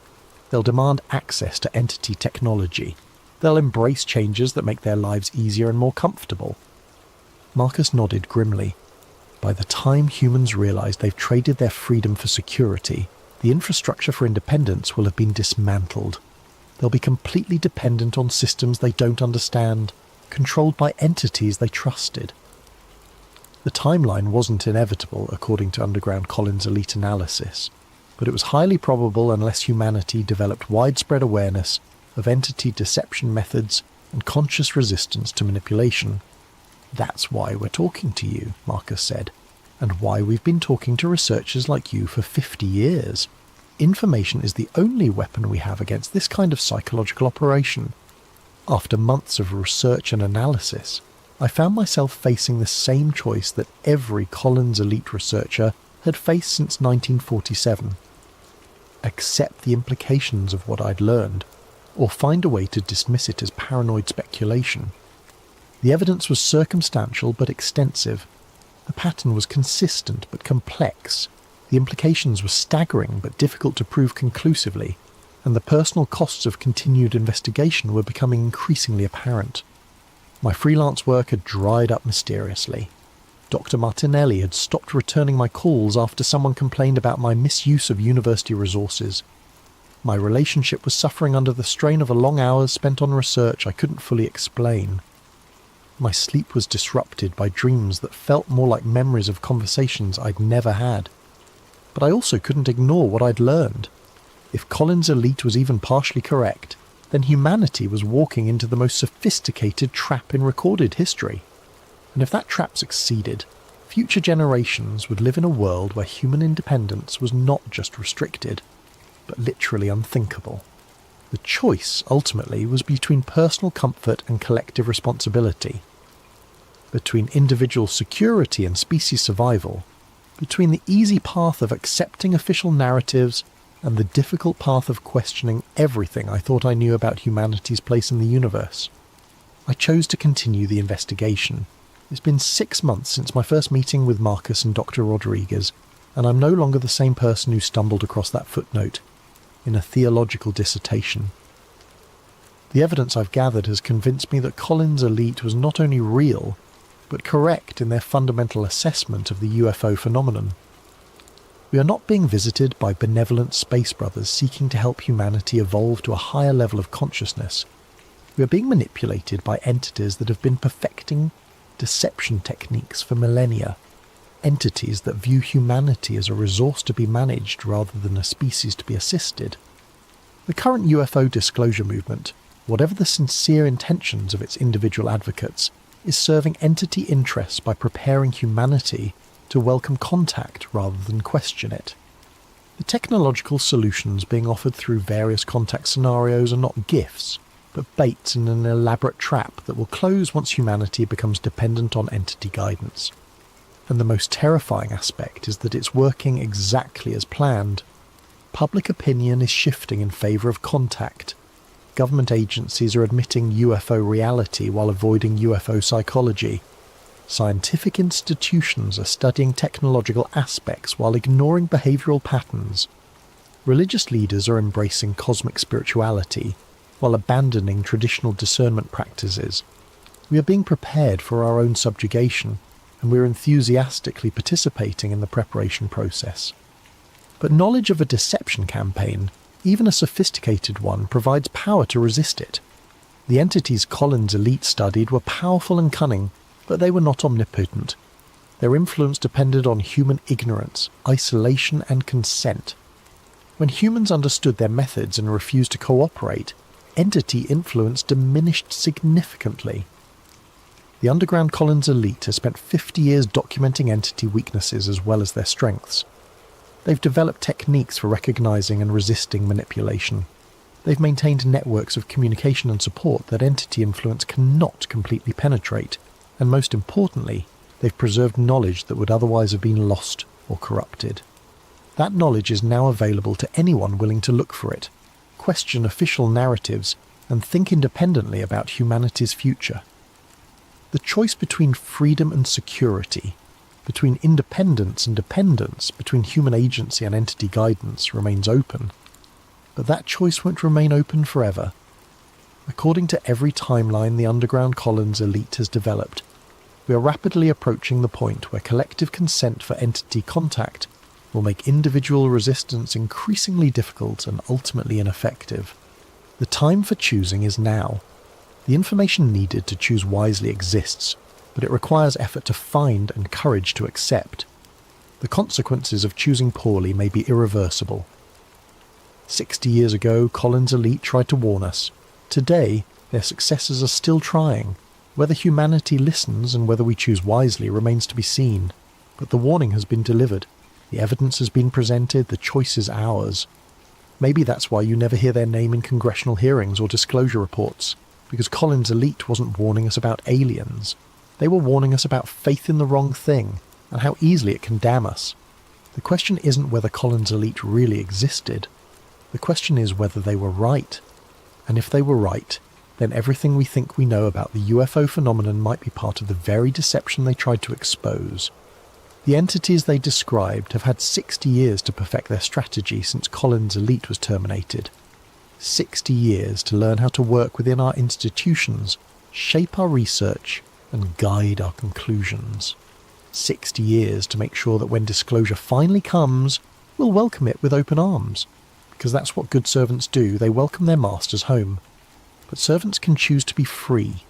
The question is whether they will make that choice while they still can. That's tonight's deep dive into the Collins elite. A story that challenges everything we think we know about the UFO phenomenon and asks uncomfortable questions about the nature of contact itself. What do you think? Was Collins' elite a real government program, or just an elaborate piece of disinformation?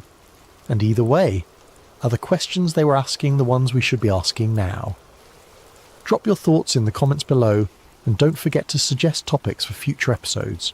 Your ideas keep sleep theories going, and trust me, we've only scratched the surface of what's hidden in the footnotes of history.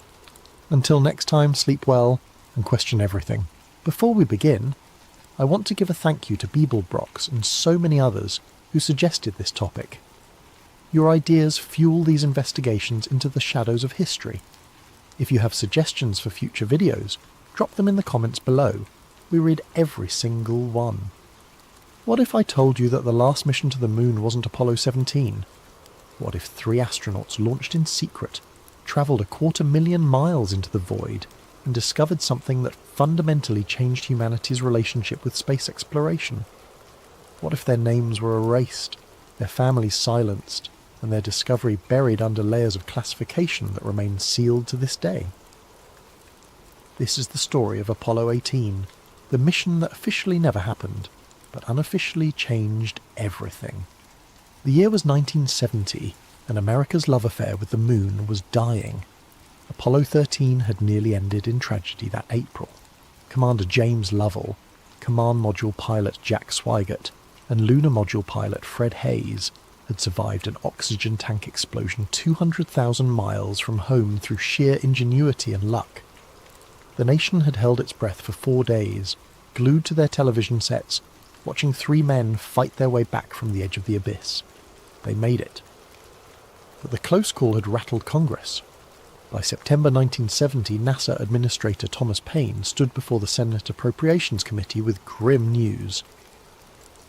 The remaining Apollo missions, 18, 19 and 20, were being cancelled.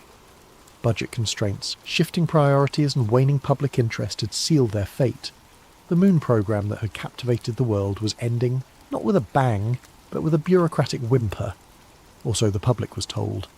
Behind closed doors, a different story was unfolding. In the basement archives of the Johnson Space Center, there exists a document that most people will never see. It's labelled NASA SP4029, a dry budget reconciliation report from fiscal year 1971. Most of it contains exactly what you'd expect. Columns of numbers, departmental allocations, contractor payments. But on page 247, there's an anomaly. 3 line items totaling $287 million are listed under Specialized Systems Transfer Classified Program Support. The receiving account is identified only by a code, LB73DOD, Liberty Bell. Project Liberty Bell was a joint Department of Defense and NASA initiative, supervised by 2 organizations that rarely appear in public documents, the Office of Space Science and Applications and the National Reconnaissance Office. The NRO, for those unfamiliar, is America's spy satellite agency, so secret that its very existence wasn't officially acknowledged until 1992. What would NASA and America's most classified intelligence agency want, with nearly $300 million and a cancelled moon mission? The answer lay in the Cold War's most dangerous game, nuclear detection. Throughout the early 1970s, American intelligence analysts were desperate to monitor Soviet nuclear testing. Satellite surveillance helped, but seismic detection remained the gold standard for identifying underground detonations. The problem was geography. Soviet test sites in Kazakhstan and Novaya Zemlya were geologically shielded, making detection difficult from Earth-based sensors. But what about sensors that weren't on Earth? The moon offered a unique advantage. Its stable, airless environment and low seismic noise made it an ideal platform for detecting faint vibrations across vast distances. More importantly, the moon's orbit around Earth meant that sensors could monitor Soviet territory during windows, when traditional surveillance was blind. Project Liberty Bell's mission was simple. Place advanced seismic relay equipment on the lunar surface, disguised as abandoned Apollo hardware, and use it to monitor Soviet nuclear activity. They would need a crew, 3 men willing to risk everything for a mission that could never be acknowledged. Commander Richard Anderson had been the backup pilot for Apollo 16. At 41, he was older than most astronauts, a Korean War veteran with silver temples, and the kind of steady calm that made younger pilots defer to him without question. He'd spent 2 years training for a moon landing that never came, watching as younger crews got the glory while he remained earthbound. When a 2-star general from the Department of Defense showed up at his Houston office in March 1973 with a manila folder marked Eyes Only, Anderson didn't hesitate. He was being offered what every astronaut dreams of, a mission to the moon. The fact that it was classified only made it more appealing. James Hall was different. A former Air Force test pilot, Hall had been assigned to the Manned Orbital Laboratory, the Air Force's secret space station program, before it was cancelled in 1969. He was 38, dark-haired, intense, with the kind of technical precision that made him NASA's go-to pilot for experimental systems. Hall had grown up reading Tom Swift novels and watching Flash Gordon serials. He joined the Air Force specifically to fly higher and faster than anyone else. When NASA recruited him after MOL's cancellation, he jumped at the chance. Hall was the command module pilot responsible for keeping the spacecraft alive while his crewmates descended to the surface. The third crew member was Marcus Kell, and he was an outsider. Kell wasn't military. He was a civilian geologist from the United States Geological Survey's Astrogeology Center in Flagstaff, Arizona. At 35, he'd spent a decade mapping lunar terrain from photographs, preparing traverse routes for astronauts who would walk on a stone he'd only studied from afar. Kell was wiry, intense, with thick-framed glasses and a habit of speaking in rapid-fire technical jargon that left his colleagues scrambling to keep up. NASA needed a geologist who could identify the best locations for seismic equipment and collect samples that would justify the mission's scientific cover story. Kell was brilliant, obsessive, and, crucially, unmarried with no children. His disappearance, if necessary, would cause minimal civilian disruption. The crew trained in isolation at a classified facility in Nevada, using equipment labelled as Skylab backup hardware. They studied maps of Mare Moscoviense, a far-side lunar basin that would provide their equipment with an unobstructed view of Soviet territory. They practiced deploying sensor packages disguised as standard Apollo science experiments, and they were briefed on what to do if they found something unexpected. Unlikely, the briefing officer had said, a CIA analyst whose name none of them caught. But the Soviets have had multiple lunar probes in the region. If you encounter any foreign hardware, photograph it, catalogue it, and bring back samples if possible. Do not attempt to interact with it directly. Anderson had raised an eyebrow. What kind of samples? The analyst's expression hadn't changed. Anything unusual. Anything that doesn't match baseline lunar geology. Anything that appears manufactured or processed. You think the Soviets built something up there? We think it's prudent to be prepared for any scenario. That should have been the first warning. Launch Complex 39B at Kennedy Space Center had seen better days. By December 1973, it had been more than a year since the last Saturn V had thundered skyward, carrying Apollo 17. The massive gantry stood silent, a rusting monument to a program that had conquered the moon, and then simply stopped. Tourists visiting the Space Center were told that 39B was being reconfigured for Skylab support operations. A plausible enough story, given that America's space station was still operational. What the tourists didn't see was the nighttime activity. Starting in November, unmarked trucks began arriving after dark, delivering components wrapped in protective shrouding. The vehicle assembly building's high bay doors would open just long enough to admit the cargo, then seal shut. Armed Air Force security police established a perimeter that extended far beyond the normal restricted zone. On the morning of December the 7th, 1973, NASA issued a press release announcing a systems compatibility test for Skylab backup hardware, scheduled for December 11th. The test would use vehicle SA-515, one of the unused Saturn V rockets, to verify orbital insertion procedures for potential future space station missions. It was a lie wrapped in technical jargon, and it worked perfectly. SA-515 was real. It had been constructed but never assigned to a mission. The Skylab story was plausible enough that the handful of space journalists who still covered NASA didn't dig deeper, and the December timing was deliberate. The Soviet Union's tracking stations would be focused on their own Soyuz 13 mission, currently in orbit. The crew arrived at the operations and checkout building at 0300 hours on December 11th. They'd spent the previous week in medical quarantine, officially to prevent any illness that might compromise the test flight, unofficially to prevent them from talking to anyone outside the mission loop. Anderson remembered the walk to the transfer van. The air was warm and humid, typical for Florida in December, carrying the salt smell of the Atlantic. Above them, stars blazed in a moonless sky. The irony wasn't lost on him. They were about to fly to the moon on a night when the moon itself was new, invisible from Earth. The suit technicians worked in silence, checking seals and connections with the efficient precision of people who'd done this dozens of times. But there were differences. The mission patches on their suits bore no designation, just the NASA logo.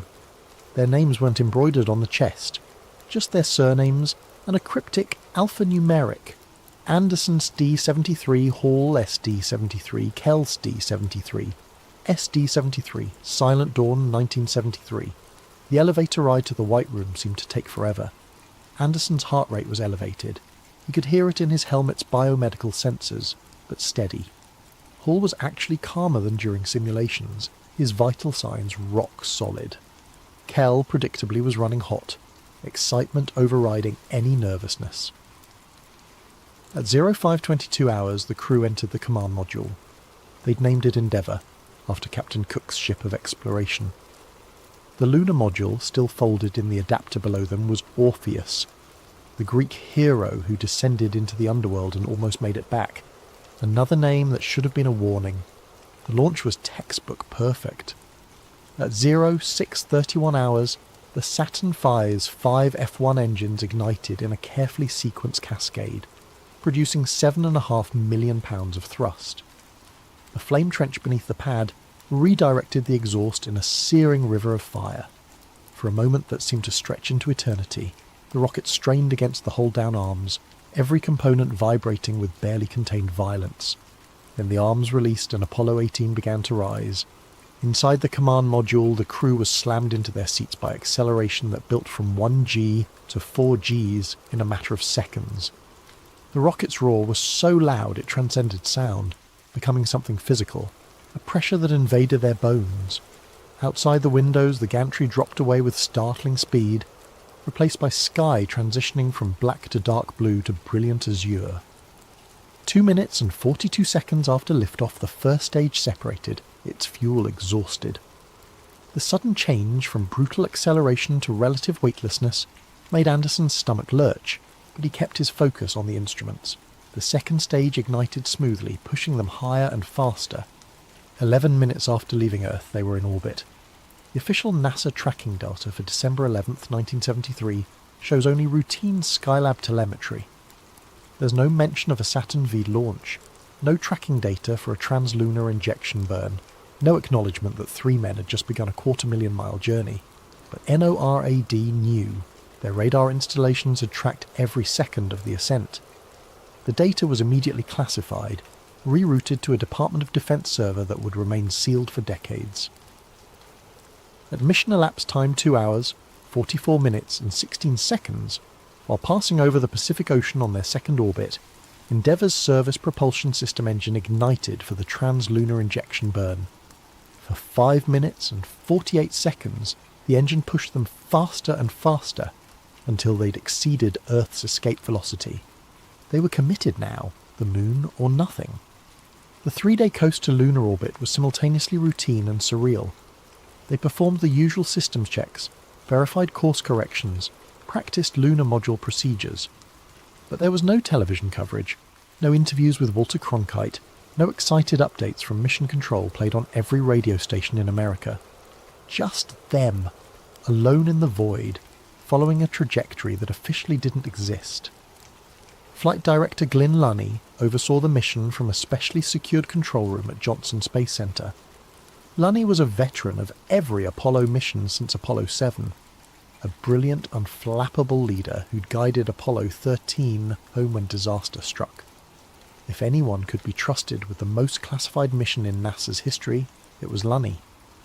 But even Lunny wasn't prepared for what came next. Apollo 18 entered lunar orbit on December the 9th, 1973, at 17:23 mission elapsed time. The lunar orbit insertion burn was perfect, placing them in a 60 by 170-mile elliptical orbit that would be circularized before the landing attempt. Through their windows, the moon's surface scrolled past in stark blacks and greys, utterly lifeless, utterly alien.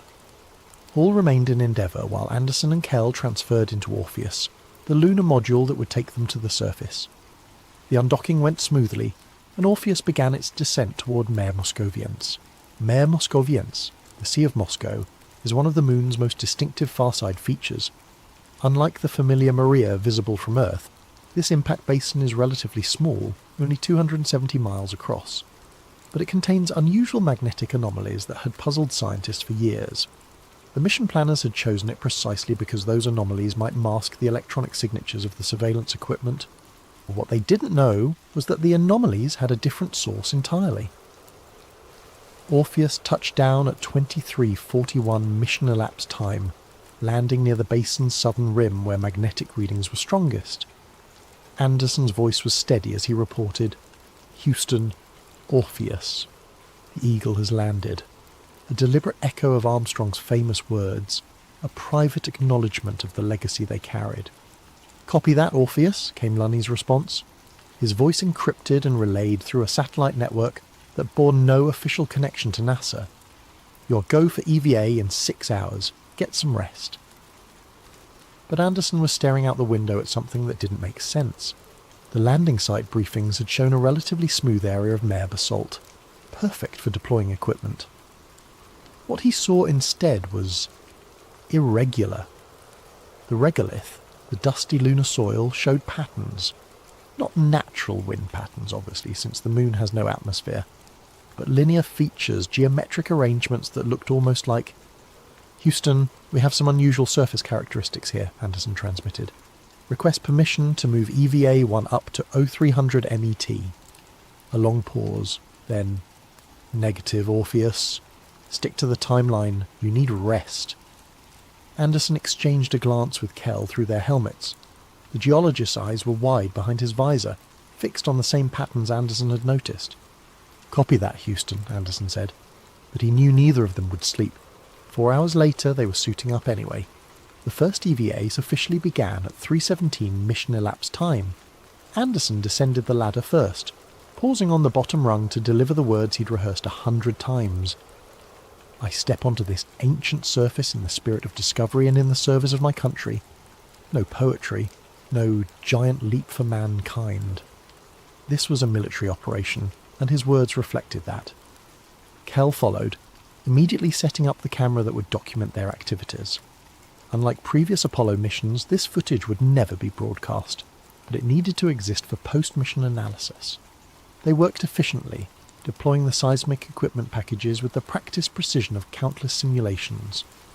The equipment looked identical to the ALS-EP science packages from earlier missions, but these units contained classified sensors designed to detect specific frequencies associated with nuclear detonations. It was while planting the third sensor array that Kell's voice cut across the radio, sharp with surprise. "Commander, you need to see this." Anderson bounded over in the lunar gravity's lazy arc. Kell was kneeling, or as close to kneeling as the suit allowed, next to an outcrop of rock that protruded from the regolith at an odd angle. "What am I looking at?" Anderson asked. Kell reached out with a gloved hand, brushing dust away from the rock's surface. Except it wasn't rock. The surface was metallic, not meteoritic iron, which Anderson had seen in photographs from previous missions. This was processed metal, showing what looked like machining marks, precise angles that didn't occur in nature. "Houston," Kell transmitted, his voice carefully controlled despite the excitement Anderson could hear underneath. "Surface sample at Station 3 shows unusual characteristics. Structure appears engineered, not geological. Recommend immediate sample collection and detailed photography." The response from Houston was immediate.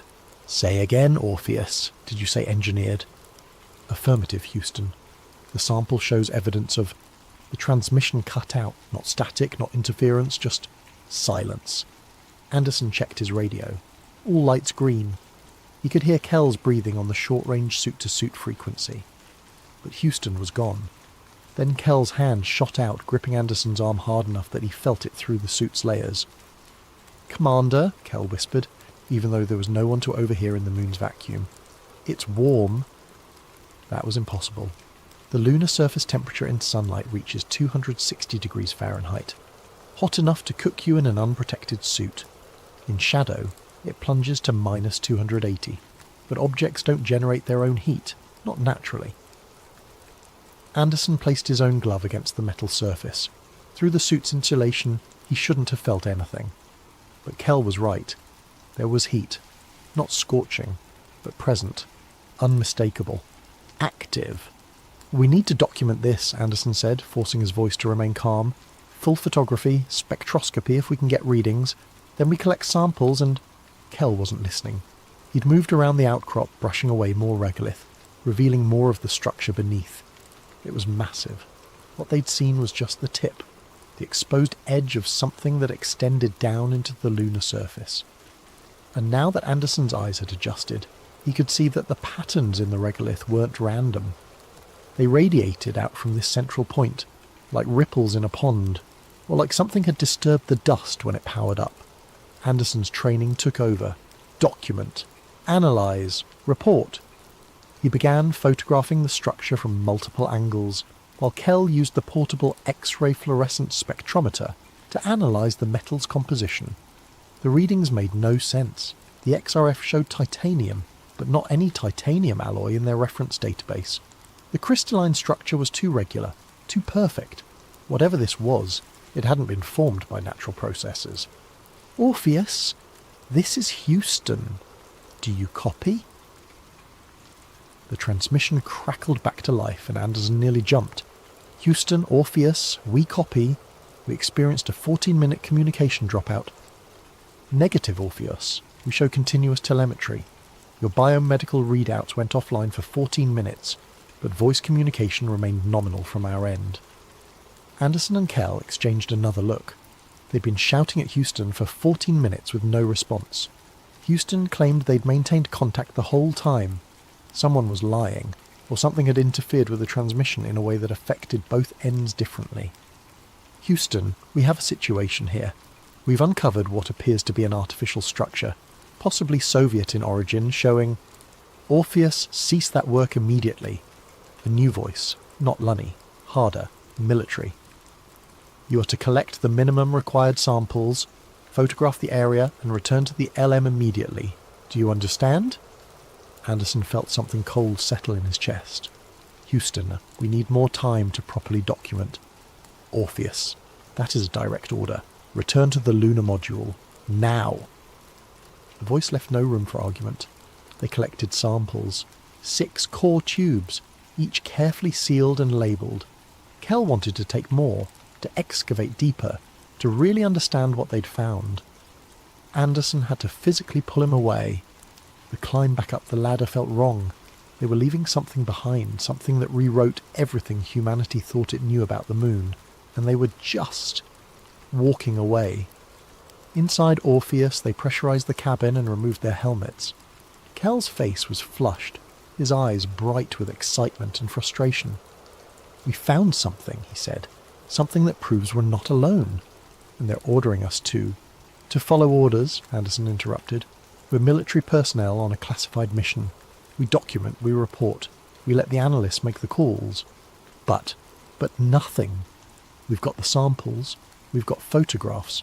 We've done our job. Anderson began the post-EVA system check, his hands moving through the familiar routine while his mind raced. What had they found? Soviet equipment was the obvious answer, but the heat signature didn't fit. The Soviets had landed lunar probes in the region, but those were automated samplers, not powered installations, and the metal composition was wrong for Soviet manufacturing, which left possibilities that Anderson didn't want to think about. The return to orbit was scheduled for 16 hours later, giving them time to rest and prepare, but neither man could sleep. They sat in the cramped cabin, occasionally glancing at the sample containers, each lost in their own thoughts. It was Kell who finally broke the silence. What if it's not Soviet? Anderson didn't answer. Think about it. The magnetic anomalies in this region have been documented since the early orbital surveys. That's decades before either us or the Soviets had the capability to land anything here. What if those anomalies weren't natural? What if they were marking something? Marking what? Kell met his eyes. I don't know, but whatever that structure is, it's old. Really old. The regolith accumulation around it suggests it's been here for millennia, maybe longer. Nothing human built that. The words hung in the cabin like a physical presence. Before Anderson could respond, the radio crackled. Orpheus, Houston. We're showing an anomalous reading from your cabin environmental system. Confirm pressure holding steady. Anderson checked the gauges. Everything nominal. Houston, we show all systems green. Pressure is... He stopped. The cabin pressure gauge was dropping. Not rapidly, but definitely dropping. We have a leak, he said. his voice flat with the kind of calm that comes from years of training for disasters. Rate is approximately 0.3 psi per minute. Beginning emergency leak check procedures. They worked systematically, checking every seal, every valve, every fitting. The leak wasn't in any of the obvious places, and the rate was increasing. Kell found it first. The primary hatch seal, which had been perfect before EVA, now showed signs of degradation. The rubber gasket looked corroded, eaten away by something. Houston, we found the leak source. Primary hatch seal shows unexpected deterioration. We're going to need to execute early ascent before we lose too much atmosphere. Another new voice from Houston, this one with a slight Texas accent. Orpheus, this is flight surgeon. Your biomedical readouts are showing elevated heart rates and core temperatures. Are you experiencing any unusual symptoms? Dizziness, nausea, visual disturbances? Anderson did a mental inventory. He felt fine. Anxious certainly, but that was justified given their situation. Negative, Houston. We feel nominal. Copy that, Orpheus. Be advised, we're seeing markers in your blood chemistry that weren't present pre-EVA. We'll need detailed post-flight medical analysis. Something in the samples, Anderson thought. Something from the structure. It had gotten into their suits, into their gloves. Microscopic particles that were now in the cabin with them. Houston, request immediate return to orbit. We need to rendezvous with Endeavour as soon as possible. Copy, Orpheus. You are go for immediate ascent. Hall is manoeuvring into position now. The launch from the lunar surface was violent and brief. Orpheus's ascent stage engine fired, blasting them away from the descent stage and back toward orbit. Through the window, Anderson caught one last glimpse of the landing site, the disturbed regolith, the exposed structure that was already being buried again by dust their ascent engine had kicked up. Evidence vanishing beneath lunar soil, perhaps never to be seen again. The rendezvous went perfectly. Hall had positioned Endeavour precisely, and the docking was textbook smooth. But when Anderson opened the tunnel between the two spacecraft, Hall immediately sealed his helmet. "Don't come through," Hall said, his voice tight. "Not yet. Jim, we need to transfer the samples and—" "I said not yet." Hall's eyes were hard. "Houston gave me direct orders. You two stay in the LM until we've run full biological protocols." Kell's laugh was bitter. "Biological protocols? We're in a vacuum. There's nothing alive on the moon." "Then you won't mind waiting while we make sure." Hall disappeared from the tunnel, and they heard the hatch seal from Endeavour's side. They were quarantined in space, 250,000 miles from home. The next 6 hours were a nightmare of waiting. Houston ran them through endless medical checks, drawing blood samples using the onboard medical kit, analysing biomarkers for anything unusual. The results kept coming back with the same message: anomalous proteins, unknown compounds, cellular changes that shouldn't be possible. Finally, Hall's voice came through the radio. "Houston is ordering you to jettison the sample containers." "What?" Kell exploded. "No! Those samples are the whole reason we're here. Those samples are contaminated with something that Houston's medical team can't identify. They pose an unacceptable biological risk." Anderson felt something inside him crack. They'd risked everything, found something that rewrote human understanding of the cosmos, and now they were being ordered to throw it into space like radioactive waste. "Houston, this is Commander Anderson. Request clarification. Are you ordering us to destroy evidence of possible extraterrestrial intelligence?" The silence stretched for 15 seconds. Then, "Negative. Orpheus? We're ordering you to protect the Earth from potential contamination. You don't know what you brought back. Neither do we, and we can't risk it reaching the atmosphere. We have containment protocols. The sample containers are sealed." The containers were sealed. Past tense. We're reading chemical changes in the seals similar to what happened to your hatch. Whatever degraded your gaskets is degrading the sample containers. You have maybe 12 hours before those seals fail completely. Kell was staring at the sample containers like they were his children being sentenced to death. There has to be another way. We could transfer them to Endeavour's storage, use the... Negative. All samples are to be jettisoned immediately. That's a direct order from the highest levels of command. Anderson understood then. This wasn't about protecting Earth. This was about protecting a secret. Whatever they'd found, someone had decided it was too dangerous, too destabilizing, too world-changing to ever reach the public. "Commander," Kell said quietly, don't do this. Anderson met his eyes. "I'm sorry." He began opening the sample containers one by one, using the LM's waste disposal chute to vent them into space. Core samples that might have contained proof of ancient intelligence, photographs, spectroscopic data, all of it fed into the void, all except one. While Kell's attention was on the gauges, Anderson palmed one of the smaller containers, a sample of the metallic structure itself. He tucked it into a maintenance access panel, a space meant for tools that would never be inspected during post-flight analysis. If they were going to bury this, at least one piece of evidence would survive. The transfer to Endeavour finally happened 18 hours after docking. By then, both Anderson and Kell were exhausted, their suits contaminated, their bodies showing increasingly unusual biomarker readings that Houston's doctors couldn't explain. Hall had set up a makeshift containment barrier using plastic sheeting and duct tape, separating the cabin into clean and contaminated zones.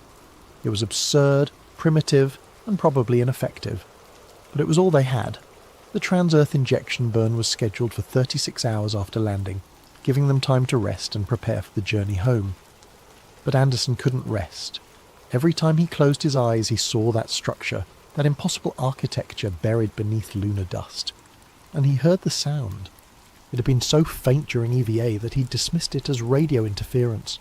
But now, in the quiet of the command module, he realised what it was. A vibration, subsonic, barely on the edge of perception.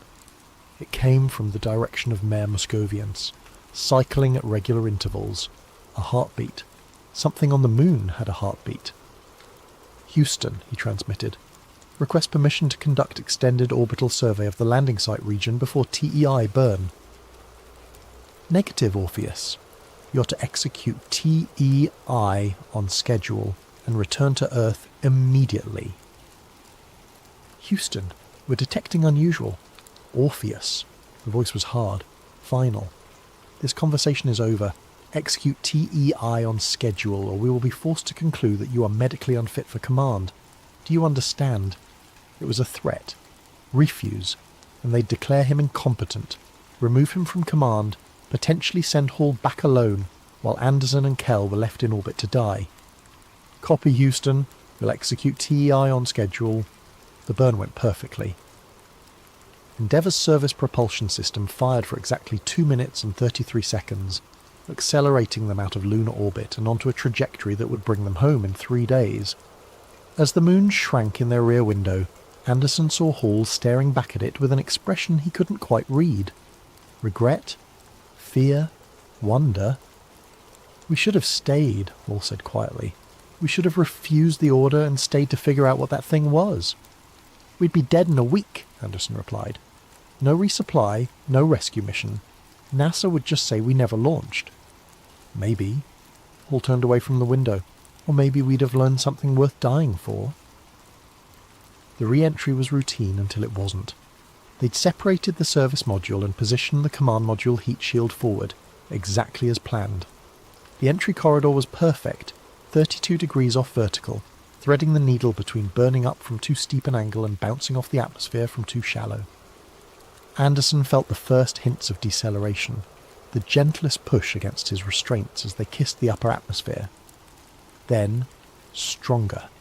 The G-forces built from 1 to 4 to 6, pressing them into their couches.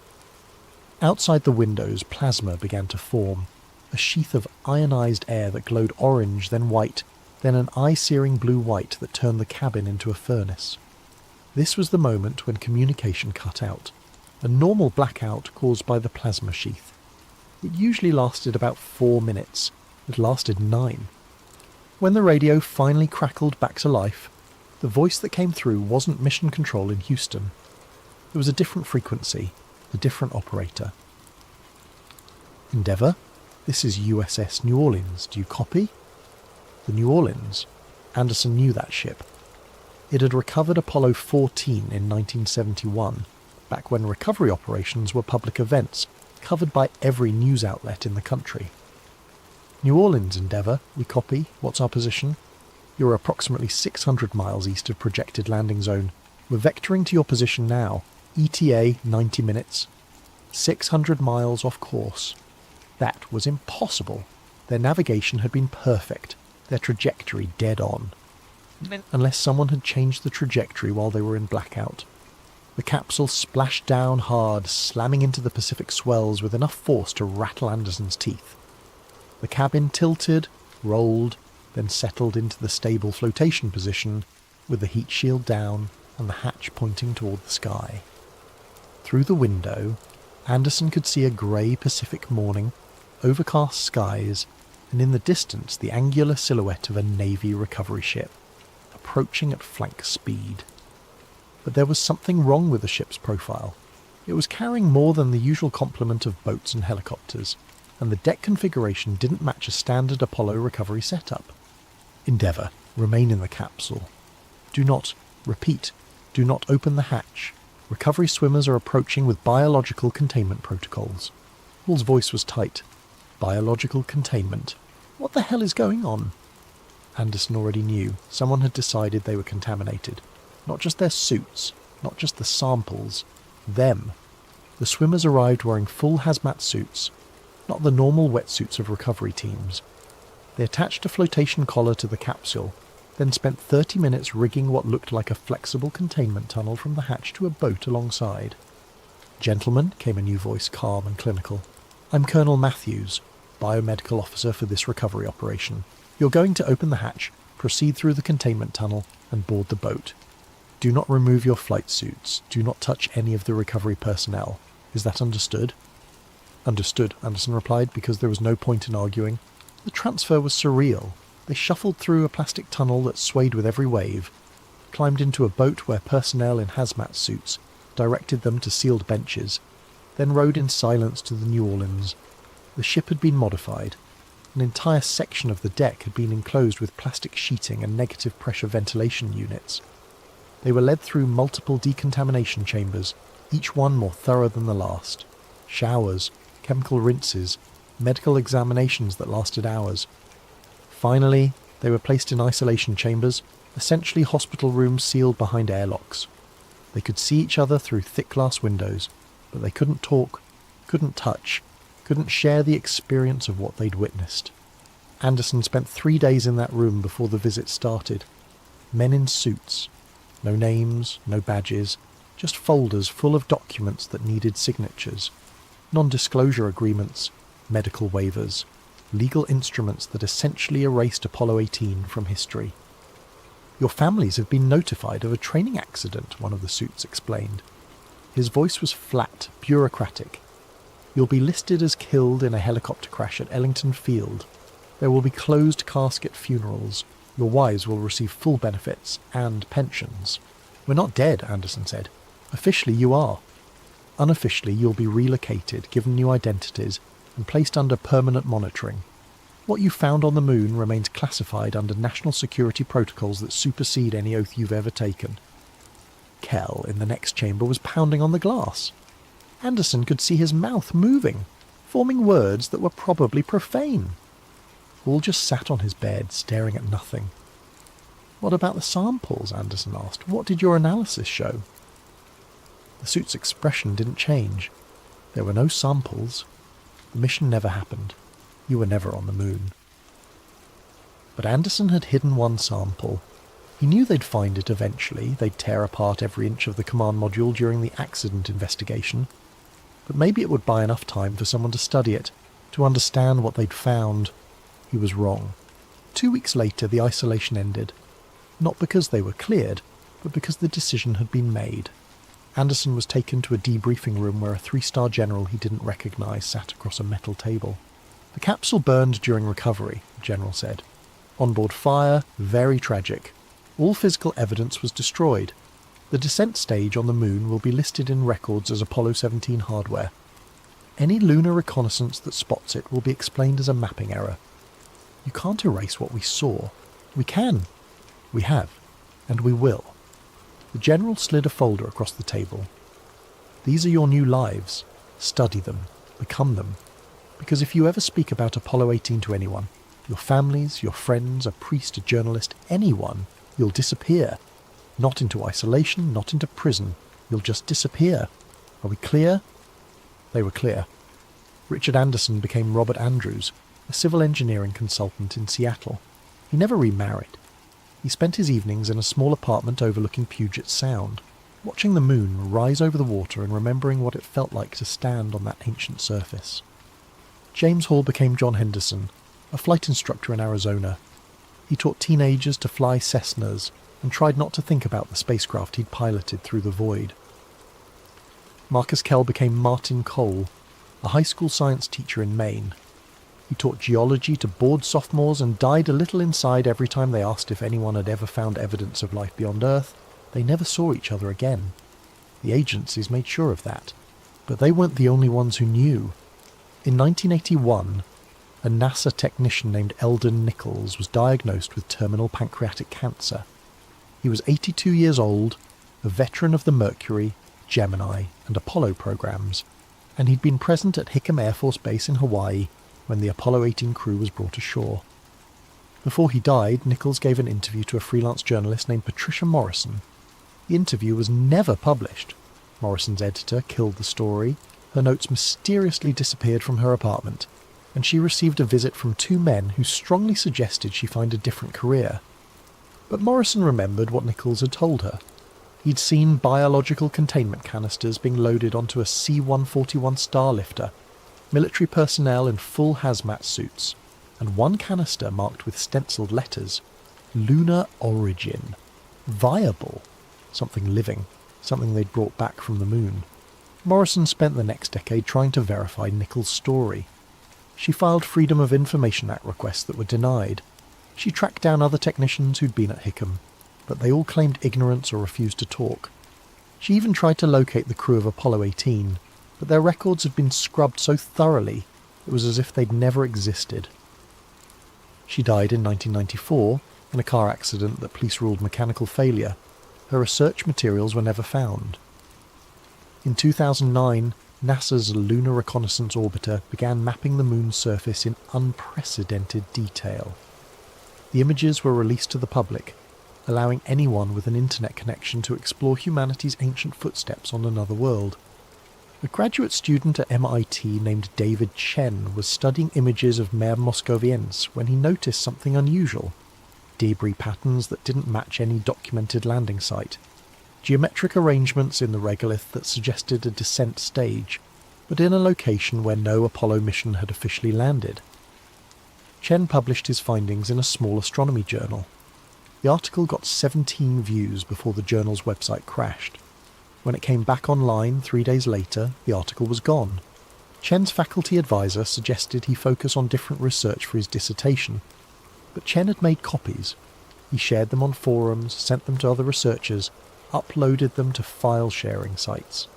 The images kept disappearing, accounts got suspended, websites went offline, someone was watching, someone was listening. Robert Andrews died in 2019, at the age of 87. Heart failure, the death certificate said. Peaceful, in his sleep. His apartment was cleaned out by a professional service hired by the government. Most of his possessions were unremarkable. Books, furniture, the accumulated debris of a quiet life. But in a drawer hidden behind a false panel in his desk, they found a journal. The journal was confiscated immediately, classified, and locked away in a facility that doesn't appear on any map. But Andrews had been careful. He'd made a copy, sealed it in a waterproof container, and buried it in a public park in Seattle, with coordinates encoded in a letter he'd sent to his estranged daughter years before. She found it in 2023 after finally deciphering her father's cryptic final message. She read about Apollo 18, about the structure on the moon, about the cover-up that had stolen her father's identity and his life. She tried to go public. The story was picked up by a few conspiracy websites, dismissed as elaborate fiction, and quickly forgotten in the endless churn of internet content. But someone else was paying attention. In October 2024, a private lunar communications satellite detected an anomalous signal emanating from Mare Moscoviense. The signal was faint, barely distinguishable from background radiation, but it was there, and it was repeating. The satellite's operators ran the signal through enhancement algorithms, filtering out noise, amplifying the coherent patterns. What emerged made them contact NASA immediately. It was a voice, human, male, transmitted on the S-band frequency that Apollo missions had used for communication. NASA's official response was immediate denial, equipment malfunction, atmospheric reflection of old transmissions, radio hobbyists with too much time. But the recording leaked anyway. It always does. The transmission lasted exactly 18 seconds. The voice was calm, almost resigned, distorted by decades of degradation and the interference of space. This is Commander Richard Anderson, Apollo 18. If anyone receives this, know that we were never alone up here. The structure at Mare Moscoviense is not Soviet. It's not human. It's old, older than our species, older than our civilization, and it's still active. We thought we were explorers, but we were trespassers. Whatever we awakened, it's still watching. It's always been watching. To anyone planning to return to the moon, be careful what you wake up. Anderson out. The recording has been analysed by audio forensics experts. Some claim it's authentic, a genuine transmission from 1973 that somehow got stored in the moon's magnetic field and released decades later. Others insist it's a hoax, an elaborate fake created by conspiracy theorists with access to vintage NASA equipment. NASA refuses to comment beyond their initial denial, but in the sealed archives, in the folders marked Eyes Only, there's a 1974 memo from the National Reconnaissance Office to the President of the United States. The memo is brief, just 3 paragraphs, but the final line reads, "Recommend permanent cessation of crewed lunar exploration. Object designated Artifact 1 remains active and demonstrates awareness of human presence. Further contact inadvisable until we better understand its nature and intentions." The memo is stamped approved. That's why we haven't been back to the moon in over 50 years. Not because of budget constraints or shifting priorities or lack of public interest. We haven't gone back because something is waiting there. Something ancient and patient and utterly incomprehensible. And somewhere in the classified depths of government servers, monitoring systems watch Mare Moscoviense 24 hours a day, waiting for the structure to wake up again. Waiting for the signal that will tell us whether that first contact was a greeting or a warning. In a nursing home in Tucson, Arizona, an 89-year-old flight instructor named John Henderson sits by a window, watching the moon rise over the desert. He hasn't spoken in 3 years. Stroke, the doctors say. But his eyes are clear, and sometimes the nurses catch him staring at the moon with an expression they can't quite identify. Fear, longing, recognition. On clear nights when the moon is full, Henderson's heart rate increases. The monitors beep faster, and sometimes, if you're very quiet, you can hear him whispering the same thing over and over. It's still warm, it's still warm, it's still warm. No one knows what he means, but somewhere on the moon, in a basin named for a city most people have never seen, something ancient stirs in the dust, waiting, watching. Remembering the day 3 humans came, discovered its existence, and fled back to their distant blue world. Next time, it won't let them leave. What if I told you that the greatest unsolved mystery in American aviation history was never meant to be solved? That the man who vanished into the night sky over Washington state in 1971 wasn't a criminal at all, but a ghost created by the very government that spent decades pretending to hunt him. The story you're about to hear will make you question everything you thought you knew about Daniel Cooper, and about who's really watching from the shadows. Act 1. The Vanishing Man. The rain hammered against the windows of the FBI Seattle field office on November the 24th, 1971, as Special Agent Wallace Grant stared at the preliminary report on his desk. His coffee had gone cold hours ago, but he barely noticed. The words on the page seemed impossible, yet dozens of witnesses confirmed the same thing. A man calling himself Dan Cooper had just hijacked Northwest Orient Flight 305, extorted $200,000 in cash, demanded 4 parachutes, and jumped into the night somewhere over southwestern Washington. "Polite," Grant muttered, reading the passenger descriptions. "Calm. Methodical." He tapped his pen against the margin notes. "Who the hell are you?" The telex machine in the corner chattered to life, and Grant crossed the room to tear off the incoming message. His eyes narrowed as he scanned the text. From FA a Western region to B. Seattle Field Office. Flight 305 incident. Military radar blackout window confirmed 2010 to 2047 PST. No visual confirmation of parachute deployment. Search parameters expanded to 200-mile radius. Grant frowned. A radar blackout? That was the first he'd heard of it. He picked up the phone to call the FAA when his supervisor, Bill Rackham, appeared in the doorway. "Put it down, Wallace," Rackham said quietly. "Sir, this telex mentions a radar blackout I wasn't briefed on." "I said put it down." Rackham's voice carried an edge Grant had never heard before. "The case is being transferred to Division 5. You're to compile your notes and hand everything over by 0800 tomorrow. Division 5. Grant felt something cold settle in his chest. Division 5 was domestic counterintelligence. They handled Soviet infiltration, sedition cases, threats to national security. What did they want with a simple skyjacking? "Bill, what's going on?" Rackham moved closer, lowering his voice. "Nothing you need to worry about. This one's above both our pay grades. Just do as you're told and forget about Dan Cooper." But Grant couldn't forget. None of them could. And 54 years later, in a climate-controlled archive room 3,000 miles away, someone was about to discover why. Act 2. The Black File. Eleanor Reed had spent 37 years with the FBI, most of them in the Records Management Division, a job that sounded boring to everyone who asked, and was exactly as boring as it sounded. She'd filed reports, digitised old case files, and watched younger agents climb the ladder while she remained comfortably anonymous in the basement archives. Now, at 62 and 6 months into retirement, she'd been called back for a special project, digitising the remaining Norjack files, the Bureau's code name for the Dan Cooper investigation. It was simple work, scanning old documents and cross-referencing them in the database, but Eleanor didn't mind. The extra money helped, and there was something oddly satisfying about handling pieces of history. She was 3 weeks into the project when she found it.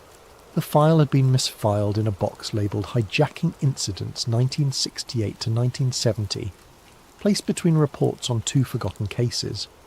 The folder itself was unremarkable. Standard manila, slightly yellowed with age, but the stamp across the front made Eleanor's pulse quicken. Project Cooper Directive. Eyes only, classification.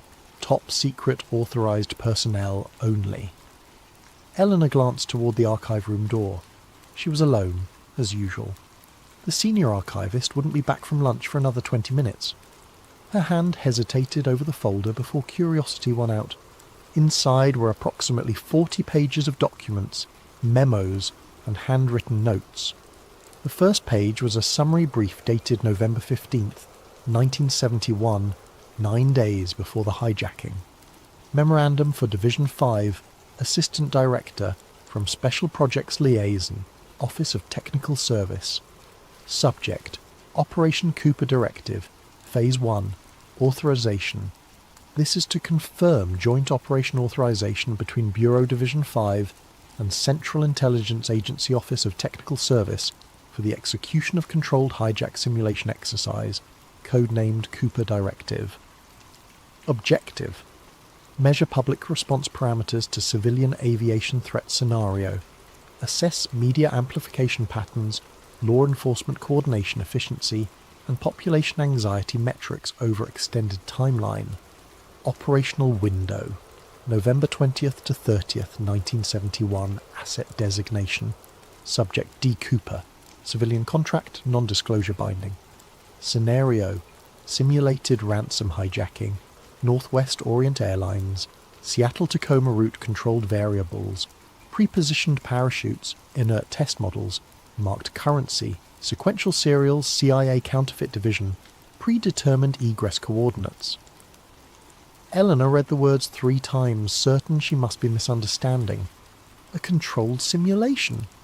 But Dan Cooper was real. Witnesses saw him. The airline confirmed the hijacking. The FBI had searched for months. She turned to the next page. An operational timeline with minute-by-minute checkpoints. Most had neat check marks beside them, but at 2039 PST someone had written in red ink, "Subject deviated from protocol." deployed personal chute, no radio contact. And below that, in different handwriting, shakier, subject did not deploy test chute, took cash and documents, possible defection, contain, documents. Eleanor flipped through more pages, finding a manifest of items supposedly aboard Flight 305. Most were expected. The money bag, parachutes, fuel calculations. But near the bottom, someone had added a handwritten note. Courier package confirmed sewn into currency bundles. Contents, microfilm archives, Operation Chaos subject files, preliminary Watergate documentation, priority recovery. Eleanor sat back in her chair, her mind racing. Operation Chaos was the CIA's illegal domestic surveillance program, exposed years later during the Church Committee hearings. Watergate documentation, before the break-in was even public knowledge. She photographed every page with her phone, her hands trembling slightly. This wasn't just a cold case file. This was evidence of something far larger, something that powerful people had worked very hard to bury. As she replaced the folder exactly where she'd found it, Eleanor noticed one final detail that made her stomach drop. The last page was a distribution list of everyone who'd received copies of the directive. 14 names. Beside 11 of them, someone had drawn a small red X. And at the bottom, in fresh ink that couldn't be more than a few years old, monitoring ongoing, containment protocol active. Eleanor locked the archive room behind her and walked to her car on legs that felt disconnected from her body. She didn't notice the grey sedan that pulled out 3 cars behind her, maintaining a careful distance all the way to her apartment in Silver Spring. Act 3. The surviving asset. Thomas Harkins lived in a modest ranch house outside Olympia, Washington, surrounded by towering Douglas firs that blocked most of the sunlight. Eleanor had tracked him down through the operational files. He'd been an airfield technician at McCord Air Force Base in 1971, one of the few names on the distribution list without a red X. When he opened the door, she saw a man who'd aged far beyond his 87 years. His hands shook slightly, and his eyes held the haunted look of someone carrying secrets too heavy to bear alone. "Mr. Harkins, my name is Eleanor Reed. I worked for the FBI Records Division, and I need to ask you about something that happened in November 1971. His face went pale. You should go. Please. I found the Cooper directive files. I know it was a simulation. I know something went wrong." Harkins gripped the doorframe. "If you found those files, you're already in danger. They don't let people like you just walk away with that kind of knowledge." "Then help me understand what I'm walking away from." For a long moment he said nothing. Then he stepped aside. 5 minutes, that's all you get. His living room was sparse, a worn couch, a television, photos of grandchildren on the mantel. Harkins didn't offer her a seat. Instead, he moved to the window and peered through the curtains at the empty street. "I was just a technician," he began, his voice low. 23 years old, fresh out of technical school. In early November, they brought me into a secure hangar and told me I'd been selected for a classified logistics assignment. All I had to do was prepare 4 parachutes according to very specific modifications. What kind of modifications? 2 of them were real, standard military reserve chutes, fully functional. The other 2 were test models, inert. They'd open, but they weren't designed to support a person's weight for more than a few seconds, just long enough to make it look real if anyone happened to spot the drop. Eleanor felt sick. They were going to kill him! "No," Harkins shook his head. "That's what I thought at first too.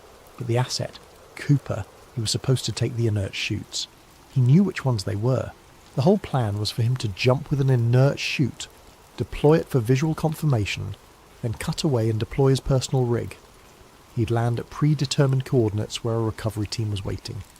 Clean extraction, controlled environment, perfect psychop to study public response to aviation terror. But he didn't follow the plan. He took the real chutes, and he took something they didn't expect him to take." Harkins returned to the window, his paranoia evident. The money wasn't the prize. Inside the currency bundle sewn into the fabric of the money bag itself was a courier package. Microfilm. Dozens of rolls containing names, addresses and photographs of deep-cover CIA operatives working domestic assignments, people who'd been exposed by intelligence leaks inside the agency. Why would they transport something like that on a civilian flight? Because no one would think to look there. It was supposed to be a quick handoff. Cooper gets the money bag, jumps, recovery team secures the package, case goes into the books as an unsolved mystery. But Cooper realised what he had. Those weren't just names on film. Those were leverage, insurance, proof that the agency was running illegal operations on American soil. He defected. That's one word for it. I'd say he made a business decision. Someone inside the operation tipped him off about what was really in that bag. He grabbed the intel and vanished, and the people who designed the whole thing couldn't exactly file a police report saying their fake hijacker stole their illegal surveillance records. Eleanor pulled out her phone and showed him the photo of the distribution list. 11 of these people are dead, marked with red X's. Harkins barely glanced at it. 12 now. Martin Kellerman died 3 months ago. Heart attack, they said. He was 59 and ran marathons. His jaw tightened. Everyone connected to the directive has been systematically eliminated over the past 2 decades. I'm alive because I was nobody. A technician who prepared parachutes and kept his mouth shut. But you found the file, which means someone made a mistake, and mistakes get corrected. I need to know who's doing the correcting. You're asking the wrong question. You should be asking why they're still correcting mistakes from an operation that's 50 years old. He finally met her eyes. The Cooper case never closed because it was never supposed to close. Think about it. How many unsolved mysteries stay in the public consciousness for half a century? How many trigger thousands of amateur investigations, documentaries, books, conspiracy theories? You're saying the mystery itself is intentional? I'm saying the mystery is the experiment. They wanted to see how long they could keep a story alive through cultural reinforcement. No closure, no resolution, just perpetual speculation. The perfect case study in long-term social engineering. Dan Cooper isn't a person anymore, he's a phenomenon. And someone is still managing that phenomenon. Eleanor's mind reeled. Who? I don't know names. But after I left McCord, I did some digging, found references to something called Operation Horizon Wing, a continuation program funded through discretionary intelligence budgets.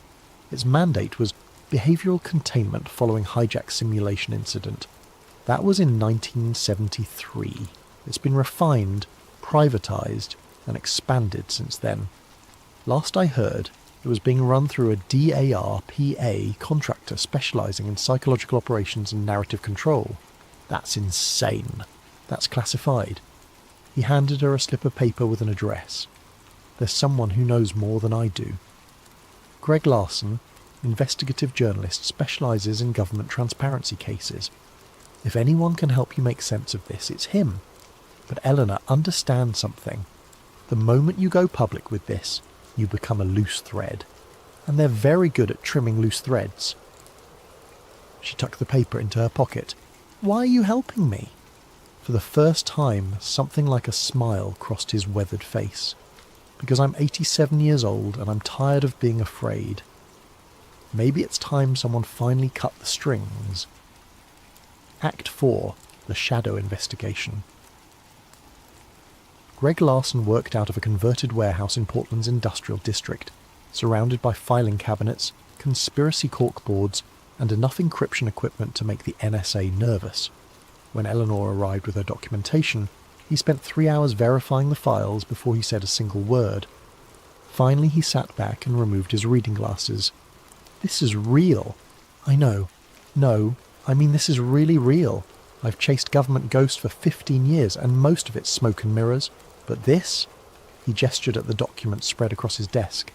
This is actionable, verifiable, court-admissible evidence of a domestic psychop. Do you understand what you found? I understand that people have died to keep it buried. Then you understand we need to be extremely careful.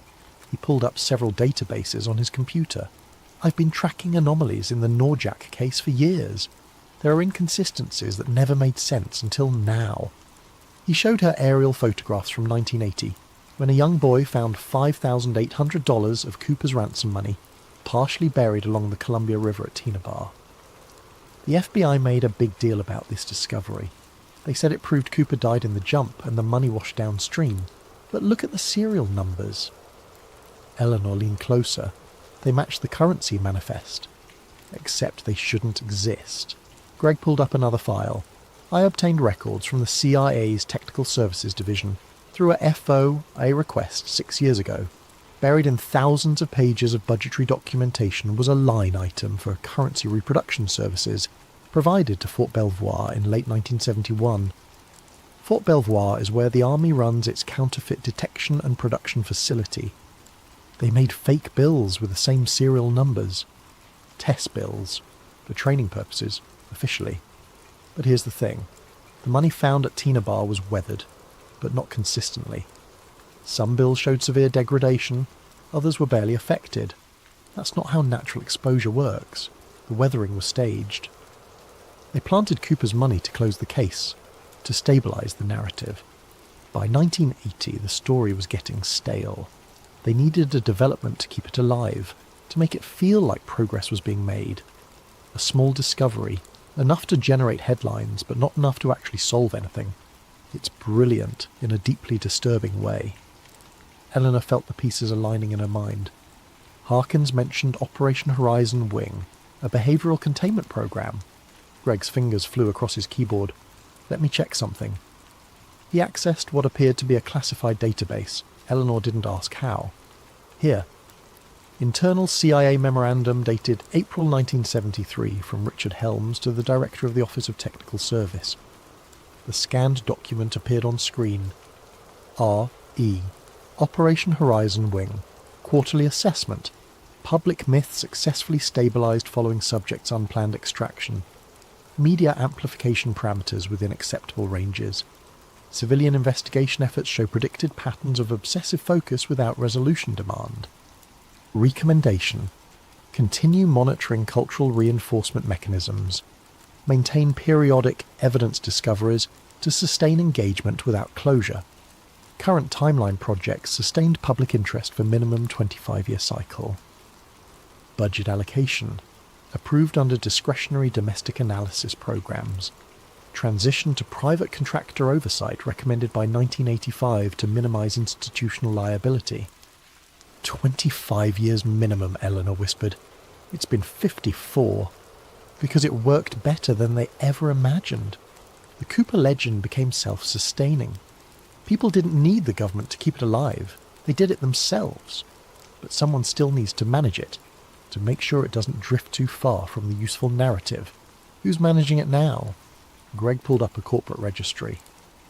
The program was privatised in 1987, transferred to a company called Horizon Analytics, which was later absorbed by Sentinel Cognitive Systems in 2003. Sentinel holds multiple contracts with DARPA's Behavioural Sciences Division. Their specialty is narrative architecture and long-term social pattern analysis. That sounds like Orwellian nightmare fuel. It gets better. Sentinel's CEO is a woman named Patricia Koenig. Want to guess where she worked before going private? CIA, Division 5 of the FBI. She was 17 years old when the Cooper hijacking happened, but by 1983 she was running psychological operations for Bureau Counterintelligence. She has the institutional knowledge, the clearances, and the resources to keep this thing alive indefinitely. Eleanor stood and paced the warehouse floor. So what do? We can't exactly file a police report. We leak it. Not to mainstream media. They're too compromised, too afraid of losing access. We go to independent platforms, multiple sources simultaneously. We flood the zone with documentation before they can contain it. And then we see if the truth can survive contact with the people who've been lying about it for 5 decades. Greg began organising the files. I'll need 48 hours to verify secondary sources and set up dead man switches. If anything happens to either of us, the documentation auto-releases to 24 outlets. You think they'd really kill us over this? He met her eyes with an expression that was almost pitying. Eleanor, they've already killed 11 people. We're just 2 more loose threads. Act 5. The truth buried in plain sight. They worked through the night, building an unassailable case. Greg had contacts in cryptography who verified the document's authenticity. Eleanor cross-referenced names and dates with public records, building timelines that proved the government's narrative had been manufactured from the beginning. By dawn, they had everything ready for release. That's when Greg's phone rang. He checked the screen and frowned. "Unknown number," he answered on speaker. "Larson." The voice that came through was distorted, digitally masked. "Mr. Larson, Miss Reed, you've both been very busy." Eleanor felt ice flood her veins. "You have information that doesn't belong to you," the voice continued. "Information that could cause significant disruption to ongoing research initiatives. We're prepared to offer you a choice. Walk away now, destroy everything you've compiled, and return to your lives with no consequences.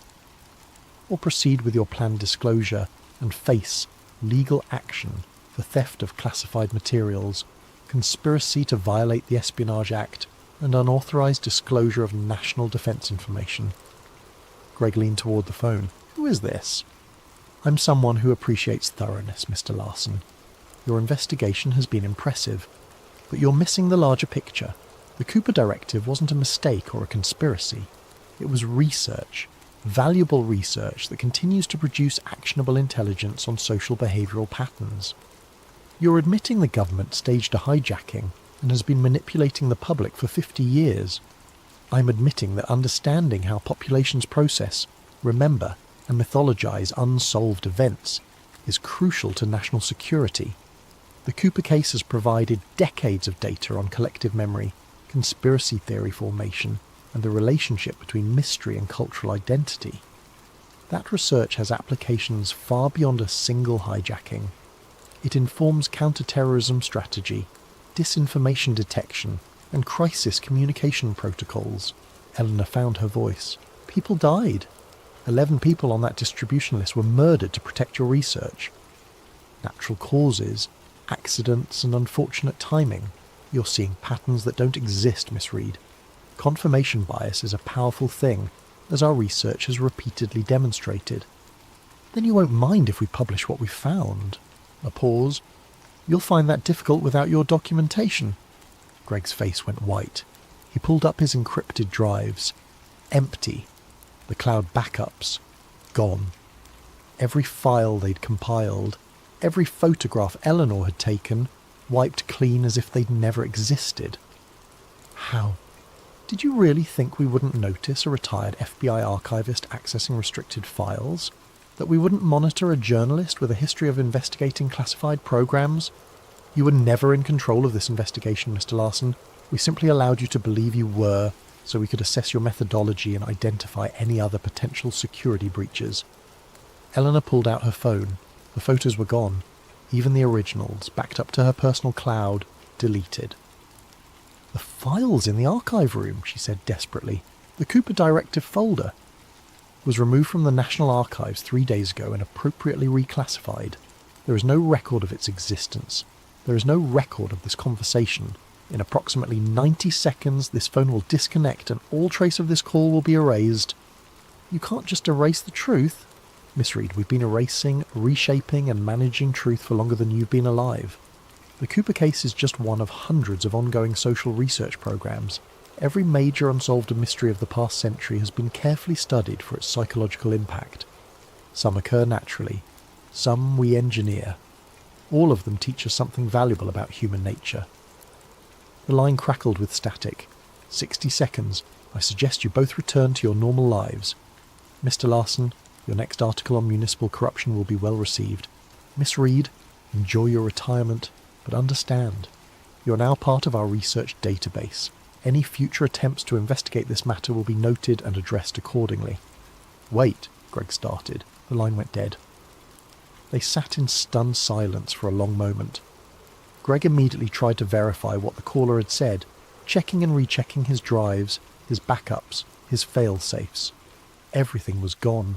Not just deleted, erased at a level that suggested direct access to his systems despite multiple layers of encryption. "This is impossible," he muttered. "I had these files distributed across 6 different networks. They couldn't have accessed all of them. Unless they'd been monitoring from the beginning," Eleanor thought. unless every move they'd made had been observed, catalogued, and allowed to proceed just far enough to identify any security weaknesses. She walked to the window and stared out at the grey Portland morning. Somewhere in this city, in this country, people were going about their lives completely unaware that their government had spent half a century running psychological experiments on them disguised as unsolved mysteries. "They win," she said quietly. "No." Greg's voice was firm. "They don't get to win. We have no evidence, no files, no proof of anything. If we try to tell this story, we sound like conspiracy theorists. We have nothing. We have our testimony. We have what we saw, what we learned. We can still what? Get dismissed as crazy? Get disappeared? They're monitoring us, Greg. They've made that clear. The moment we become more trouble than we're worth, we end up like the other 11 people on that list." He wanted to argue. She could see it in his face, but he knew she was right. They'd lost. Act 6. The final broadcast. Eleanor returned to her apartment that afternoon, feeling hollowed out. The grey sedan was gone. They didn't need to follow her anymore. She was contained, neutralised, no longer a threat. She made tea she didn't drink and sat by the window watching the street below. Normal people doing normal things, unaware that the reality they lived in was being carefully curated by people in windowless rooms who viewed human behaviour as data points to be collected and analysed.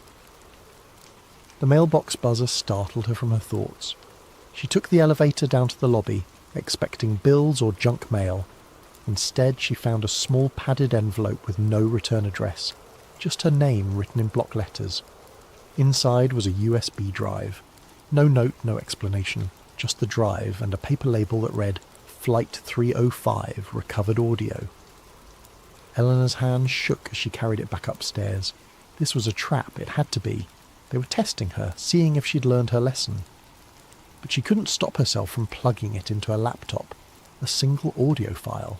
She clicked play. Static filled her speakers, the harsh crackle of old radio transmission. Then, through the noise, a voice. "Ground control, this is Cooper." Confirming egress at designated coordinates. More static. Then a different voice, calm and professional. "Negative, Cooper. You're not at designated coordinates. Abort extraction. Repeat, abort extraction and proceed to..." "Negative, ground control. I'm exactly where I need to be." "Cooper, you're in violation of operational protocol. Return to dash dash." "Protocol?" The voice that had to be Cooper laughed. "Let me tell you about protocol. The people you work for just tried to kill me with faulty equipment. The people I work for just tried to buy me with someone else's secrets. I don't work for anyone anymore." "Cooper, listen carefully. The cargo you're carrying is classified beyond your clearance level. If you do not return it immediately, you will be designated a hostile asset and..." "And what? You'll what exactly? File an official report saying your fake hijacker stole your illegal surveillance files? Tell the FBI that your psychological operation went rogue?" "I don't think so." A long pause filled with static. Then a third voice. Older. Authoritative. "Mr. Cooper, my name is Richard Helms. I believe we should discuss terms." The recording cut out. Eleanor replayed it 3 times, trying to process what she was hearing. But it was the background sound that finally made her pause. Beneath the voices, beneath the static, there was a steady rhythmic hum. Mechanical. Precise.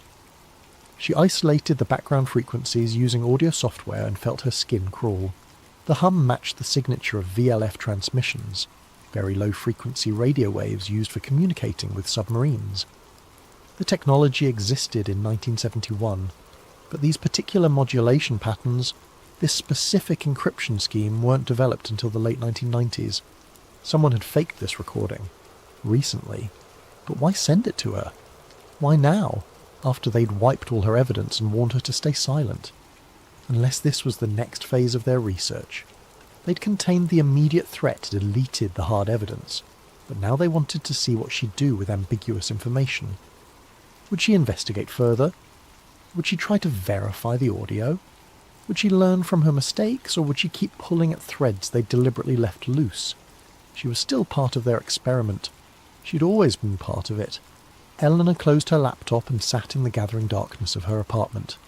Somewhere, analysts were noting her behavioural response, updating their models of how retired FBI archivists process suppressed information. The research never ended. The observation never stopped.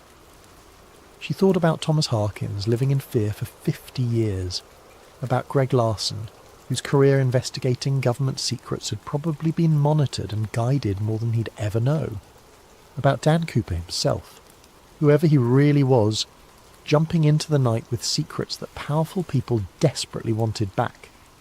The smart thing to do was delete the audio and forget everything. Return to retirement, pretend none of this had happened. But Eleanor had never been particularly smart about knowing when to quit. She copied the audio file to 3 different cloud services using 3 different encryption methods. She sent anonymous copies to 5 journalists she'd never contacted before. She uploaded it to 4 different conspiracy forums using a VPN and burner email addresses. If they wanted her to be part of their research, she'd show them what uncontrolled variables looked like. Within 2 hours, the audio was spreading across the internet. Within 6 hours, major news outlets were reporting on newly surfaced Cooper hijacking audio. Within 12 hours, the FBI had issued a statement calling it a hoax. Eleanor waited for the knock on her door, for the consequences she knew were coming. Instead, she received a text from an unknown number. Interesting choice. Data collection continuing.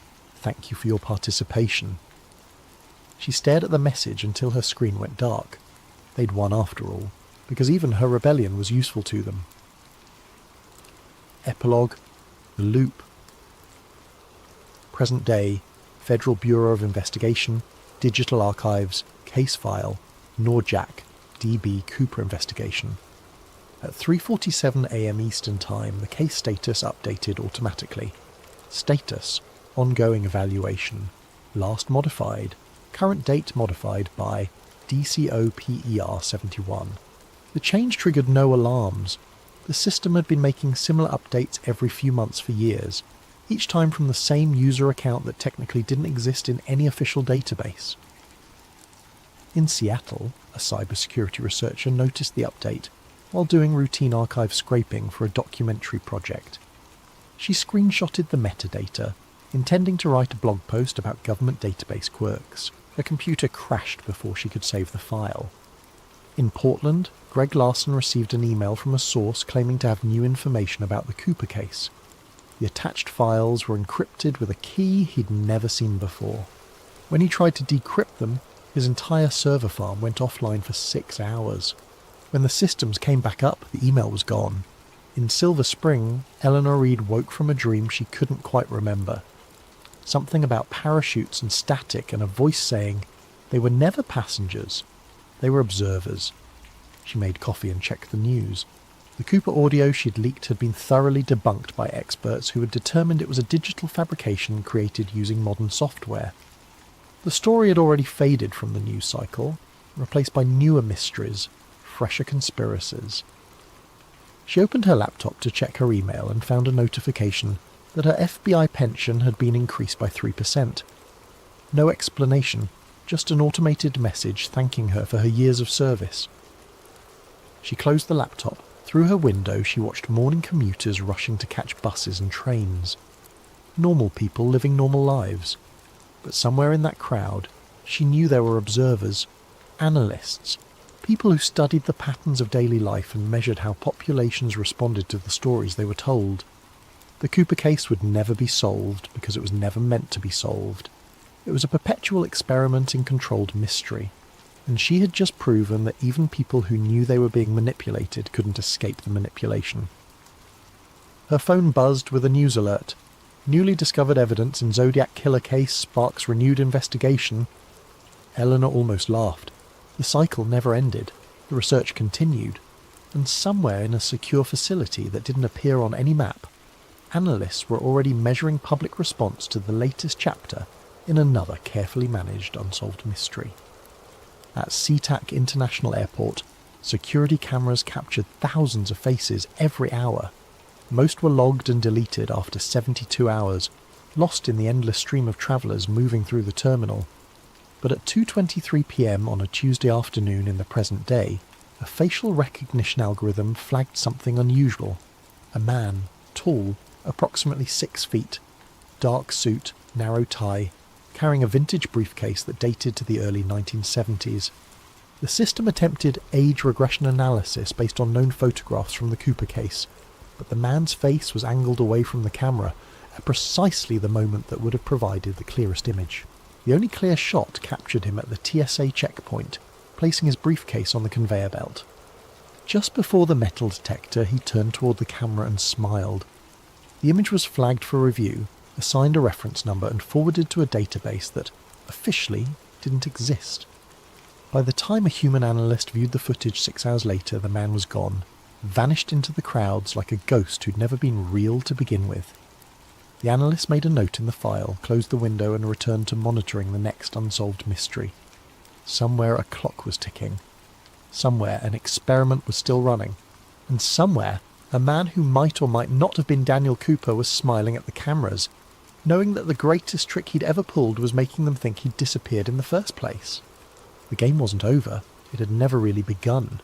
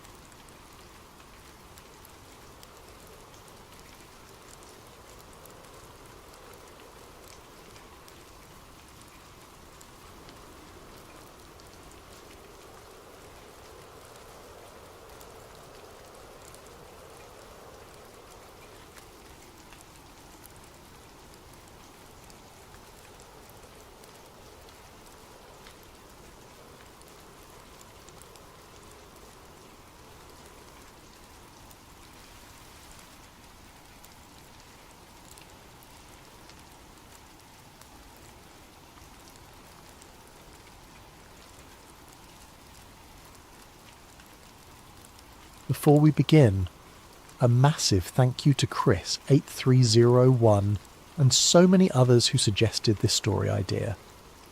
Your enthusiasm for uncovering hidden truths inspires everything we do here. If you have ideas for future videos, drop them in the comments below. We read every single one. The photograph shouldn't exist. Elena Markovich stared at the image on her computer screen, her fingers hovering over the keyboard in her dimly lit cubicle. It was 11:47 p.m. on a Thursday in March, and she was alone on the 3rd floor of the National Archives building in College Park, Maryland. The fluorescent lights hummed overhead, casting harsh shadows across rows of filing cabinets that held the secrets of a nation. The photo showed 5 men in dark suits standing in what appeared to be a Pentagon hallway. 4 of them she recognised from her years cataloguing Cold War documents. Secretary of Defense Neil McElroy, Vice President Richard Nixon, Admiral Arthur Radford, and a younger man she believed was one of Eisenhower's science advisors. But it was the 5th man who made her breath catch.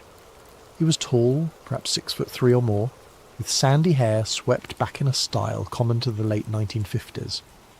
His suit was impeccable, perfectly tailored, but there was something about his posture, the way he held himself, that seemed subtly wrong. Too straight, too still, like a statue pretending to be human. The file stamped across the bottom of the photograph read, Project Victor 1, do not release, eyes only. Eleanor had stumbled upon it by accident 3 hours earlier while processing box 4782 from the newly declassified records of the Office of Defence Mobilisation. Most of the box contained mundane correspondence about civil defence procedures and fallout shelter construction. But wedged between 2 reports on industrial production capacity was a manila folder with no proper classification markings, just a handwritten label that said VT Pentagon Residence 1957 to 1960. Inside were 12 documents, most of them heavily redacted, but what remained was enough to keep her rooted to her chair as the cleaning crew came and went, as her colleagues packed up and headed home to their families as the building settled into its nighttime silence. A memo dated March 16, 1957, from the Office of the Secretary of Defense. Subject accommodation request, dignitary v. Thor. Reference is made to verbal authorization from highest authority regarding extended residence privileges for foreign dignitary Valiant Thor. Subject will require quarters within Pentagon Secure Zone, Level B2, for estimated duration 36 months. Security detail unnecessary per subject's explicit request. All inquiries regarding subject's nation of origin are to be redirected to this office, no exceptions. Foreign dignitary. But which nation? The memo gave no indication. Another document, this one from the Department of State dated June 3, 1957. Renuclear Disarmament Proposal Thor Initiative. This office has reviewed the technical specifications submitted by V. Thor regarding proposed energy alternatives to current nuclear weapons programs. While scientifically intriguing, the source of this intelligence remains unverified. Furthermore, implementation would require complete restructuring of strategic deterrence policy. Recommend classification cosmic top secret and indefinite postponement of further consideration. Operation Refusal remains in effect. No external treaties or agreements without full Joint Chiefs consensus. Eleanor leaned back in her chair, rubbing her tired eyes. Operation Refusal. She'd never heard of it, and she'd catalogued thousands of Cold War documents. She opened a new search window and cross-referenced the term against everything in the archive's database. Nothing. She tried Valiant Thor next. The only results were from UFO conspiracy websites. Breathless accounts of an alien ambassador who supposedly lived at the Pentagon during the Eisenhower administration, offering advanced technology and warnings about nuclear war. The stories were always the same. Thor was from Venus, he had a crew of fellow Venusians, he met with the president, and the government rejected his help because accepting it would mean admitting they weren't in control. Ridiculous. Venus was a hellscape of sulfuric acid clouds and surface temperatures hot enough to melt lead. No one lived there. But then why were these documents here? Why were they classified at all? Eleanor pulled up the photo again, zooming in on the tall man's face. His expression was pleasant but distant, like someone posing for a portrait they knew would never be displayed.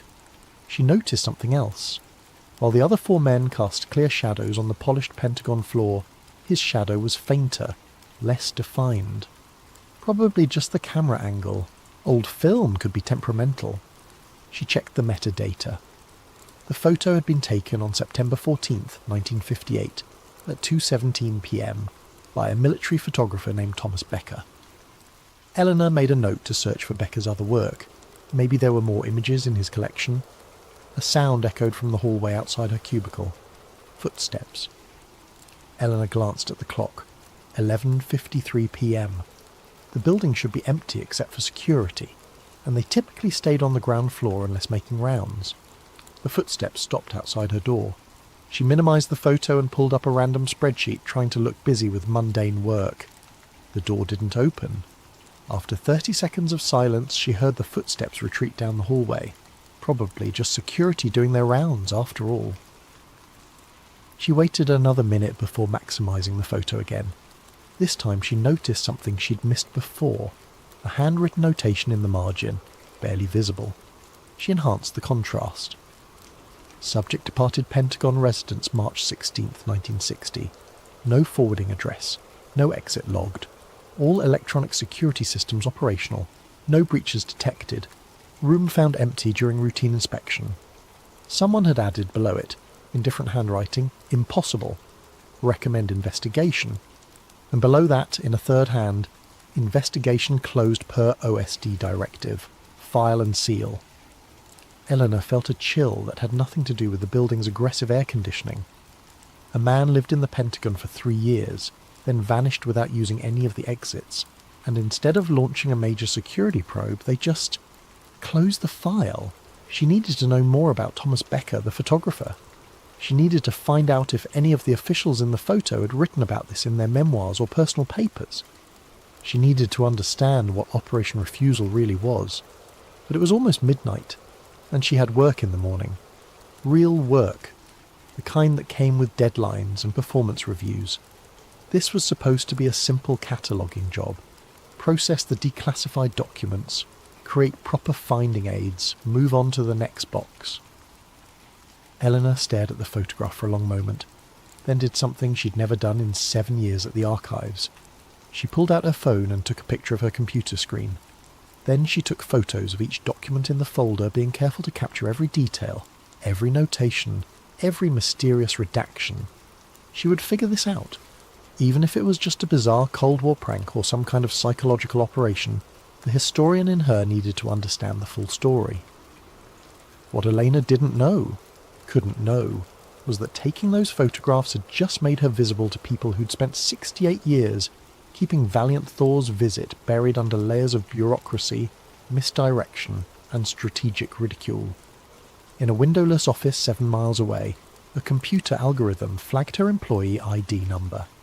The system noted the unusual late-night access, the search term she'd entered, the amount of time she'd spent on files that were supposed to have been fully reviewed and cleared years ago. A report generated automatically.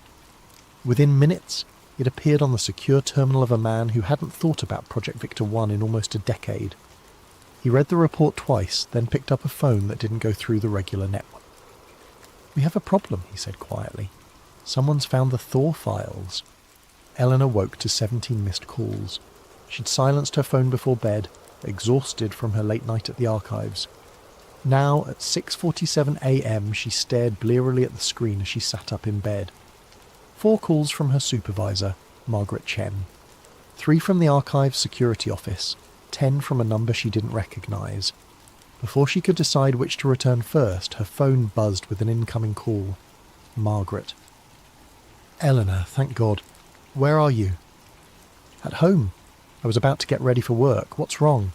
"Don't come in." Margaret's voice was tight, stressed. "Your access badge has been suspended pending a security review." Elena's stomach dropped. "What? Why?" "I don't know the details." "I got a call from HR at 6:15 this morning. They said it's routine, probably just updating background checks, but they need you to stay home until it's resolved." "Margaret, I've worked here for 7 years. I have a top-secret clearance. What could possibly—" I know. I'm sure it's nothing. But protocol is protocol. I'll call you as soon as I know more." The line went dead. Eleanor sat frozen, her mind racing. This wasn't routine. Routine security reviews were scheduled weeks in advance with plenty of notice. They didn't happen overnight. They didn't result in immediate suspension. This was about the Thor files. It had to be. She pulled up the photos she'd taken last night, making sure they were backed up to her cloud storage. Then she created a second backup on a thumb drive she kept in her nightstand. If someone was going to make those documents disappear, at least she'd have proof they existed. Her phone buzzed again. The unknown number. Against her better judgment, she answered. "Miss Markovich?" The man's voice, smooth and professional. "My name is Robert Garrison. I'm with the Office of Personnel Management. I apologise for the early call, but we need to schedule a time for you to come in and complete some paperwork regarding your security clearance update. I was told to stay home today. Yes, just a precaution while we process the renewal. Nothing to worry about. We've been doing this with all employees who have access to recently declassified materials. You understand? We need to make sure everyone's properly vetted for the new protocols." The explanation was smooth, almost too smooth, but something about it rang false. The Office of Personnel Management handled federal employee records, but archive security clearances went through a completely different channel. "When do you need me to come in?" Elena asked, keeping her voice neutral. "Would today work?" "Say 10 o'clock. We have an office in Bethesda." "Can I come to the main OPM building instead? I'd prefer to handle this at the official location." Brief pause. "The Bethesda office is where we process these particular renewals. It would really be best if—" "I'll need to check my schedule and call you back," Elena interrupted. "What was your employee number?" Another pause, longer this time. "I'll have my assistant send you an email with all the details. We'll be in touch, Miss Markovich." He hung up before she could respond. Elena's hands were shaking now. That wasn't a government official. Government officials didn't give up that easily when you questioned them. They pulled rank, they cited regulations, they transferred you to supervisors, They didn't just politely hang up. Someone was trying to get her into an unofficial office to... what? Question her? Intimidate her? Make her forget what she'd found? She needed help. Someone who understood how these systems worked, who could tell her if she was being paranoid or if this was really as wrong as it felt. Eleanor opened her laptop and pulled up the employee directory for the archives. She scrolled through names until she found the person she wanted. Marcus Webb, Senior Archivist in the Modern Military Records Division. Marcus had been at the archives for 23 years. He'd worked on some of the most sensitive declassification projects in the institution's history.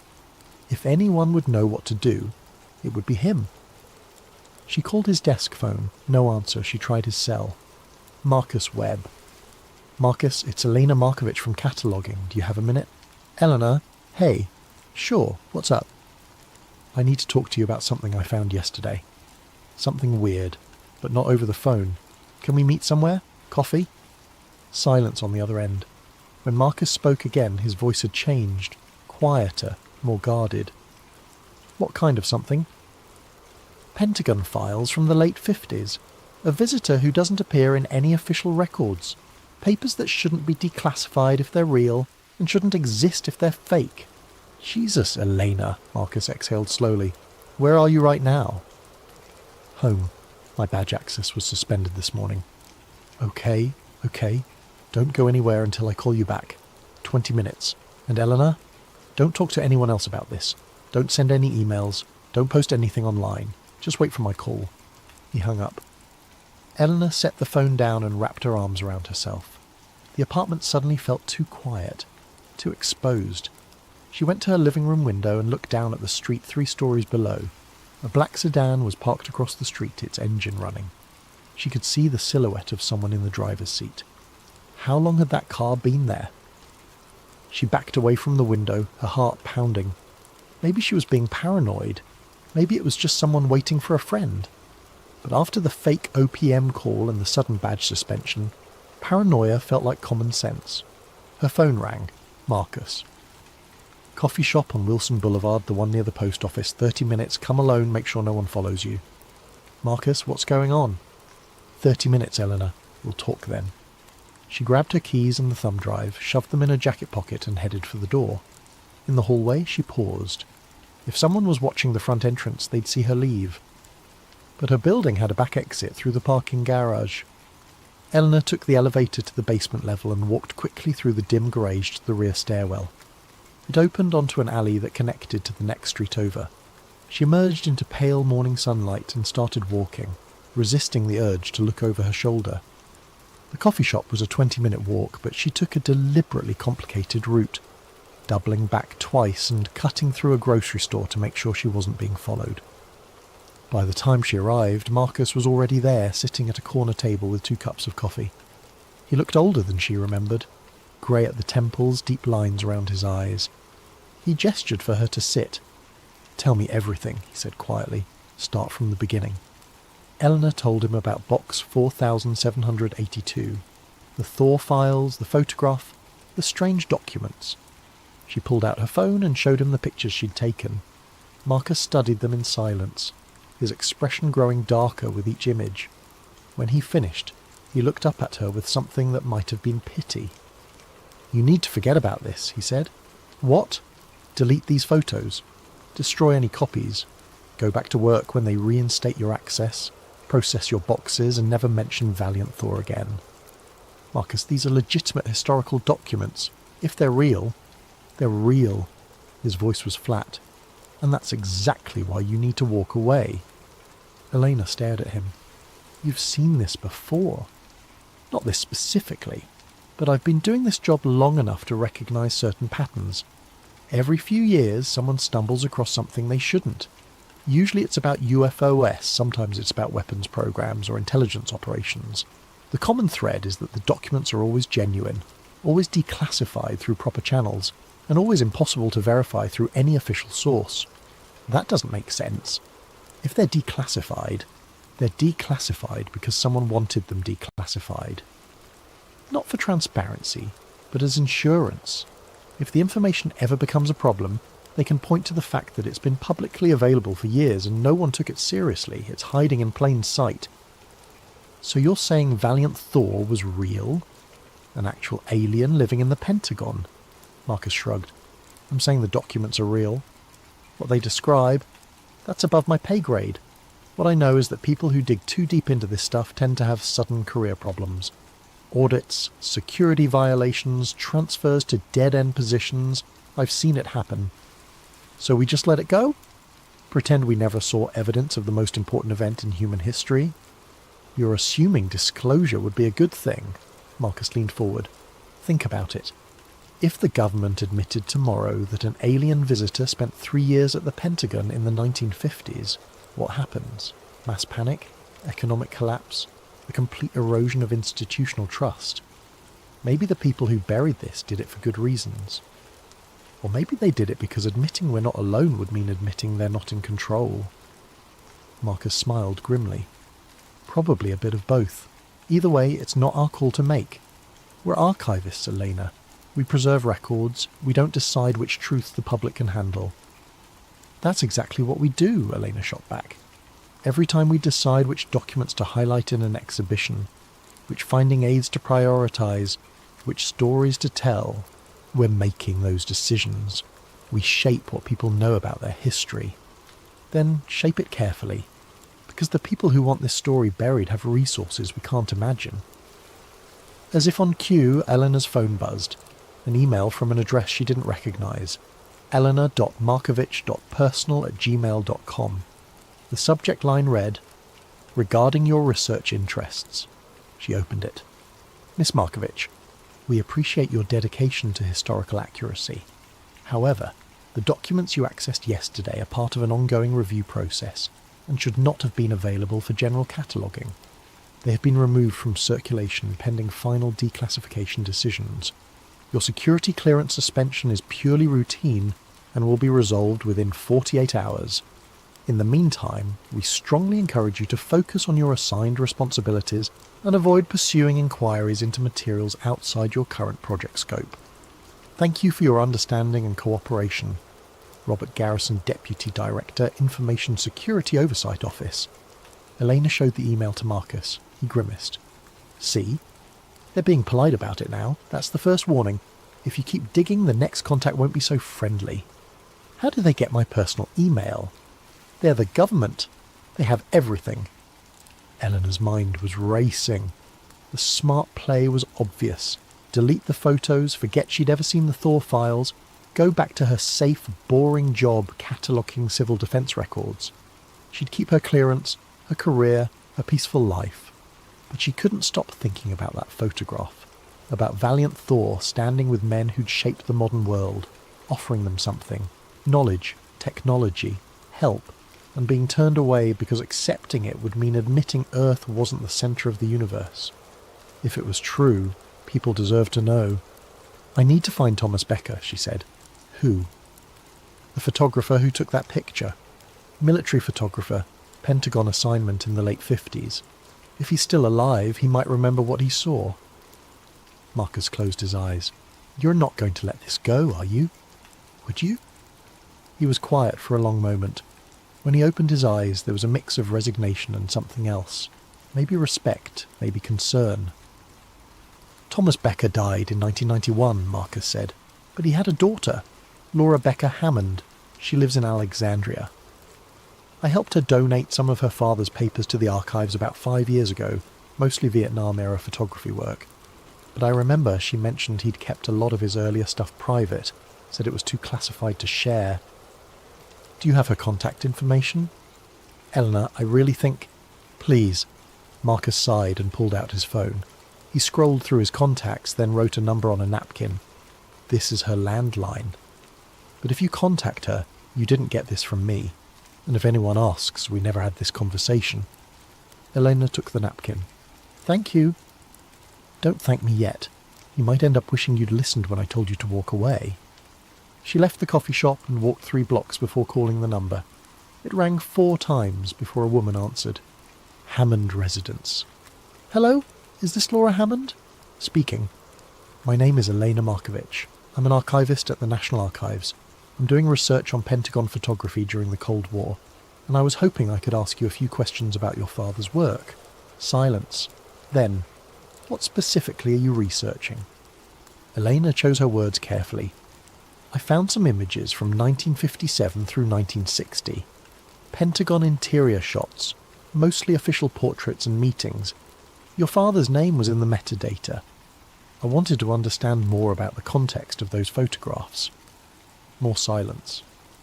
Eleanor could hear breathing on the other end, could almost feel the woman deciding whether to hang up or continue the conversation. The archives already has my father's donated papers, Laura finally said. I know, but I got the impression from the collection notes that he kept some materials private. I'm particularly interested in anything from his assignment at the Pentagon during the late Eisenhower administration. Why? Because I think he photographed something important, something that was buried. The silence stretched so long that Elena thought the call had disconnected. Then, come to my house tomorrow morning, 9 o'clock. Don't bring anyone with you, and don't tell anyone where you're going. Laura gave her the address and hung up before Elena could respond. Elena stood on the sidewalk, her heart pounding. She was really doing this. She was investigating something that powerful people wanted to stay hidden, meeting with a stranger who clearly knew more than she was saying over the phone, and ignoring every professional instinct that told her to step back and protect her career. But she was also potentially on the edge of discovering proof of the most profound secret in human history. She walked back to her apartment, constantly checking over her shoulder. The black sedan was gone from its parking spot. That should have been reassuring, but somehow it made her more nervous. That night she barely slept. Every sound in the building made her jump. Footsteps in the hallway, the elevator chiming, the rumble of the HVAC system. She kept her laptop open, constantly refreshing her email and news feeds, half expecting some kind of digital attack or official notice that would make her investigation impossible. Nothing came. The silence was almost worse than a direct confrontation. At 8:30 the next morning, Elena called an Uber instead of driving her own car. Another precaution, probably unnecessary, but she was learning to trust her paranoia. The driver was a college student who spent the entire ride talking about his engineering classes and didn't seem to notice or care where they were going. Laura Hammond's house was a small brick colonial on a quiet street lined with oak trees. Elena paid the driver and walked up the front path. Before she could knock, the door opened. Laura was in her early 60s with short silver hair and sharp blue eyes that studied Elena with obvious suspicion. She wore jeans and a cardigan, sensible shoes, the uniform of someone who'd stopped caring what strangers thought about her appearance. "You came alone?" Laura asked. "Yes, phone off, please." Elena hesitated, then powered down her phone and showed Laura the blank screen. Laura nodded and stepped aside to let her enter. The house was neat, modestly furnished, filled with photographs, family shots, landscapes, a few that looked like professional military portraits. Laura led Elena to a small dining room, where a cardboard box sat on the table. "My father took over 40,000 photographs during his military career," Laura said, without preamble. "Most of them are in official archives, museums, or my donation to your institution. But there were some he would never let anyone see. He kept them in a safe deposit box and made me promise to never share them until certain people were dead." "What people?" "Richard Nixon died in 1994, Admiral Radford in 1973, Secretary McElroy in 1976. The last one on my father's list was James Killian, Eisenhower's science advisor. He died in 1988. After that, Dad said I could do whatever I wanted with the photos, but he recommended I burn them. But you didn't." "I was going to." "But then I started looking through them, and I realized they weren't just pictures. They were evidence. And even if no one would believe it, even if it sounds crazy, I think people deserve to know the truth." Laura opened the box and carefully removed a leather portfolio. Inside were dozens of black and white photographs, each preserved in archival plastic sleeves. The first photo showed the same scene Eleanor had found in the archives, the 5 men in the Pentagon hallway. But this print was uncropped, showing more of the corridor, more detail in their faces. Valiant Thor's expression was clearer here. He looked tired, sad even. The second photo showed Thor sitting in what appeared to be a Pentagon office, engaged in conversation with 3 men in military uniforms. A chalkboard behind him was covered in mathematical equations. The third showed him in what looked like a private apartment or quarters, probably the residence mentioned in the documents.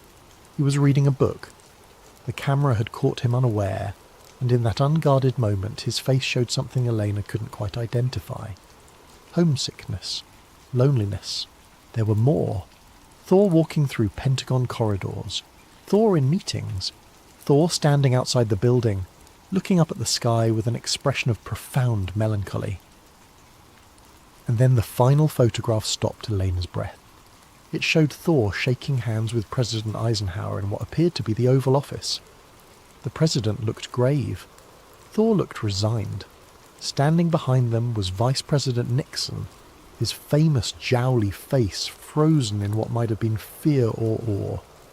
"My father was assigned to document a special foreign delegation," Laura said quietly. "That's what they told him.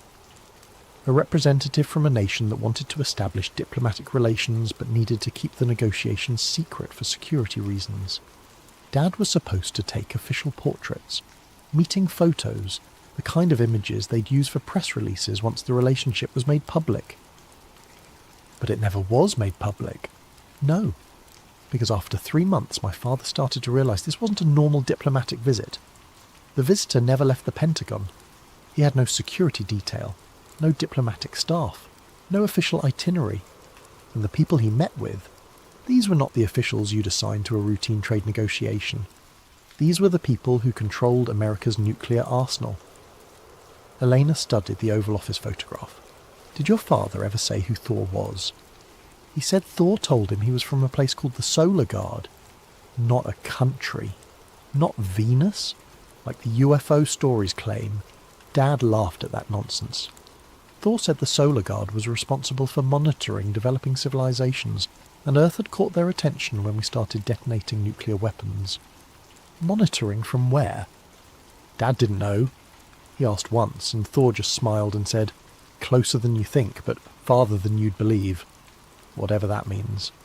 Laura pulled out one more item from the box, a small leather journal with worn edges. This was Dad's personal log from that assignment. He wrote down everything Thor told him during their conversations. The official photos were his job, but the journal was his insurance policy.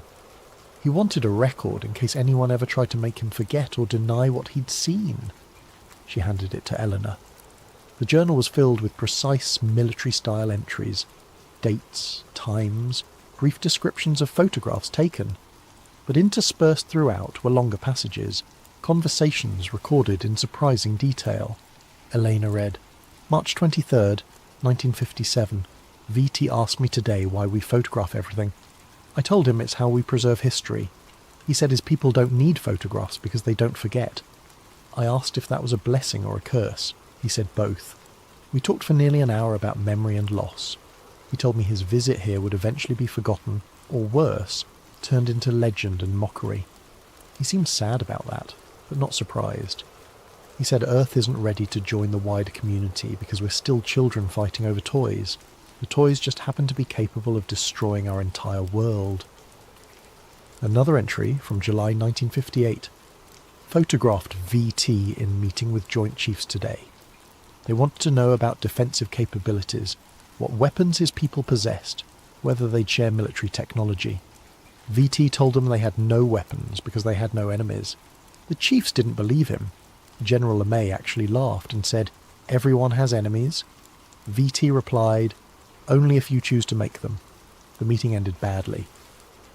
I could see the frustration in VT's face afterward. He knows he's failing. And a final entry from March 1960.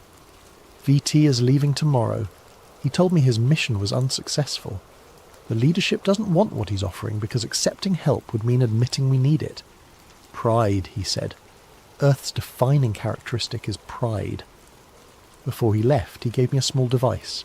It looked like a metallic sphere, perfectly smooth. He said if I ever wanted to remember what's truly important, I should hold it and think about humanity's future." Then he smiled and said I'd probably never use it because most people prefer comfortable lies to uncomfortable truths. I think he was right. I've kept the sphere in my desk drawer for 3 years and never once taken it out. Elena looked up at Laura. Where is it? The sphere? Laura reached into the box one more time and placed a small object on the table. It was roughly the size of a golf ball, made of some silvery metal that seemed to shift colour slightly in the light. Blue, then green, then back to silver. The surface was perfectly smooth, without any visible seams or markings. I've had it since Dad died, Laura said. I've held it a few times like he described. Nothing happens, it's just a metal ball. But it doesn't tarnish, doesn't scratch, doesn't respond to magnets. I took it to a metallurgist friend once, asked him what it was made of.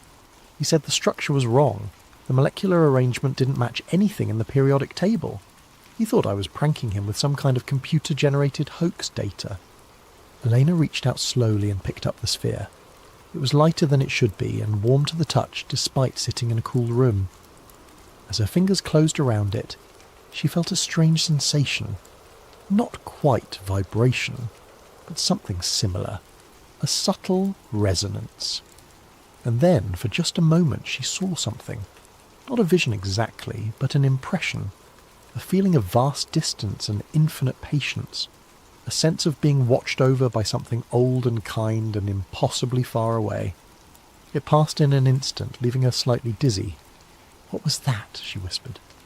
I don't know, Laura admitted. I felt it too the first time I held it. Like someone was listening, waiting. I stopped picking it up after a while because it scared me. Eleanor set the sphere down carefully. Why are you showing me all this? You could have destroyed it like your father suggested. Because someone needs to know, and because something's happening again. What do you mean? Laura pulled out her laptop and opened a browser. She navigated to a government contracting database and searched for Aurora Consulting Group. Dozens of entries appeared.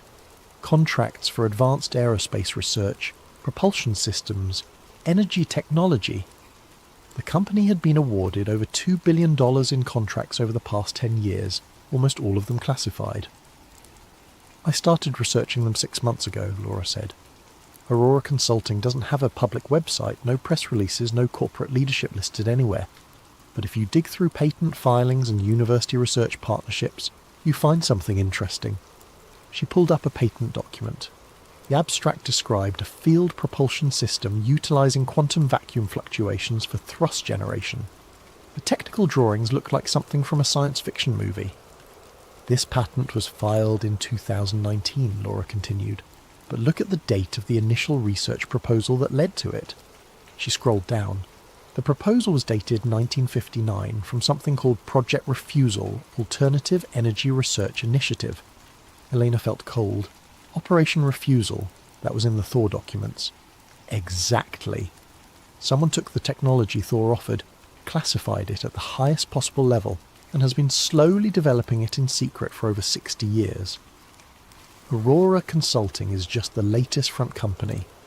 Before that it was Hughes Aircraft. Before that it was Bell Labs. Before that a dozen other contractors. But the chain goes all the way back to 1960. Why keep it secret? If we have this technology, because releasing it would destabilize everything. Energy companies, military hierarchies, global power structures, all of it based on scarcity and control. Free energy, propulsion that doesn't need fuel, technology that makes borders meaningless. That's not just revolutionary, it's apocalyptic for anyone in power. Eleanor stared at the patent documents, her mind reeling. So we turned down the aliens' help, then spent 60 years trying to reverse engineer it anyway. Human pride and human ingenuity. We didn't want a gift, but we were perfectly happy to steal the idea and claim it as our own invention. Can I photograph all of this? The journal, the patents, the photos? Laura nodded. That's why I invited you here. But Elena, you need to understand what you're getting into. My father spent the last 30 years of his life looking over his shoulder. He was audited 9 times. His house was broken into twice. Nothing stolen, but files disturbed. He had a heart attack in 1991 at age 63, and I've never been convinced it was natural causes. You think they killed him? I think they made sure he stayed quiet, and if you make this public, they'll do the same to you. Eleanor thought about the suspended badge, the fake OPM call, the black sedan outside her apartment. They were already working on making her quiet. I have to try, she said. If this is real, if we've been lied to for 68 years about the most important moment in human history, people deserve to know. Even if they won't believe you? Especially then. Truth doesn't stop being true just because it's inconvenient. Laura smiled sadly. You sound like my father. He said the same thing right before he sealed all this away. Eleanor spent the next 2 hours photographing everything. The journal entries, the patents, every photo in the collection, the metallurgist's analysis of the sphere. Laura let her take the sphere itself, wrapped carefully in cloth. If things go bad, Laura said at the door, if they come after you too hard, just walk away. This truth has waited 68 years. It can wait longer. But Elena knew she couldn't walk away. Not now.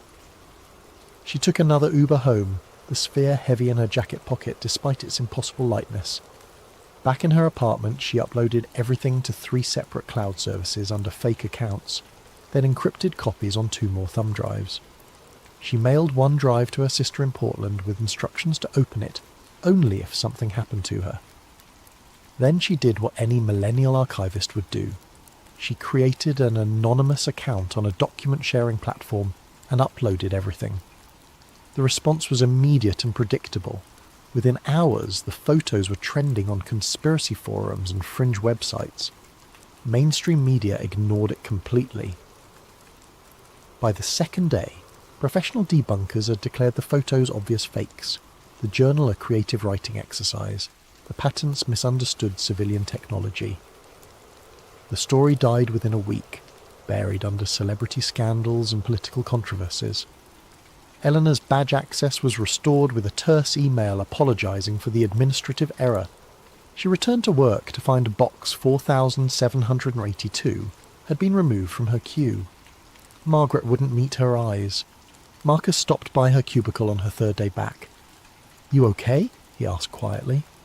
"They won everything," Elena said. "I gave the world proof and nobody cared." Maybe that was the point. Maybe they knew the best way to hide the truth wasn't to suppress it, but to let it get lost in the noise, drown it in so much information that it becomes invisible. So what was the point? Marcus smiled slightly. "You know the truth. Laura knows. The people who read those documents know, even if they don't believe them. Truth is like a seed. Sometimes it takes a long time to grow. 3 months passed. Elena processed boxes, wrote finding aids, lived her quiet life. The sphere sat in her apartment, on a shelf between books, looking like an odd piece of abstract art. Then, on a Friday in June, her supervisor assigned her to a new project, cataloguing recently declassified State Department cables from the 1970s. In box 47, between routine diplomatic correspondence, she found a memo dated July 12, 1977. Reconfirmation of secondary contact, Project Victor 2, subject matching physical description of V. Thor, see classified file 1957 to 1960, observed in meeting with Ambassador Young at UN headquarters. Subject identified himself as Valiant and requested private consultation regarding human rights initiatives. Security footage confirms subject entered building through main entrance but no exit recorded. Ambassador Young has been debriefed and instructed to classify encounter. Recommend continued monitoring. Pattern suggests periodic verification visits. Subject appears unchanged from previous documented encounters. Eleanor's hands trembled as she photographed the memo. She searched the rest of the box and found 2 more references, one from 1983, another from 1994.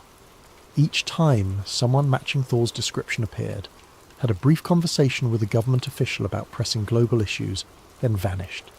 He was still visiting, still trying, still hoping humanity would eventually listen. She looked up from her desk and saw Marcus watching her from across the room. He nodded slightly, understanding in his eyes. The truth was bigger than she'd imagined. This wasn't about one visit in 1957. It was about a commitment that spanned decades. maybe centuries. Someone out there cared enough about humanity to keep checking on us, keep offering help, keep waiting for us to be ready. That evening Elena rode the metro home during rush hour. The train was packed with exhausted commuters staring at phones, lost in their private worlds. She found a seat near the back and pulled out a book, trying to look unremarkable. At the Foggy Bottom station, a man boarded the crowded car. He was tall, wearing an unfashionable suit that looked like it belonged to a different era. Sandy hair, kind face, impossibly straight posture. Eleanor's breath caught. He moved through the car with practiced ease despite the crush of bodies and took a position near the door, holding the overhead rail with one hand while reading a folded newspaper with the other. Their eyes met for just a moment. His expression was gentle, knowing, sad. He smiled. The same sad smile from her father's photographs. The smile of someone who knew he was witnessing something important that no one else could see. Elena's hand moved to her jacket pocket, feeling the outline of the sphere she had started carrying everywhere. The train pulled into Roslyn. The doors opened. The tall man stepped onto the platform, then turned back to look at her one more time. He touched 2 fingers to his forehead in a small salute, then folded his newspaper and set it on an empty seat before the doors closed. Eleanor grabbed the paper as the train lurched forward. It was today's Washington Post, folded to the international news section. One article was circled in blue ink. UN Climate Summit reaches historic agreement. Nations pledge unprecedented cooperation on environmental crisis. Beneath it, in neat handwriting, small steps. Keep watching. Keep remembering. The choice is still yours. The newspaper trembled in Elena's hands. She looked up, pressing her face to the window, as the train emerged from the tunnel into evening light. On the platform behind them, the tall man stood perfectly still, watching the train depart, a solitary figure growing smaller and smaller until he disappeared entirely. Eleanor pulled out her phone and started typing. Not an article, not a press release, but a simple email to Laura Hammond. He's still here, still trying. I saw him. The response came 3 minutes later. I know. Dad saw him too in 1989, 2 years before he died, at a bookstore in Georgetown, reading about the fall of the Berlin Wall. He said Thor looked pleased, like he'd been waiting for humanity to tear down a wall and we'd finally done it. Keep the sphere safe, keep your eyes open, keep believing that truth matters, even when no one's listening. Especially when no one's listening. That's when it matters most. Eleanor closed her eyes, feeling the subtle warmth of the sphere in her pocket, the gentle pulse that might have been her imagination, or might have been something far stranger and more wonderful. Somewhere in the vastness of space, or perhaps somewhere much closer than anyone suspected, someone was watching over humanity with infinite patience, waiting for the day when we'd be ready to accept help without letting pride get in the way. That day hadn't come yet, but maybe, Elena thought, maybe people like her and Laura and Thomas Becker were the seeds Marcus talked about, small truths taking root in dark places, waiting for the right moment to grow. She opened her laptop when she got home and started writing, not for publication, not for proof, but for the record. A true account of what she'd found, what she'd learned, what she'd seen on the metro train. She would add it to the collection of evidence slowly gathering across decades, breadcrumbs left by archivists and photographers and ordinary people who'd glimpsed something extraordinary and refused to forget it. And someday, when humanity was finally ready, when enough seeds had taken root, maybe someone would piece it all together and understand. We were never alone. We were never abandoned. We were just a young species learning to grow up while patient guardians watched from the shadows. The truth was out there, hiding in plain sight, waiting in archived files and classified memos, and the memories of people brave enough to believe in uncomfortable truths. Eleanor saved her document, encrypted it, backed it up in 5 different locations. Then she picked up the sphere, held it in both hands, and thought about humanity's future.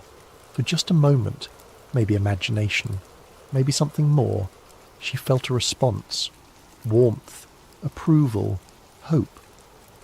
And somewhere far above, or perhaps very close by, Valiant Thor smiled and continued his endless vigil, waiting for the day when Earth would finally be ready to join the wider universe as equals rather than children. That day would come, it had to. Truth always finds a way. Welcome back to Sleep Theories, where we explore the mysteries that lurk in the shadows of our world. Tonight's tale comes from the classified depths of military black sites, where miraculous healing technology and alien exchanges collide with secrets that powerful forces would kill to protect. But before we dive into this chilling account of hidden cures and impossible machines, remember to leave your own mysterious video ideas in the comments below. Your suggestions fuel these midnight journeys into the unknown. Special thanks to DXD232 for inspiring tonight's story. And if these tales of suppressed miracles and government conspiracies send the right kind of shivers down your spine, hit that like button and subscribe to Sleep Theories for more stories that blur the line between fact and nightmare. The morphine drip made a soft clicking sound every few seconds, marking time in the sterile hospital room like a metronome of mortality. Daniel Ross sat beside his father's bed, watching the old man's chest rise and fall in shallow breaths. Outside, Baltimore rain streaked the windows, turning the city lights into blurred watercolours. "Danny," his father whispered, eyes suddenly wide and lucid despite the heavy medication. Colonel James Ross had served 30 years in the Air Force Medical Corps, seen things most doctors never would. But this look in his eyes was different. Not pain, not fear, something else. "I'm here, Dad." Daniel leaned closer, taking his father's cold hand. "There are machines," the Colonel's voice cracked. "Machines that can fix anything, but you'll never see them. They keep them locked away." Daniel squeezed his father's hand gently. "It's okay, Dad. Just rest." "No." The intensity made Daniel flinch. "Listen to me." "Right, Patterson. Level 7. The pods. They heal everything. Everything, Danny. But they'll never let us have them. Never let the people know." The heart monitor began its irregular beeping. Nurses rushed in. Daniel was pushed back as they worked, his father's final words echoing in his mind. Within minutes, Colonel James Ross was gone, taking his secrets with him. For months afterward, Daniel told himself it was just the morphine talking. Deathbed hallucinations. His father had been a practical man, a man of science. The idea of miracle healing machines hidden away by the government was conspiracy theory nonsense. But sometimes, late at night in his apartment, Daniel would remember the absolute certainty in his father's eyes, and he would wonder. Chapter 1. The Leak. 18 months after his father's death, Daniel Ross found himself in a place he'd never imagined. Deep underground, beneath a nondescript office building in Bethesda, Maryland, his biomedical engineering firm had landed a defense subcontract. Upgrade the cooling systems for server farms at various government facilities.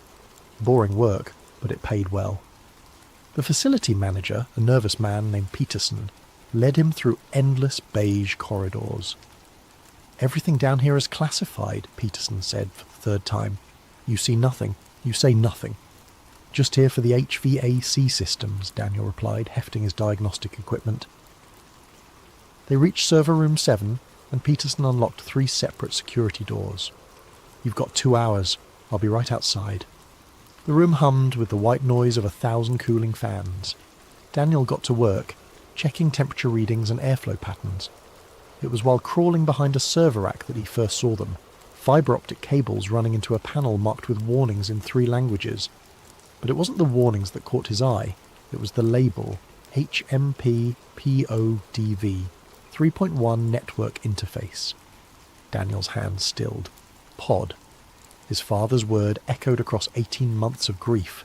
He should have left it alone, should have finished his work and walked away. But his father's voice whispered in his memory, and before he could stop himself, Daniel was tracing the cables to their source, a secured server cabinet with a lock that took him less than a minute to bypass. His government contracts had required certain skills. Inside, stacks of drives blinked with activity. A terminal screen showed active file transfers. Daniel plugged in his diagnostic tablet, telling himself he was just checking for cooling efficiency. The lie tasted bitter even as he thought it. Files cascaded across his screen. Most were encrypted, but the headers were visible. Cellular Reatomization Protocols version 7.3. Holographic Medical Pod Deployment Guidelines. Patient Recovery Metrics. Q3 2024. Technology Exchange Program HLT clearance only.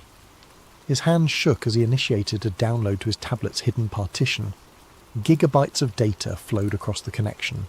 Schematics, video files, documents stamped with classifications he'd never seen before. One document caught his eye. Initial Technology Transfer Agreement. October 1971. The header bore no agency logo, just 3 letters, HLT. The document detailed the acquisition of non-terrestrial medical rehabilitation systems and their integration into select defence medical facilities. Non-terrestrial. Daniel's mouth went dry. The video file finished downloading. Against every instinct screaming at him to stop, he opened it. The timestamp showed last week. A medical facility, all white walls and clean lines. A soldier, no, what was left of a soldier, was wheeled into frame. IED victim, the chart notation read. Missing right arm, severe burns covering 60% of his body. They placed him in something that looked like a large capsule made of frosted glass. Blue light emanated from within, and Daniel could see something happening to the man's body. The footage was time-lapsed, 4 hours compressed into 30 seconds. When the pod opened, the soldier stepped out. Whole, not healed, not scarred, whole, as if the injuries had never happened. "What are you doing?" Daniel spun around. Peterson stood in the doorway, face drained of colour. "I was checking the dash. You were checking nothing." Peterson's hand moved to his hip, where Daniel now noticed a sidearm. "Step away from the terminal. Now!" Daniel raised his hands, tablet tucked against his palm. "Look, I didn't mean to." "Shut up!" Peterson pulled out a phone, never taking his eyes off Daniel. "This is Station 7. We have a breach. Level 4, send a containment team." He hung up and gestured with the gun. "Sit down. Don't move. Don't speak. Maybe you'll live through this." Daniel sat, mind racing. The tablet pressed against his palm, its hidden partition full of impossible secrets. In 5 minutes, maybe less, men in black suits would arrive. He'd disappear into some hole, or worse, unless... "My tablet," Daniel said quietly. "It's uploading everything to an encrypted server. Has been for the last 10 minutes. If I don't enter a code every hour, it all goes public." Peterson's face went from pale to grey. "You're lying." Graham Technologies Level 9 server farm. Partition 77 Alpha. Check it yourself. Daniel met his eyes steadily. "Or we can make a deal." "What kind of deal?" "I walk out of here. You report a false alarm. Nobody has to know what I saw." "They'll never." "They will if you sell it right. Power surge triggered the alarm. You responded per protocol. Everything's secure." Daniel stood slowly.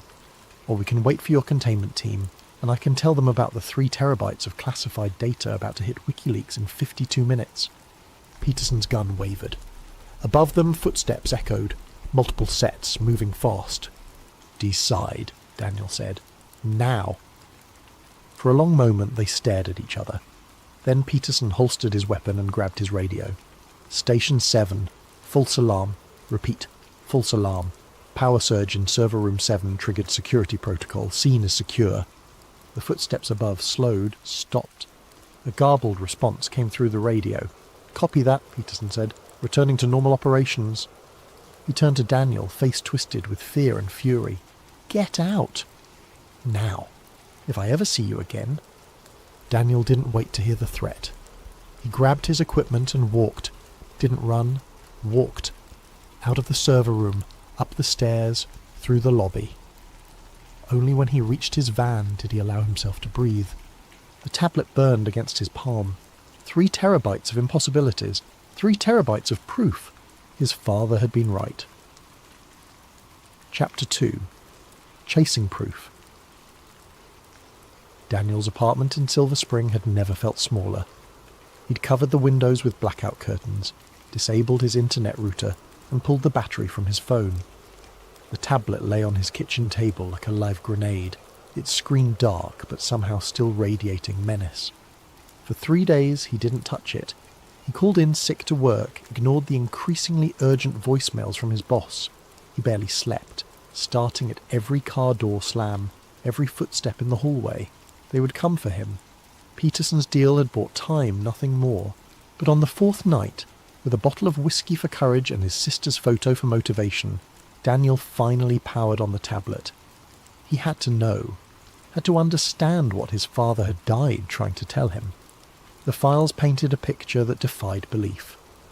The medical holographic pods, med beds, as some documents called them, had been in limited use since 1971. The technology's origin was carefully obscured, referenced only as Technology Exchange Program, with that recurring HLT classification. But it was the capabilities that made Daniel's hands shake.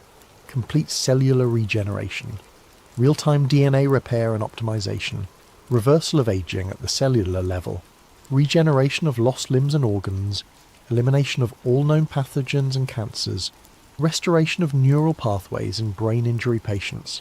The video files were even more staggering. Paralyzed patients walking, terminal cancer victims restored to perfect health, a woman who appeared to be in her 70s entering a pod and emerging looking 30 years younger. Her medical scans confirming the impossible. Her telomeres had actually lengthened. One document outlined the locations: Wright-Patterson Air Force Base, as his father had said, a facility beneath Cheyenne Mountain, another in a sub-basement of Walter Reed, dozens of sites, each with between 2 and 10 operational pods. Another file made his stomach churn. Population impact projections. If the technology was released publicly, the document warned, the results would be catastrophic. Healthcare industry collapse, pension system failure as lifespans extended indefinitely, overpopulation, resource depletion, social chaos. Controlled deployment only, the summary concluded. Tier 1 personnel and critical assets only. Public disclosure remains level 9 prohibited. Daniel poured another whiskey, his mind reeling. They had the cure for everything, and they were keeping it locked away. How many people had died while these machines sat idle? How many had suffered? His sister's face stared at him from the photo. Emma, 3 years younger, diagnosed with ALS 6 months ago. The doctors gave her 2 years, maybe 3. Traditional medicine offered nothing but management of symptoms, a slow decline into paralysis and death. But these machines... Daniel opened his laptop, routing through multiple VPNs and proxy servers. He had to know if anyone else knew, if there were others who had seen behind the curtain.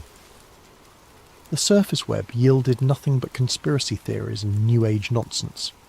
But deeper, in forums that required special browsers and passwords bought with cryptocurrency, he found whispers. A thread titled, "Has anyone else seen the pods?" caught his eye. The original poster claimed his uncle had worked maintenance at Wright-Patterson in the 80s. He said there were rooms that required special clearance just to clean. Once a door was left open. He saw someone wheeled in on a gurney, missing both legs from an accident. Came out walking an hour later. They transferred him the next day, told him he'd imagined it. Another user, handle Deep Throat 77, wrote, "Friend of mine worked private security for a billionaire. Guy was diagnosed with pancreatic cancer, given 3 months. Flew to Switzerland, came back 2 weeks later completely clean. Doctors couldn't explain it. My friend said they didn't go to any hospital, just some underground facility in the mountains." Daniel created an account, Truthseeker34. He posted carefully, vaguely. "I've seen documentation suggesting advanced medical technology being withheld. Looking for others with direct knowledge. Serious inquiries only." Within an hour, his encrypted inbox had 3 messages. 2 were clearly paranoid fantasies, but the third... "I know what you've seen," it read. "My name is Marcus Brady. I worked level 7 medical at Wright-Patterson from 2018 to 2023. I've used the pods. I've seen what they can do. And I know why they'll never let us have them. Meet me tomorrow, noon, Lincoln Memorial. Come alone. Look for the man feeding pigeons near the reflecting pool. Daniel stared at the message. It could be a trap. Probably was a trap. But if this Marcus was real, if he had actually worked with the pods... He thought of Emma growing weaker each day, thought of his father's dying words. He had to take the chance. The next morning, Daniel took every precaution he could think of. Changed metro lines 3 times, doubled back through Georgetown, wore a baseball cap and sunglasses, kept his head down. By the time he reached the Lincoln Memorial, his shirt was soaked with nervous sweat. The reflecting pool stretched before him, tourists wandering its length despite the October chill. And there, on a bench near the middle, sat a middle-aged Asian man tossing breadcrumbs to a cluster of pigeons. Daniel approached slowly, hands visible. The man didn't look up. "Beautiful day," Daniel said, the agreed-upon phrase. "For feeding birds," Marcus Brady replied.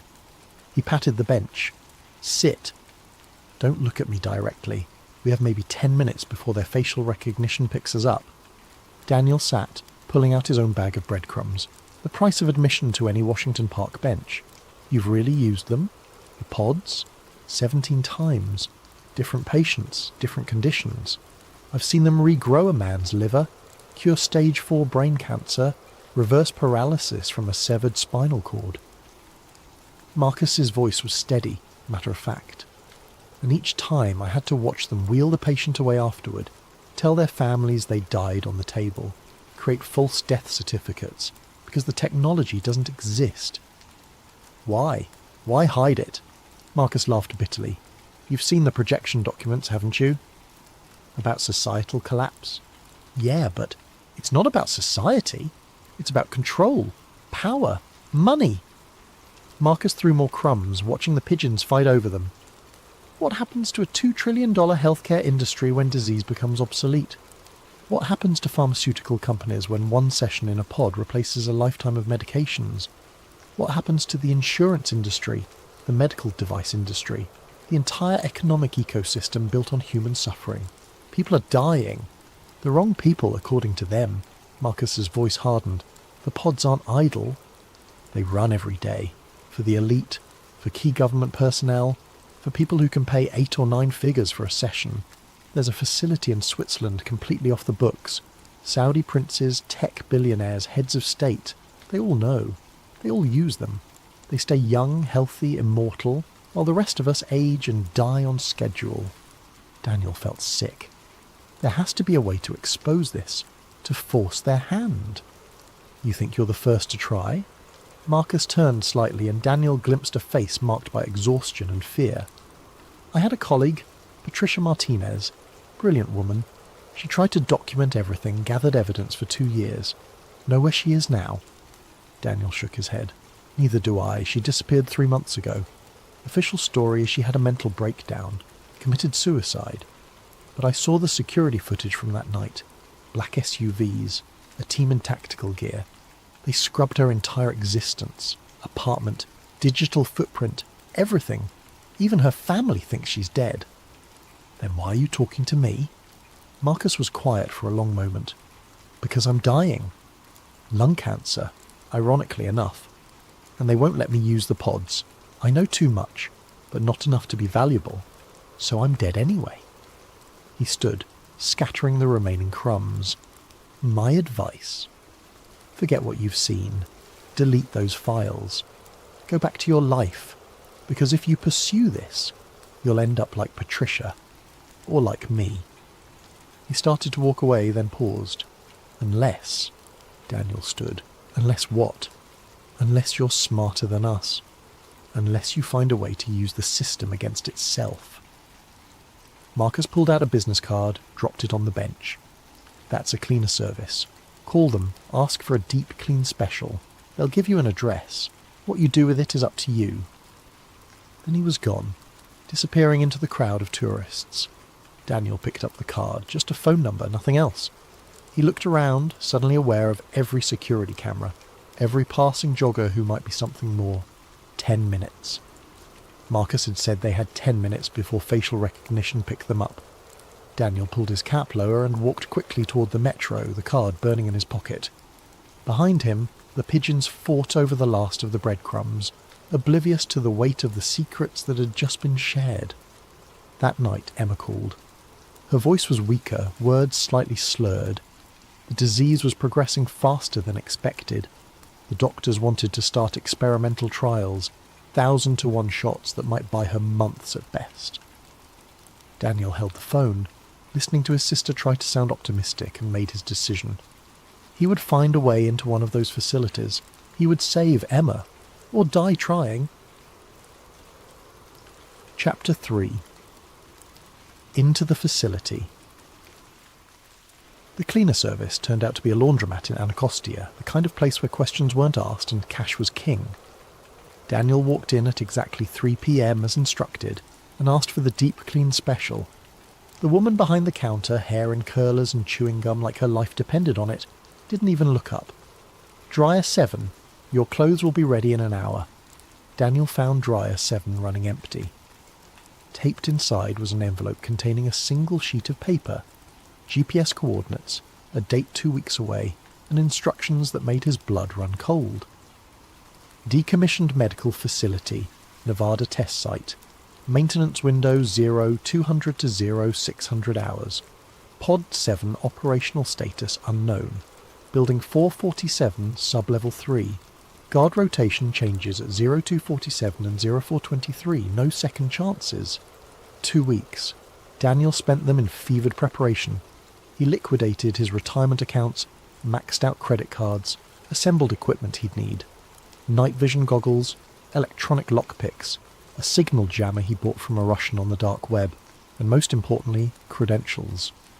His years working defence contracts had taught him the bureaucracy's weakness. Paperwork. The right forms, the right badges, the right confidence, and you could walk into almost anywhere. He crafted an identity. Daniel Morrison, biomedical contractor with Theoretical Systems Inc., a shell company that existed only in Delaware filing documents, and a website he built in 3 hours. The drive to Nevada took 2 days. He stopped only for gas, sleeping in his van at rest stops, paranoid that every state trooper was looking for him. By the time he reached the coordinates, 60 miles northwest of Las Vegas in the middle of nowhere, exhaustion and adrenaline had him running on pure determination. The facility looked abandoned. Chain-link fence topped with old razor wire, warning signs faded by decades of desert sun. But Daniel's night vision showed what casual observers would miss. Fresh tyre tracks, security cameras painted to look rusted, and a guard shack that was definitely not empty. He waited until 2300, then drove to the gate with confidence he didn't feel. The guard, half asleep and clearly not expecting visitors, barely glanced at the work orders Daniel had forged. Theoretical Systems, Daniel said, handing over his credentials. Emergency maintenance on the cooling systems. Should have been here yesterday but got held up in Vegas. The guard squinted at the paperwork, then at his computer screen. For a heart-stopping moment, Daniel thought it was over. Then the guard shrugged. Building 447's that way. Park around back. You know the drill. No photos, no phone calls, no wandering around, in and out. Copy that. Daniel drove through, hands steady despite the sweat running down his back. Building 447 looked like every other military structure from the 1960s. Concrete block, small windows, designed to survive nuclear war. But the keypad lock was modern, as were the cameras covering every angle. Daniel parked where the building itself blocked the van from view and got to work. The lockpicks got him through the first door. The signal jammer killed the cameras for a precious 90 seconds, long enough to reach the stairwell. Down he went, following memorized floor plans, until he reached sub-level 3. The difference was immediate. Gone were the crumbling concrete walls and flickering fluorescence. This level was modern, clean, medical. The air smelled of ozone and something else, something that made his skin prickle with static electricity. Daniel followed the corridor, each door labelled with alphanumeric codes that meant nothing to him. Then he saw it. Pod Bay 7. Authorised personnel only. The door was reinforced steel with a biometric scanner. Daniel's picks were useless here, but fortune favours the desperate, or the observant. A medical cart sat nearby, and tucked beneath supplies was an access card on a retractable lanyard. Some technician's oversight would be Daniel's salvation. The card worked. The door hissed open, and Daniel stepped into impossibility. The room was vast, easily 60 feet across. In the centre sat 7 pods arranged in a circle like techno-Stonehenge. 6 were covered with protective sheeting powered down, but the 7th... It glowed with soft blue light, humming with energy that seemed to vibrate in Daniel's bones. The pod itself was beautiful in an alien way. Smooth curves of some material that looked like pearl mixed with chrome, no visible seams or joints. A control panel nearby showed readouts in symbols that hurt to look at directly, though English translations scrolled beneath. Daniel approached slowly, pulled out his phone to record. This was it. Proof the world needed to see. Then he heard voices in the corridor. Told them Pod 7 was acting up again. Frequency alignments off by 0.3%. At this hour? Christ. Let me guess. Priority patient tomorrow? Senator something or other. Pancreatic cancer. The usual last-minute emergency when they realise money can't buy immortality through traditional channels. Daniel's mind raced. The guards would change rotation in, he checked his watch, 6 minutes. But these technicians were here now. He looked around frantically, spotted an observation booth elevated above the pod bay. He sprinted for the ladder, hauling himself up just as the main door opened. 2 men in white coats entered, arguing about frequency modulation and dimensional phase shifting, terms that meant nothing to Daniel but which they discussed like garage mechanics, talking about engine timing. They approached Pod 7, one pulling out what looked like an oversized tablet covered in those same painful symbols. "There's the problem," one said. "The crystalline matrix is misaligned. Must have happened during the last age regression session. Those always stress the system. How long to fix? 20 minutes, maybe 30. Good thing we caught it. Another day and it might have started randomly teleporting patients again." Randomly teleporting? Daniel filed that impossibility away with all the others. For 20 minutes he watched them work, recording everything. They opened panels on the pod that revealed internal components unlike anything in his engineering experience. Geometries that shouldn't exist. Materials that seemed to phase in and out of visibility. Energy patterns that made his eyes water. Then one of them said something that made his blood freeze. "Hey Richardson, you smell that?" "Smell what?" "Like sweat." B.O. When's the last time anyone cleaned in here? They both looked around, faces suspicious. Daniel pressed himself flat against the booth floor, not daring to breathe. Below, one technician walked the perimeter of the room while the other continued working. "Probably just the ventilation system," Richardson said finally. "This whole building's falling apart, except for our little miracle machines, of course." They finished their work, ran diagnostics that lit up the pod with patterns of light that seemed to reach into dimensions Daniel couldn't name. Then, finally, they left. Daniel waited another 5 minutes before climbing down. His legs shook, but he forced himself to approach the pod, to touch its surface. It was warm, almost alive, pulsing gently like a slow heartbeat. On impulse, he pressed his hand to what looked like a reader panel. The pod responded immediately, symbols cascading across its surface. One resolved into English. "Scan complete. Subject shows 17 cellular anomalies. Treatment time 4.7 hours. Initiate 17 anomalies." Daniel thought of every ache, every pain, every minor health issue he'd ignored over the years. The pod knew them all from a single touch. For a moment he almost pressed yes, almost climbed inside to see what miracles felt like. Then he thought of Emma dying by degrees in a hospital bed. This wasn't for him. But maybe... Daniel yanked out his phone, started photographing everything. The control panels, the pod itself, serial numbers, anything that might help him understand how to get Emma here.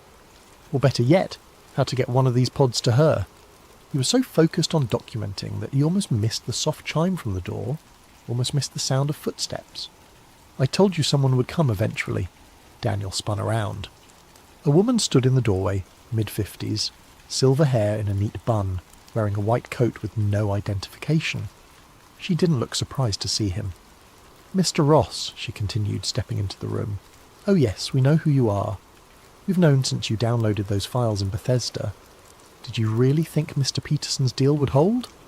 Daniel backed toward the pod, mind racing for exits that didn't exist. Who are you? Dr. Elizabeth Kane. I run this facility and several others. She moved with calm confidence, no fear of the intruder in her domain. I must say, you've shown remarkable resourcefulness. Most people who stumble onto our secrets simply disappear. But you're different. If you're going to kill me... Kill you? She laughed, a sound like silver bells. Mr. Ross, why would we kill someone with your skills, your determination, your very personal motivation? She gestured to the pod. We want to save your sister. We understand that drive better than you might think. Then let me use it. Just once. Please. Kane studied him with eyes that seemed older than her face suggested. The pods aren't just medical devices, Mr. Ross. They're, let's call them bridges, to technologies and capabilities that human minds weren't designed to understand. Each use requires precise calibration, careful monitoring. One mistake and your sister doesn't just die. She gets scattered across dimensions we don't have names for. But it can save her. Oh yes, complete cellular reconstruction, perfect health. She could live another century, maybe two. Kane moved to the control panel, fingers dancing across symbols. But everything has a price. I have money. Not that kind of price.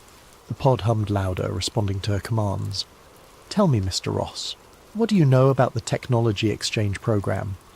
Just references in the files. Non-terrestrial origin, 1971. 1971 was when we formalised it, but contact began earlier. They came to us, beings from elsewhere, offered us technologies beyond imagination, medical pods, energy systems, propulsion methods that make rockets look like stone wheels. She turned to face him. All they wanted in exchange was test subjects. Daniel felt his stomach drop. Test subjects? Nothing sinister. They needed to understand human physiology, our DNA, our potential for evolution. Every person who uses a pod contributes data to their research. In exchange, we get to heal, to extend life, to touch godhood, if only briefly. And the public? Would panic, would demand access, would destroy the careful balance we've maintained for 50 years. Kane's expression hardened. 7 billion people with access to immortality? The planet would be stripped bare in a generation. Wars over resources would make our current conflicts look like playground squabbles. No, Mr. Ross, the pods remain controlled. They must. So you'll let the wrong people die to save the right ones. We let nature take its course for most. We intervene when the greater good demands it. Leaders who maintain stability, scientists on the verge of breakthroughs, artists whose work elevates humanity. She paused. And occasionally, we make exceptions. The pod's hum reached a crescendo, then settled into a rhythm like breathing. Kane nodded, satisfied. Your sister, she said. Emma Ross, ALS, stage 2. Perhaps 18 months before complete paralysis. 6 months after that. She shrugged eloquently. Don't! Daniel's voice cracked. Just don't. I'm offering you a choice. Your sister can use Pod 7. Full treatment, complete restoration. She'll wake up healthier than she's been in years, with no memory of the procedure. As far as she knows, it will be a miracle recovery. Spontaneous remission. It happens. What's the catch? You work for us, your engineering skills, your ability to think outside conventional paradigms, your proven discretion. We need people like you. You'll help maintain the pods, upgrade their systems, perhaps even expand the network. In exchange, Emma lives. You get a generous salary, and eventually access to the pods yourself. Daniel stared at her, then at the waiting pod. And if I refuse? Then you leave here with your photos and videos. You try to expose us. Maybe you upload some files before we stop you. A few thousand people believe, the rest mock you as another conspiracy theorist. Meanwhile, your sister dies slowly, painfully, knowing her brother could have saved her but chose his principles instead. The silence stretched between them. Daniel thought of his father, dying with the truth on his lips, of Marcus Brady, cast aside when no longer useful, of all the people who'd suffered and died while these miracles hummed in secret bunkers. Then he thought of Emma, her laugh, her fierce determination even as her body betrayed her, the way she'd held his hand at their father's funeral and whispered, "At least the pain is over." "When?" he asked quietly. Kane smiled, victory and perhaps sympathy in her expression. "Tomorrow night. We'll arrange her transfer here. A specialist consultation in Las Vegas. All very routine. She'll wake up in a private clinic. Diagnosis reversed. Doctors baffled but delighted. And you'll report to our facility in Maryland on Monday to begin your new career." She held out a tablet. "Standard employment contract. Sign here." Daniel took the tablet with numbed fingers. The contract was dozens of pages of legal terminology, but the key points were clear: lifetime employment, top secret clearance, penalties for disclosure that started at imprisonment and got worse from there. At the bottom, a single line awaited his signature. He thought of all the people who would continue to suffer, all the lies that would continue to be told, all the principles he was about to betray. Then he signed his name. Kane took the tablet back, nodding with satisfaction. "Welcome to the program, Mr. Ross. Your orientation packet will arrive tomorrow. For now, security will escort you out. Best if you're not here when the morning shift arrives." As if summoned, 2 guards appeared in the doorway, not threatening, just present. Daniel took one last look at Pod 7, glowing with its impossible promise, then followed them out. The drive back to Las Vegas was a blur. By dawn, he was on a plane home, the events of the night feeling like someone else's dream. But the email on his phone was real enough. Consultation scheduled for E. Ross, October 15th, 8 p.m. Transport will arrive at 6 p.m. Please have patient ready. Tomorrow, Emma would enter a pod and exit healed. The price was Daniel's soul, sold to the very system he'd meant to expose. But as he looked out the plane window at the sunrise painting the clouds gold, Daniel found he could live with that. Some prices were worth paying. Chapter 4. The Cover-Up. Daniel had been home less than 4 hours when they came for him. He was sitting at his kitchen table staring at the email about Emma's consultation when the lights flickered. His laptop screen went dark. The refrigerator's hums ceased. Then, with choreographed precision, his apartment door exploded inward. 6 figures in tactical gear stormed in, weapons raised, laser sights painting red dots across Daniel's chest. He raised his hands slowly, mind reeling. This wasn't part of the deal. Daniel Ross! The lead operative's voice was muffled by a tactical mask. "Stay seated. Hands visible. You know why we're here." "There's been a mistake," Daniel said carefully. "I signed the contract. Dr. Kane doesn't run everything, Mr. Ross." A new voice from the doorway. A man in a charcoal suit stepped through the ruined door frame, picking his way around wood splinters with obvious distaste. "Agent Thorne, National Security Agency. We need to have a conversation." Thorne was everything a government spook should be. Forgettable face, neutral expression, eyes that missed nothing. He pulled out Daniel's kitchen chair and sat across from him, while the tactical team secured the apartment. "Laptop," Thorne said. One of the operatives placed Daniel's computer on the table. Tablet. That too appeared. External drives, 3 of them. Cloud storage accounts, 7. Quite the digital hoard you've assembled. I signed a contract with a subdivision of a project that may or may not officially exist depending on which oversight committee you ask. Thorne opened the laptop, typed commands with practiced efficiency. "Dr. Kane operates under certain assumptions about her authority. We're here to correct those assumptions." Daniel watched his files being deleted. Every photo, every video, every downloaded document disappearing into digital oblivion. "You're destroying the evidence." "Evidence of what?" Thorne asked mildly. "You broke into a decommissioned medical facility and found some abandoned equipment. Your photos show empty rooms and obsolete machinery. Your videos capture nothing but shadows and speculation." The laptop screen flickered. Where Daniel's pod footage had been, new files appeared. The same locations, but empty. Dust-covered floors, rusted equipment, abandoned rooms that hadn't seen use in decades.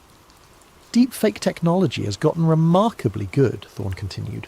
Amazing what we can do in post-production. Your originals never existed. You photographed exactly what we're showing you. Nothing. My sister, Daniel said desperately. The consultation cancelled. Thorne closed the laptop with a soft click. Your sister will receive excellent care at Johns Hopkins. Experimental treatments, the best doctors, every conventional therapy available. She might even experience significant improvement. Medicine advances every day, after all. But she'll die. We all die, Mr. Ross. Some sooner than others. That's the natural order. Thorne stood, straightening his tie. You have two choices. Accept reality as we've defined it, and your sister gets the best care money can buy. Continue to chase fantasies and she gets nothing. You get nothing except a padded room where you can tell your stories to people who specialise in delusions. The tactical team was already withdrawing, taking every piece of evidence with them. Daniel's apartment looked like a hurricane had passed through, but he barely noticed. His mind raced, searching for leverage that didn't exist. Dr. Kane promised. Dr. Kane exceeded her authority. She's being reassigned. The Nevada facility is being decommissioned as we speak. Too many security breaches lately. Too many curious engineers thinking they can save the world. Thorne moved toward the door, then paused. A word of advice. Take the gift we're offering. Your sister gets time, possibly years. You get to keep your freedom, your sanity, your life.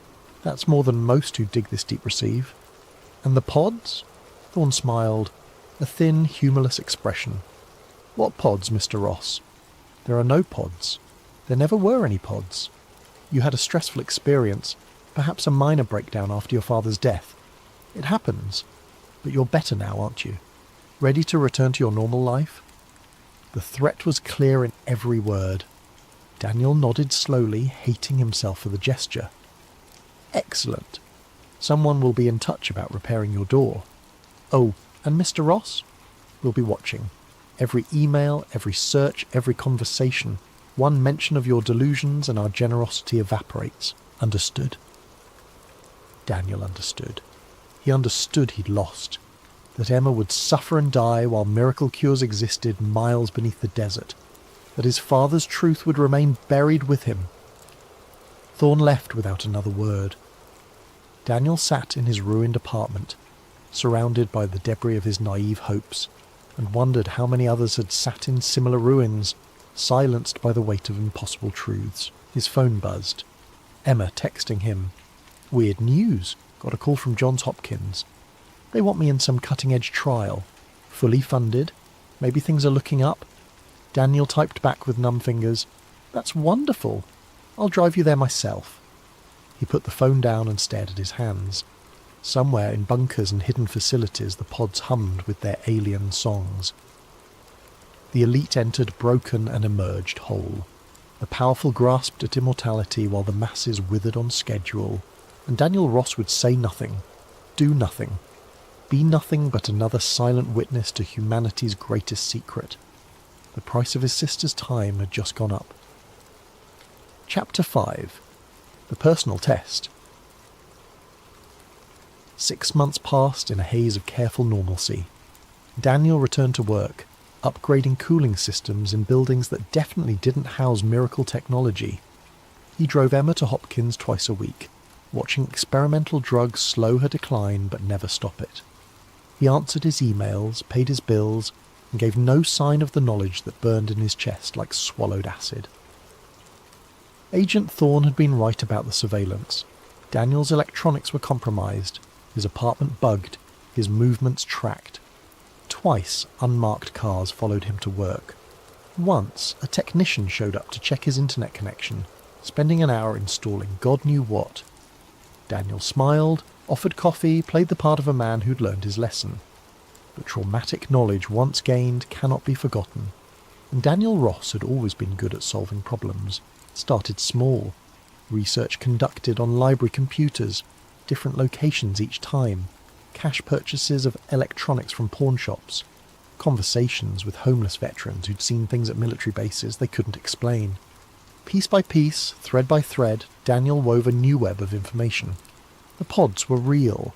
He'd touched one, felt its alien warmth, and where there was one, there were others. The question was, how to reach them without triggering another visit from Thorne's team. The answer came from an unexpected source. Marcus Brady, the dying man from the Lincoln Memorial, reached out through an intermediary, a flower delivery to Daniel's office with a card reading only, "The cherry blossoms are beautiful this year." The same phrase Chen had mentioned in their brief meeting. Daniel found him in a hospice facility in Arlington, a shadow of the man from 6 months ago. The cancer had progressed brutally, reducing him to skin and determination. "Knew you'd come eventually," Marcus wheezed. "They all do. Can't unsee what we've seen." "They destroyed everything," Daniel said quietly. "Threatened my sister." Standard playbook. Marcus coughed, specks of blood staining his lips. "But they're not omnipotent. Just careful. And sometimes careful creates patterns." He gestured weakly to a drawer.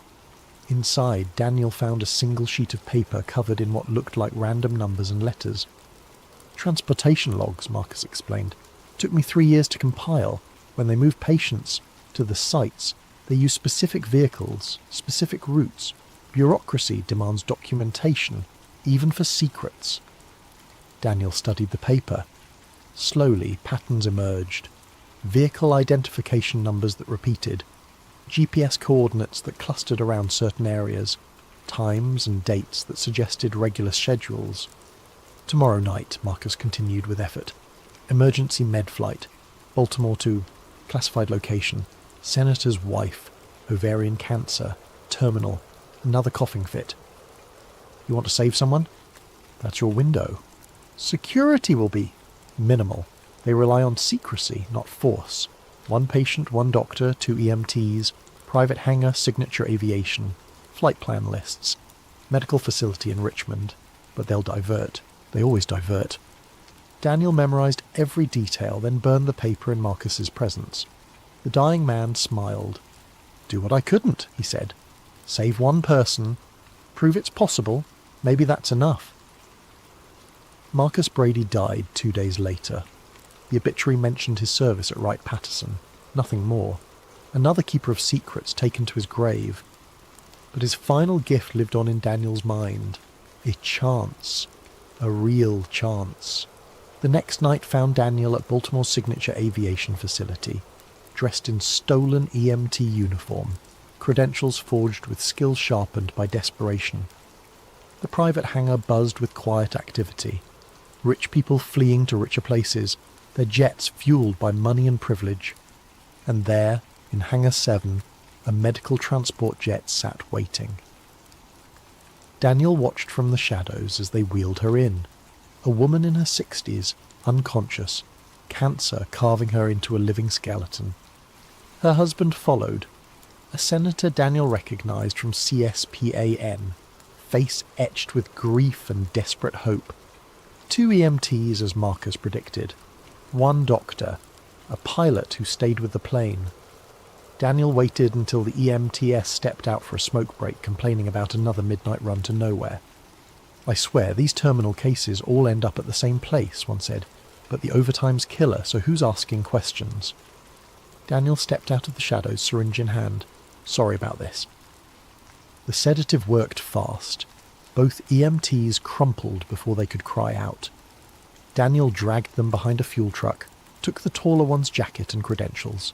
His hands shook as he boarded the jet. The doctor looked up from the patient. "About time. We're wheels up in 5.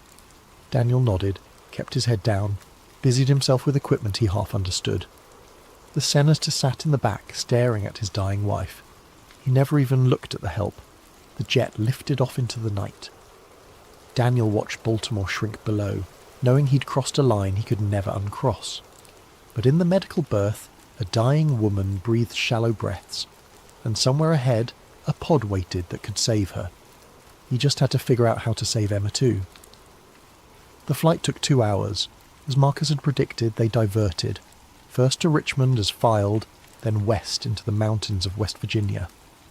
The pilot descended toward what looked like empty forest, until runway lights suddenly blazed to life, revealing a landing strip carved into the mountainside.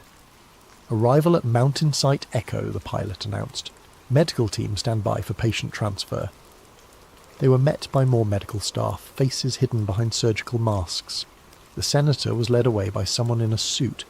"Standard intake procedures, sir, you understand."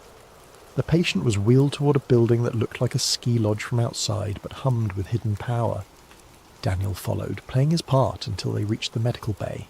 And there they were, 3 pods, identical to the one in Nevada, glowing with that same impossible light. "Which one?" the doctor asked. "Pod 2 is optimal for cellular reconstruction," the technician answered. "Calibrated for oncological intervention. 4 hours for complete remission." They transferred the senator's wife into the pod with practiced efficiency. Daniel watched the displays light up. DNA analysis, cellular mapping, treatment protocols in that painful symbolic language. The pod sealed with a soft hiss, and the woman inside was bathed in blue radiance. "Always gives me the creeps," one of the techs muttered. "Like watching someone get rebuilt from scratch." "Because that's exactly what's happening," the doctor replied.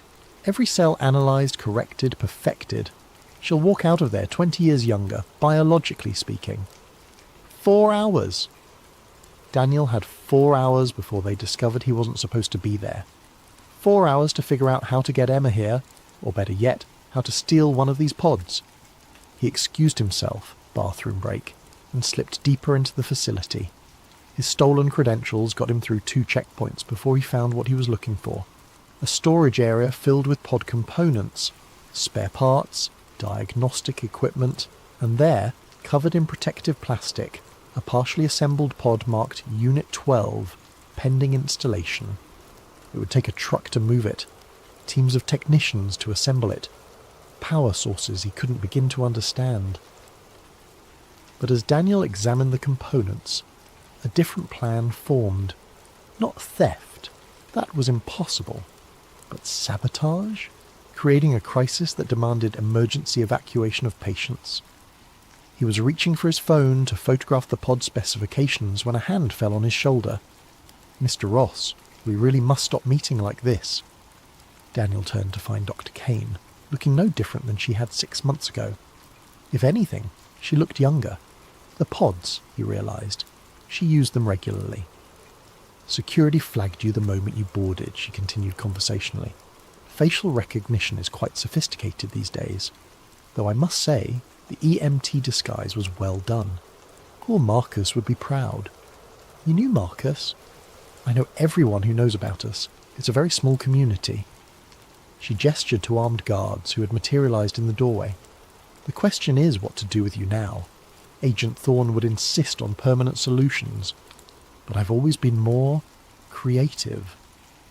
She led him back to the medical bay where the senator's wife still floated in Pod 2, cancer being methodically erased from her existence. The senator himself stood watching, tears streaming down his face. "Hope is a powerful thing," Kane mused. "He'll pay anything, do anything to save her, just as you would for Emma." She turned to Daniel. "So I'm going to make you the same offer, with modifications. Work for us.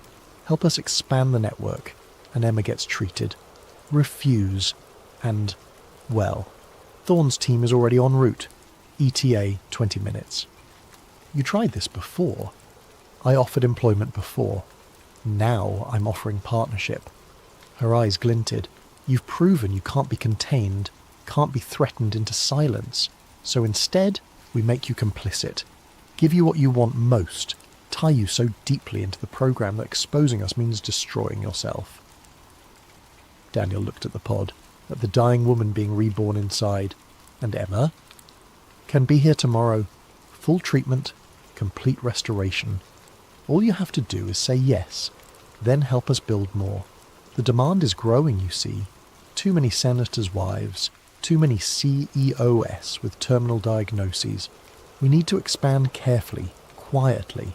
Someone with your skills would be invaluable. Building pods for the elite while everyone else dies. building bridges to a future where perhaps, eventually, everyone has access. Baby steps, Mr. Ross. Rome wasn't built in a day, and paradise can't be distributed overnight. She checked her watch. 15 minutes until Thorn arrives. He won't offer deals. Choose. Daniel thought of his father, dying with truth on his lips. Thought of Marcus, compiling transportation logs with his last strength. Thought of all the people who'd fought this system and lost. Then he thought of Emma, and made the only choice he could. "I'll need a team," he said quietly, "and access to the original specifications." Kane smiled like a cat with cream. "Done.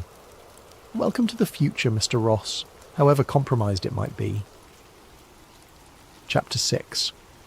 The Payoff. The call came at 3 a.m. 2 years later. Daniel sat up in his Arlington penthouse, instantly awake.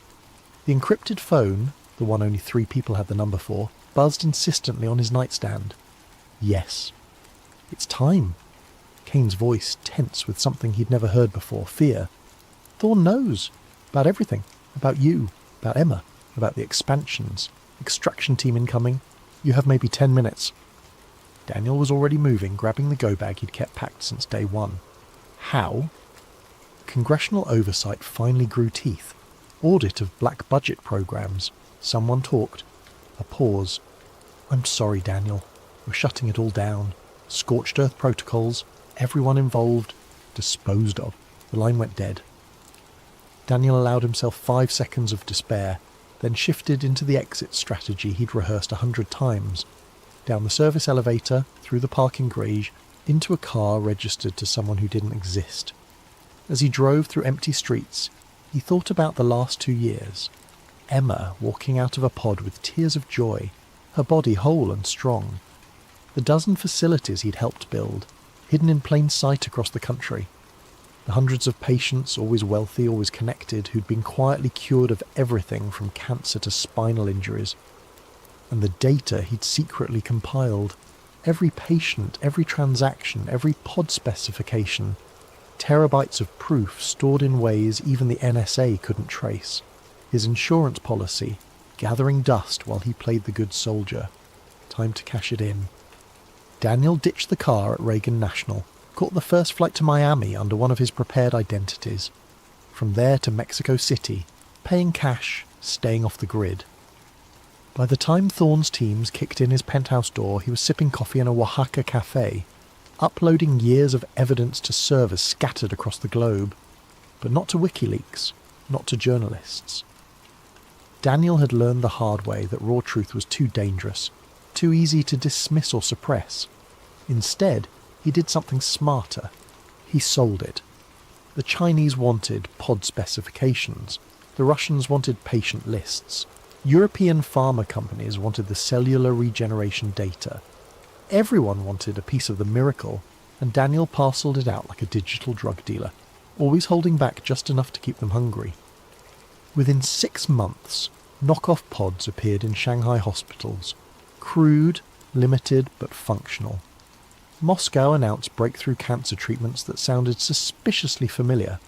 Switzerland opened discreet clinics offering revolutionary longevity therapies to those who could afford 9-figure fees. The genie was slipping out of the bottle, one expensive wish at a time. Daniel watched it all from a beach in Costa Rica, his own body periodically renewed by a personal pod hidden in a shipping container. Emma visited monthly, her health perfect, her questions carefully deflected. She thought he'd made a fortune in medical consulting, close enough to the truth.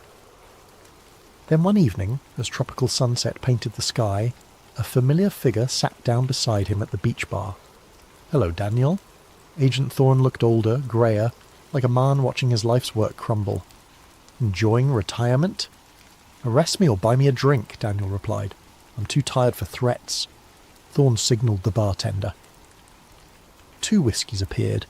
They drank in silence while waves crashed against the shore.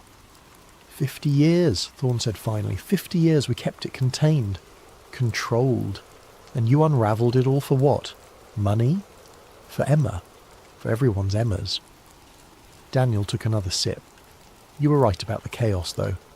Moscow's fighting Beijing over patent rights to alien technology, 3 pharma CEOs assassinated this year alone. The Saudis are building a pod facility the size of a football stadium. And the original source? Still hidden. Still trading their toys for our data. Daniel smiled bitterly. Turns out they don't care who uses the pods as long as they get their genetic samples. We were never containing anything, Thorne. We were just middle management. Thorne finished his whiskey and stood. There's a kill order on you. International scope. 7 figures to whoever brings your head back. I know. I'm supposed to execute it myself, clean up my own mess.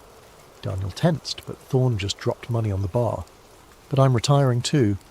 Forced out by the new oversight committee. They want younger blood. People who understand the new reality. He paused. The reality you created. So what now? Now? Thorne looked out at the ocean. Now the human race gets to see if it can handle its own potential. God help us all. He walked away, leaving Daniel alone with the sunset and the weight of what he'd done. Somewhere, in hospitals and secret clinics, pods hummed their alien songs.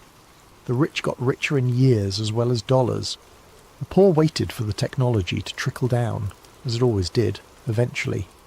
And Daniel Ross, who'd wanted only to save his sister, sat on his tropical beach and wondered if he'd saved the world or doomed it.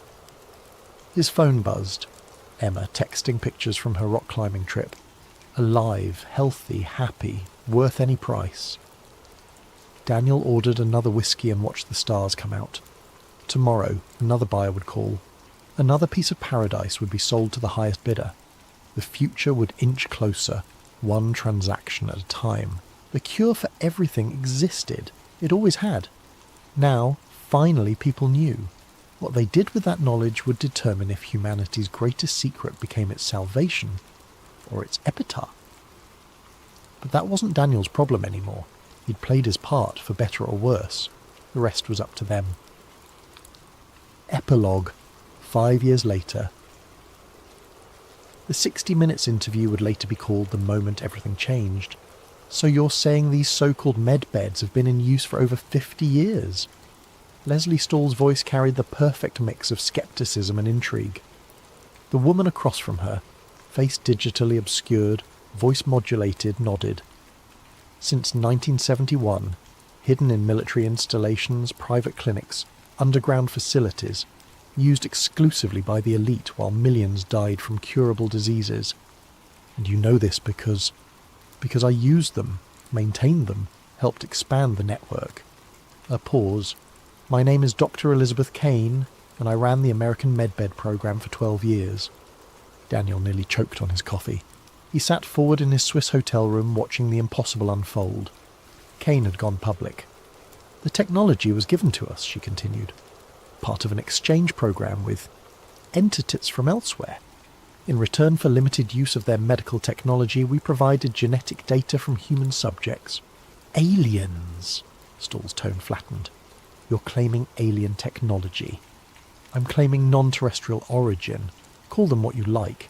The point is we've had the ability to cure any disease, reverse aging, regenerate lost limbs, and we kept it secret. Kept it exclusive. Let billions suffer and die to maintain economic and social control. The interview continued for another 40 minutes. Kane provided documents, video footage, patient testimonies. She named names. Senators, CEOs, foreign leaders who'd been quietly cured while publicly supporting the pharmaceutical status quo. She explained how the technology worked in terms that university physicists would spend years trying to understand. And she revealed why she'd finally come forward. The others, the source of the technology, they're done with the exchange. They have what they needed from us. They're pulling out, taking their pods with them. Unless we act now, unless we reverse engineer what we have, we'll lose this technology forever. The interview ended with a bombshell. I've established a foundation. We're building open source pods, sharing the specifications globally. It will take time, years, perhaps decades, to match the original technology. But we will do it. We have to. Humanity's survival depends on it. Daniel's phone rang. Emma, are you watching this? Her voice shook with emotion. Is this why I got better? Did you know about this? He closed his eyes. Yes. Silence then. "Thank you." "Emma, no. Whatever you did, however you did it, thank you. And now, help them. Help her. Help everyone." She hung up. Daniel stared at the phone, then at the TV where analysts were already debating, politicians were already denying, and the world was already changing. His encrypted phone buzzed, a text from an unlisted number. "Time to come home, Mr. Ross. Your country needs you. Full immunity in exchange for your expertise. Thorn." Daniel laughed. Actually laughed. The old spy master had survived after all, and now wanted him to help democratize the very technology they'd killed to protect. He started packing. Costa Rica had been nice, but history was calling. The secret was out, the genie unleashed, and humanity would either rise to transcendence or tear itself apart trying. Either way, Daniel Ross would be there, building pods, training technicians, trying to give everyone the miracle that had saved Emma. It wouldn't be easy. The old guard would fight. The technology was barely understood. The social upheaval would be massive. But for the first time in 5 years, Daniel felt something he'd almost forgotten. Hope. The cure for everything existed. And finally it would belong to everyone. Welcome back to Sleep Theories, where we explore the mysteries that lurk in the shadows of our world. Tonight's tale comes from the depths of the Arctic, where billion-dollar inheritances and cutting-edge technology collide with secrets that powerful forces would kill to keep buried. But before we dive into this chilling account, remember to leave your own mysterious video ideas in the comments below. Your suggestions fuel these midnight journeys into the unknown. Special thanks to Metal Patel 9283 and Unanimous 369 for inspiring tonight's story. And if these tales send the right kind of shivers down your spine, hit that like button and subscribe to Sleep Theories for more stories that blur the line between fact and nightmare. The money hit my account on a Tuesday morning in March, exactly 72 hours after they lowered my father into frozen Vermont soil. $240 million liquid assets, plus controlling shares in Grant Capital family office. Most sons might have celebrated. I stared at the bank transfer notification and felt nothing but the familiar weight of unfinished business. The sealed envelope arrived with the estate papers, heavy stock paper, my father's careful handwriting. Fund something only you would. Inside, a second note. The anomalies were real, Evan. You know which ones. I did know. For 15 years, since I was 17 and still believed my MIT robotics P8D would change the world, Dad and I had tracked them together. Gravitational lows that shouldn't exist. Magnetic field excursions with no geological explanation. Infrasound microbarums detected by monitoring stations, their sources plotting along high-latitude crustal boundaries, in patterns too regular for coincidence. We called it our weekend hobby. Dad would pull up classified geological surveys from his government contacts, and I'd run signal processing algorithms looking for correlations. Most of the data pointed to the same region. The Greenland-Gackel Ridge microseismic corridor where routine icequakes masked deeper signals. Signals that seemed almost intentional. The scientific community had explanations, of course. Mantle convection, post-glacial rebound, thermal expansion in deep ice. All perfectly reasonable theories that fell apart when you looked at the frequency signatures and phase relationships. Dad knew it. I knew it. But proving it would require the kind of expedition money that made most researchers laugh. Now I had that money. I spent the first week after the funeral in my workshop in Burlington, converting grief into engineering problems. The plan had been taking shape in my head for years, waiting for funding that would never come through traditional channels. Now, with Dad's inheritance, I could make it happen. The key was piggybacking on existing infrastructure. Arctic research required massive logistical support, but if you could tag along with established operations, costs dropped to manageable levels. A Norwegian telecommunications company was running fibre optic cable repairs along the Greenland Sea shipping routes. Perfect cover for dropping distributed acoustic sensing nodes in the target area. I incorporated a shell company, Polar Dynamics LLC, and put in a bid for a seafloor sensing contract. The Norwegians didn't ask too many questions as long as the check cleared. By April, I had a slot on their cable repair vessel and permission to deploy geological monitoring equipment along their route. Next came personnel. I needed people good enough to handle Arctic conditions, but desperate enough to take money from a PhD dropout with crazy theories. Ria Patel answered my encrypted message within 6 hours. Former Lamont Doherty Earth Observatory geophysicist, blacklisted after publishing papers that questioned established models of polar volcanism. Her research had suggested large-scale thermal anomalies beneath Arctic ice sheets, anomalies that didn't match known geothermal sources. The academic community buried her work in bureaucratic reviews until she quit in frustration. "Your message mentioned gravitational lows," she said during our first video call. "Which specific coordinates?" I shared the data sets Dad and I had compiled. She was quiet for a long time, studying the displays. "These readings," she shook her head. "They're not possible. The mass deficit implied here would require cavities thousands of meters across." "That's what we think too." "We?" "My father and I. He died last month." "I'm sorry," she paused. "What kind of equipment are you proposing?" I outlined the sensor package: military-grade distributed acoustic sensing, deep-sea magnetometers, thermal imaging arrays. Everything needed to map subsurface structures with unprecedented resolution. "You're talking about technology worth millions of dollars. Money isn't an issue. It never is, until it is." But I could hear the interest in her voice.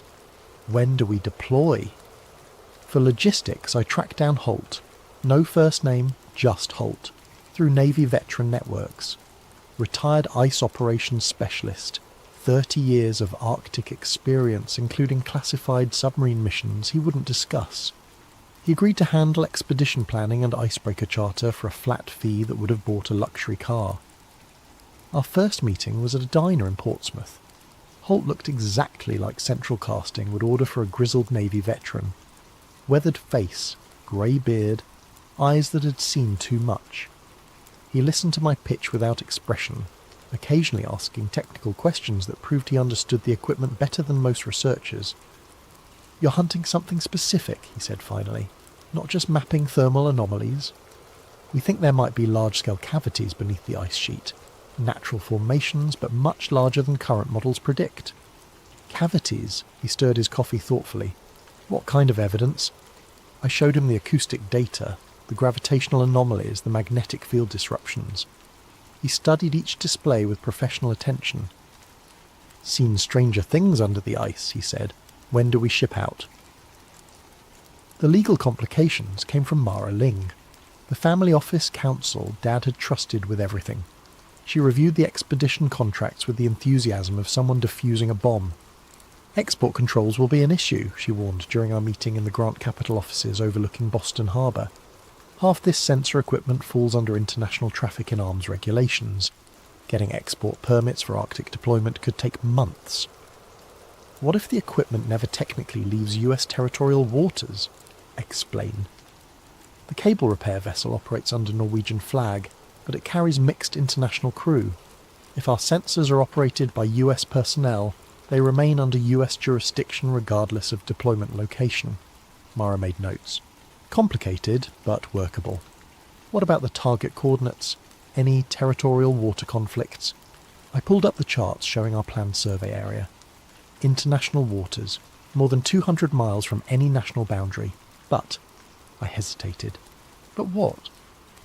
The area falls under NOTAM and NOTMAR restrictions, notice to airmen and maritime advisories, military training exercises, mostly classified. How classified? Classified enough that asking questions gets you referred to other people who also can't answer questions.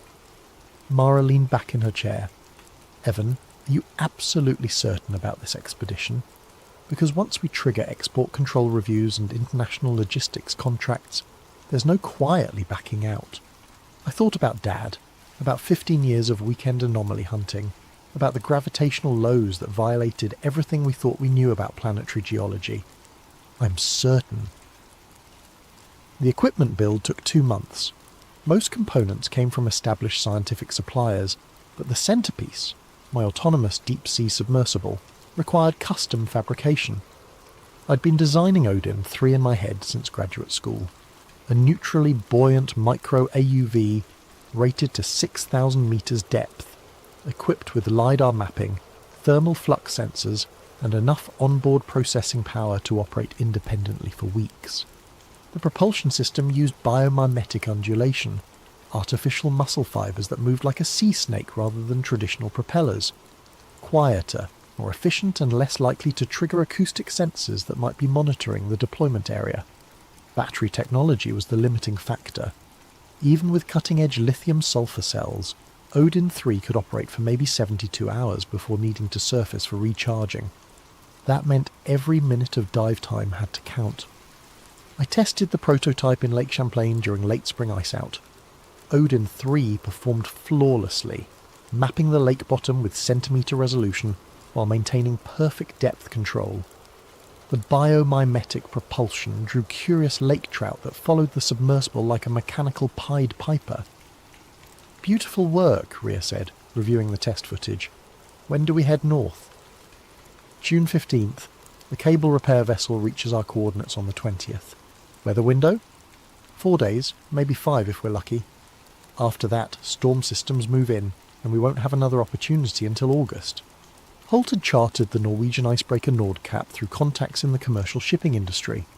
The vessel was overkill for summer Arctic operations, but its dynamic positioning system could hold station precisely over our target coordinates regardless of ice conditions.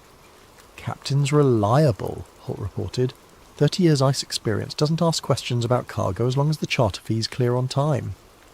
What about support equipment? Portable diamond wire ice cutting rig for creating deployment holes, thermal tent for equipment staging, emergency shelter rated to -40, medical kit for remote operations, he paused, and firearms. Firearms? Polar bears aren't the only thing that might want to discourage visitors in that part of the Arctic. I decided not to ask what he meant. The flight to Longyearbyen, Svalbard, took 18 hours with connections. Rhea met me at the tiny airport with news that our equipment shipment had cleared Norwegian customs without issues. The distributed acoustic sensing nodes deployed perfectly, she reported. Initial data streams are clean. No interference from the cable repair operations. What about background acoustic conditions? Quiet, almost too quiet. Normal Arctic regions show constant low-level seismic activity, thermal expansion, ice settling, small crustal movements. This area is dormant. We spent 2 days in Longyearbyen finalising logistics and monitoring the DAS network. The acoustic data revealed exactly what Dad and I had hoped to find. A repeating 0.9 to 1.2 Hz tremor pattern with phase relationships that didn't match any known geological process. "It's not mantle convection," Rhea confirmed, studying the frequency analysis. "The phase lead is all wrong. This signal originates much closer to the surface." "How much closer, if I had to guess?" "Less than 2 kilometres depth. Maybe much less." The Nordkapp reached our coordinates on schedule, arriving at a polynya that shouldn't have existed given seasonal ice conditions. The open water area stretched nearly 3 kilometres across, with thermal imaging showing warm upwelling at the centre. "Water temperature is 4 degrees above ambient," reported Captain Eriksson. "There's a significant thermal source beneath this opening." Holt was already assembling the diamond wire cutting rig on deck. "We'll need a deployment hole at least 2 metres diameter for clean submersible operations. The ice here looks thin, maybe 8 metres. How thin should it be? This time of year? 20 metres minimum. Something's been keeping this area warm." I helped Rhea deploy additional magnetometer arrays while Holt's crew cut our access hole. The magnetic data was even more striking than the acoustic signatures. A sharp ring discontinuity approximately 600 metres in diameter, with field strength dropping by 30% inside the boundary. "It's like there's a massive void just below us," Rhea said, checking readings for the 3rd time. "A cavity large enough to significantly disrupt local magnetic fields." "Large enough for what?" "I don't know. I've never seen readings like this." The deployment hole was ready by evening, perfectly circular, with the diamond wire leaving glass-smooth ice walls that reflected our work lights in prismatic colours. At the bottom, black water disappeared into depths that seemed to swallow light itself. Odin-3 is ready, I announced, running final system checks on the submersible. All sensors showed green, battery charge at 100%. The biomimetic propulsion system cycled smoothly through test sequences. Deployment at first light, Holt decided. Weather forecast shows possible storm activity moving in from the west. We'll have maybe 36 hours before conditions deteriorate. I spent the night monitoring background sensor readings and trying not to think about what we might find below. The DAS network continued detecting those regular 0.9 Hz pulses, now strong enough that I could feel them as subtle vibrations through the ship's hull. At 0600 hours, with Arctic sunrise painting the ice sheet in shades of gold and pink, we lowered Odin-3 into the deployment hole. Depth 10 metres, I announced, monitoring telemetry from the control station. All systems nominal. The submersible descended through clear Arctic water, its cameras revealing ice walls that seemed to glow with internal light. At 50 metres depth, the water temperature began rising noticeably. Thermal gradient is increasing, Rhea reported.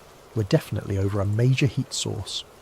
At 100 metres, Odin-3 encountered the first surprise, a distinct thermocline boundary where Arctic surface water met much warmer deep currents. The temperature differential was so sharp that it created visible distortion on the camera feed. Water chemistry is changing too, I noted, watching sensor readouts. Salinity increasing, dissolved gas content showing methane and hydrogen signatures. At 400 metres depth, we hit the warm brine layer proper. Water temperature had climbed to nearly 4 degrees Celsius, tropical by Arctic standards. Odin-3's sonar began detecting large-scale structure ahead. Sonar contact, I announced. Large object bearing 030, range approximately 800 metres. Natural formation? Unknown. The return signature is unusual. At 600 metres depth, Odin-3's forward cameras finally illuminated our target. What we saw made no sense according to any geological model I knew. A curved wall of dark stone stretched beyond the camera's range, its surface polished smooth, as if carved by intelligent design. The wall followed a perfect arc, suggesting a circular or cylindrical structure of enormous proportions. "That's not natural," Rhea whispered, staring at the video feed. "The surface is too regular, too smooth. It looks almost manufactured." At 800 metres, Odin-3 reached what appeared to be an opening in the structure. The submersible's sonar painted a three-dimensional map of empty space beyond, a vast cavity extending hundreds of metres in all directions. "I'm seeing void boundary returns," I reported, trying to keep excitement out of my voice. "The LiDAR is mapping a cavern system at least 600 metres wide. How deep? Unknown. The laser rangefinder isn't hitting a bottom boundary." I guided Odin-3 through the opening into the cavity beyond. What we found there changed everything we thought we knew about Arctic geology. The cavern was enormous, a perfect hemisphere carved from living rock, its walls covered in mineral formations that created geometric patterns too regular for natural processes. Thermal imaging showed active water circulation throughout the space, creating currents and eddies like atmospheric weather systems. "The water is moving," Rhea observed, watching thermal patterns shift across the cavity. "There's active circulation down there, powered by heat sources we can't see." Look at the biological readings. Odin-3's sensors were detecting life signs throughout the cavern, not the sparse microorganism communities typical of deep Arctic environments, but complex biological structures that seem to thrive in the warm, mineral-rich water. "Those are bacterial mats," Rhea said, studying the imagery. "But the metabolic signatures are unlike anything in the literature. They're processing hydrogen and methane at rates that should be impossible." Processing them into what? Unknown organic compounds. The spectral analysis suggests completely novel biochemistry. As Odin-3 descended deeper into the cavern, its cameras revealed increasingly strange formations. Hexagonal mineral growths clustered around thermal vents, crystalline structures that seemed to channel water flow in specific patterns, and everywhere those bacterial mats forming complex filamentary networks that pulsed with bioluminescent activity. "This isn't just a geological anomaly," I said. watching the alien landscape scroll past on our monitors. This is an entire ecosystem that shouldn't exist. At 1100 meters depth, Odin-3's sonar detected something that stopped our conversation entirely. Deep in the cavern, moving objects were generating acoustic signatures that looked almost like sonar beacons. "Are you seeing this?" Rhea asked, pointing at the display. The acoustic signatures were too regular for natural phenomena. Short pulses at precise intervals, frequency modulated in patterns that suggested artificial generation. Someone, or something, was actively using sonar down there. "Could be equipment from previous expeditions," Holt suggested, but his voice carried no conviction. "What previous expeditions?" I replied. "This location isn't on any charts. We're the first people to map this cavity." The sonar beacon signals were growing stronger as Odin-3 descended. At 1200 meters, the submersible's passive acoustic sensors began detecting other sounds. Mechanical noises that might have been machinery, structural creaking that suggested large mobile objects. "There's something else down there," I said, making the decision that would change everything. Something active. I programmed Odin-3 to approach the strongest sonar source while maintaining maximum stealth profile. The submersible's biomimetic propulsion was nearly silent, and its dark hull should be invisible to most detection systems. At 1300 meters, Odin-3's cameras finally revealed the source of the sonar beacons. Mechanical devices, clearly artificial, clearly functional, were distributed throughout the deepest part of the cavern. They looked like nothing in any engineering textbook I'd studied, but their purpose was unmistakable. They were monitoring equipment, sophisticated sensors that had been operating in this hidden space for an unknown length of time. "Those aren't human-built," Rhea said quietly. I was about to agree when Odin-3's communication system erupted with alarms. High-frequency radio interference was jamming our telemetry link, while powerful sonar pulses began hammering the submersible from multiple directions. "We're being painted," Holt announced, recognizing military terminology. "Something's actively scanning us." On the surface, Captain Ericsson's voice came over the ship's intercom. "Unknown contacts approaching from the northwest. 2 vessels, high-speed intercept course." Through Odin-3's cameras, I watched the mysterious monitoring equipment come alive with activity. Lights began flashing in complex patterns, while mechanical arms extended from hidden recesses to point directly at our submersible. "Recall Odin-3, Holt ordered. "Now." But the telemetry link was completely jammed. Odin-3 was on its own, 1300 meters down in an impossible cavern, surrounded by technology that shouldn't exist. "Captain," Holt called to the bridge, "what's the status on those approaching vessels? Military configuration. They're transmitting on emergency frequencies, ordering us to cease operations and prepare for boarding."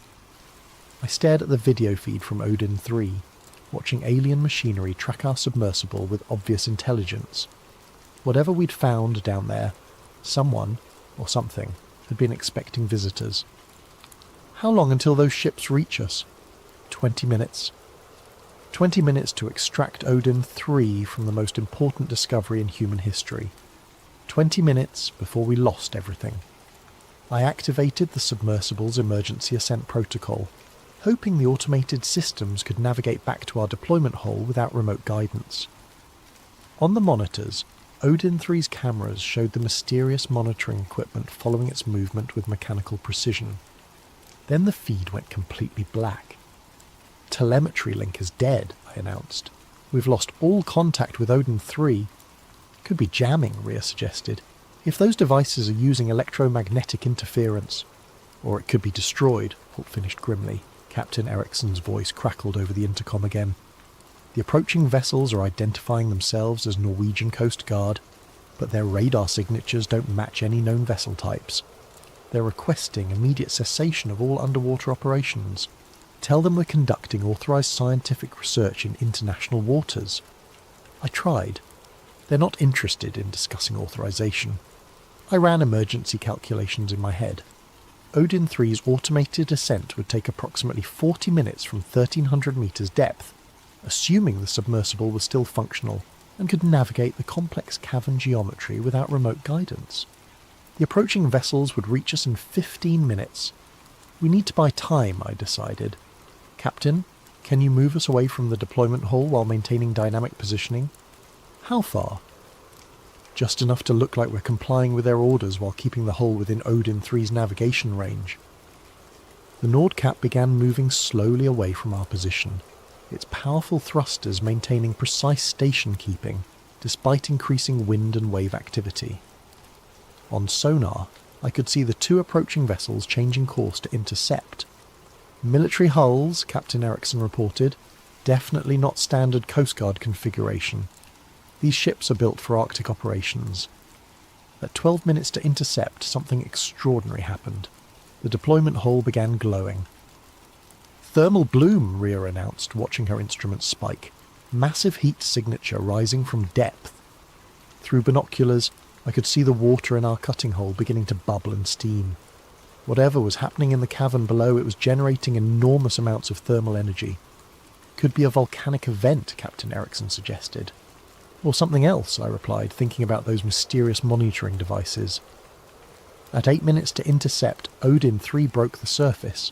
The submersible emerged from the deployment hole like a breaching whale, its dark hull gleaming with condensation from the superheated water below.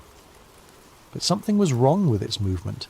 Instead of the smooth, controlled ascent I'd programmed, Odin-3 was rising too fast, as if being pushed upward by some tremendous force.